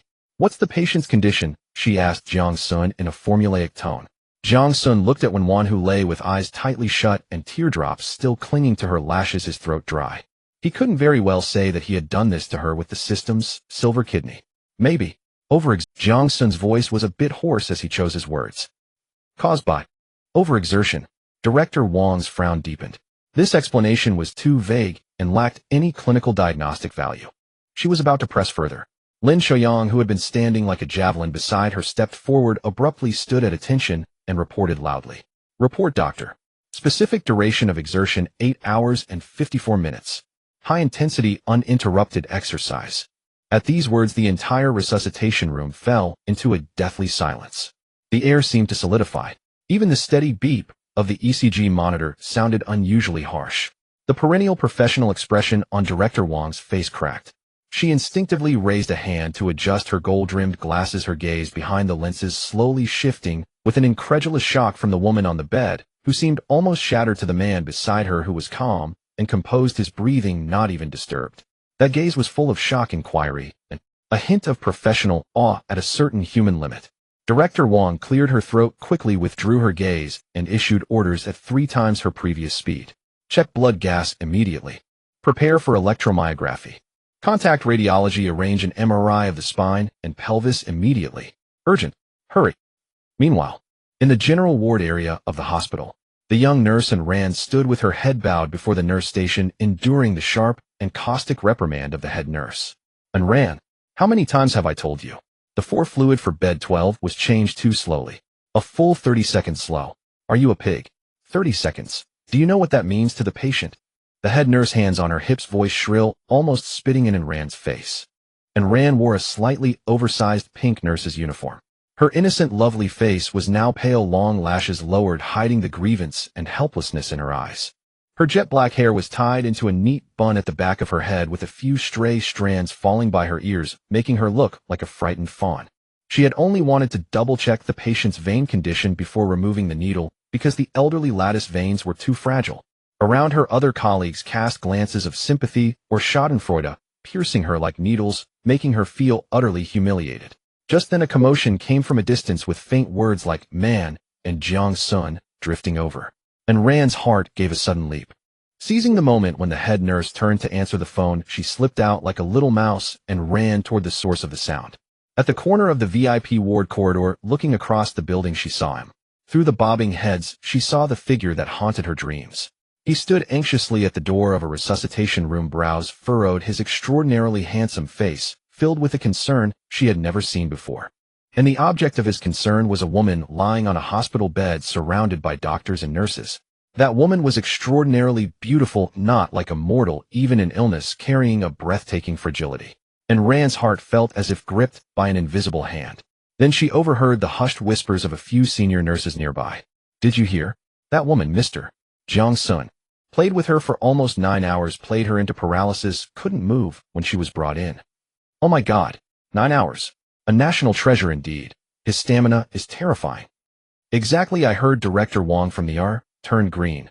Never seen a case like this in her life. "Family members do not need to enter, Mr. Jiang."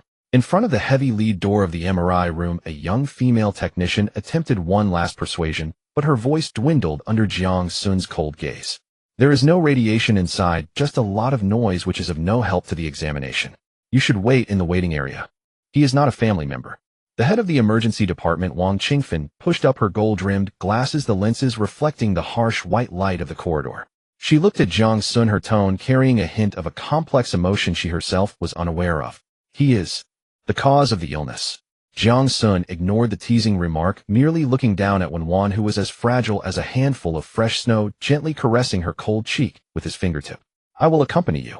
His voice was low, yet it resonated like an unshakable decree. With that, he held Wan in his arms and walked straight into the slowly opening door leading to the source of the tremendous noise under the astonished gazes of the technician and Wang Qingfen. The door closed heavily behind them. Buzz, buzz, buzz. The moment the machine started, a deafening noise instantly filled the entire space, as if 100 old tractors were simultaneously starting up beside them, shaking every internal organ. Wan's body instinctively trembled, subconsciously shrinking closer into Jiang Xun's embrace. He placed her on the examination bed, but did not leave. He bent down, covering most of her body in shadow with his own, then leaned in, gently pressing his forehead. With his warmth and presence, he shielded her from all the clamor of the world. Wan slowly opened her eyes, and in the deep starlit gaze just inches from her, she saw only her own reflection. All fears and anxieties vanished in that moment. Outside, the legend about him had just begun to sprout wings, embarking on a fantastical flight. In the radiology reading room, 2 young female doctors leaned over the computer screen, displaying Wan's spinal images, lowering their voices, and wearing complex expressions mixed with shock and envy. "Have you heard? That girl on the bed was tormented by Mr. Jiang for almost 9 hours straight. Oh my goodness.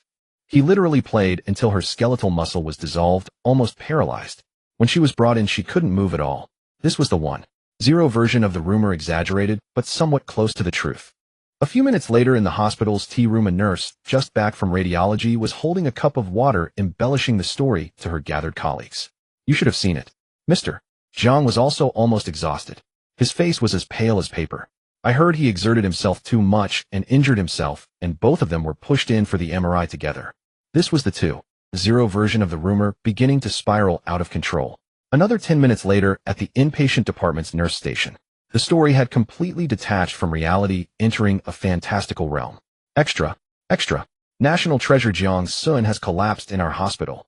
Acute renal failure. They're currently rescuing him in radiology. Ultimately, this ultimate version of the rumor infused with every element of gossip and embodying the imagination of all the women in the hospital swiftly reached the ears of Director Liu from the nursing department, who was nearly 50 and had never encountered a man in her life. Director Liu was in her office frazzled over a nomination for this year's Excellence Awards. The moment she heard the news, her eyes lit up with excitement. A golden opportunity. She suddenly pushed aside all the documents in front of her, grabbed a set of backup sterile catheterization kits from her desk drawer, and like a lioness sensing blood, rushed out of her office with fervor. In the corridor, she ran while shouting at the top of her lungs, "The patient is unconscious. Monitoring urine output is the top priority. Everyone get out of my way. Don't compete with me. This kind of national treasure-level nursing operation is too risky, so I must do it myself." When the heavy lead door of the MRI room slowly opened again, the corridor was already packed with onlookers. Jiang Xun slowly emerged, supporting the weak, yet conscious Wenwan. As he lifted his head, he immediately met a pair of eyes brimming with murderous intent. Director Liu from the nursing department, like an out-of-control tank, pushed past everyone and charged right up to him. She raised the catheterization tube high in her hand, the glinting tube reflecting cold light under the illumination. With all her might, Director Liu let out a thunderous roar. "Everyone step aside. I'm here to catheterize Mr. Jiang Xun." The thunderous shout, powerful and resounding, exploded in the VIP corridor of Jinling First People. The entire world seemed to freeze instantly. Jiang Xun's grip on Wenwan's arm stiffened slightly, his worried expression solidifying. He slowly lifted his gaze, meeting a pair of bloodshot eyes filled with excitement and fervor. Director Liu from the nursing department, a robust woman nearing 50, at that moment resembled an out-of-control heavy tank clearing a path through the crowd of medical staff marching straight to him. She raised her right hand high, revealing a brand new catheter gleaming coldly in its sterile packaging. In her hand, that tube seemed less like a medical instrument and more like a scepter symbolizing supreme glory and mission. The air felt as if it had been completely vacuumed out, every sound becoming palpable.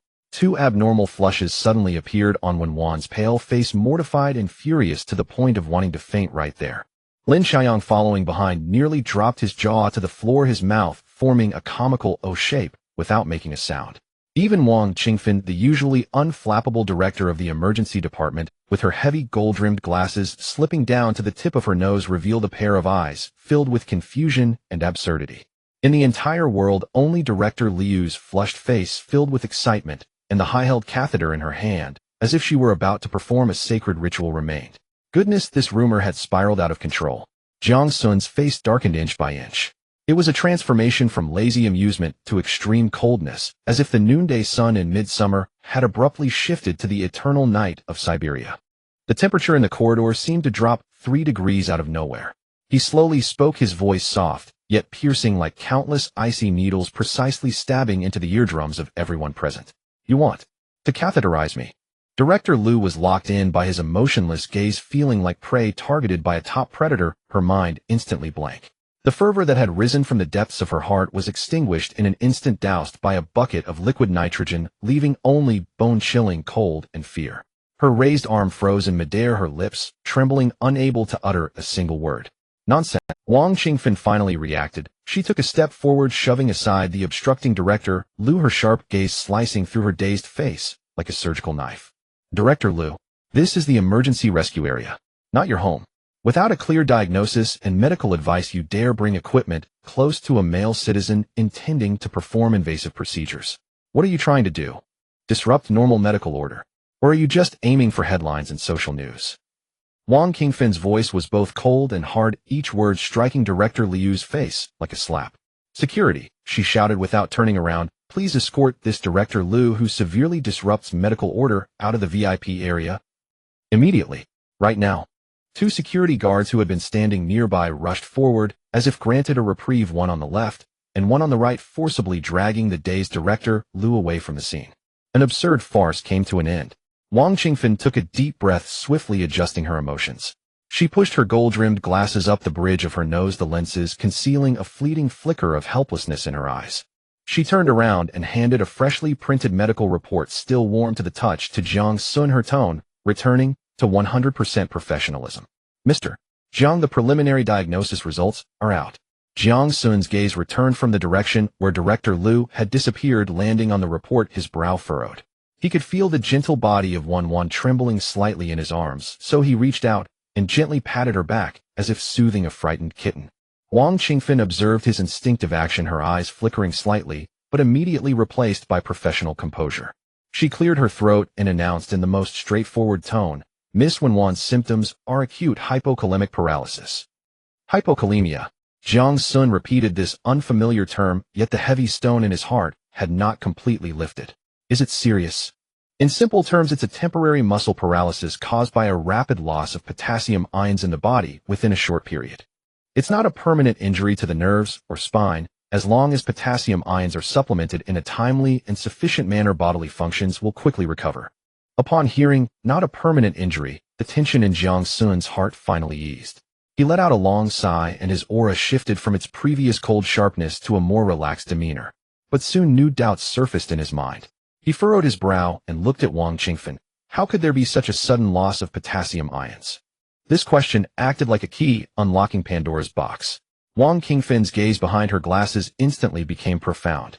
She glanced at Jiang Xun's face, which was strikingly handsome, yet filled with pure confusion, and then at Wan, who lay on the bed looking as fragile as a rain-drenched white lotus, wanting nothing more than to bury her face into the blankets. Then, in a tone as if discussing a top-tier medical journal paper, she slowly said, there are many reasons for acute hypokalemia, such as certain endocrine diseases or the effects of medications.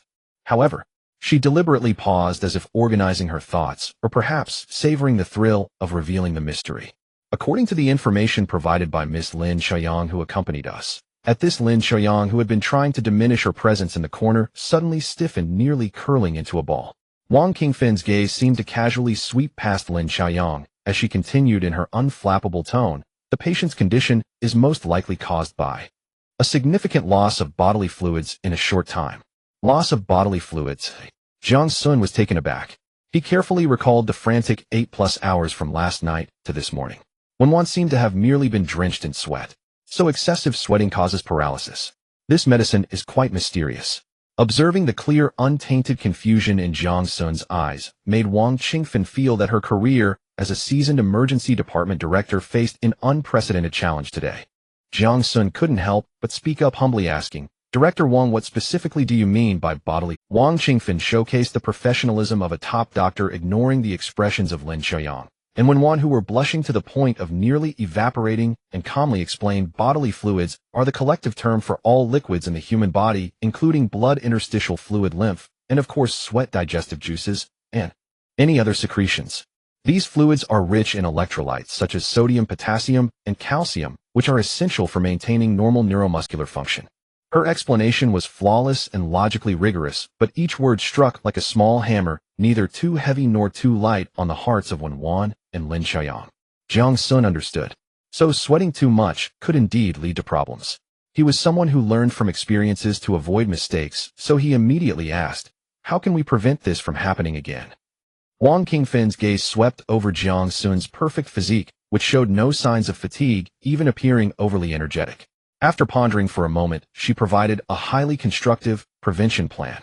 First, pay attention to hydration and electrolyte supplementation during the process, such as preparing some sports drinks. Second, appropriately control the intensity and duration of exercise. After all, the other party does not have a physique like yours. Third, afterward, appropriately supplement with high-potassium foods like bananas. Her advice sounded medical, but felt more like a high-intensity user manual tailored for Jiang Xun. After listening, Jiang Xun nodded thoughtfully, his face displaying a look of sudden realization, and then sincerely expressed his gratitude. Got it. Thank you for your professional guidance, Director Wang. This composure, this calm discussion of taboo topics as academic issues, made Wang Qingfen glance at him with newfound respect. This man not only possessed monster-level physical qualities, but also had an impressive thickness of skin. At this moment, another thought emerged in Jiang Xun's mind. This Director Wang, professional, calm, and unflappable, was a rare talent. His future family would inevitably involve many secrets that could not be known to the outside world, and a completely loyal top-notch private medical team would be indispensable. It seemed that this Wang Qingfen would be a good candidate for the chief position. Just as Jiang Xun was preparing to leave with Wenwan, who had replenished her potassium and regained some strength. Bang! The heavy door of the VIP ward was violently slammed open from the outside with near-violent force. Two figures filled with overwhelming anger and nearly overflowing worry burst in like cannonballs. Leading them were Mu Qingxue and Su Qingyu. Mu Qingxue was wearing a sharply tailored silver-gray suit today, her hair meticulously pinned up. She should have exuded a calm and composed queenly demeanor, but at this moment, having run too hurriedly, a few strands of hair had escaped, and her typically steady breathing had turned rapid, her chest rising and falling violently. Her icy, beautiful face was filled with an unprecedented panic and dread. Right behind her, Su Qingyu appeared even more disheveled. The hem of her alluring red dress was slightly wrinkled, and she had even lost one of her high-heeled shoes, now standing barefoot on one foot. Her usually enchanting phoenix eyes now filled only with burning urgency and overwhelming rage. It was clear they had heard a version of a rumor that was enough to shatter their hearts, and had rushed over at the fastest. The two rushed into the ward, their gazes locking firmly onto Jiang Xun, who stood by the bed. Upon seeing him unharmed, the extreme worry in their eyes instantly transformed into intense anger. They stared at Jiang Xun, questioning in unison, "Are you dying?" Half an hour ago, at the top-level boardroom of the Tianqi Group, the atmosphere was as tense as a vacuum. Around the massive oval conference table sat a group of influential figures who held the lifeline of Tianqi Group, each breathing cautiously. In the main seat, Mu Qingxue sat upright. Today she wore a finely tailored silver-gray Versace suit, the sharp lines hugging her delicate curves without a wrinkle in sight. Her long jet-black hair was meticulously styled into a bun, revealing her smooth, full forehead and elegantly long neck resembling that of a swan. She wasn't wearing glasses, but her cold phoenix-like eyes could penetrate the hearts of men better than any lens, freezing the air in their wake. "I will say this one last time." Her voice was not loud, yet it struck each person's heart distinctly. "The plan must be executed. If there are any objections, you can submit your resignation and stock transfer agreements now." An elderly board member with graying hair attempted to leverage his experience, but had just opened his mouth. Mu Qingxue cast a dispassionate glance over. "Director Liu, do you need me to disclose the details of the 70 million you transferred through an overseas shell company last quarter here?" Director Liu's face instantly turned the color of cooked liver, leaving him speechless. The entire conference room fell silent. This was Mu Qingxue, the queen of Tianqi Group. Her will was the iron law of the company. At that moment, her private phone, set up specifically to receive information related to Jiang Xun, lit up and began to vibrate silently at an almost frenzied pace. Once, twice, 10 times. The vibrations were more urgent than ever, as if emitting a dying wail. A sudden heaviness filled Mu Qingxue's heart, an inexplicable unease gripping her soul. She maintained her composure on the surface and signaled to her female assistant behind her. The assistant understood immediately, silently handing her a tablet. On the screen was a bold red highlighted breaking news alert from Jinling Finance. Breaking. National Treasure Jiang Xun is in critical condition due to unknown reasons and has been urgently rescued at Jinling First People's Hospital. Tianqi Group's heir Mu Qingxue may become one of the youngest and richest widows in Jinling history. Boom. It felt as if a nuclear bomb had detonated in Mu Qingxue's mind. Widow. The two words pierced her eyes like two burning steel needles. In an instant, the world lost all sound and color, leaving only that shocking line of black text. The blood drained from her face at a visible rate, turning it whiter than A4 paper. Snap. The six-figure Mont Blanc pen between her fingers was crushed in her grip, ink splattering across her hand unnoticed. Her husband. The god she pursued and served throughout her life. The ultimate embodiment of her worth. Was he going to die? This thought sent a chill through her body, as if she were plunging into an abyss. What royal power plan, what billion-dollar conglomerate, what board of directors? All became meaningless in that moment. If even the sun were to extinguish, what value would a sunflower chasing the sun hold? Meeting adjourned. The two words squeezed from her bloodless lips were hoarse and sounded unlike herself. She abruptly pushed back her chair, disregarding the astonished gazes of all the board members, and staggered out of the conference room like a crazed she-beast. Her high heels struck the polished marble floor, no longer producing the elegant sound of control, but rather a frantic and desperate clamor. Meanwhile, at Studio One of Binhai Media. Click. What are you all doing? Haven't you eaten? Action. I want captivating movements, not some awkward dance here. A fiery voice laced with a northeastern accent echoed throughout the room. Su Qingyu stood with her hands on her hips in front of the monitor, angrily berating several clumsy rookie trainees on stage. Today she wore a fiery red silk jumpsuit, the deep V neckline perfectly accentuating her breathtaking curves. The soft fabric clung to her devilishly alluring figure, and a golden chain belt around her waist highlighted her slender waist exquisitely. Her signature big wavy hair cascaded casually over her shoulders, and combined with her stunningly beautiful face, she resembled a walking flame capable of igniting everything. "Look at you bunch of kids, each one looking like they've smoked something lacking any enthusiasm," she scolded, exasperated. "Learn from your senior. Your senior has a husband now and is bursting with energy." She proudly patted her chest, eliciting friendly laughter from the surrounding staff. A close assistant leaned in and playfully asked, "Director Su, when will you bring your brother-in-law over for us to meet?" "Go away, that's my own treasure. What do you need to see it for?" Su Qingyu feigned disdain, though her eyes brimmed with pride. Clearing her throat, she painted a grand picture for the group of trainees. "All of you practice well. The day I make my husband happy enough to come visit you at the company, that's when you'll know what a real man is." Just then her chief secretary rushed over, pale-faced and clutching a phone, stumbling in a panic. "Su, Director Su, something's wrong. Big trouble. What are you fussing about? Is the sky falling?" Su Qingyu frowned impatiently. When she took the phone and saw the same news on the screen, her smile was instantly frozen. In her eyes, which always sparkled with charm, all the allure and playfulness vanished in an instant, leaving only pure disbelieving horror. "Which fool spread this rumor?" Her voice trembled. But immediately after, phones from all directions began to ring frantically, and all eyes turned fearfully towards her. It was not a rumor. It was real. A chill ran from her feet up to her crown as Su Qingyu felt her heart being gripped tightly by an icy hand, nearly stopping. That man. The only one who could see through all her facades, the man who held her heart in his hands. The one who made her experience the taste of love for the first time, the one she was willing to give everything for. Was he going to be gone? No. A piercing scream echoed throughout the entire studio. In the next second, Su Qingyu suddenly lifted her foot and kicked over $1 million camera in front of her. "Prepare the car," she roared like an enraged lioness, her eyes bloodshot. "Clear the road for me. Whoever dares to block my way, just run them over." On the main traffic artery of Jinling City, a fantastical scene unfolded.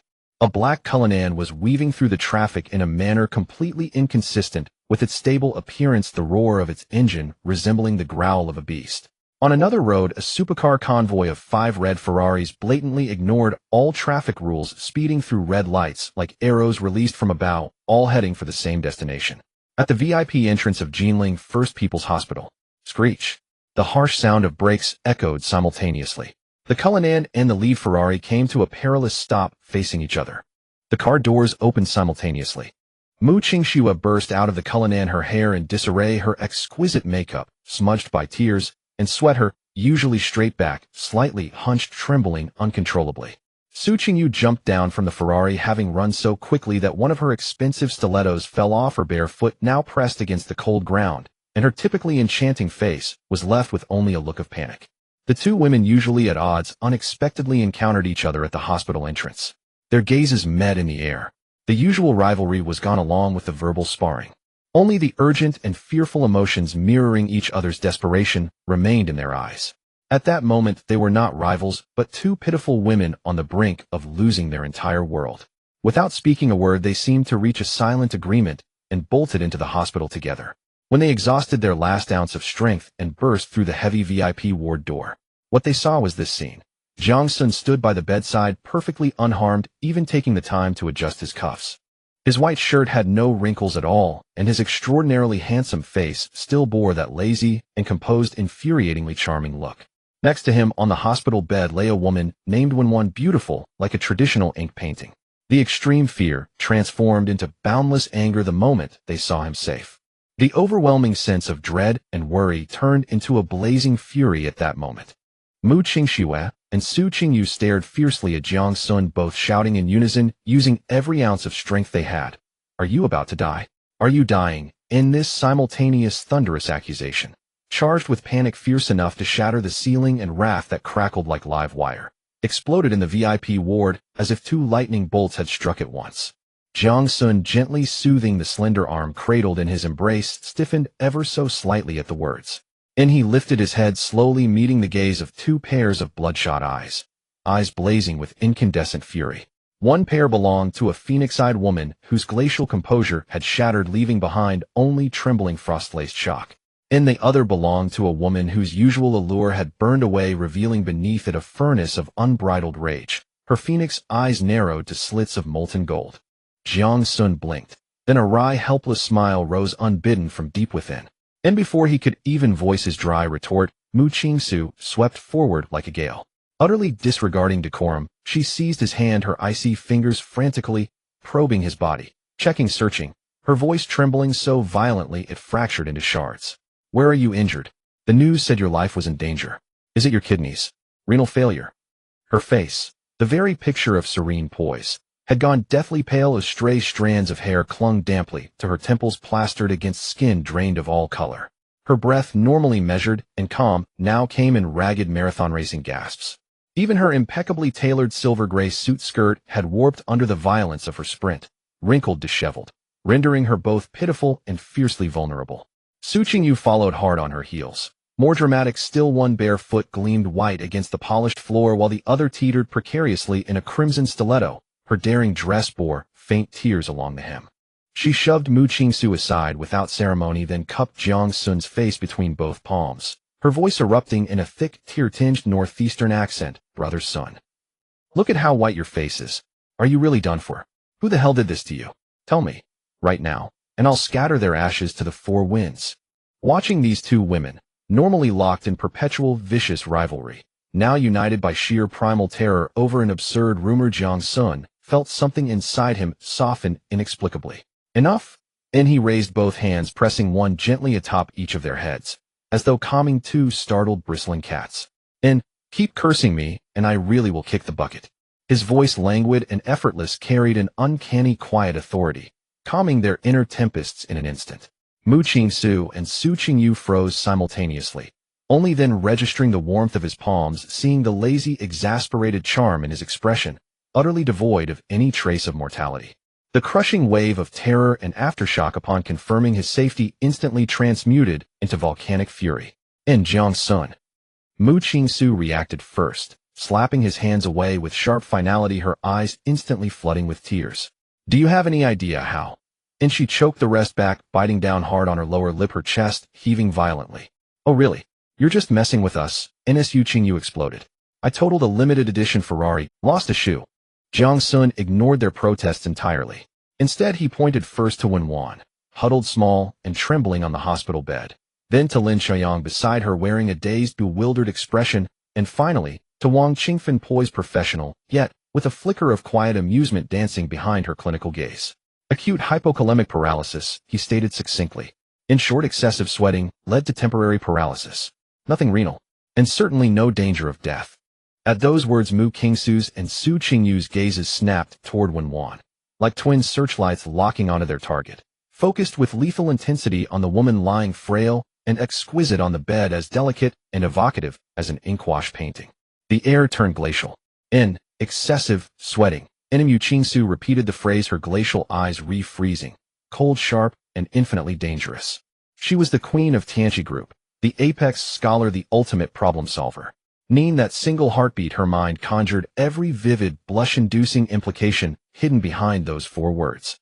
Well, NSU Qingyu cut straight to the chase, arms crossed, hopping unevenly on one stiletto as she approached the bedside. She loomed over Wenwan, her lips curled in a sardonic smile. "Well, little sister, you've got some serious skills. Playing so wildly with my brother's son that you ended up here. That kind of stamina, not quite up to par. Needs serious training." And Wenwan, already mortified beyond endurance, now quivered beneath their combined, overwhelming presence, burying her face deeper into the sheets until even her ears burned crimson. "Su Qingyu, silence." Mu Qingsu's voice was glacial, precise, utterly devoid of inflection, not defending Wenwan, but shielding Jiang Xun's dignity. In the next breath, she reclaimed her throne, the queen of Tianqi Group, issuing orders with seamless, unassailable authority. "Director Wang, please arrange for Miss Wenwan's immediate transfer to our private rehabilitation center under the Tianqi Group umbrella, where the environment is superior and far more secluded. Additionally, please draft a comprehensive recovery plan, including dietary protocols and ongoing physical therapy, all expenses covered by me." Her tone remained cool, clinical, professional, as though the earlier woman wild with panic had never. Su Qingyu merely pursed her lips, saying nothing, but her phoenix eyes remained locked on Wenwan, branding her silently possessively as territory claimed. An invisible war, silent, brutal, and fiercely waged, unfolded within the confines of that small VIP ward. Jiang Xun watched it all with quiet fascination. Observing Mu Qingsu's flawless orchestration, Su Qingyu's flamboyant declarations of dominion, Wenwan's silent, helpless role as backdrop.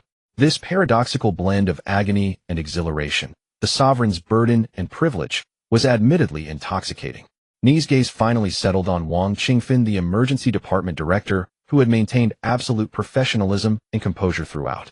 From start to finish, she'd uttered not a single superfluous word, betrayed not a flicker of extraneous emotion.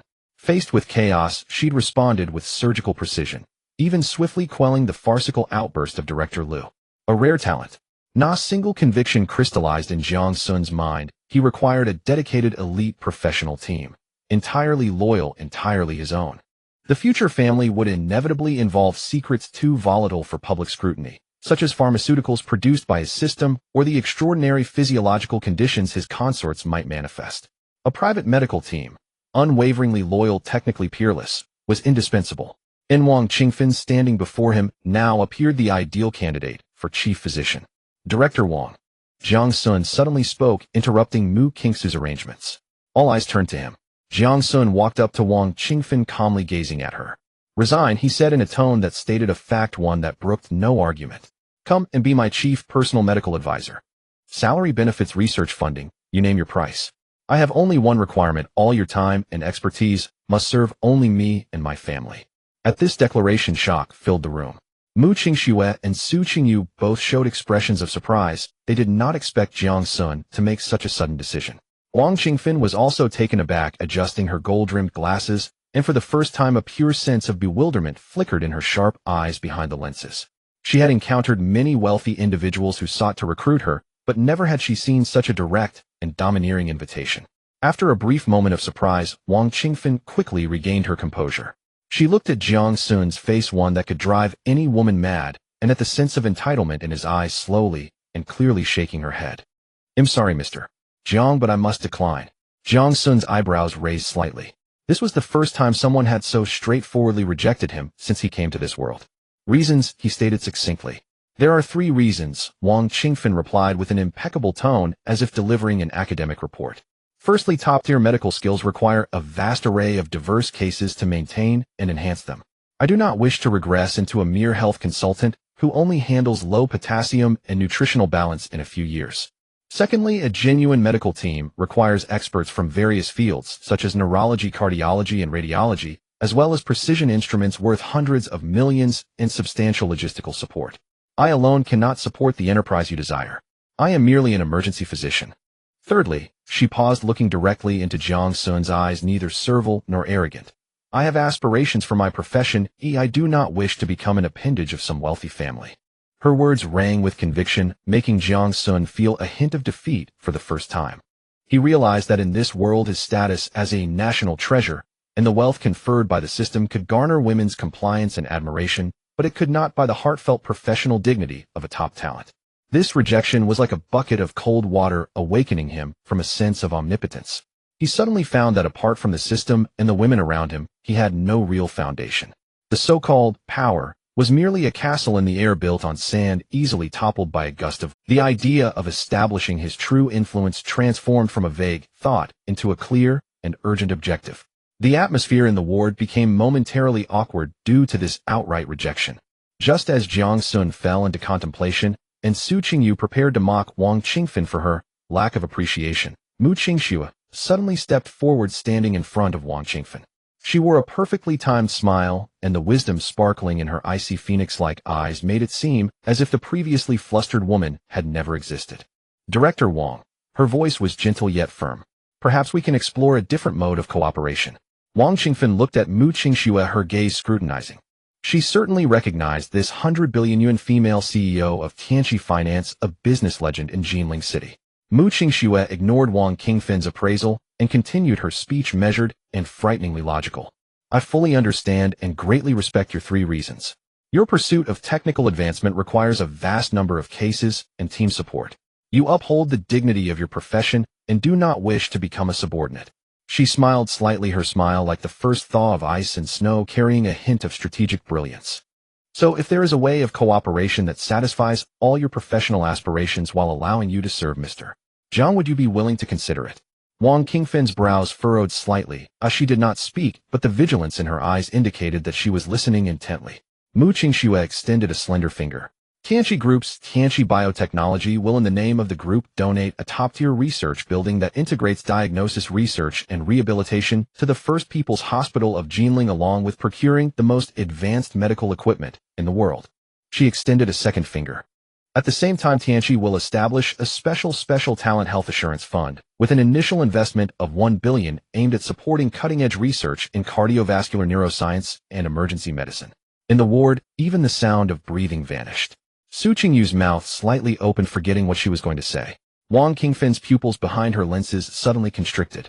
Donating a building, providing equipment, and dropping 10 billion on a fund. What does this imply? Such generosity could make any hospital director spring from their bed in the middle of the night to kneel and sign a contract. Mu Qingxue seemed oblivious to their shock, her voice remaining steady. An hour, or rather, Mr. Jiang's only requirement is one. Her gaze shifted to Wang Qingfen, carrying an undeniable force. The hospital must mobilize its strongest resources to establish a special care expert group. You, Director Wang Qingfen, will serve as the group leader. Additionally, intern nurse and Ran will be formally transferred to the expert group as a core nursing staff member.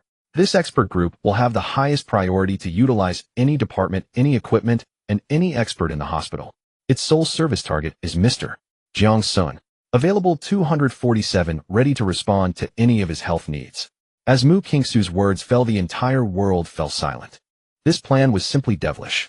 It did not refute any of Wang Qingfen's reasons, but rather turned them into the foundation for cooperation. You say you need cases and technical advancement.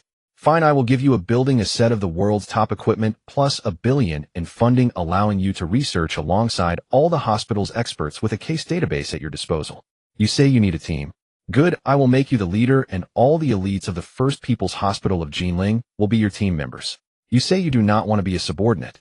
Very well, you will still be the hospital's director, the leader of the expert group, and you will be fulfilling the strategic cooperation between the hospital and Tianqi Group, not merely serving as someone's private physician.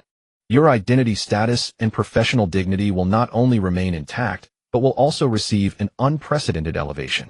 Wang Qingfen was completely bewildered by this series of moves. She looked at Mu Qingxue with an expression of utmost complexity.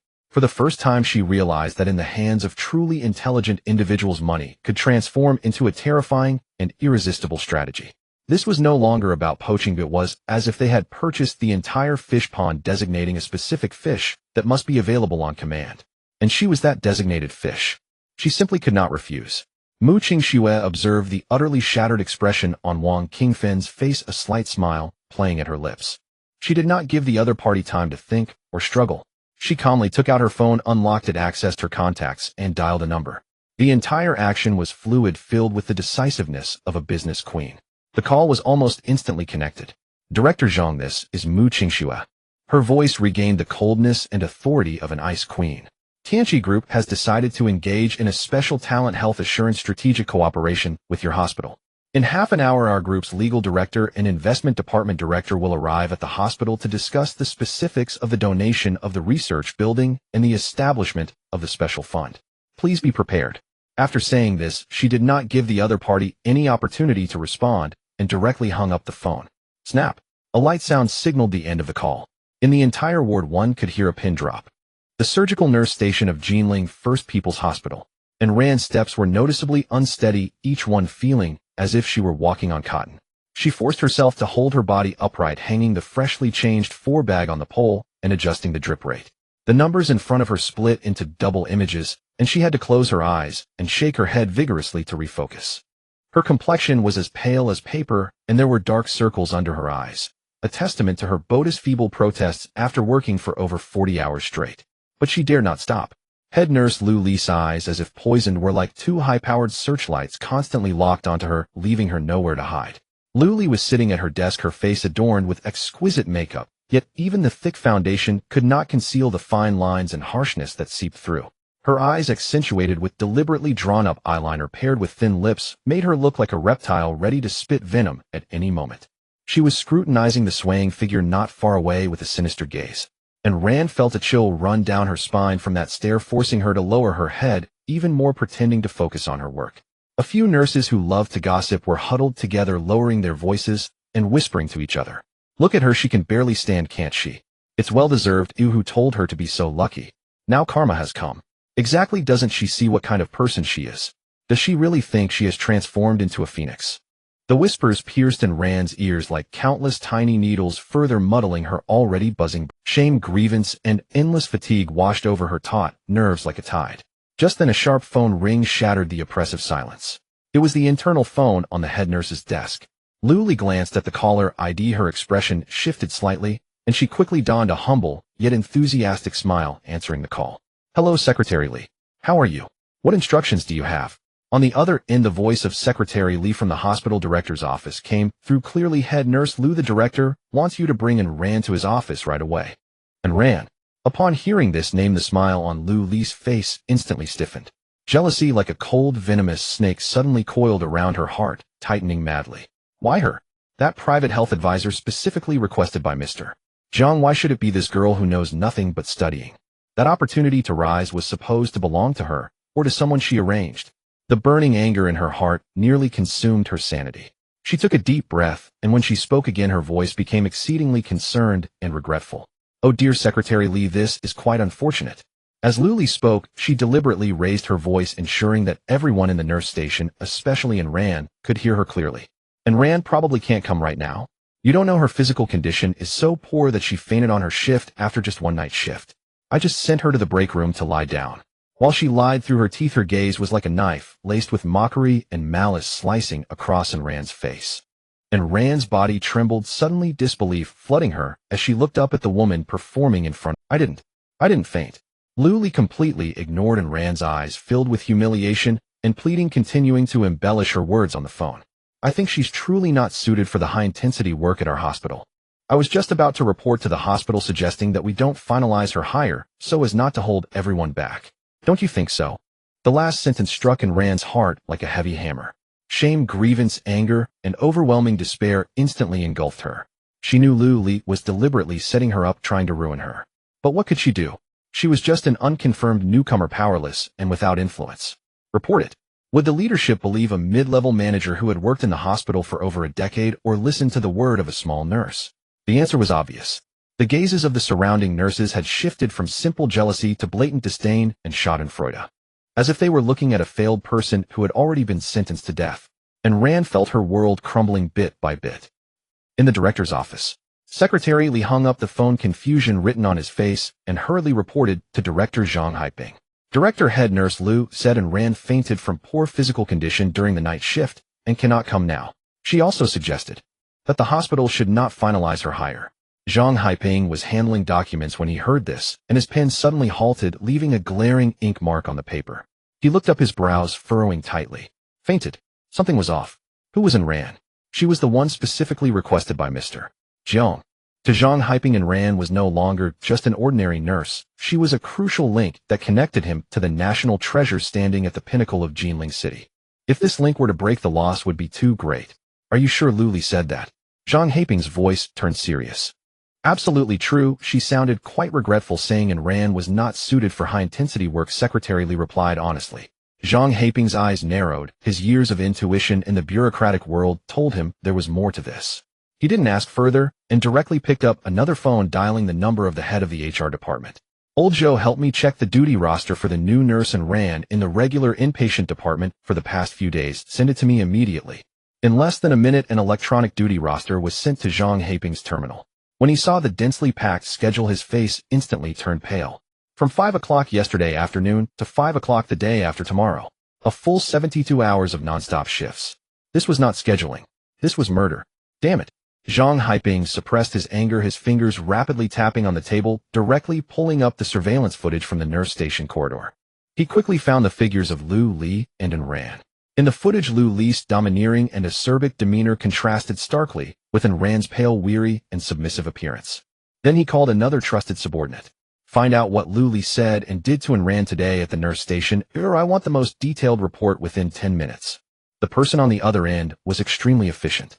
In less than 10 minutes, a detailed investigation report was sent to Jiang Xun's email. The report documented Lu Li's insulting and bullying remarks word for word. Young people should exercise more, that's good karma. What, just because you're doing a health check for Mr. Jiang you think you've grown wings? Just endure it. Don't forget you're not confirmed, yet think carefully. The evidence was irrefutable, solid as a rock. Jiang Xun stared at the shocking lines of text on the terminal, trembling with rage. He finally understood everything. This foolish Lu Li, out of jealousy, dared to openly bully the person specifically designated by Mr. Jiang, and even attempted to drive her away with such despicable means. What was she doing? She was digging her own grave. She was ruining her own future. The raging anger exploded in his chest. It was not the righteous fire of indignation for Enran, but rather the furious outrage at having his carefully laid plans disrupted by a fool touching upon his core interests. Bang! Jiang Xun slammed the table, and the solid wooden surface made a loud noise. He stood up, his face dark enough to drip water, and shouted at the already terrified secretary. This is rebellion. Simply rebellion. He had to deal with this matter immediately. Not only to seek justice for Enran, but also to take this opportunity to demonstrate his thunderous methods, absolute efficiency, and unwavering loyalty to Mr. Jiang. Jiang Xun, accompanied by his secretary and hospital disciplinary staff, stormed into the nurse station like a black whirlwind exuding a murderous aura. When he and his entourage appeared at the station, the entire bustling area fell into instant silence. Everyone was stunned by the sudden commotion. Lu Li's smile froze on her face. Before she could react, Jiang Xun was already standing before her. He slammed a printed duty roster and several anonymous complaint letters onto the desk in front of her, his voice thundering like a winter storm. Nurse Manager Lu Li. You are quite something. How audacious. Jiang Xun publicly exposed the ironclad evidence of Lu Li maliciously arranging Enran's consecutive 72-hour shifts without rest and her verbal abuse. He denounced Lu Li for disregarding the health of medical staff, undermining the hospital's internal harmony, and severely damaging the hospital's reputation. Lu Li's face instantly turned deathly pale, her body trembling. She tried to deny everything frantically, even attempting to beg for mercy through tears, but Jiang Xun gave her no chance. His eyes icy cold, he directly announced, given Nurse Manager Lu Li's serious disciplinary violations and the severe negative impact after deliberation by the hospital's leadership, it is decided to immediately revoke her position as nurse manager and dismiss her from public employment. Proceed with the resignation procedures immediately. These words struck like thunder in the nurse station. Oh, everyone gasped. Lu Li slumped to the floor, her mouth open, but unable to utter a sound, as if all her strength had been drained away. Her proud career as a nurse manager came to an end in the most humiliating manner under the gaze of everyone. When Enran was found, she had already fainted from exhaustion in the break room. When she learned the full truth from Director Jiang, she could no longer hold back her tears. Those tears carried the release of grievances, the fear of being rescued, but above all gratitude toward Mr. Jiang Xun. Several nurses who had been gloating, waiting to see Enran's misfortune, now turned pale, like chickens with their necks squeezed, shrinking into corners, not daring to breathe. Their terrified gazes fixed on the figures slumped on the ground. Lu Li, the former nurse manager, now lay like a pile of boneless mud, her eyes vacant, mouth slightly open, drool trickling down the corner of her lips without her awareness. She was fired. In the most humiliating and decisive way, the director threw her out of the hospital in front of everyone. The entire process, from Director Jiang Xun's arrival with the disciplinary staff like a deity descending to his thunderous announcement of the decision, took no more than 5 minutes. Is it over? A young nurse whispered, her lips trembling. Who was behind Enran? Another nurse's voice was filled with lingering fear. Primitive awe of power replaced cheap jealousy, drenching them like ice water. Inside the VIP ward, Mu Qingxue had just hung up the phone. The crisp click still seemed to echo in the air. Behind Wang Qingfen's glasses, her pupils still held the shock of intense contraction. This was not poaching. This was buying the entire fish pond, and then specifying that a particular fish must come at a moment's notice. And she was that designated fish. Just then the ward door was pushed open again. The person entering was none other than Director Jiang Xun, followed by 2 secretaries from the hospital office, all out of breath and sweating profusely. President Mu, Mr. Jiang. As soon as he entered, Jiang Xun's face broke into an extremely warm, even fawning smile. Ignoring everyone else in the room, he rushed straight to Mu Qingxue, slightly bowed, and reported excitedly, I fully understand the instructions you gave over the phone. Jinling First People's Hospital gives full support to the Special Talent Health Assurance Strategic Cooperation with the Tianqi Group. The secretary behind him immediately presented a freshly printed folder still warm from the printer with both hands. It was titled Special Talent Health Assurance Strategic Cooperation Agreement. Mu Qingxue did not take it, as she only glanced at it indifferently. Zhang Haiping immediately understood. He opened the agreement himself, and like a salesman pointed at the terms to explain to Wang Qingfin, "Director Wang, look, this agreement is tailor-made for our hospital and for top talents like you. The Tianqi Group donates the research building and full equipment, establishes a 1 yuan special fund. All for you. You can lead the hospital's experts to conduct any research you desire. You remain the director of our emergency department, and you'll also be the head of this special care expert group. Your status, position, and benefits will only be elevated to unprecedented heights." Zhang Haiping's heart was ecstatic. A contract of indenture. This was no indenture. This was a pre-retirement promotion ticket to a higher power center. During his tenure, securing such a massive investment to build a top-tier research building would be his political achievement.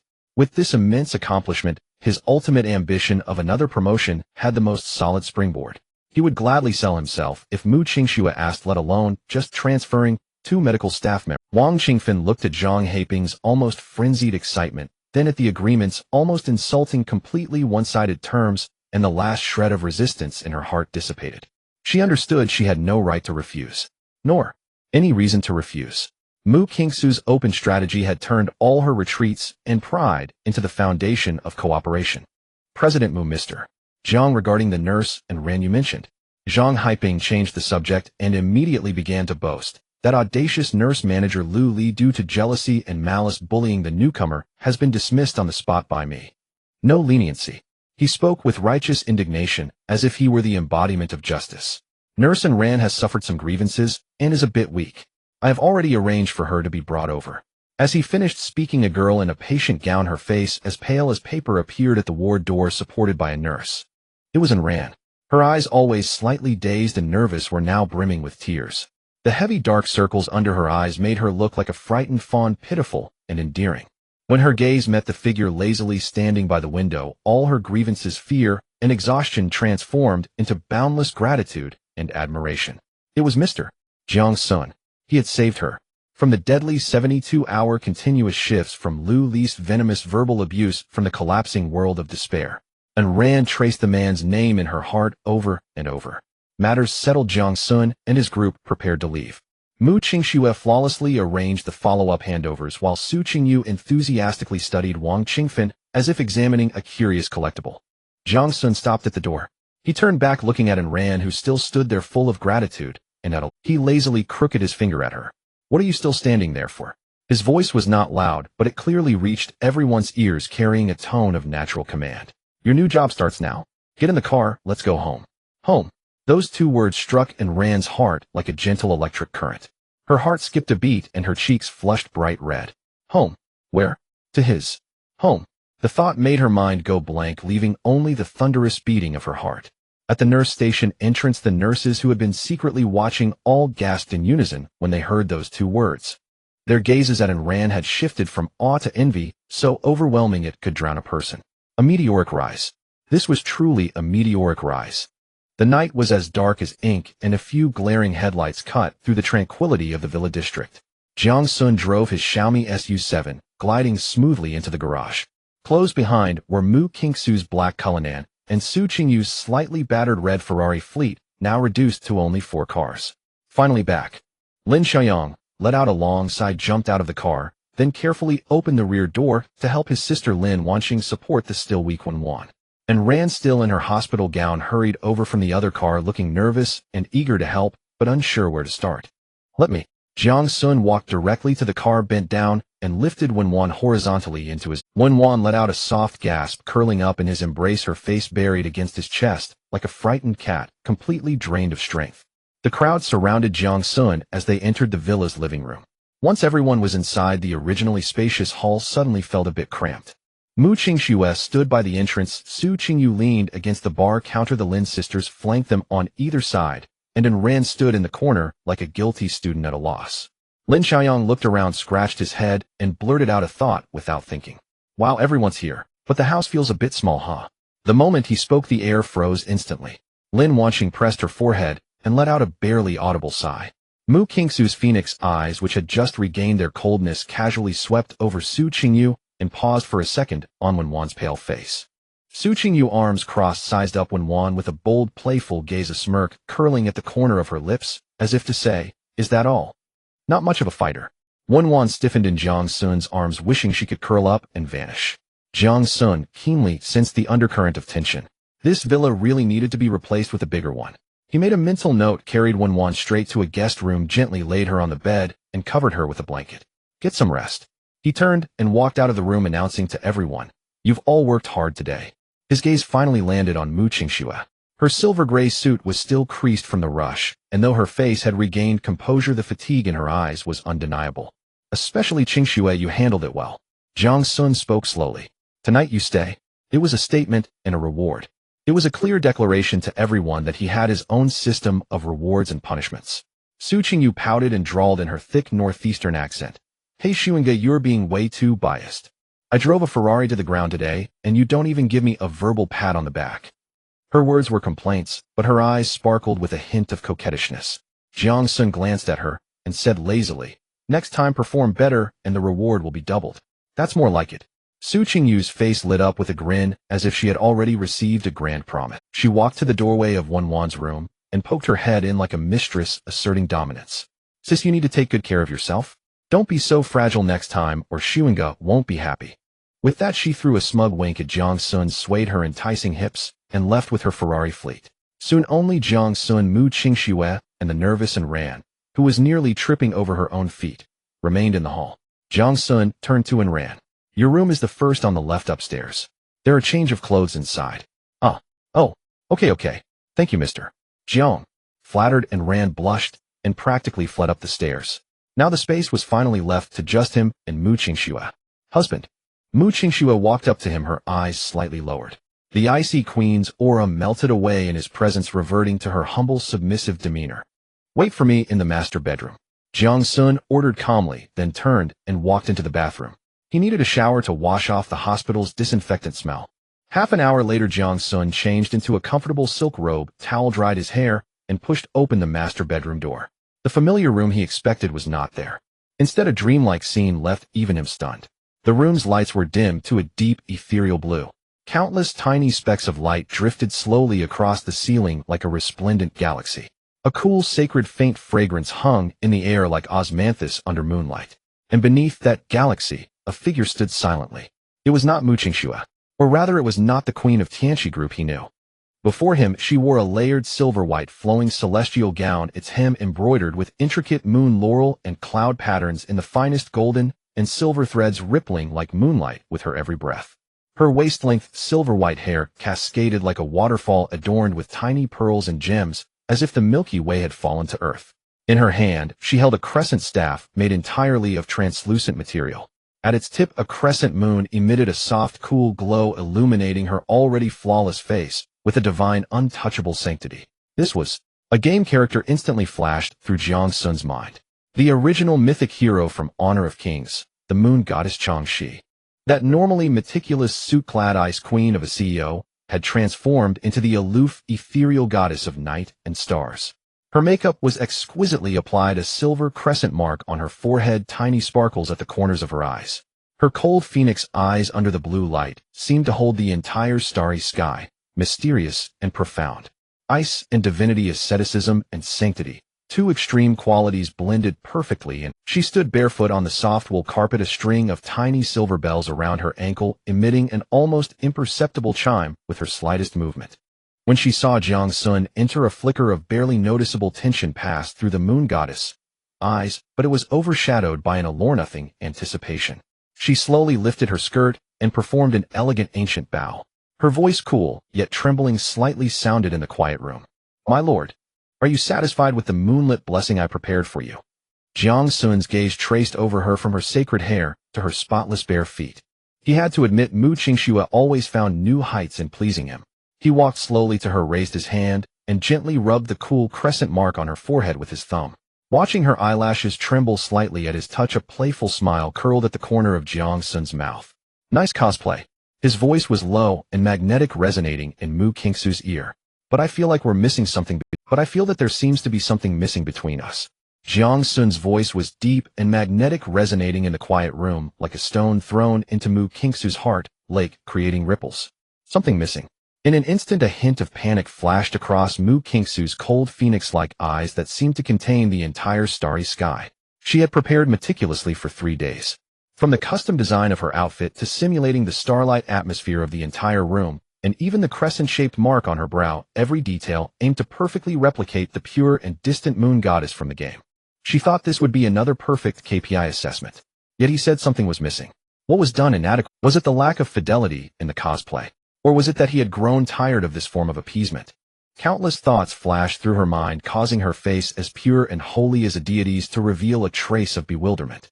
Husband. She instinctively spoke, her voice carrying a tremor she wasn't even aware of. Jiang Xun remained silent. He simply released the fingers that had been caressing her brow and gently grasped the half-transparent moon will staff in her hand. The staff felt icy like ancient ice that had never melted, the chill spreading from her fingertips deep into her heart. He circled around her, walking slowly. His gaze, akin to the most precise scanner, moved from her flowing silver hair, cascading like a waterfall, to the intricate laurel cloud patterns embroidered with golden and silver threads on her skirt, finally resting on her slightly curled bare snow-white toes due to nervousness. The layers of flowing wide-sleeved fairy dress, made of smooth and icy fabric, fluttered gently against his hand as the breeze, stirred by his movement, passed by. In the air, the crisp, holy fragrance of osmanthus seemed to become a bit chaotic due to its owner's tension. You did very well. Jiang Xun finally spoke, breaking the suffocating silence. He walked in front of her, his gaze calmly fixed on her. In fact, it even exceeded my expectations. You always treat every task as a project to conquer, pursuing ultimate perfection and allowing no. Jiang Xun took her hand and led her to sit on the sofa by the window. He did not sit down, but leaned lazily against the window, casting a long shadow behind him from the lights of the villa area outside. Qingxue, let me tell you a story. His voice took on a distant tone, as if reminiscing about something from in one of my very long dreams, I was once a very poor university student. Mu Qingxue suddenly lifted her head, her cold phoenix-like eyes filled with disbelief. Poor. Jiang Xun seemed oblivious to her shock, and continued speaking. In my dream, I struggled every day for tuition and living expenses, working part-time in all sorts of chaotic places. I handed out flyers, served plates, and carried bricks at a construction site. So I missed out on many things. His gaze turned toward the night outside the window, his eyes reflecting a hint of nostalgia. My biggest regret is not being able to sit quietly in the library on some afternoon without a care in the world, basking in the sunlight while reading a useless leisure book. Not being able to have the time and money to purely join a guitar club or an anime club simply because I liked it. Nor could I hang out with some friends at a roadside stall on summer nights, enjoying skewers and peanuts while sipping the cheapest beer, boasting until dawn. Every word he spoke was like a small hammer, gently yet distinctly tapping on Mu Qingsu's heart. Her heart, filled with KPI valuation and return on investment, was pierced by a strange emotion called heartache at this moment. She finally understood what she had been missing. She had been trying to showcase her value to him, using the highest wealth, the most splendid skills, and the most humble demeanor, proving that she was the main blue-chip stock worth holding.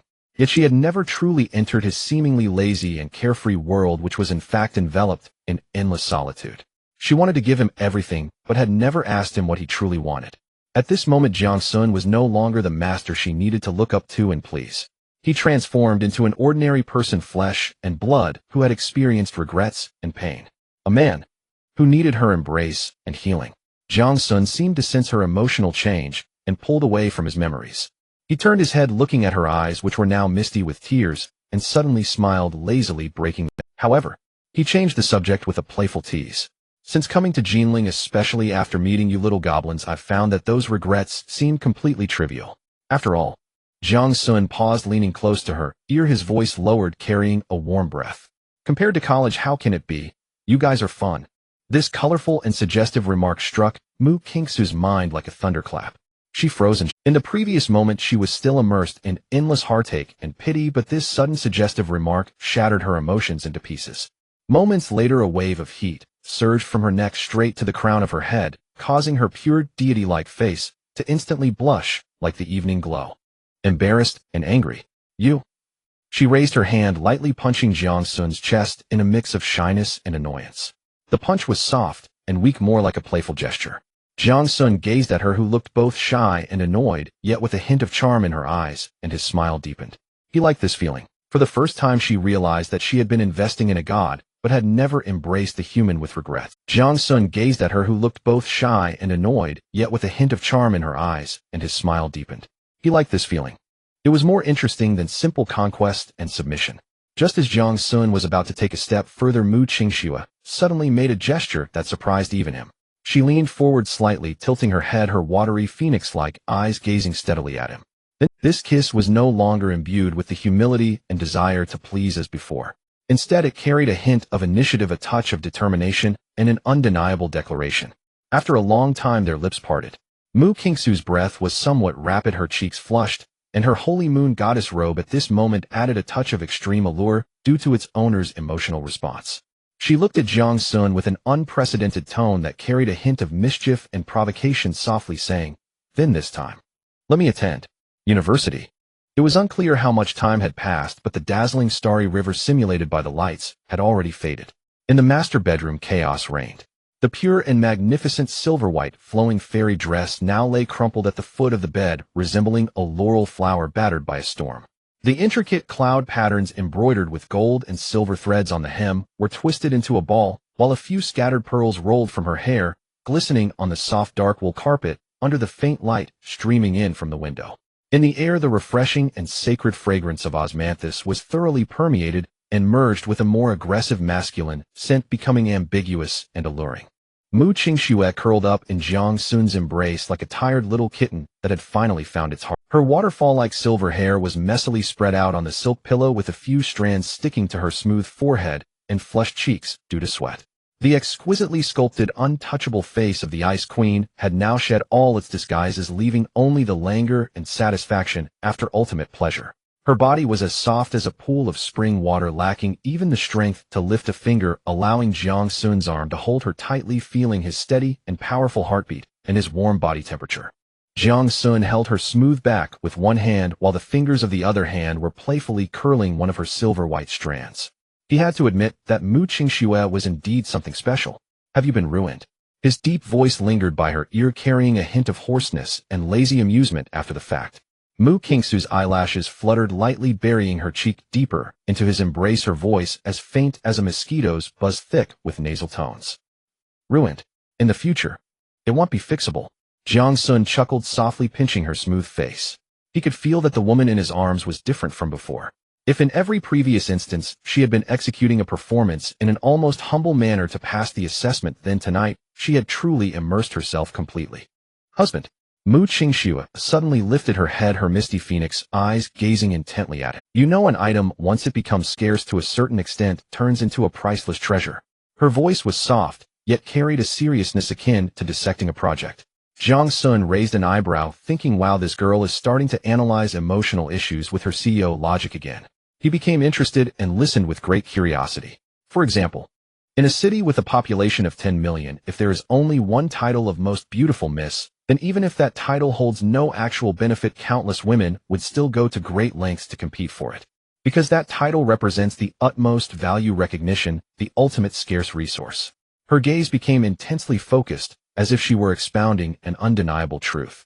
"And you, my husband, you are that unique title in this world. The priceless treasure that all women wish to possess throughout their lives. I used to only fear losing the qualification to hold you, afraid of becoming a light hole, a discarded failure. But after you just told me about your dream, I finally understood." Her eyes slightly reddened, her voice trembling with emotion. "I'm not investing in a title, I'm loving a person with regrets." Jiang Xun looked at the pure, almost overflowing tenderness and love in her eyes, and something within him was gently stirred. He suddenly recalled a saying. Among couples there are merely 9 words: eat together, sleep together, talk together. Eating is the economic foundation. Sleeping is physiological harmony. Talking is spiritual resonance. He and Mu Qingxue had long achieved the first 2, but it was only tonight that they truly began the third. Jiang Xun tightened his arms, pulling her deeper into his embrace, resting his chin on the soft top of her head. "Sleep now," he said softly, "and let's talk more in the future." Mu Qingxue closed her eyes peacefully in his arms. The next morning, on the second floor of the villa, in a newly transformed private medical room from the garage, The entire room was dominated by pure white and metallic silver tones, with a floor that gleamed and walls that were spotless, the air filled with a faint, reassuring smell of disinfectant. Various top-notch medical equipment that Jiang Xun couldn't name glimmered under the light of the shadowless lamp, radiating a cold and professional sheen. Wang Qingfen stood in the center of this icy white space. Today she had changed out of her spotless white coat and donned a tailored deep blue medical uniform, perfectly accentuating her tall and curvaceous figure. She crossed her arms, her expression serious, resembling a total commander preparing for a devil training camp. In front of her, Rand stood nervously like a student who had made a mistake. She also wore a brand new pink nurse outfit, more fitting than what the hospital provided, especially on the upper body, where her curves were stunningly accentuated against her innocent face. She clasped her hands in front of her, lowering her head, even her breathing cautious. And Ran. Wang Qingfen began, her voice soft, yet it struck the floor like ice pellets. Yes, Director Wang. And Ran jolted quickly, raising her head and puffing out her chest, her voice slightly cracking. Do you know what the most important duty of a special nurse is? Wang Qingfen adjusted her glasses, the lenses reflecting a cold light. It is to give injections, administer medication, monitor vital signs, and to strictly follow medical orders. And Ran nervously recited the standard answer from the textbook.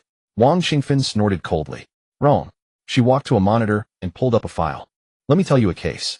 A few years ago at a certain tertiary hospital, a seasoned attending physician, due to a moment of negligence, issued an order for intravenous push of 50 milliliters potassium chloride for a patient diagnosed with severe hypokalemia.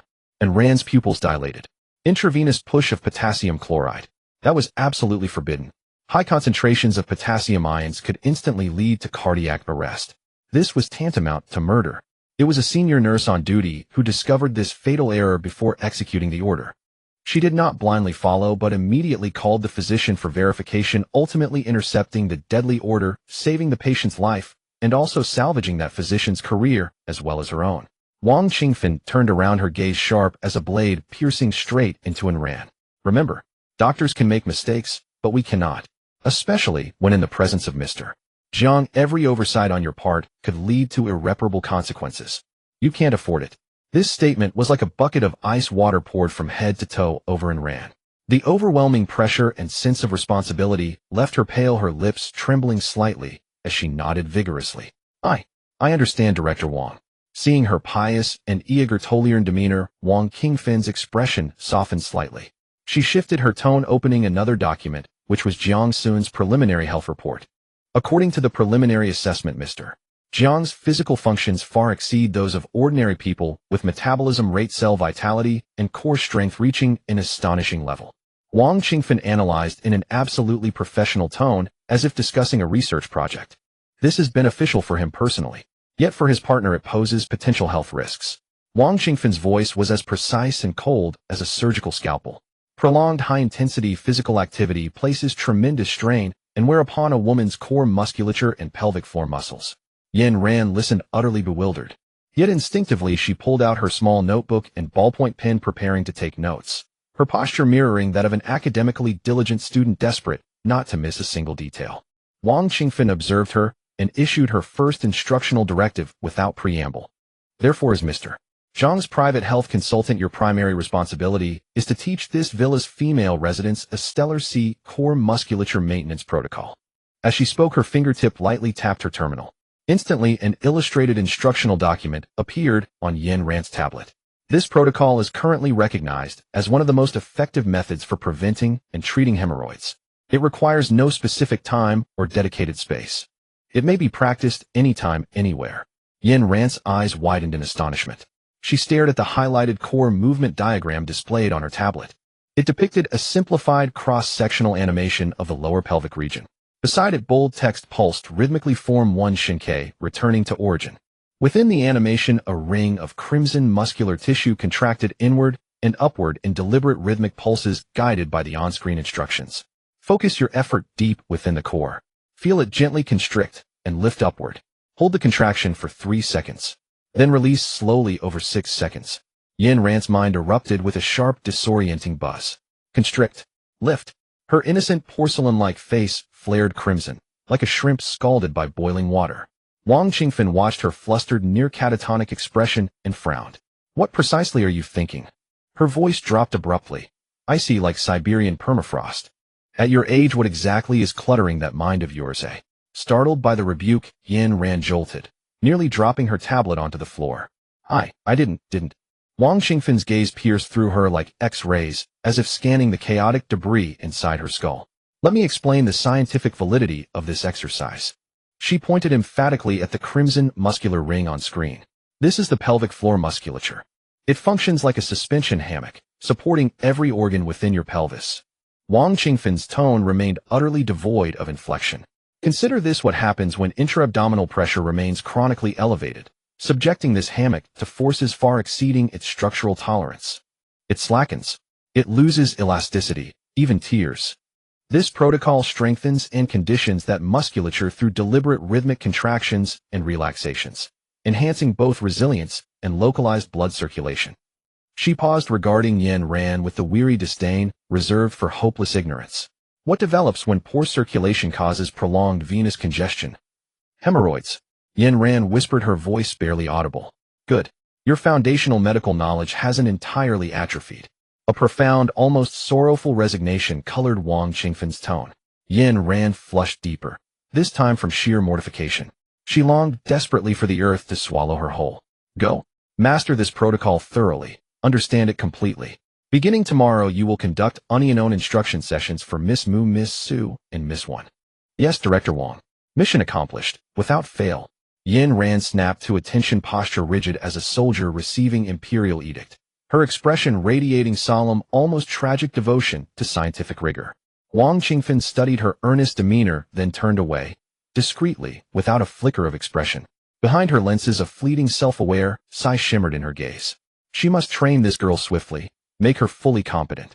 Otherwise, nights would become unbearable, remaining constantly beside Mr.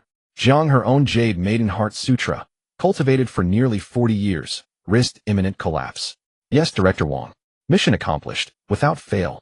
Yin Ran's voice still echoed faintly off the sterile white walls of the clinic, long after Wang Qingfan had vanished beyond the automatic doors. Yin Ran stood frozen, a hollow statue, until a soft chime from her wristwatch startled her back to awareness. It was a message from Director Wang. Begin immediately. Yin Ran drew a deep breath. The sterile scent of disinfectant mingling with refined fragrance failed to calm her. Instead, her heart thundered like war drums. She clenched her tablet tightly, clutching it like a live detonator, as she marched stiffly toward the door leading into the battlefield. The villa's makeshift private clinic bathed in cool-toned light, cascading from the ceiling, illuminating gleaming metallic medical equipment. Silence reigned, so profound she could hear her own pulse. Yet that silence felt unnerving, charged, distorted by the presence of three breathtaking women seated on the sofa and examination bed. Ahem. Yin Ran cleared her throat, striving for clinical composure, neutral, authoritative, stripped of personal tremor. Trembling, she raised her tablet and activated the very animation that made her wish for instant oblivion. Ladies, good day. Based on Mr. Jiang Xun's unique physiological assessment and Director Wang's Patriarch Health Management Protocol, you are all required to begin practicing this stellar C-core musculature maintenance protocol effective today.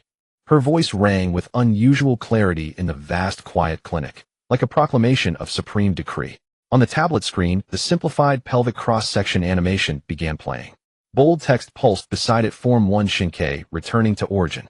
The highlighted crimson pelvic floor musculature commenced its rhythmic contraction and relaxation, synchronized with the command. The essence of this protocol lies in strengthening the pelvic floor musculature. Yin Ran recited, voice dry and textbook precise. It functions like a suspension hammock, supporting every organ within the pelvic cavity. Through deliberate rhythmic contraction and relaxation, we enhance its strength, resilience, and local blood circulation. Mu Qingsu listened intently, scribbling rapidly in her notebook, brow furrowed in thoughtful analysis, assessing the logical coherence of the theory, silently impressed by the physician her husband had selected, whose auditory acuity seemed remarkably acute. Su Qingyu burst into laughter, delicate, unrestrained, her chest rising and falling with mirth. Little Yin Ran, your explanation. She drawled, her gaze lingering with playful provocation as it swept over Yin Ran. But I feel absolutely nothing happening in my body. Could you describe it more concretely? For instance, exactly which area? Yin Ran's face blazed, fully incinerated. She felt her professional credibility being ground into dust beneath relentless, humiliating friction. Please Please maintain decorum, Miss Su. This is science. She summoned courage to protest, but her voice wavered, utterly lacking conviction. All right, science. Su Qingyu laughed, even more cheerfully. She pushed herself up and lazily mimicked the instructions from the animation. Is it like this? Feel it slowly closing like a petal, and then lift upward. Her movements carried a deliberate allure, yet her eyes fixed straight on Ayn Rand as if asking, am I doing it right? Ayn Rand's gaze dared not fall on her. She could only stare rigidly at the tablet rattling off the essentials in rapid succession. Keep it tightened for 3 seconds, then take 6 seconds to slowly release. Oh dear, I can't do it. From the hospital bed came a gentle whisper-thin voice. Ayn Rand turned to see Wenwan's face flushed crimson, almost burying her head in the pillow. Her body trembled slightly, as if struggling to try, yet due to shyness and weakness, she could not find the sensation of exerting force. I can't feel it. Her voice carried a sob. One rational, and scrutinizing, one audaciously teasing, one timid and helpless. Ayn Rand was going mad. She felt like a clumsy circus clown surrounded by 3 spectators with vastly different auras performing an utterly absurd show. But Wang Qingfen's icy face flashed through her mind. Mission. The mission must be completed. Ayn Rand closed her eyes, took a deep breath, and when she opened them again, there was a tragic resolution in her gaze. For the sake of science. She walked to Wenwan's bedside, striving to make her tone more accessible, abandoning terms like petal and returning to origin. Miss Wen, don't rush. Let's try to understand it another way. Her mind raced, recalling the most down-to-earth analogy her mentor in medical school had taught. The key is to feel and contract the muscles controlling urination and defecation, like the forced movement when you can barely hold back a number 2. As her words fell, the entire medical bay fell into a deathly silence. Mu Qingsu's hand holding the pen stopped midair.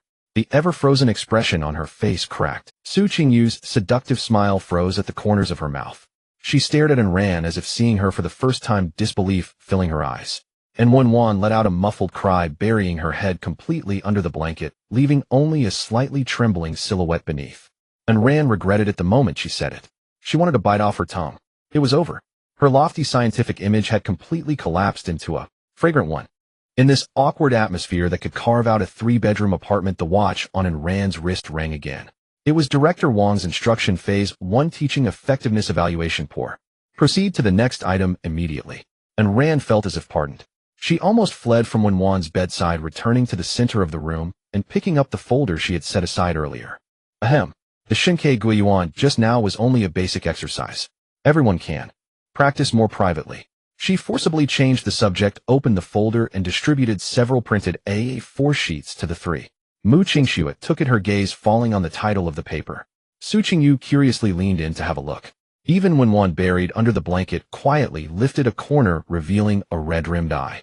And Rand took a deep breath, using all her strength to maintain the last shred of professionalism and composure, and announced the core of this plan. According to Director Wang's comprehensive long-term health management plan for the family head, to ensure Mr. Jiang receives the most scientific and reasonable care, and to avoid overwork affecting his recovery and stability of bodily functions. And Rand took a deep breath and pulled out 3 printed A4 sheets from the folder. It was a beautifully crafted table. Starting tomorrow, the partner rotation system and 3-day mandatory rest period will be officially implemented. According to the cross-comparison analysis of the target Jiang Xun's behavior patterns, microexpression changes, and key event feedback over the past 72 According to the cross-comparison analysis of the target Jiang Xun's behavior patterns, microexpression changes, and key event feedback over the past 72 hours, the conclusion is clear. In Xinlan's office, Lin Wangxing's voice was cold and precise. She tapped her fingertips lightly, and the huge screen in front of her was instantly divided into several windows. On the left was a stunning artistic photo of Mu Qingxue in the cosplay costume of Moon Goddess Change. On the right were several close-up shots of Jiang Xun's expression when he saw her, extracted from the villa's surveillance footage, each frame marked with a red box alongside a series of complex data analyses. Xinlan crossed her arms, leaning against the wall opposite, thoroughly uncomfortable. What kind of data? Lin Wanxing, are you at it again with your twisted analyses? She frowned, her voice carrying obvious impatience. I tell you, all this is useless. Against a man like that, you gotta drag him straight to the training field, make him run a 10-kilometer armed cross-country till he gives up. Lin Wanxing slowly turned around upon hearing this. She was wearing a form-fitting, specially tailored jumpsuit today. The matte elastic fabric clung to her like a living thing. From her shoulder blades to the dimples of her lower back to the curve of her buttocks, every inch was taut with a sense of power. A silver zipper on her chest stopped at a position that was just right yet provocative. Her long legs were wrapped in similarly tight pants with reinforced guards and straps at the knees and ankles. She was like a precision blade sheathed in its scabbard without a single superfluous ornament, only cold ready to explode sexiness. If your physical conquest plan worked, you wouldn't have come to me. Her words were devoid of emotion, as if reading out an autopsy report. And Mu Qingsu's KPI assessment approach achieved a major breakthrough last night. Lin Wanxing pushed up her glasses and pointed at the screen. Data shows that when the target saw Mu Qingsu's cosplay, his pupil dilation coefficient was 1.8. His heart rate estimated to jump by 32, and the corners of his mouth involuntarily rose by 7 degrees. This indicates that he has a very high positive feedback for the novelty sense of conquest and identity contrast brought by role-playing. Lin Wanxing's analysis was never just theoretical. She herself was the first test subject. This combat suit codenamed Type 0 was designed by her personally. It was her Lin Wanxing another roleplay as the ice strategist. Qin Lan's head ached. She tugged at her hair in irritation. Speak human. I don't understand. In simple terms, Lin Wanxing's gaze locked onto Qin Lan, a look like a top-tier headhunter appraising a rare, uncut gem. He likes variety. And you, Captain Qin Lan, are our core weapon for the next phase of strategic assault.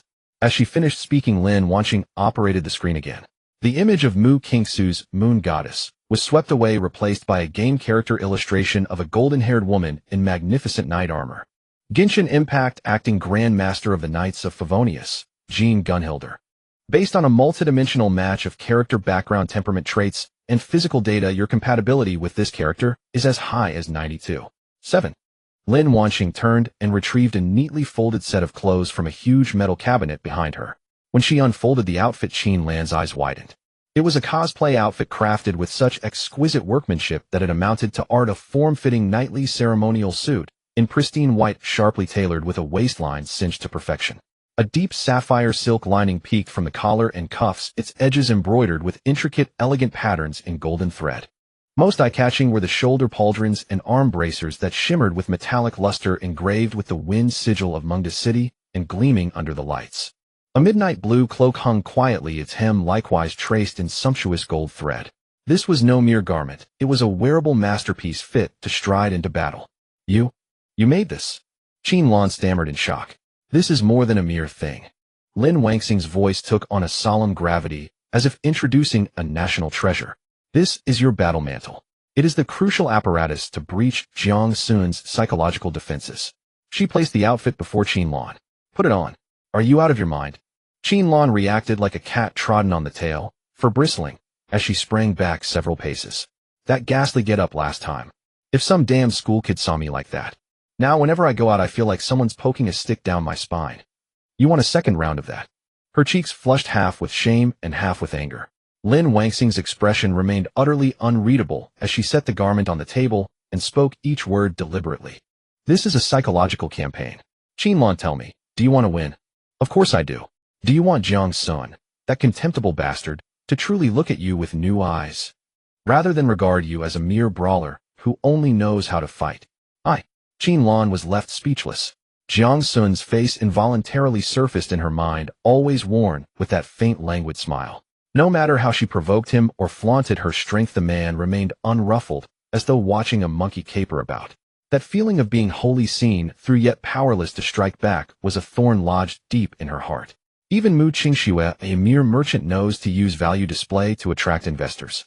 Su Qingyu, an actress, knows to use extreme teasing to keep a man suspended. Lin Wanxing murmured like a whispering fiend. And you, Qin Lan, possess a weapon neither of them has. The supreme advantage of your identity as a guardian, your knightly bearing. You have simply wielded it in the wrong manner.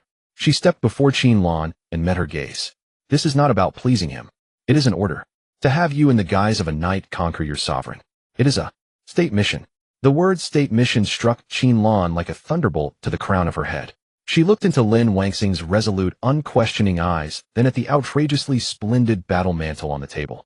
Shame and an inexplicable boiling warlike fervor tangled madly within her.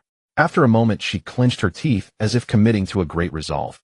Very well, he'll do it. She snatched up the outfit. But after I put this on, what then? I can't simply walk up to him and say, hey, look how handsome I am today, can I? Of course not. For the first time, a barely perceptible smile ghosted the corner of Lin Wangxing's mouth.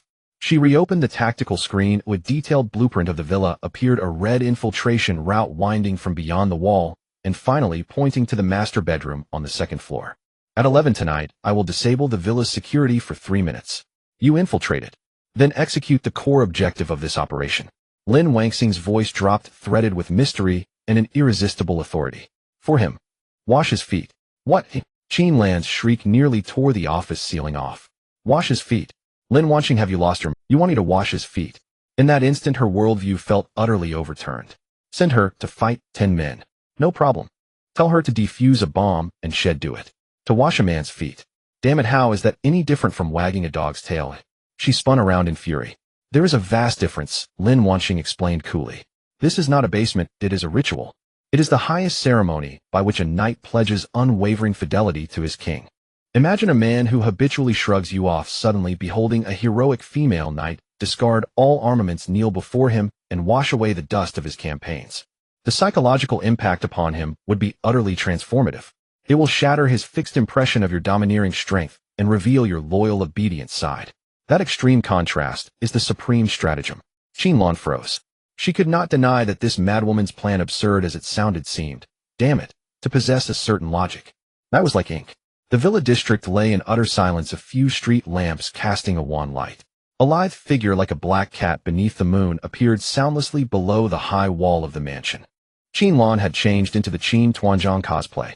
The tailored white knight's suit molded to her years of disciplined training, displaying both feminine grace and formidable power. Her golden hair was tied in a businesslike ponytail that swayed in the night breeze. The face that usually bore a measure of boldness under refined makeup looked both saintly and austere. In one hand, she gripped a prop west wind sword. In the other, she carried an incongruously styled brass foot basin, inside which lay a neatly folded towel. She glanced up at the lit window on the second floor and inhaled deeply. The eyes that normally burned with martial ardor now brimmed with a windswept, heroic melancholy. In a nearby shadow, Lin Wangxing raised binoculars and signaled the start of the operation. Qin Lan clenched her teeth. Damn it, it's only washing a foot. Tonight I'll show you what a professional knight is. The next moment she blurred, one hand bracing the wall, a clean, elegant vault, and she landed silently in the villa's courtyard. Like a true Mungda knight, she launched the most bizarre nocturnal assault upon her sovereign. This accursed shift schedule. Remarkably, it actually works. In the master bedroom, Jiang Xun lounged lazily against the soft headboard, cradling a cup of warm water, savoring a rare moment of tranquility. Ever since Wang Qingfen, the formidable woman who'd instituted that ruthlessly precise partner rotation system, he'd finally carved out a sliver of personal time from his ceaseless whirlwind of affectionate entanglements. Tonight he was off duty. Mu Qingsu and Su Qingyu did not cling to him as usual. Instead, they sat uncommonly apart. Each perched on a single-person sofa, tablets balanced before them, faces grave and composed like department heads preparing for a boardroom presentation to the CEO. Thus began an unprecedented supreme household summit unfolding in this vast bedroom with surreal solemnity. Honey, must we stage this family meeting like an IPO roadshow? Is it really necessary? NSU Qingyu broke the silence, first shifting uncomfortably in her seat and murmuring under her breath. She wore a fiery red silk slip dress tonight, the supple fabric clinging seamlessly to her lithe, statuesque frame, making her already porcelain-pale skin gleam faintly beneath the ambient light. The hem was daringly short, her long, perfectly sculpted legs crossed effortlessly, her toes painted in vivid crimson lacquer, swaying gently, as if teasing the very air around her.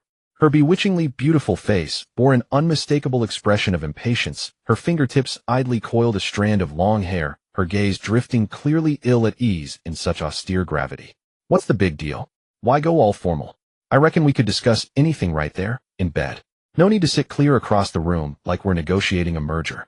Her words instantly deflated the tension, lending the solemn gathering an absurd, almost comical edge. NMU Kingsu, seated opposite, merely cast her a cool, silent glance. No reply. She embodied the polar extreme. A flowing moon-white silk robe draped her form, its collar and cuffs embroidered with delicate silver thread motifs barely visible in the subdued light, her long hair, gathered loosely at the nape, with a simple wooden hairpin, revealing the elegant swan-like curve of her neck. Unadorned by makeup, her natural features shone with ethereal clarity, like a celestial ice sculpture untouched by mortal dust. She sat utterly still, spine erect, tablet held firmly in her lap, resembling a valedictorian poised to present her thesis, calm, razor-focused, radiating an aura of unshakable mastery and total command. To her, this was no mere report. It was a KPI review presented to Jiang Xun, her ultimate investor, showcasing her latest strategic deliverables. Perfection was non-negotiable. Every datum, every phrase had to be flawless. It concerned her valuation. It concerned her standing within this intricate household. Jiang Xun gazed upon the two starkly contrasting visions before him, one blazing like wildfire, the other serene as moonlight, and suppressed a smile. He set down his cup and clapped once, deliberately unhurried. Very well, let's begin. Who goes first? And before the final syllable faded, Su Qingyu shot upright like an eager student racing to answer. Me first. Me first. And she thrust her tablet aloft, its screen glowing with the dense, luminous figures of the Su Media Group's financial statements. Brother Sun, look here. And she cleared her throat, striving to lend her northeastern accent a veneer of professionalism, though her childlike pride shone through irrepressible. Our Su Media Group's cash flow last quarter. Rock solid. Up 30% year-on-year. In Jinling, whether broadcast TV or new media, second place is ours alone. No one dares claim first. As she spoke, her eyes flickered sideways toward Mu Qingsu, a subtle, unmistakable note of triumph threading her tone.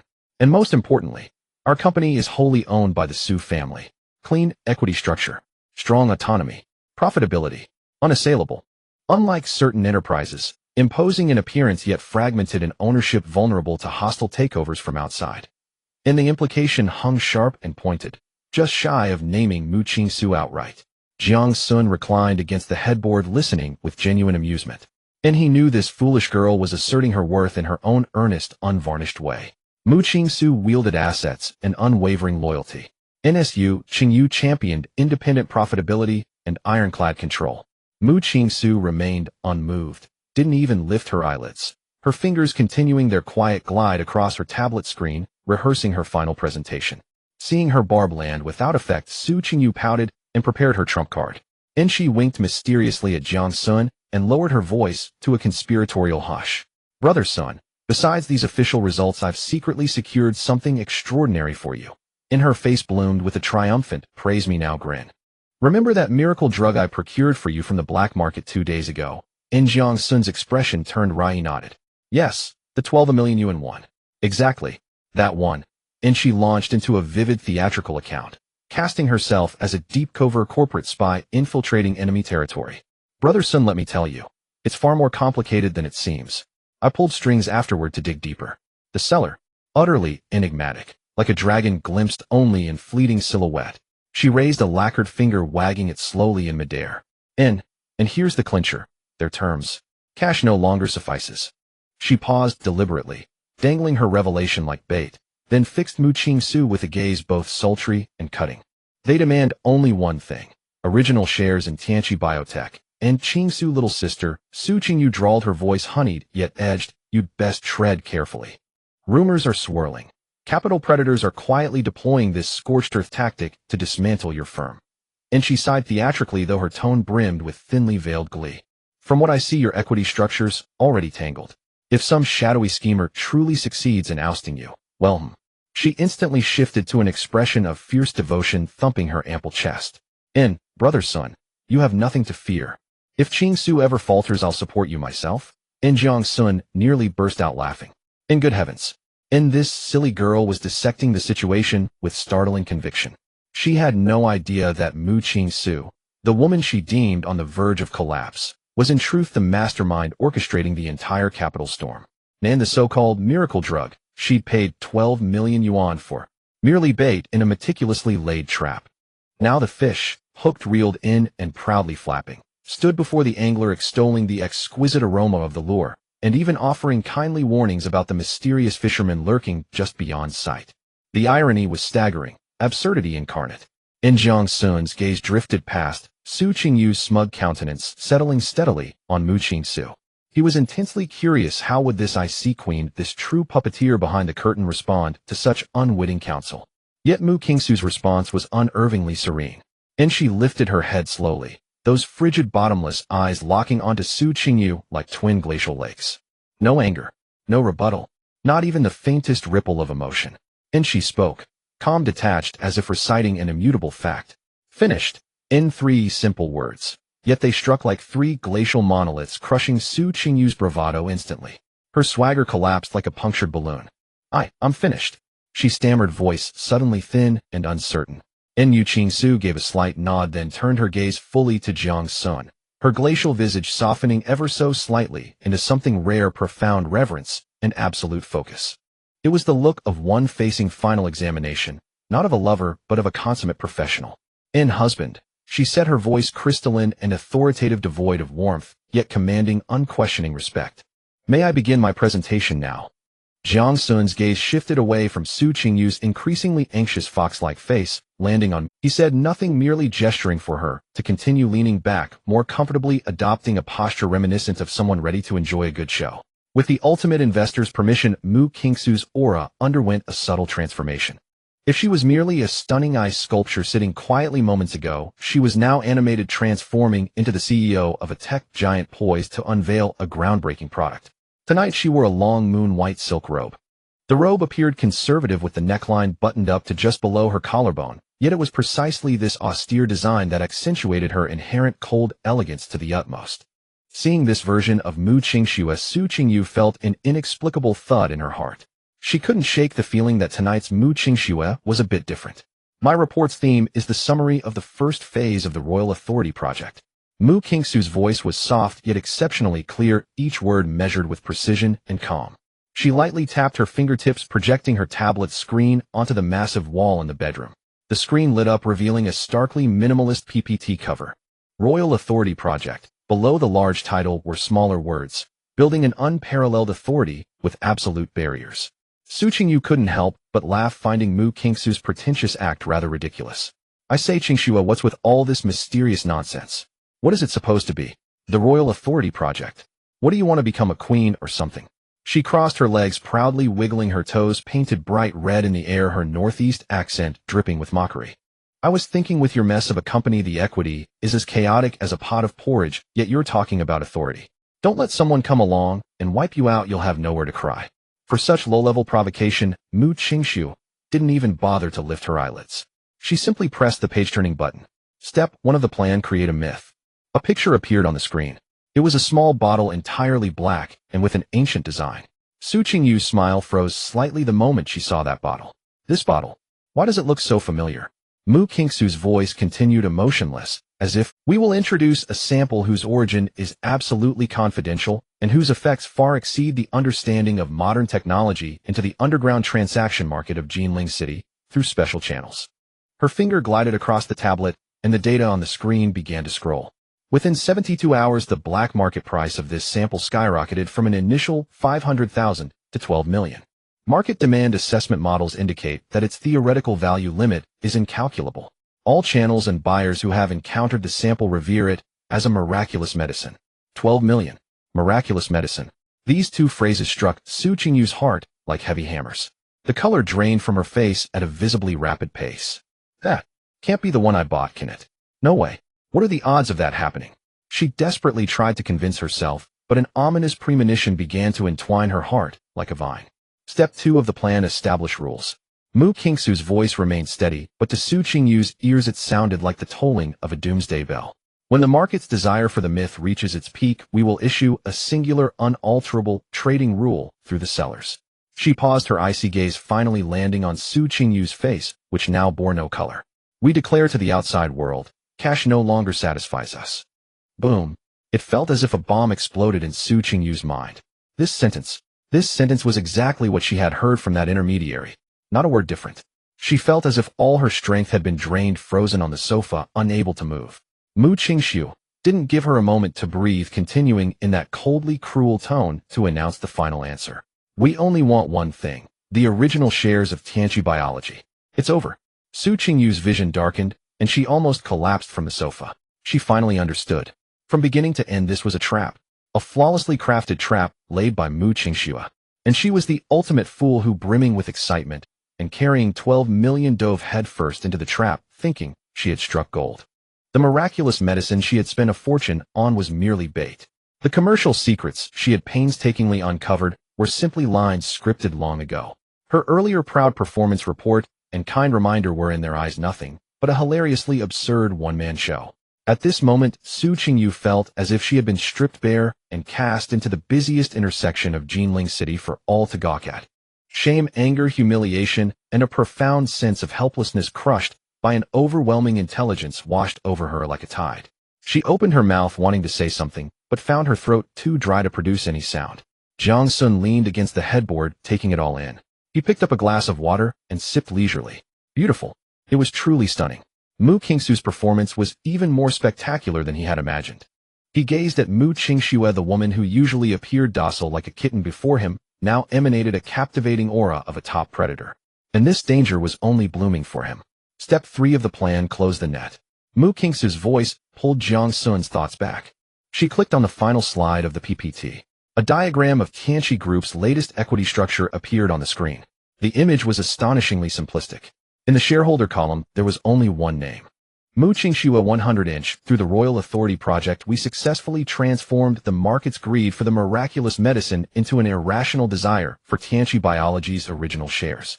Utilizing this desire, we created a stock squeeze, forcing all early investors and founding shareholders to sell off their entire holdings at a high point. Meanwhile, we deployed all cash flow from the group to fully reclaim all circulating shares in the secondary market. The entire process took 7 days. A total of 12.3 billion was utilized. Currently, Tianqi Group, including its core subsidiary Tianqi Biology, has completed the transfer of all shares. The report concluded. Mu Qingxue shut off the projection and the bedroom returned to its soft lighting. She slowly stood up from the sofa and walked step by step to Jiang Xun's bedside. She did not glance at Su Qingyu, who had completely petrified, as if her soul had left her body. In her eyes there was only Jiang Xun from beginning to end. In her cold, deep-set eyes of blazing fire burned a complex emotion intermingled with admiration, affection, and utmost devotion. She slightly bent forward, respectfully presenting the tablet that encapsulated all her efforts to Jiang Xun, as if offering her most precious sacrifice. Then she raised her head, meeting Jiang Xun's eyes, which held a hint of playful amusement, and spoke in an almost solemn vow-like tone, word by word. Husband, from today onward, Tianqi Group is no longer my company. It is our enterprise. In the master bedroom, Mu Qingxue slightly bowed, holding the tablet that recorded the game of billions in capital, as if she were sacrificing everything. Her voice echoed in the room. It is our asset. Su Qingyu beside her was completely stunned. The fox-like face that always bore a charming smile was now deathly pale, her mouth slightly agape, and even the tips of her hair, usually full of life, were frozen at her fingertips. She felt as if her soul had been drawn out. Slumping on the sofa, the fired silk nightgown seemed to have lost its luster. She lost, completely lost, leaving not even her undergarments behind. Her self-satisfied achievements seemed like child's play compared to the 100 billion capital operation unfolding before her. The intelligence she took pride in was nothing but a line in someone's script. Her earlier display of boasting and provocation had turned into a farcical self-degradation. Well, it turns out the clown was me.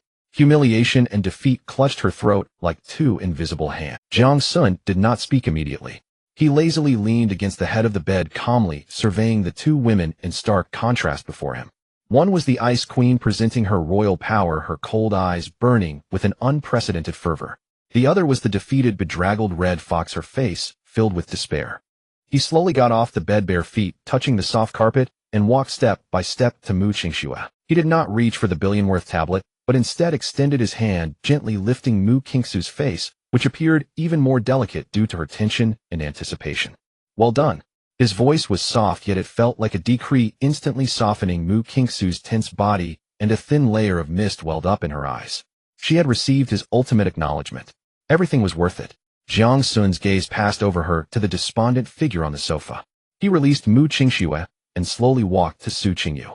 Su Qingyu felt a shadow looming over her and instinctively shrank back, too afraid to look up at him. What's wrong? Jiang Xun's voice carried a hint of playfulness. Feeling down already? Su Qingyu trembled, suddenly lifting her head, her eyes red, her voice thick with nasal congestion and a trace of unrecognized grievance. Sun Gu. I concede. She bit her lip, the spirit of defiance completely crushed. No. Jiang Xun shook his head, extending his finger to gently wipe away a tear at the corner of her eye. No.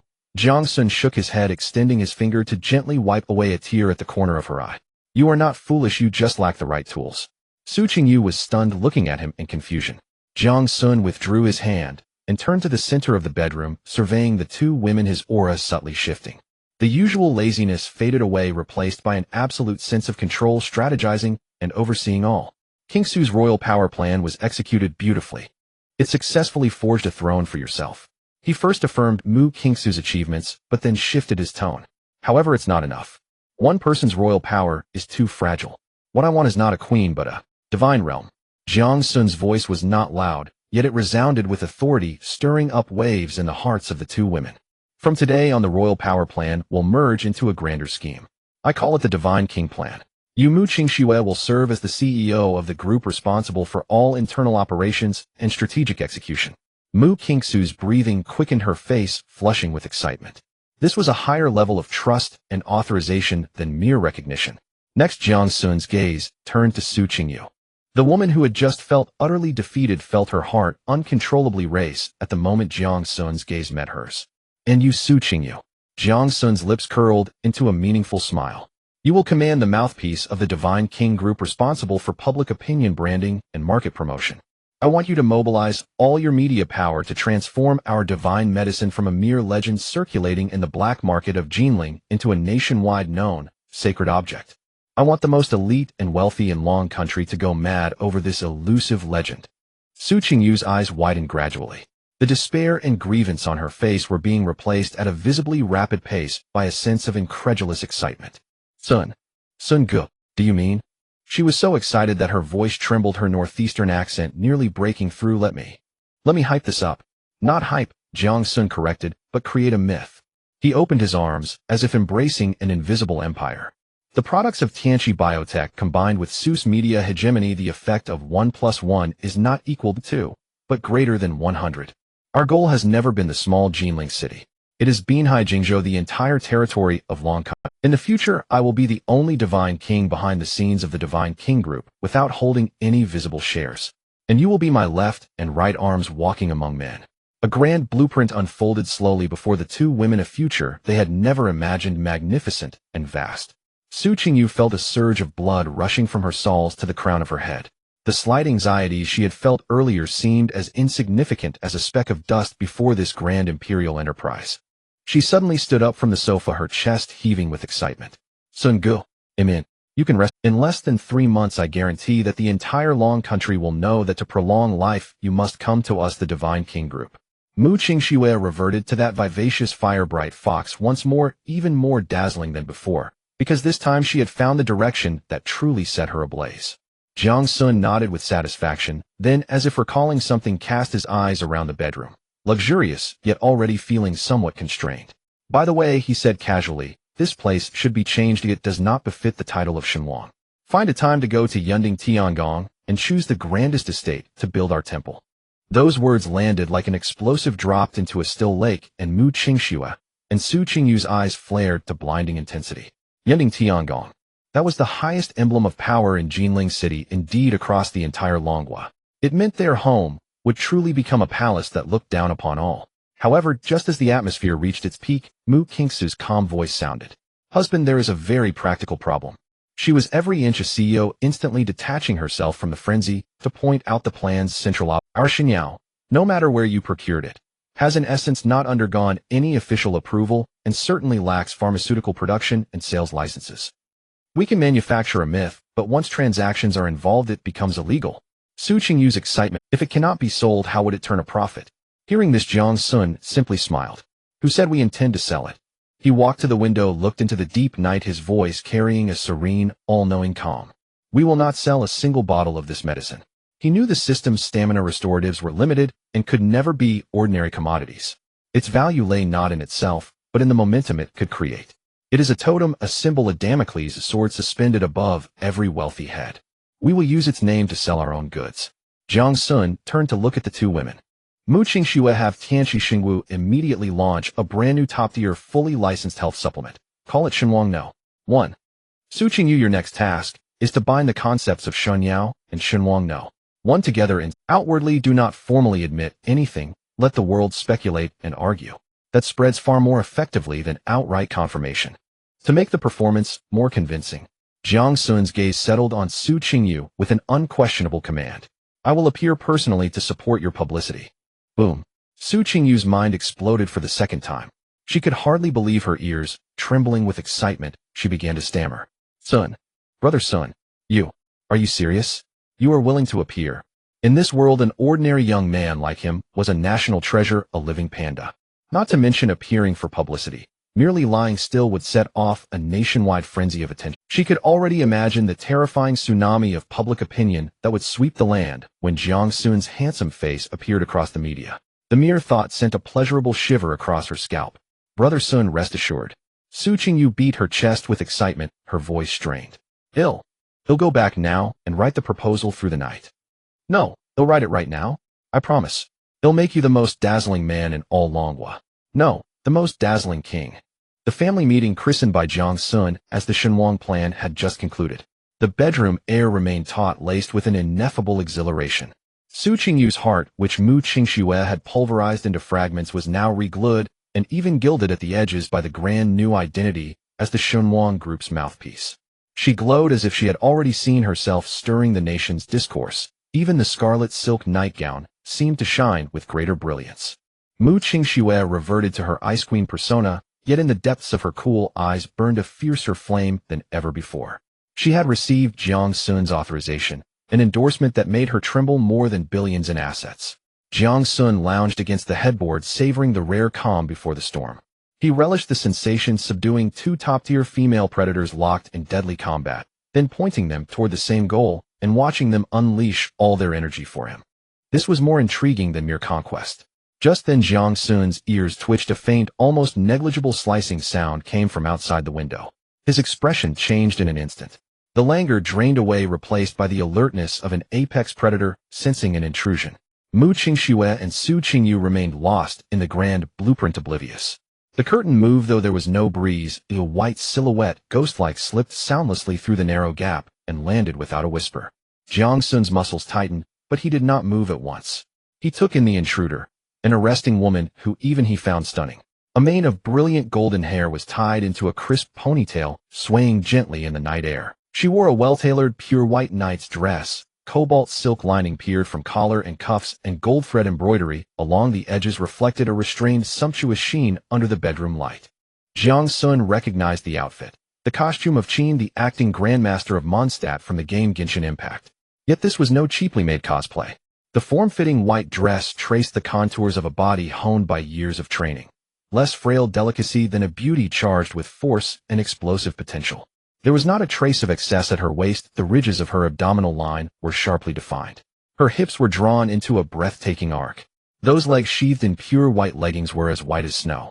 The fabric stretched into taut, powerful curves from her waist downward, clinging to every inch of coiled muscle.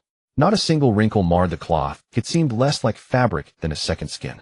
The lateral muscles of her thighs formed distinct ridges. Through the thin material one could feel their astonishing explosive power. Lower still, her knees folded into a near-perfect convergence, then calves curved with springy grace. She merely stood there, and yet the muscles beneath her pant legs trembled slightly, like a leopard about to spring. Those legs were not meant simply to walk. They seemed made to rend steel. Above that distilled aesthetic of violence gleamed shoulder pauldrons and arm bracers with a metallic sheen. They were engraved with the wind mark, giving her an aura of sacred, untouchable rectitude. Her face was set with delicate makeup. Those eyes, always burning with combativeness, now under the cosmetics resembled a Valkyrie descended to earth, wholly authoritative and carrying an ascetic, almost unbearable sensuality. In one hand, she held a prop west wind sword, its blade throwing a cold gleam beneath the light. My word, Qin Lan was going all out. Jiang Xun's vigilance melted into amusement. He wondered what this captain, whose very bearing proclaimed justice and discipline, intended by staging such a spectacle in the middle of the night. Yet the next second, as his gaze traveled down Qin Lan's other hand, he froze entirely. In that empty hand she carried, of all incongruities, a brass gleaming oddly out of place basin, a foot-bathing tub. Inside lay a neatly folded snow-white towel. Jiang Xun's mind hiccuped. A saintly knight bearing a brass foot basin slipping into a man's bedroom at midnight. What sort of avant-garde performance was this? Qin Lan, for her part, was now utterly frozen in place. In her battle plan, there was only one target: Jiang Xun. She intended to perform the astonishing knight's loyalty ceremony, designed by Lin Wanqing, right in front of him. However, she never expected that in this bedroom, besides Jiang Xun, there were actually two audience members. One was Mu Qingxue, sitting on the left sofa dressed in a pale blue nightgown, gazing at her with a cold, expressionless look, as if she were an idiot. The other was Su Qingyu sitting on the right sofa, wearing a fiery red slip dress, who was just coming out of her initial shock, her face now adorned with a mocking smile. For people, 8 eyes stared at each other in the spacious bedroom. The air felt frozen. Qinlan felt her cheeks burning, as if they could fry an egg. Her mind went blank. Oh no. This is a disaster. How could there be 2 women here? That son of a turtle, Lin Wanqing. What kind of intelligence is this? Now she couldn't go forward or backward holding a sword and a foot basin like a plumber who accidentally wandered into an award ceremony, awkwardly unsure of where to put her hands and feet. Meanwhile, on the rooftop of a tall building outside the villa area, a figure clad in black combat gear was intently staring at the tactical tablet in hand. On the screen was the scene of epic awkwardness unfolding in the bedroom. For the first time, a look of confusion akin to a system crash appeared in Lin Wanqing's beautiful phoenix eyes. Variables. Exceed the calculation range. Target 1 Mu Qingxue, Target 2 Su Qingyu present simultaneously. Core mission item foot basin has been prematurely exposed. Plan. Declared a complete failure. She removed her glasses and pinched the bridge of her nose, feeling a sharp headache coming on. Assessment. Disaster level, social death scene. The silence in the bedroom was finally broken by a snicker. The first to react was Su Qingyu. Having just suffered a setback at Mu Qingxue's hands, she was now delighted to find the foolish girl holding a foot basin right in front of her, a perfect target. She slowly rose, crossed her arms, and walked towards Qinlan with a seductive sway, sizing her up as if she were a defective product on sale. Yo! Su Qingyu's voice, tinged with a northeastern accent, was dripping with charm, yet her words could pierce like daggers. Where did this new sister come from? Her gaze lingered deliberately on the brass foot basin in Qinlan's hands for 2 seconds, her smile turning increasingly playful. Providing services with your own tools, quite professional, huh? The words struck Qinlan's mind like a Her already flushed face instantly turned a deep shade of red. You flamboyant woman, what are you saying? Qinlan's voice trembled, a mix of embarrassment and anger, making her want to draw her sword. Su Qingyu arms crossed her fiery red silk slip nightgown, accentuating her stunning curves with every movement. She circled around Qinlan, her gaze teasing as though appraising goods at a market, finally landing again on the yellow foot basin. What did I say? I was just looking at your getup with armor and sword, and then this basin. What's this? Is it the latest trendy home service theme play in Jinling City? Care to enlighten us? I'll tear your mouth apart. Qinlan's pride was crushed by this statement, the veins on her hand gripping the sword bulging as she prepared to charge. Sit down. A lazy yet authoritative voice rang out. It was Jiang Xun. He didn't even look at Qinlan, merely casting a faint glance at Su Qingyu. Su Qingyu immediately suppressed her arrogance, throwing Jiang Xun a flirtatious look before obediently returning to the sofa, though her fox-like eyes continued to linger on Qinlan with interest. On the other side, Mu Qingxue had not spoken a word the entire time. She sat quietly on a single sofa, her pale blue silk nightgown making her appear like an ice sculpture. She coldly stared at Qinlan, her gaze reminiscent of an art critic observing a performance artist who had intruded upon a board meeting filled with incomprehensible scrutiny. Cold scrutiny, biting mockery. Qinlan felt as if she were stripped bare under the spotlight, every inch of her skin burning. This is unbearable. She just wanted to dig a hole in the ground and hide. Lin Wanqing, you son of a turtle. I believed your nonsense. Her mind was in chaos, her hand holding the foot basin trembling as she turned to jump out of the window, desperate to escape this epic social death scene. But at that very moment, Lin Wanqing's expressionless face and her cold words echoed once more in her mind. This is not for you to please him. This is an order. You are to conquer your king in the identity of a knight. This is a national mission. National mission. Qinlan's feet were firmly planted in place. In her eyes, burning with shame and anger, a fierce struggle flickered. Ultimately, the ingrained obedience of a soldier triumphed over the overwhelming sense of shame. She steeled her heart and gritted her teeth. Damn it. It's just washing feet. Today I'll show you what a professional knight is. Clang. The crisp sound of metal clashing rang out as the brass foot basin came crashing down onto the expensive handmade carpet. The sudden sound startled Su Qingyu. She saw Qinlan abruptly turn, kneeling on one knee with a loud thud, her movements so standard they could be a textbook example.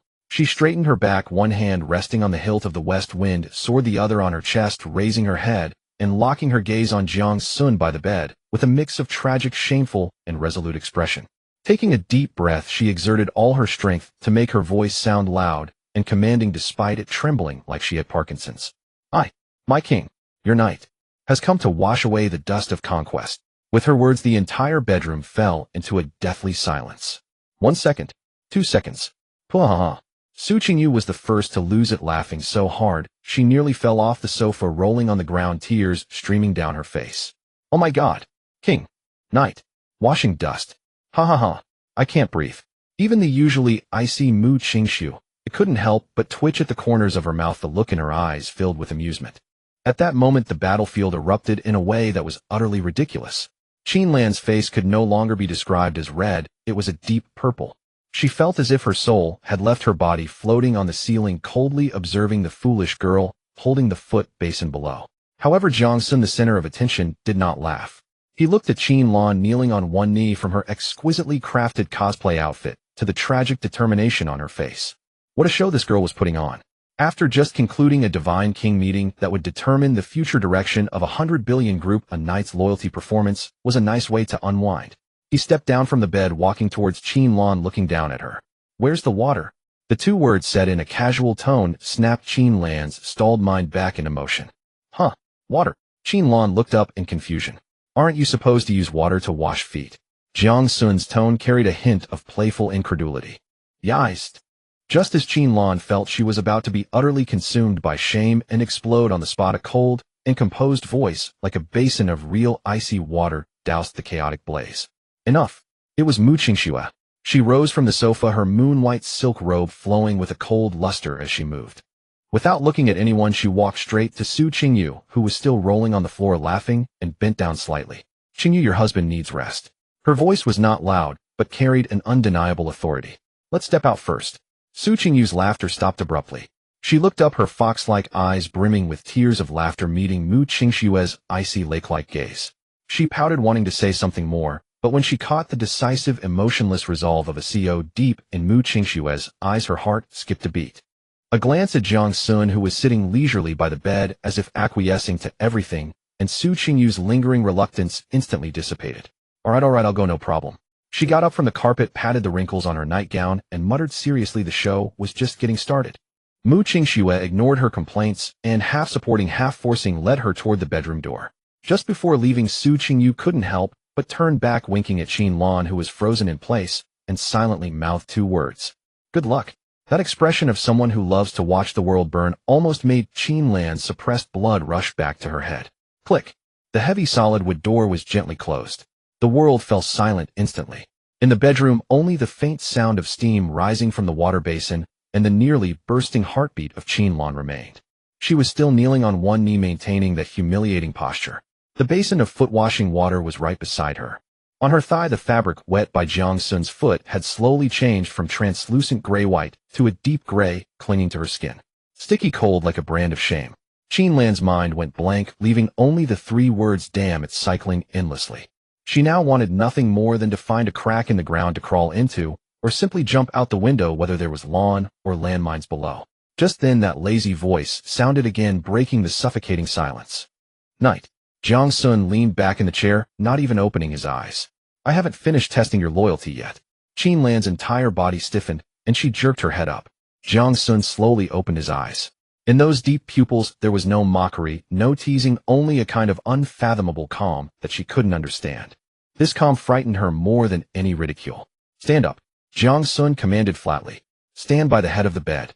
Qinlan's body, as if controlled by invisible strings, rose stiffly joint by joint from the ground. She could feel that with every movement the wet cloth on her thigh rubbed against her skin, bringing a tingling sensation that made her scalp crawl. She walked to the head of the bed with her arms and legs moving awkwardly, standing there like a statue, her hands clenched so tightly that her nails almost dug into her palms. Jiang Xun said nothing more. He just leaned back in the chair, his gaze slowly moving down from her exquisitely crafted white night uniform, finally resting on her long legs flawlessly wrapped in white leggings. Especially the dark water stain. Time passed second by second. For Qinlan, every second was a form of lingering torture. She would rather face an entire battalion of enemies than stand here being scrutinized by him like a piece of Damn it! What the hell does this bastard want? She roared inwardly, but dared not show even a hint of extra expression on her face. Finally, Jiang Xun spoke. You know a lot about horses. This abrupt question left Qinlan completely stunned. What? She asked reflexively, her Sichuan accent slipping out. The corner of Jiang Xun's mouth curled into a faint, almost imperceptible arc. You're the equestrian professor at Jinling University, aren't you? Qinlan felt her brain couldn't keep up with his rhythm. One moment, it was humiliating play, the next, it was a professional evaluation. But when her own field of expertise was mentioned, the pride ingrained in her bones made her instinctively straighten her back. Yes, I am. Her voice finally regained a trace of the sharpness befitting a captain of the campus guard. Very good. Jiang Xun stood up from the chair and walked slowly to stand before her. He was half a head taller than Qinlan, and the pressure of his height made her instinctively want to step back, but her soldier-like discipline kept her rooted to the spot. Jiang Xun's gaze calmly met her eyes. Those eyes, always burning with fighting spirit, were now filled with humiliation, confusion, and an undeniable tension. Then tell me. Jiang Xun's voice was soft, but it struck Qinlan's heart like a heavy hammer. A few days ago at the stables, that horse named Juefeng. Why did it suddenly go crazy? Boom. The question exploded like a thunderbolt in Qinlan's mind. She instantly recalled that scene at the stables. This man had sat behind her on the same horse. That prized horse, Juefeng, which had always obeyed only her commands, had suddenly lost control. This incident had always been a knot in her heart. Now brought up by him in such a humiliating context, Qinlan felt like the last shred of her dignity was being torn away. But this was her field of expertise. Her last shred of pride. She jerked her head up, trying to regain some initiative, glaring at Jiang Xun with red-rimmed eyes. Horses are the most intuitive. Her voice trembled with agitation, but the content was filled with undeniable professionalism. They can tell who's a master and who's a fool the moment they're mounted. You don't have that aura, so it wouldn't accept you. She tried to blame the horse's frenzy on Jiang Xun, but before she could finish, she was interrupted by a soft laugh. No. Jiang Xun shook his head, his deep eyes seemingly able to see through her soul. It wasn't rejecting me. It was rejecting you. This simple sentence, like a poisoned dagger, struck precisely into Qinlan's heart. You're talking nonsense. Qinlan, like a cat whose tail had been stepped on, instantly bristled, her voice turning shrill. Juefeng has been with me for years. Jiang Xun interrupted her again, his voice still calm, but with a dissecting cruelty. What it sensed was the turmoil in your heart. Qinlan's pupils contracted sharply. Jiang Xun took a small step forward, the distance between them now so close they could almost feel each other's breath. His masculine aura invaded Qinlan's senses even more dominantly. From the moment I sat behind you, his voice dropped to a low murmur, each word branding her nerves like a hot iron. Your tension, your resistance, your unnaturally fast heartbeat, all your emotions through the reins and your body were transmitted to it one by one. Jiang Xun's gaze slowly moved down, resting on Qinlan's pristine, white knight uniform, as if he could see through the fabric to her wildly beating heart. A horse accustomed to your steady commands suddenly receives a barrage of chaotic signals it can't understand. It would be strange if it didn't go crazy. Silence.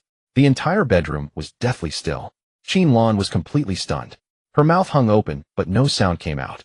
The color drained from her face, visibly leaving it deathly pale. How? How did he know?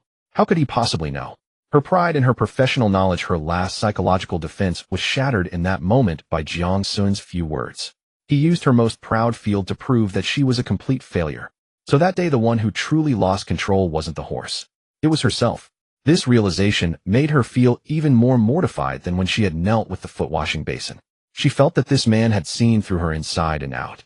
Just as she was tottering on the verge of mental collapse, Jiang Xun sat up from the bed. He stepped closer step by step until Qinlan's back pressed against the cold wall with no room to retreat. He raised his hand and gently lifted a strand of her golden hair with his fingertips. Then he leaned down close to her ear. The warm breath sent a tingling numbness through her earlobe. So my knight, his voice with a demonic allure whispered. Tell me, what are you nervous about? So my knight. Jiang Xun's warm breath slithered into Qinlan's ear like a venomous snake. His voice carried a devilish allure as he whispered, what are you so nervous about? Boom. Qinlan's mind exploded as if a bomb had been dropped into it. How could he know? How could he possibly know? That bastard. Damn it. All her professional knowledge, she took pride in the last dignity of being a top equestrian, and her knightly attire that represented the glory and discipline of Mondstadt had all become a joke at this moment. It turned out that the one who lost control that day was not the horse at all. It was her. This realization made her feel more embarrassed than kneeling on the ground with that yellow footbath.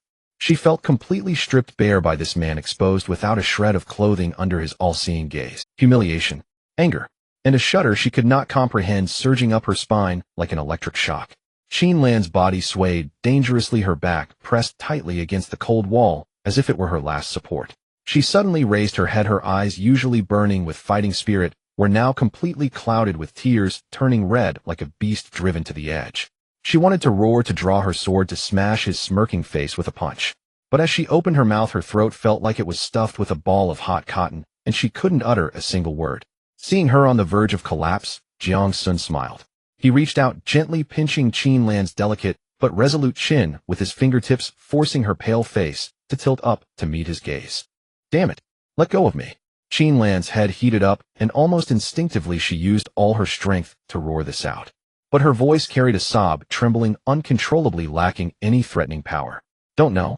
Jiang Xun completely ignored her struggles, the curve of his lips deepening. He leisurely admired the humiliation and reluctance in her eyes, as if appreciating a piece of art about to be tamed. "Then let me teach you." He leaned down once again, drawing near to her ear. His scorching breath mingled with a uniquely aggressive masculine scent, brazenly enveloping all her senses. Qin Lan's body went rigid, she even forgot to breathe. Then she heard the words that could shatter her very soul. "That feeling." Jiang Xun's voice was low, carrying a brutal and seductive finality. "It's called being moved." "Moved?" Qin Lan's pupils dilated to the extreme in an instant. Her brain completely crashed. The world seemed to have been muted, all sounds vanished. Only these two words remained echoing like thunder in her blank mind. Being moved? What does being moved mean?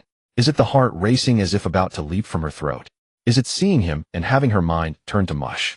Is it feeling so furious she wants to smash him, but her body betrays her and turns soft? Is it right now being held by him at the chin, pinned against the wall, feeling both ashamed and furious, yet unable to muster even a hint of real resistance? Her face, which had just lost its color, instantly flushed a fierce shade of crimson, spreading to her neck and ears without exception. Jiang Xun released her chin, satisfied as he observed his handiwork. This fierce steed from the land of Bashu had finally been completely broken down by him. He leisurely stepped back a bit, creating some distance, yet the overwhelming sense of oppression only intensified. His deep-set eyes roamed with interest over her, ultimately landing on her long, straight legs. The deep gray stain resembled a humiliating painting branded onto the pure white fabric that symbolized knightly honor. Jiang Xun's tone suddenly turned domineering and unquestionable. "However, the object of your affection should not be a horse." Qin Lan was still immersed in the massive impact of those words, raising her eyes in confusion. Jiang Xun looked at her dazed expression. Slowly and deliberately, he dropped the final heavy bomb. "From today on, you are only allowed to ride." Qin Lan's mind completely exploded. "Ride? Ride what? That bastard. What nonsense is he talking about? Pervert. Shameless.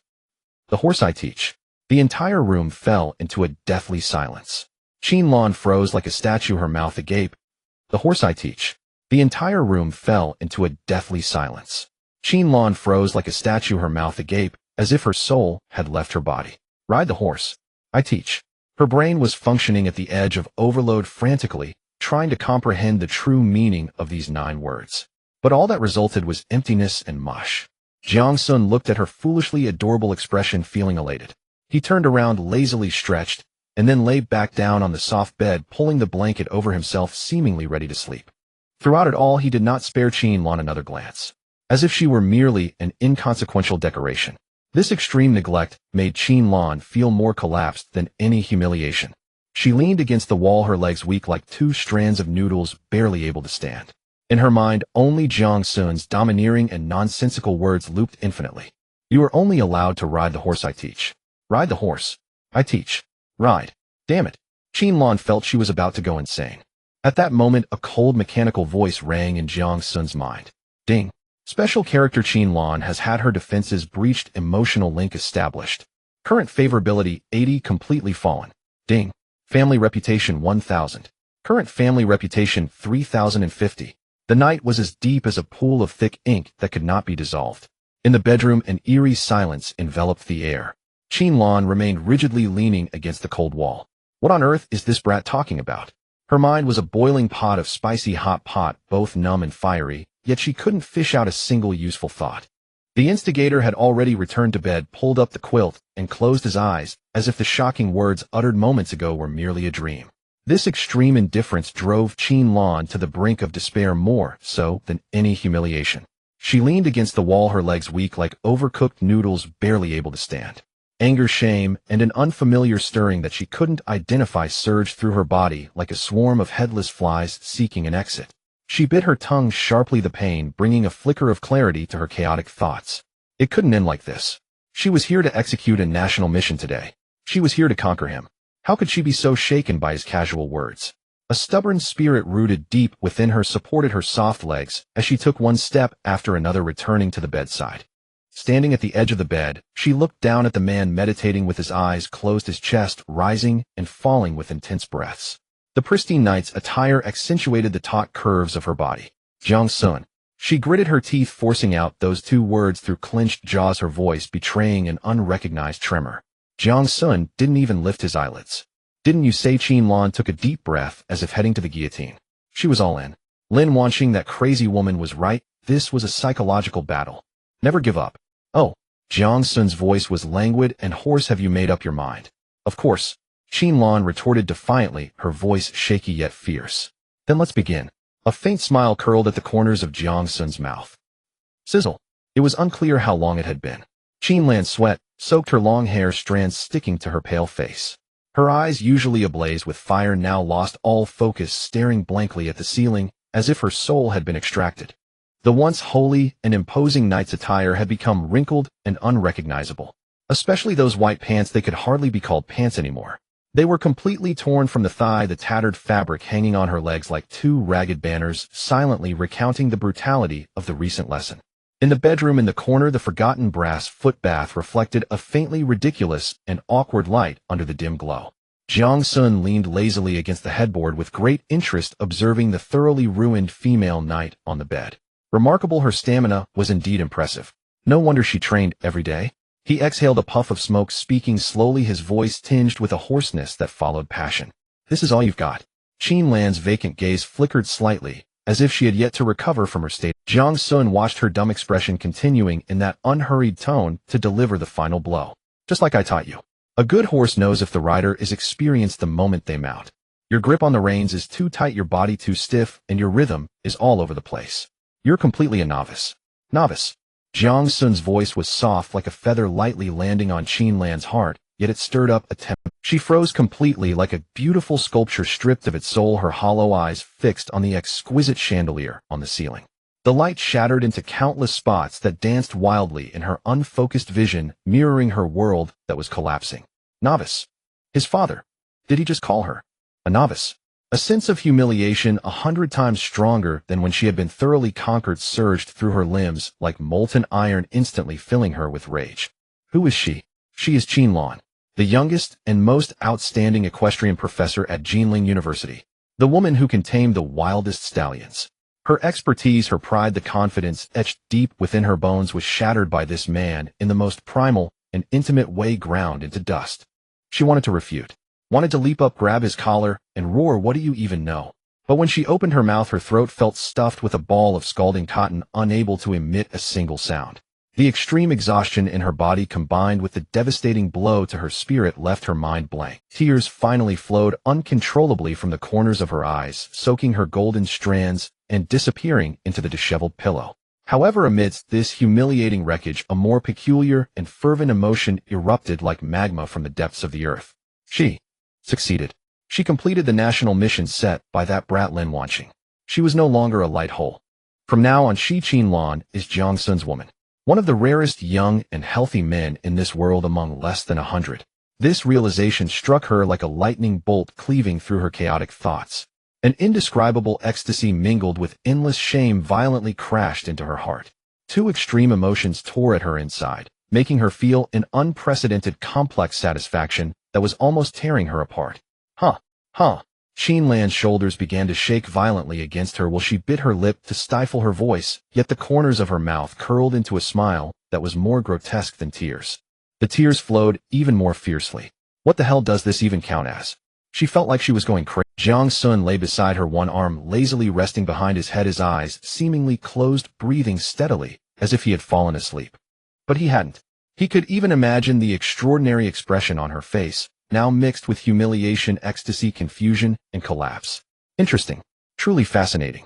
What he desired was never just physical conquest, but to utterly crush her from a psychological standpoint, shattering her pride and armor in her most treasured domain, to make her clearly recognize who her king truly was. It seemed now that the effect was astonishingly good.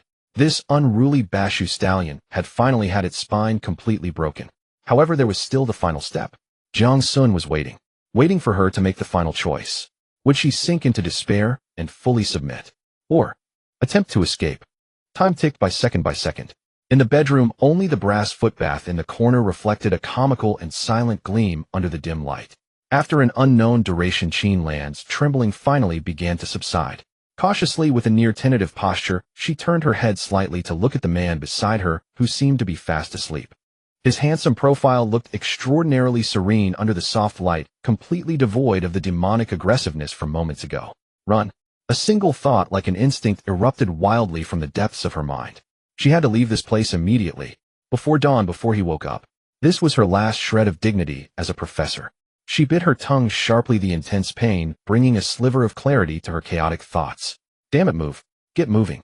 She summoned every ounce of strength, pushing against the soft mattress with her hands, trying to prop up her body that felt as heavy as lead. MMPH. An indescribable soreness and tearing pain shot from the depths of her waist and abdomen. Qin Lan let out a muffled groan, her arms giving way, and she collapsed back onto the mattress, creating a soft wave. She refused to accept it. She was Qin Lan, captain of the school guard team, not a pathetic mess. She struggled, attempting again. The result was the same. Her legs were like two overcooked noodles, utterly unresponsive. Every joint and muscle in her body screamed in protest, as if they no longer belonged to her. She couldn't move. She couldn't even sit up. This realization hit her like a bucket of ice water, chilling her from the inside out. A wave of immense despair like cold vines tightly constricted her heart. She lay on the bed like a fish thrown ashore, her mouth agape, gasping for air thick with the mingled scent of sweat and pheromones, a heavy, decadent aroma. Her gaze swept the room in desperation. The white knight's uniform, once a symbol of honor, now lay like a pile of rags carelessly discarded on the carpet at the foot of the bed. Especially the torn and tattered pants, like a defeated white flag, silently mocking her utter defeat. She absolutely could not wear that thing again. That would be worse than jumping out of here naked. But what else could she wear? Just then her eyes locked onto the black coat hanger by the bedside. There hung a loose white shirt belonging to Jiang Xun. The fabric looked soft, gleaming with a warm luster under the light. The collar and cuffs were impeccably ironed, exuding a clean scent unique to that man. Qin Lan's heart pounded violently. A wild thought flashed through her mind. Wear it. Wear it to cover up this mess and leave this place. But that was his shirt. What would it mean if she wore it? A trophy? Or a more humiliating brand of ownership? Qin Lan stared at the shirt, her eyes filled with fierce inner turmoil. She felt it wasn't just a piece of clothing. It was a choice. A crossroads that would decide her future. There was no other way. Better than running out naked. She finally made up her mind. She would use the last vestiges of a soldier's discipline to leave this battlefield. She took a deep breath, mustering the last ounce of strength left in her body. Tactical roll. It was the most basic disengagement maneuver she had practiced countless times. Yet the crisp, clean movement she envisioned did not happen. Her bogus betrayal was complete. Her movement was severely distorted. It was less a roll and more like a lump of mud tumbling off the soft edge of the bed in an utterly pathetic manner. Thud. A dull sound. She hit the soft, thick carpet. It didn't hurt, but the boundless shame stabbed into her heart like countless steel needles. Damn it. Qin Lan lay face down on the carpet, her face buried in the soft wool, motionless. She just wanted to die right there. After an unknown time, the instinct to survive, or rather the instinct to escape, overcame her. Like a newborn animal, she humiliatingly crawled on her elbows and knees, inch by painful inch, toward the coat hanger. Every inch of movement was accompanied by deep aches and protests from her muscles. The short distance of a few meters felt like an eternity. Finally, her trembling fingertips touched the black coat hanger. She used all her strength to pull down the oversized shirt barely covered her upper thighs, where traces of the night's madness still lingered on her pale skin. The fabric carried his scent, clean yet aggressive, wrapping around her entirely. This feeling was not like protection. It was more like an invisible shackle. She stood up shakily, leaning against the wall, her legs still trembling uncontrollably. She had made it. She could leave. She turned around, ready to take the first step toward escape. Just then a lazy, slightly hoarse voice, as if just awakened, came from behind without warning. Professor Qin. Qin Lan's body froze into stone. The voice came slowly, as if appraising a work of art with a hint of playful mockery. Your core strength seems to need retraining. Boom. Those words, like a precise, heavy punch, struck her temple fiercely. More than any insulting word, it made her feel utterly humiliated. Damn it, that bastard. A wave of humiliated rage surged from the soles of her feet to the top of her head. She whipped around, her bloodshot eyes blazing with an almost incinerating fury, glaring at the man who had somehow sat up on the bed. She wanted to roar to charge at him, but a violent sway of her body mercilessly betrayed her weakness. She could only grip the wall tightly to barely stay standing. That fierce but hollow facade in Jiang Xun's eyes looked like a pitiful little kitten, its fur bristled, unable even to stand steadily. He didn't mock her further. Instead, he got off the bed, walked barefoot to her, and stopped in front of her. His shadow completely enveloped her. Qinlan's heart pounded uncontrollably. What the hell does this bastard want now? She swallowed nervously, her throat dry and painful. Jiang Xun didn't speak. He just leaned down slightly. Qinlan instinctively closed her eyes, bracing for another round of humiliation. But the anticipated mockery didn't come. Instead, a voice, almost a whisper, gentle, yet imbued with absolute possessiveness, brushed against her. Don't talk tough, Professor Qin. Qinlan's body stiffened. His voice was soft, light as a feather brushing the tip of her heart, yet carrying an irresistible weight that made it hard to breathe. Right now. Jiang Xun paused, his warm breath misting on her ear, causing a fine tremor. You're only fit to ride the horse I teach. Boom. Qinlan's mind went completely blank. In that moment of distraction, a warm fingertip lightly landed on her cheek, flushed with shame and anger. That touch, like a faint electric current, shot through her entire body. Qinlan trembled uncontrollably. His fingertip didn't linger. With an unmistakable air of inspection, it traced the contour of her cheek, sliding slowly downward, past her still trembling lips, gliding over the graceful curve of her neck. Finally, it came to rest on her bare thigh. The oversized white shirt barely covered the top of her thigh, but now it seemed non-existent. His fingertip directly on her pale, delicate skin left a scorching trail. The sticky, possessive touch made Qinlan's entire body tense up. She could clearly feel her skin under that finger's caress uncontrollably breaking out in a fine layer of goosebumps. Damn it. All that remains in Qinlan's mind are these three words, yet she lacks even the strength to curse. That warm fingertip, like a heated probe, slowly traced a scorching path across her bare thigh. Wherever it passed, it ignited a flurry of goosebumps that made her scalp tingle. In this moment, she became acutely aware. This was not merely a physical surrender. It was a complete, irrevocable submission on a mental level. Her proud will, her pride as a knight, all her struggles and resistances were crushed beneath the weight of his casual words and actions. Humiliation. An endless sense of humiliation engulfed her like icy seawater. Yet beneath this sea of shame, a strange, fearsome thrill quietly erupted, akin to a deep-sea hot spring. Like an untamed wild horse experiencing the reins for the first time, feeling the unyielding power of its master. Amidst fear and anger, there was also a secret shudder of being marked, of being possessed. From this moment on, Qinlan was no longer her own. This realization filled her with despair, yet brought a twisted sense of reassurance. Qinlan bit her lip fiercely, nearly drawing blood, trying to dispel the absurd thoughts swirling in her mind through pain. Jiang Xun watched her expressions shift with great interest. From anger to confusion, from humiliation to struggle, and finally to a resignation-laden collapse. This wild horse from Bashu had finally had its spine thoroughly broken by him. He withdrew his hand, leisurely straightened up, and created some distance. Yet the suffocating pressure remained unchanged.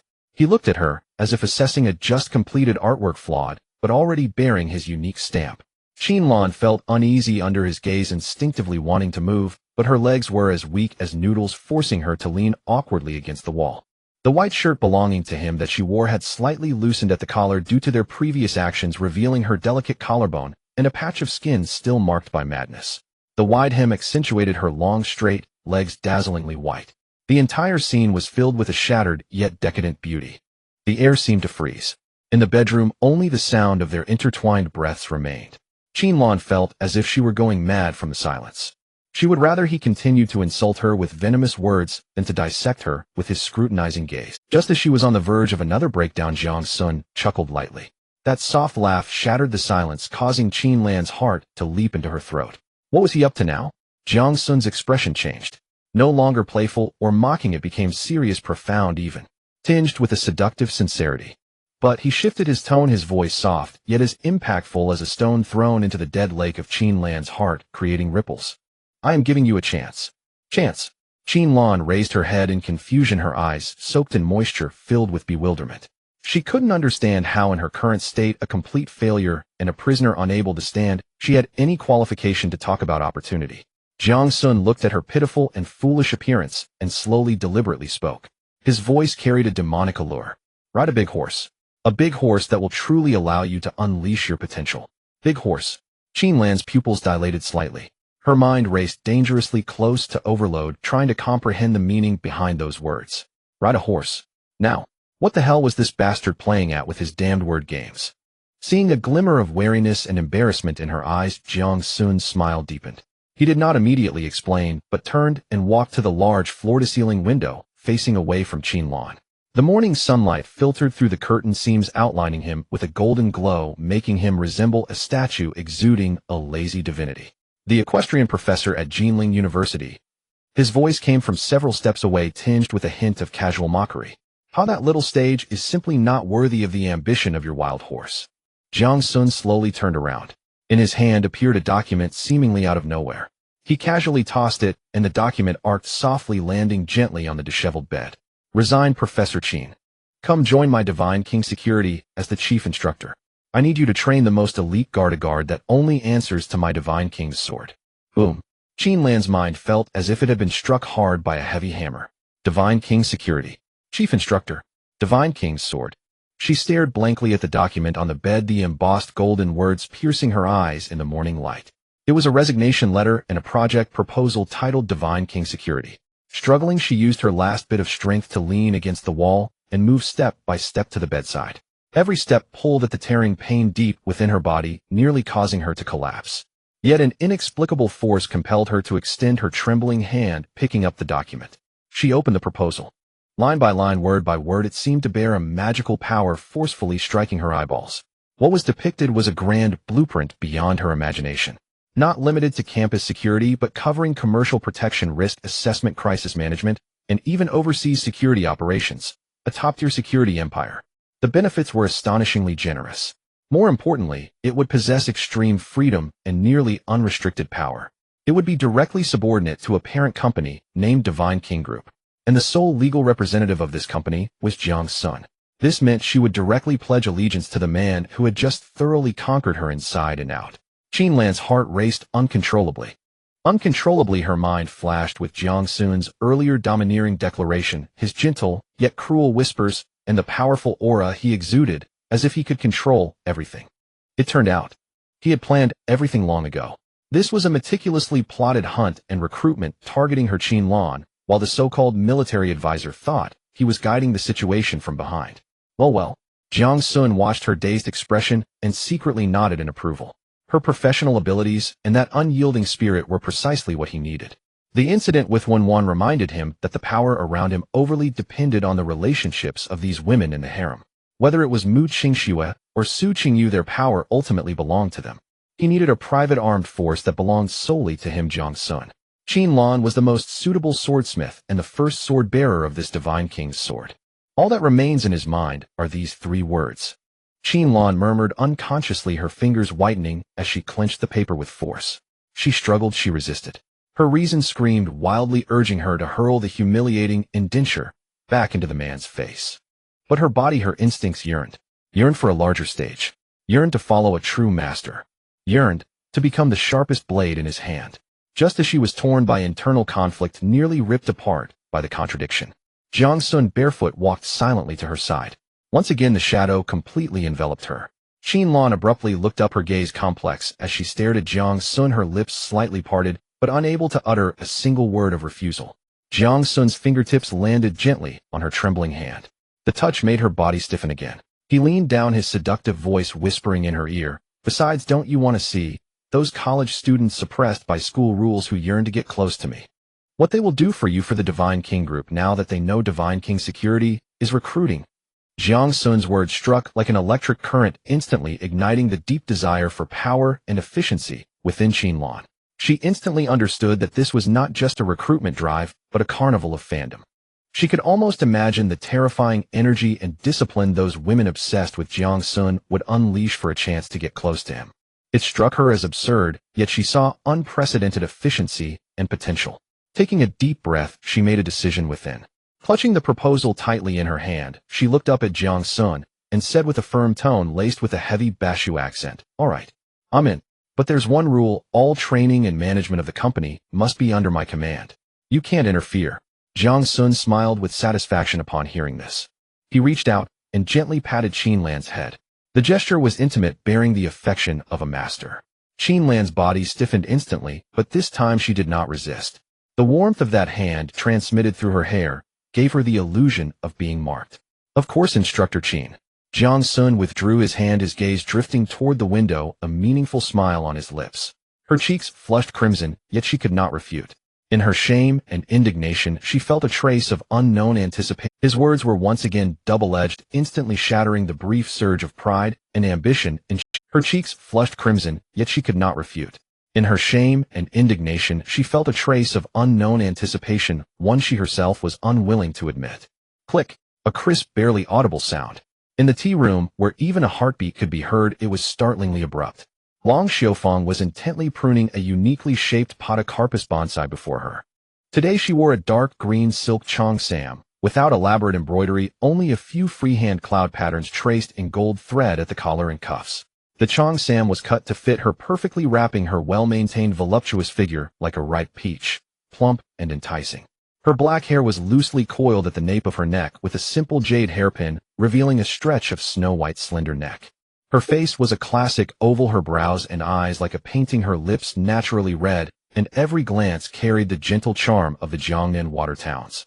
Yet that seemingly soft and tender face now exuded a concentration and coldness completely at odds with her appearance. She held a small pair of gold scissors, each snip precise and decisive, as if she were not pruning branches, but shaping a person's destiny. The air in the tea room was thick with the mellow fragrance of premium Da Hong Pao tea and the damp scent of moss from the bonsai. Just then a sudden jarring vibration shattered the tranquility. A pure black, encrypted phone devoid of any brand logo vibrated violently on the coffee table covered with a plain table runner. Long Xiufeng's pruning motion paused for 1,000th of a second. In her gentle, watery eyes the artist's concentration faded, instantly replaced by the deep, ingrained deference of a subordinate to a superior. She set down the gold scissors, picked up a silk handkerchief from a basin of clear water, and slowly, deliberately wiped her fair, slender fingers one by one. Only when she was sure there was no moisture left did she unhurriedly pick up the still buzzing phone and slide to answer. "Director Zhao." Her voice was as soft as dripping water. On the other end of the line came a man's voice, low, hoarse, and filled with displeasure and irritation. "Long Xiufeng, your damn source has caused me a huge mess." The man's voice was like thick phlegm, commanding and oppressive. "He's dead. Acute renal failure. Now those rivals of mine are using this report to torment me at every bureau meeting. My position is on the verge of collapse." Long Xiufeng listened quietly, her expression unchanged though her eyes darkened almost imperceptibly. "I'm sorry, Director Zhao. It was an accident." "I don't want to hear about accidents." Director Zhao's voice shot up, almost a roar. "I need you immediately, right now. Provide me with a new product of sufficient weight. Something that can not only shut those bastards up, but also be a big treasure for me to redeem myself." There was a brief silence on the phone, then the name was uttered with a greedy breath. "Jiang Xun. I've heard about him. Jiang Xun from Jinling University. They say he's a once-in-a-century treasure. He is the perfect answer to my current predicament." Hearing that name, Long Xiufeng's lips finally curled into a barely perceptible smile. Her tone remained respectful, but her logic was as sharp as a scalpel. "Director Zhao, I admit that Jiang Xun's worth is unparalleled. He is the most perfect work of art I have ever seen, my ultimate treasure that I am determined to obtain." Long Xiufeng's tone suddenly shifted in the next moment. "However, he is currently at Jinling University. That is not my territory, nor yours. The Ministry of Education, the Health Department, and even National Security keep their eyes glued like searchlights 24 hours a day. Making a move on a student, especially a male student, with S-level evaluation would stir the entire national machinery." Long Xiufeng's voice was neither hurried nor slow, as if stating a fact that couldn't be simpler. "Moreover, there is that damn special protection regulations for male students in campuses. It grants the campus security team of Jinling University extraordinary law enforcement powers. That girl named Qinlan, you know, her subordinates are equivalent to a small special forces unit on campus. Any unauthorized external armed forces entering can be considered a terrorist attack by them and dealt with." She paused to give Director Zhao on the other end of the line time to digest this before drawing her conclusion. "Making a move on a university campus is the most despicable and foolish approach. Once it fails, it would expose not only me, but also you. The risk of this deal far exceeds the reward. On the other end of the line, only Director Zhao's heavy breathing could be heard. Long Xiaofang knew he had hit the nail on the head. Instead of pressing the advantage, she immediately presented her plan like the most considerate subordinate, alleviating the burdens of her superior. A fierce tiger cannot enter the forest to hunt, but it can lure its prey out with fragrant bait. Her voice carried a hint of confident amusement, as if a patient spider was showcasing its flawless web. Director Jiang Xun is a rare treasure in the mountains and forests, and I am the most patient hunter. I am establishing preliminary business connections with him through the Yunding Tiangong estate project. This is my web, the first thread that I have dropped. I will use business wealth and meticulously designed countless coincidences to gradually entice him out from that impregnable sanctuary on campus. To have him willingly step into the world I have crafted for him. Her voice softened yet brimmed with a more. Please give me some time. A treasure locked in a cage is the most valuable. I will personally create the most perfect cage for you and for myself. On the other end of the line, there was a prolonged silence. After a long while, Director Zhao's hoarse voice finally rang out again, filled with a trace of reluctance and coldness after being persuaded. By the end of the year. Long Xiaofang, this is the final deadline I can give you. Do not make any more mistakes. Beep. The phone was abruptly hung up. The tea room once again fell into a deathly silence. In the instant after the call was disconnected, all the respect, gentleness, and obedience on Long Xiaofang's face faded away like a receding tide. What replaced it was a chilling intent to kill and a deep humiliation suppressed by those in power. She picked up a photo from the tea table. In the photo, Jiang Xun was dressed in a simple white t-shirt, lazily leaning against the sofa, his eyes unfocused with a hint of a smile at the corner of his mouth. Long Xiaofang's fair fingers gently traced Jiang Xun's cheek in the photo, her touch tender, as if caressing the most precious lover. Her red lips parted, but the words she uttered were laced with venom. National treasure. No.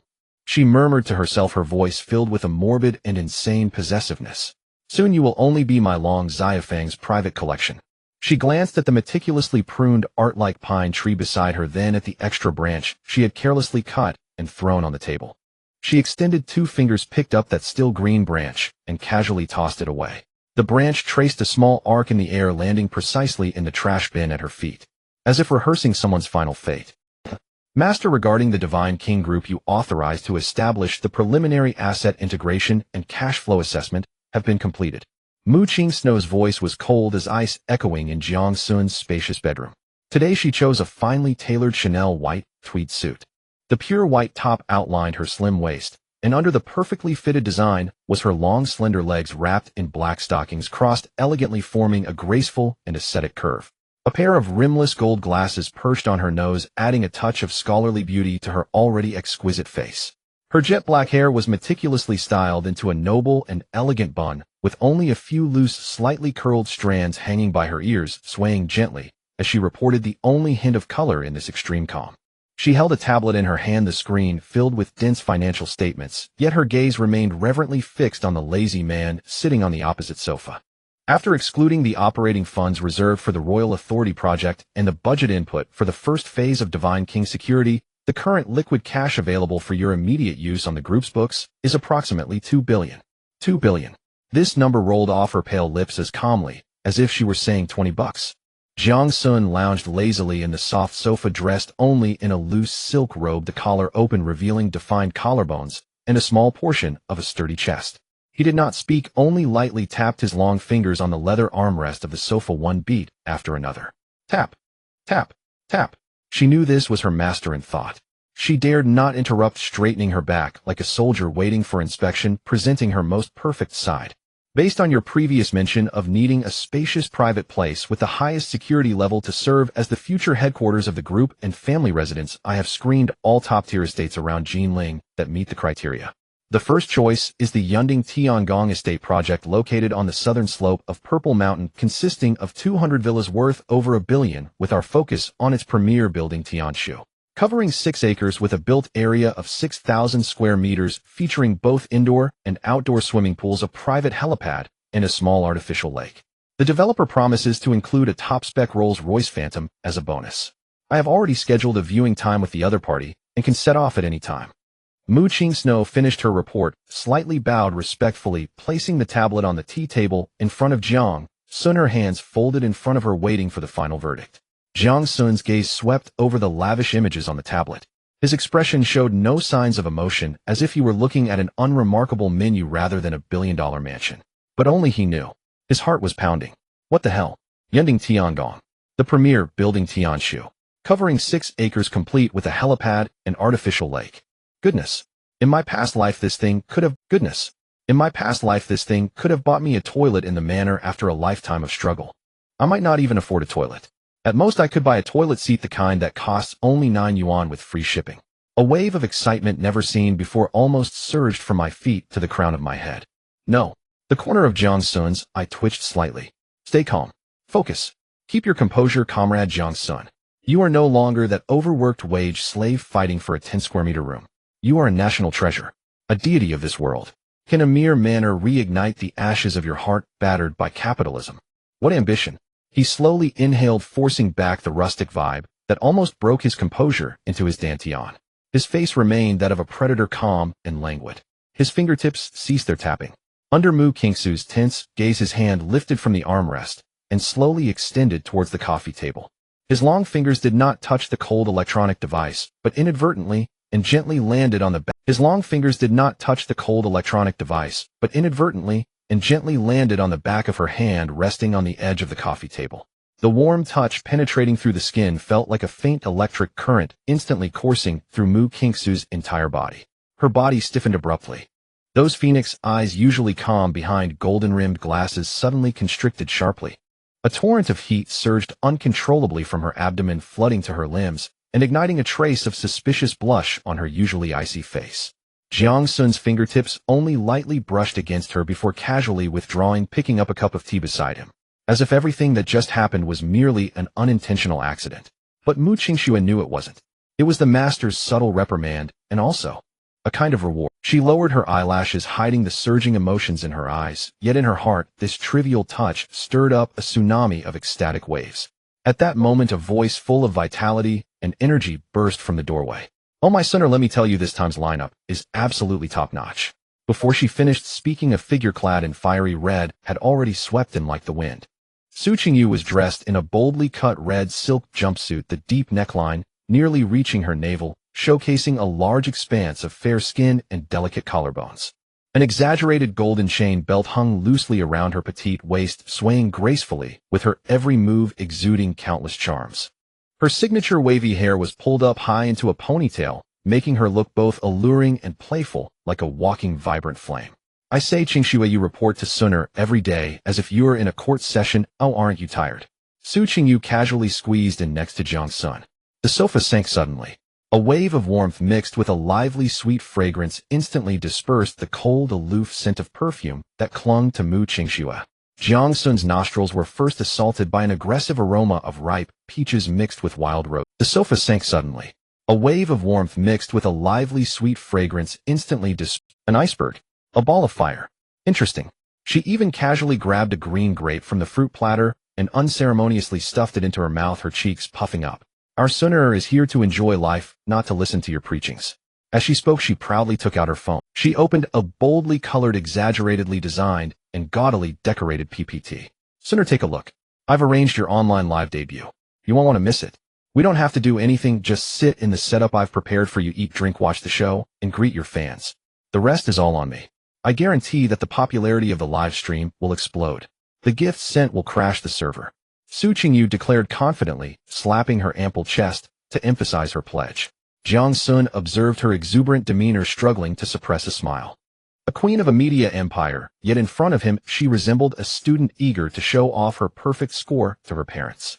He did not glance at the gaudy PPT on the phone, but reached out and pinched the finger she was twirling her hair with. "Not bad." His voice was soft, tinged with a hint of playful amusement. Su Qingyu's body immediately softened. The finger he held felt electrified, sending her into a state of bliss.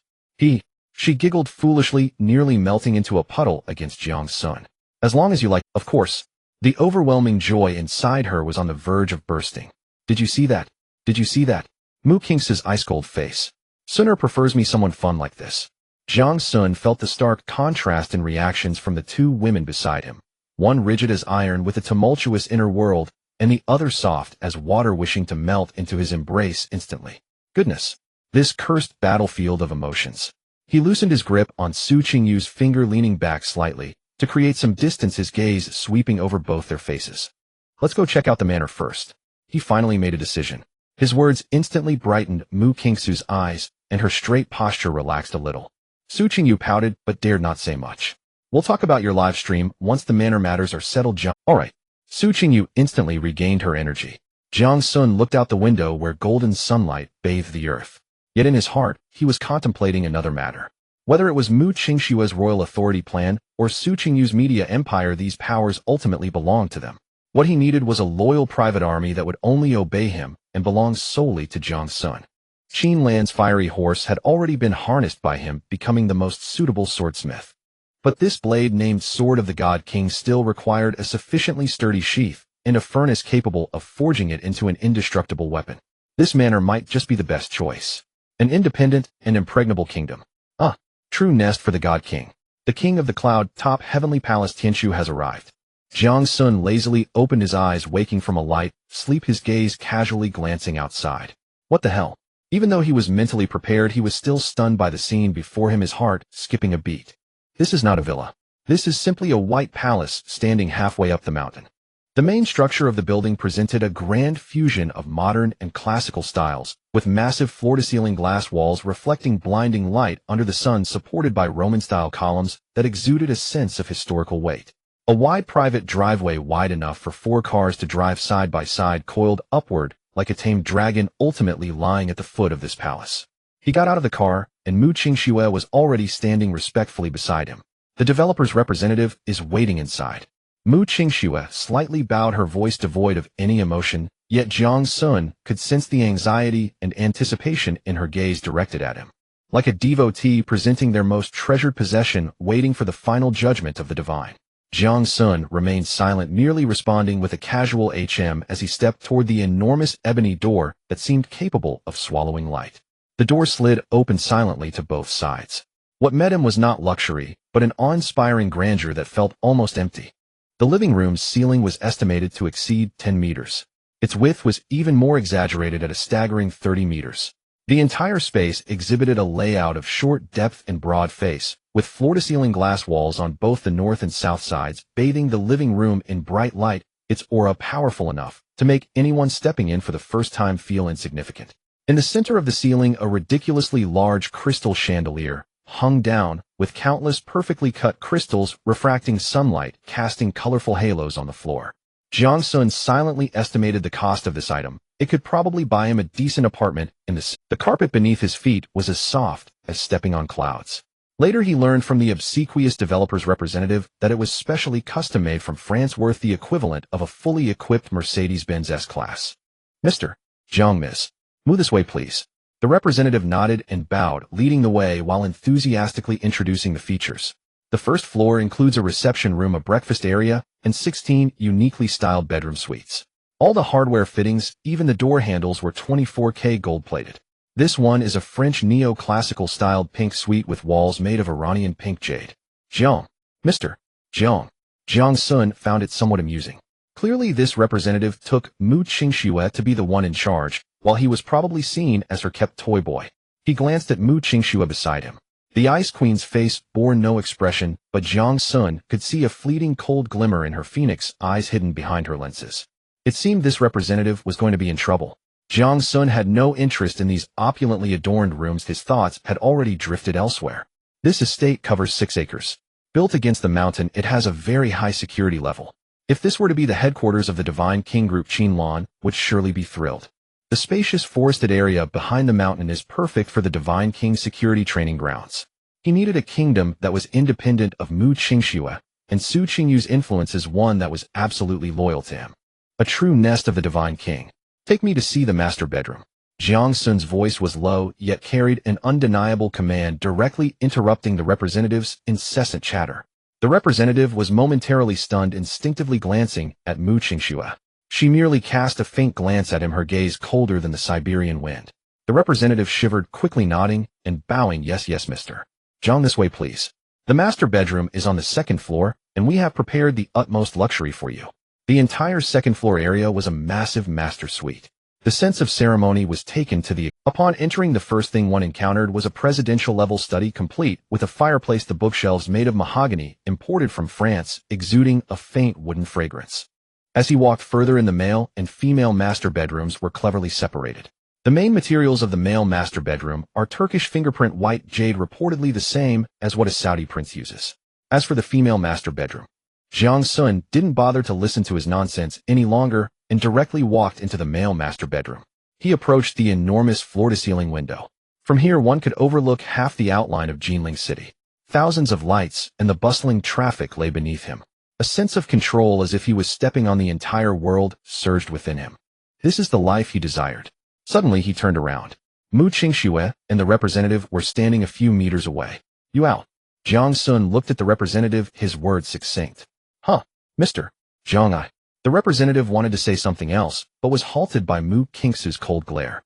He could only awkwardly bow and retreat. In the room, only Jiang Xun and Mu Qingxue remained. The air instantly fell silent. Jiang Xun walked step by step toward Mu Qingxue, saying nothing as he reached out and gently pulled her into his embrace from behind. Mu Qingxue's body instantly tensed like a string pulled to its limit. His clean yet aggressive aura enveloped her completely. She could distinctly feel his warm chest pressed tightly against her back. Through the thin fabric of her dress, that warmth seemed as if it would melt her entire being. Jiang Xun lowered his head, his warm breath brushing against her ear, his voice carrying a hint of seduction. "Qingxue, this place will be the starting point of our empire." Boom. This statement echoed in Mu Qingxue's mind like a thunderclap. Empire. Our empire. An indescribable surge of ecstasy and excitement instantly overwhelmed all her calmness and rationality. She slowly turned around, her usually icy phoenix eyes now misted with a layer of enchanting moisture. She looked up, gazing at the man before her with rapture. Moonlight streamed through the floor-to-ceiling window, casting a sacred halo over him. He was her deity. He was the entire meaning of her existence. She stood on her tiptoes, burying her head deeply into Jiang Xun's neck, breathing rapidly, her snow-white skin glowing with enticing pink under the moonlight. Shaking, she responded to his declaration with all her strength. "Everything is up to you, my master." Just then an untimely phone ring abruptly shattered the exquisite intimacy. It was Mu Qingxue's phone. Her delicate brows furrowed slightly, a hint of displeasure flashing in her eyes at the interruption, but she still promptly took out her phone from her handbag. Upon seeing the caller ID, her expression slightly changed. She glanced at Jiang Xun, and seeing he had no objection, she stepped aside and answered the call in a lowered voice. "Hello." "What? I see." After a few brief exchanges, she hung up the phone and returned to Jiang Xun, her expression restored to its usual calm, though her eyes held a hint of seriousness. "Darling, it was a call from the chairman of the developer. She said she is not the true owner of Tianshu, but only manages and sells it. The true owner of the estate is very interested in you. She hopes to meet you in person right here." Jiang Xun looked out at the dazzling city nightscape, remaining silent. This script doesn't seem right. Buying a house and a hidden boss pops up. However, this seemed to make things more interesting. Jiang Xun gazed out at the night sky adorned with the city lights, feeling quite pleased with the sensation of having the entire Jinling beneath his feet. Yet it seemed even more intriguing to have the owner of this night view under his control. "Let her come." Jiang Xun's voice was soft, yet carried an undeniable determination. Mu Qingxue slightly bowed, saying no more, and stepped aside to relay the master's will through the communicator. The room fell into silence once more. Yet the molecules in the air seemed infused with new energy, becoming restless and tense. Mu Qingxue returned to stand behind Jiang Xun like a most loyal white statue. The Chanel white tweed suit she wore shimmered softly under the moonlight. However, her straightened back and the vigilant phoenix eyes hidden behind golden-rimmed glasses betrayed her inner wariness. Another woman was coming to meet her master. A woman of such vast assets shrouded in mystery. This instantly elevated Mu Qingxue's territorial instincts to the highest alert level. Jiang Xun felt the taut atmosphere behind him and found it somewhat amusing. He extended his hand, without turning around, simply gesturing lightly behind him. Mu Qingxue immediately understood, stepping forward to carefully place her slightly cool hand into his warm palm. Jiang Xun merely held her hand, rhythmically rubbing her smooth hand back with his fingertips. This simple action acted like a command, instantly soothing all of Mu Qingxue's agitation. Her body relaxed, and the coldness and vigilance in her eyes melted away, transforming into a gentle dependence that belonged solely to him. At that moment, a very light, yet piercing sound of footsteps echoed from outside the door.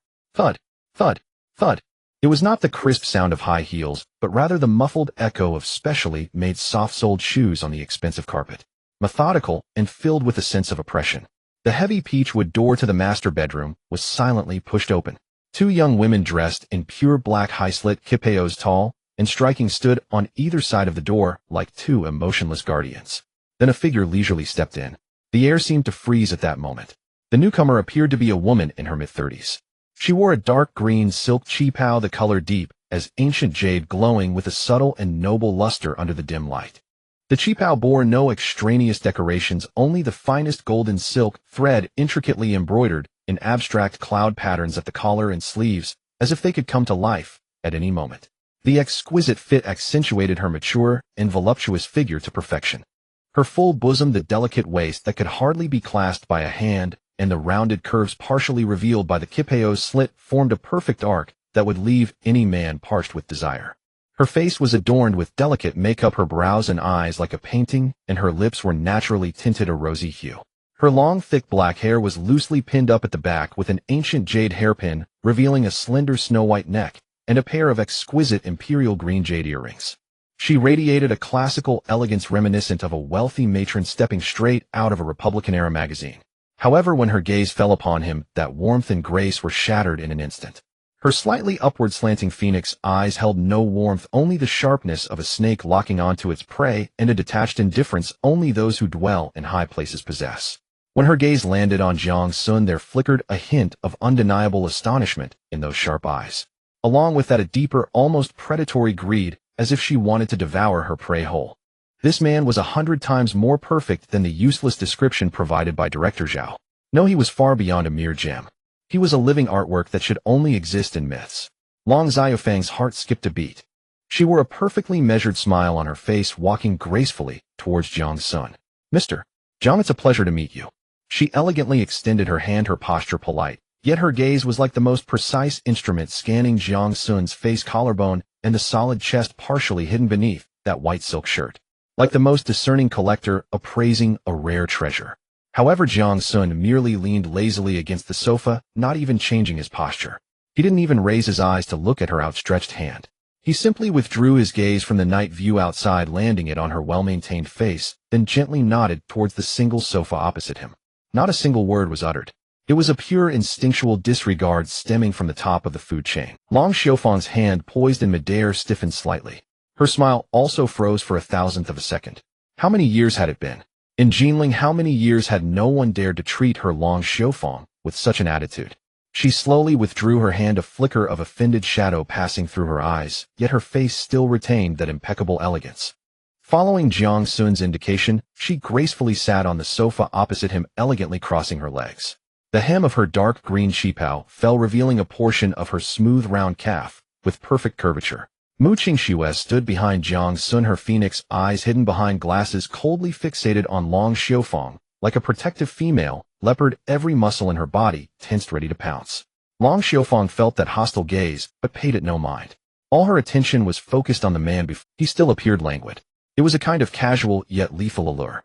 Mixed with the clean, youthful energy from his being and the lazy, kingly aura of one who commands all, it formed a taboo temptation that made women breathless, nearly mad with desire. Long Xiaofang felt a dryness in her throat. Her original plan was to lure him step by step through commercial collaboration, slowly leading this fierce tiger into the cage she had meticulously crafted. However, now, upon laying eyes on this treasure, she suddenly felt an impulsive urge rising within her. She wanted to immediately, right here and now, tear off that bothersome shirt of his to confirm every detail of this artwork in the most primal way, ensuring it matched her imagination of perfection. She wanted to leave a mark on him that belonged to her Long Xiaofang. A hunting plan?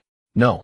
Too slow. To deal with such a stunning beauty, it should be done in the most direct, most violent way, completely subduing him, turning him into the most expensive plaything that could only serve her. Long Xiaofang's gaze grew increasingly fervent. It was a naked look filled with admiration, greed, and a morbid possessiveness. After a long silence, Long Xiaofang finally retracted her gaze, which seemed capable of devouring a person. The corners of her lips curled into a genuine smile. Although that smile did not reach her eyes, it carried an undeniable air of superiority. "Mr. Jiang, I have long admired your name." Her voice was as gentle as the spring waters of Jiangnan, yet the words carried a hint of a judgment from a higher position. Are you satisfied with this cloud summit palace? Jiang Xun's gaze returned from the city lights outside the window to the well-maintained face of Long Xiufang. He did not respond to her question about whether he was satisfied. In those deep eyes there was neither astonishment nor greed, not even a ripple of emotion. It was as if he was looking at an unremarkable ornament. He simply released the cool little hand of Mu Qingxue that he had been playing with. Then leaning back against the soft sofa in an almost bored posture, he spoke languidly. The price. 2 words. Clear, direct, devoid of any emotion. It was as if the earlier polite question about satisfaction had never existed. Long Xiaofang's admiration for him deepened. This young man was calmer than she had imagined. She elegantly picked up the hot tea that had been replaced by the servants at some point, gently skimmed off the froth with the lid, her movements calm, as if she were in her own backyard. If Mr. Jiang is interested, I can take the liberty to gift you Tianshu for free. She shifted the topic, directly throwing out a bait that would shock any noble family in Jinling. As her words fell, Mu Qingxue, who had been quietly standing behind Jiang Xun, suddenly halted her breath. A glimmer of disbelief flashed in her phoenix eyes hidden behind golden-rimmed glasses. Tianshu of the Cloud Summit Heavenly Palace. Not counting the land price, the construction and decoration costs alone exceeded $1 billion. Free. What on earth does this woman want? Jiang Xun's heart stirred slightly. Goodness, does she think Jinling? What a grand gesture. Yet his years of being battered by society in his past life told him that there is never a free gift in this world. What the hell, free lunch from the sky? This script doesn't feel right. He did not respond immediately, maintaining that playful, almost bored expression on his face. He spoke lightly. Free. Chairman Long, in my shallow understanding, the word free often implies the most expensive price. Long Xiufang smiled. It was an appreciation of a worthy opponent. She had not expected this young man to possess not only a godlike appearance, but also such profound insight. She elegantly set down her teacup, the bottom of the cup colliding with the table, producing a crisp sound. Mr. Jiang is indeed perceptive. I do have a small request. She paused, seemingly weighing her words, but her phoenix eyes shimmered with unhidden calculation and greed. I would like to ask you to provide 2 special services for my Queen Club. Queen Club. Jiang Xun's mind raced. Just from the name it sounded like a top-tier den of debauchery. Special service. He maintained a poker face, deliberately feigning confusion, using a sales pitch learned from previous training. Service. Does Chairman Long want me to be a brand ambassador, or a ribbon-cutting guest? His naive demeanor successfully amused Long Xiufang. She let out a silver bell-like laughter, her voluptuous body, swaying slightly, the curve of her qipao becoming even more breathtaking. She set down her teacup, leaning slightly forward. A mature scent mixed with sandalwood and some top-tier perfumes suddenly became more aggressive. In a seductive tone, she explained word by word, Mr. Jiang really knows how to joke. My club is only open to the top-tier ladies of Jinling. Their families control most of the wealth and power in this city, and they have long desired rare treasures like you. At this point, if one does not understand, they must be a fool. Jiang Xun instantly grasped the situation. His inner thoughts raced. After all this, she wants me to be the club's top star. This old witch wants to turn me into a commodity to make money. A wave of absurdity and offense welled up within him. I, Jiang Xun, the owner of the divine family system, the only god in this world, am being treated as a product that can be priced to please a bunch of dissatisfied rich women. Simply ludicrous. His gaze gradually turned cold.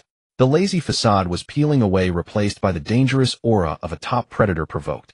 However, before Jiang Xun could speak, Mu Qingxue beside him could no longer bear it. This woman actually dared to insult her deity. This was a trampling of her faith, a complete denial of her existence. She stepped forward, suddenly standing in front of Jiang Xun, like an enraged mother leopard, blocking Long Xiufang's gaze, filled with desire with her own body. Her icy voice, filled with the utmost suppressed fury, burst forth word by word. Chairman Long, please mind your words. Jiang Xun is not a commodity you can price. Those phoenix eyes, always cold as ice, now burned with raging flames of anger, staring fiercely at Long Xiufang, as if to tear her apart.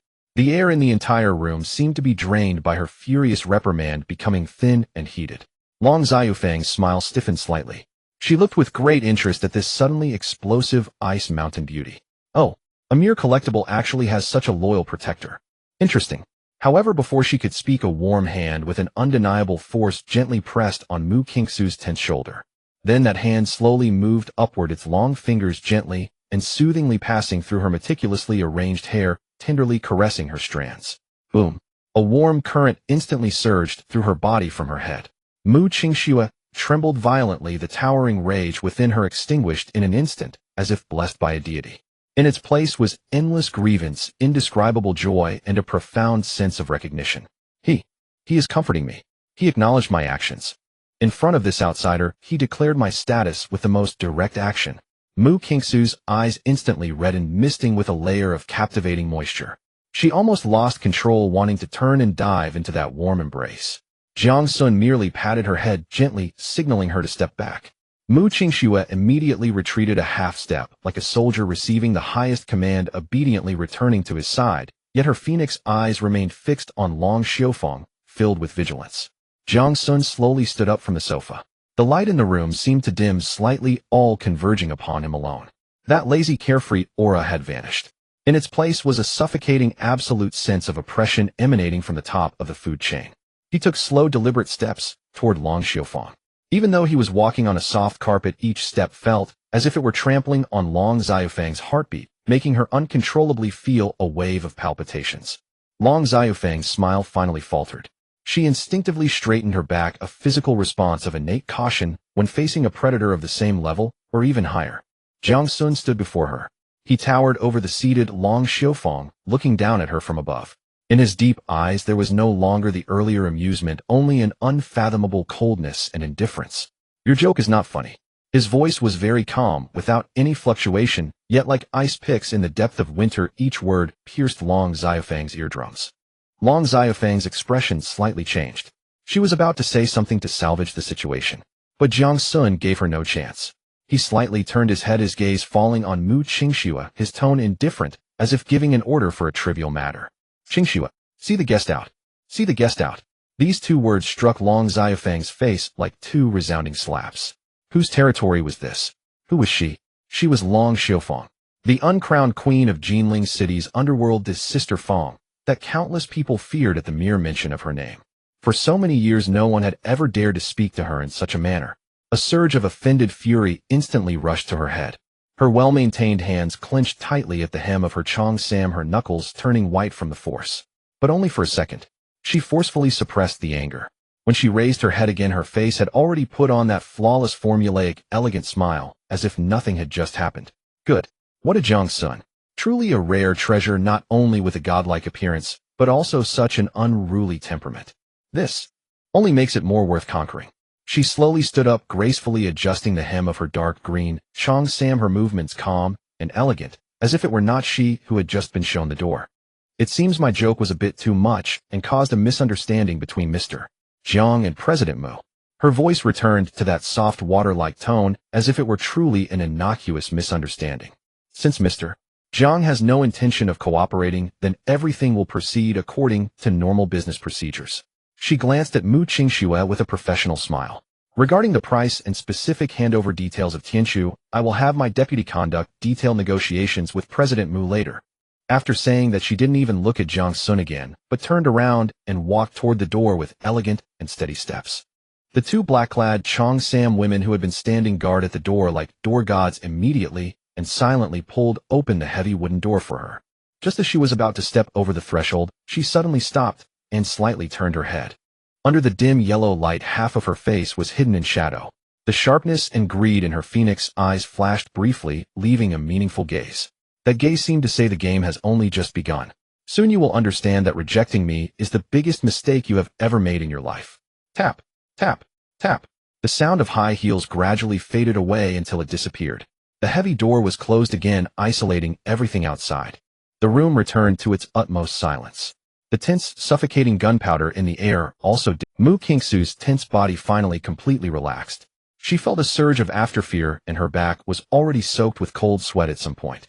Just now she really thought they were going to completely fall out.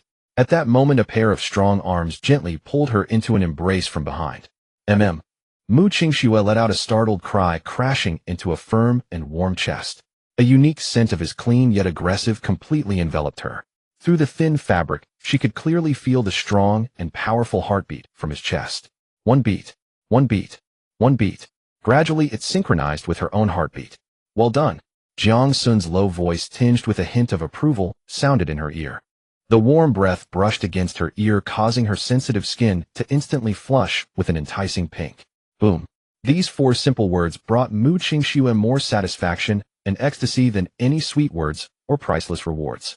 All her grievances, all her after-fears, all her anger at this moment turned into endless happiness. She slowly turned around, wrapping her arms tightly around Jiang Xun's waist, burying her face deeply into his chest, greedily breathing in his scent.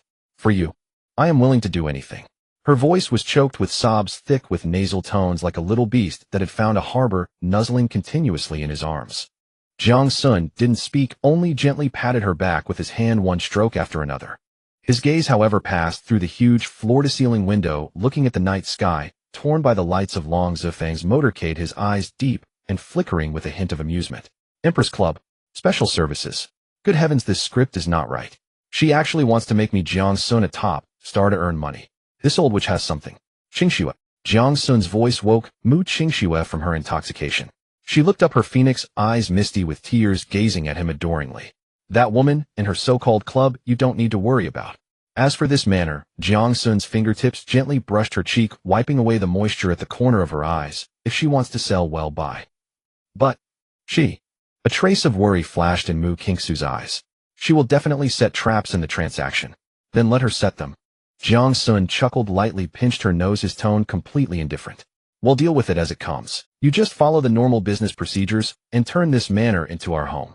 If there's a problem, he paused and said word by word, I will solve it. In the following days, Mu Qingxue displayed her vigorous and decisive style as the billion-dollar president of Tianqi Finance. A commercial negotiation centered on the transfer of ownership of Yunding Tiangong Tianshu officially began. Mu Qingxue wore a Dior off-white belted suit dress today, the perfect cut outlining her slender waist and perky hip line.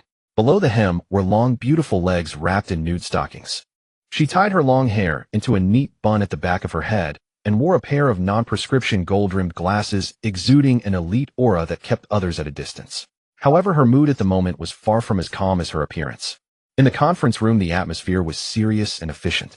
Long Xiaofang did not appear in person. Instead, she was represented by a top-notch team consisting of lawyers, accountants, and asset appraisers.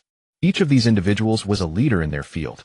The asset evaluation report they presented was so detailed, it was shocking, and the final valuation of Tianshu was nearly identical to the estimate provided by Mu Qingxue's team. The contract terms they drafted were meticulous and comprehensive, leaving no legal loopholes. Their attitude when answering questions was professional and polite, but carried an undeniable authority. The entire negotiation process went smoothly beyond imagination. There were no verbal duels, no treacherous probing, and not a hint of bargaining. It felt as if the other party was not there to negotiate, but to execute a pre-established procedure. In the end, both sides agreed on the exorbitant price of 1.8 billion, which was fair to both. At the moment Mu Qingxue signed her name on the thick contract, the fingertips holding the Parker pen felt somewhat cold. The payment process was equally bizarrely smooth. The massive sum of 1.8 billion was transferred through the channels of Tianqi Finance, landing precisely in the designated offshore account. Almost at the same second the funds arrived.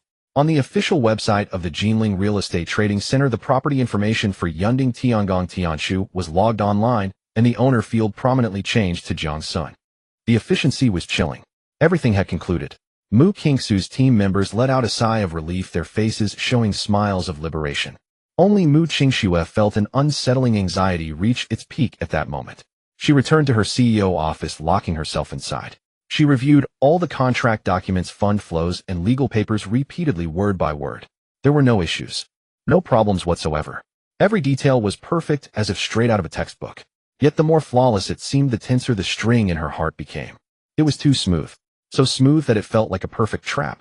She took a deep breath, picked up her phone, and dialed that familiar number. The call was almost instantly connected. Husband.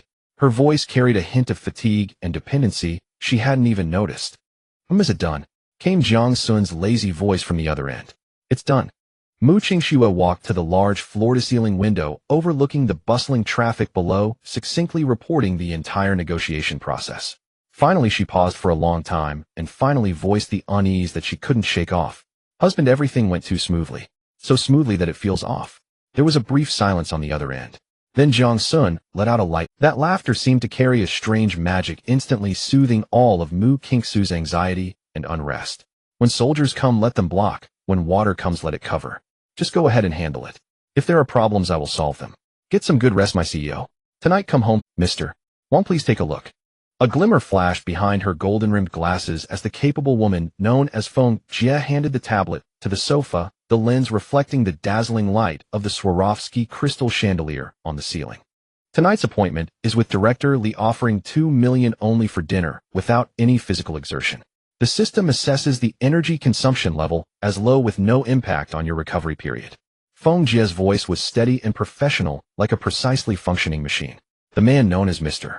Wang appeared to be a young chubby fellow barely in his 20s. His name was Wang Fugui. He was not fat in the ordinary sense, but was the kind of plump that came from being nurtured with the finest ingredients, like cultivating a rare orchid.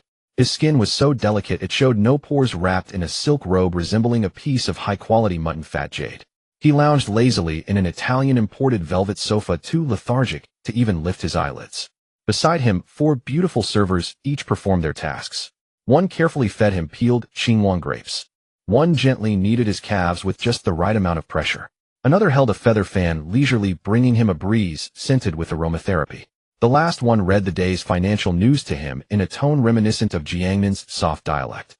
This was the most exclusive Crown Prince Pavilion of Imperial KTV. A golden cage designed specifically for treasures like Wang Fugui.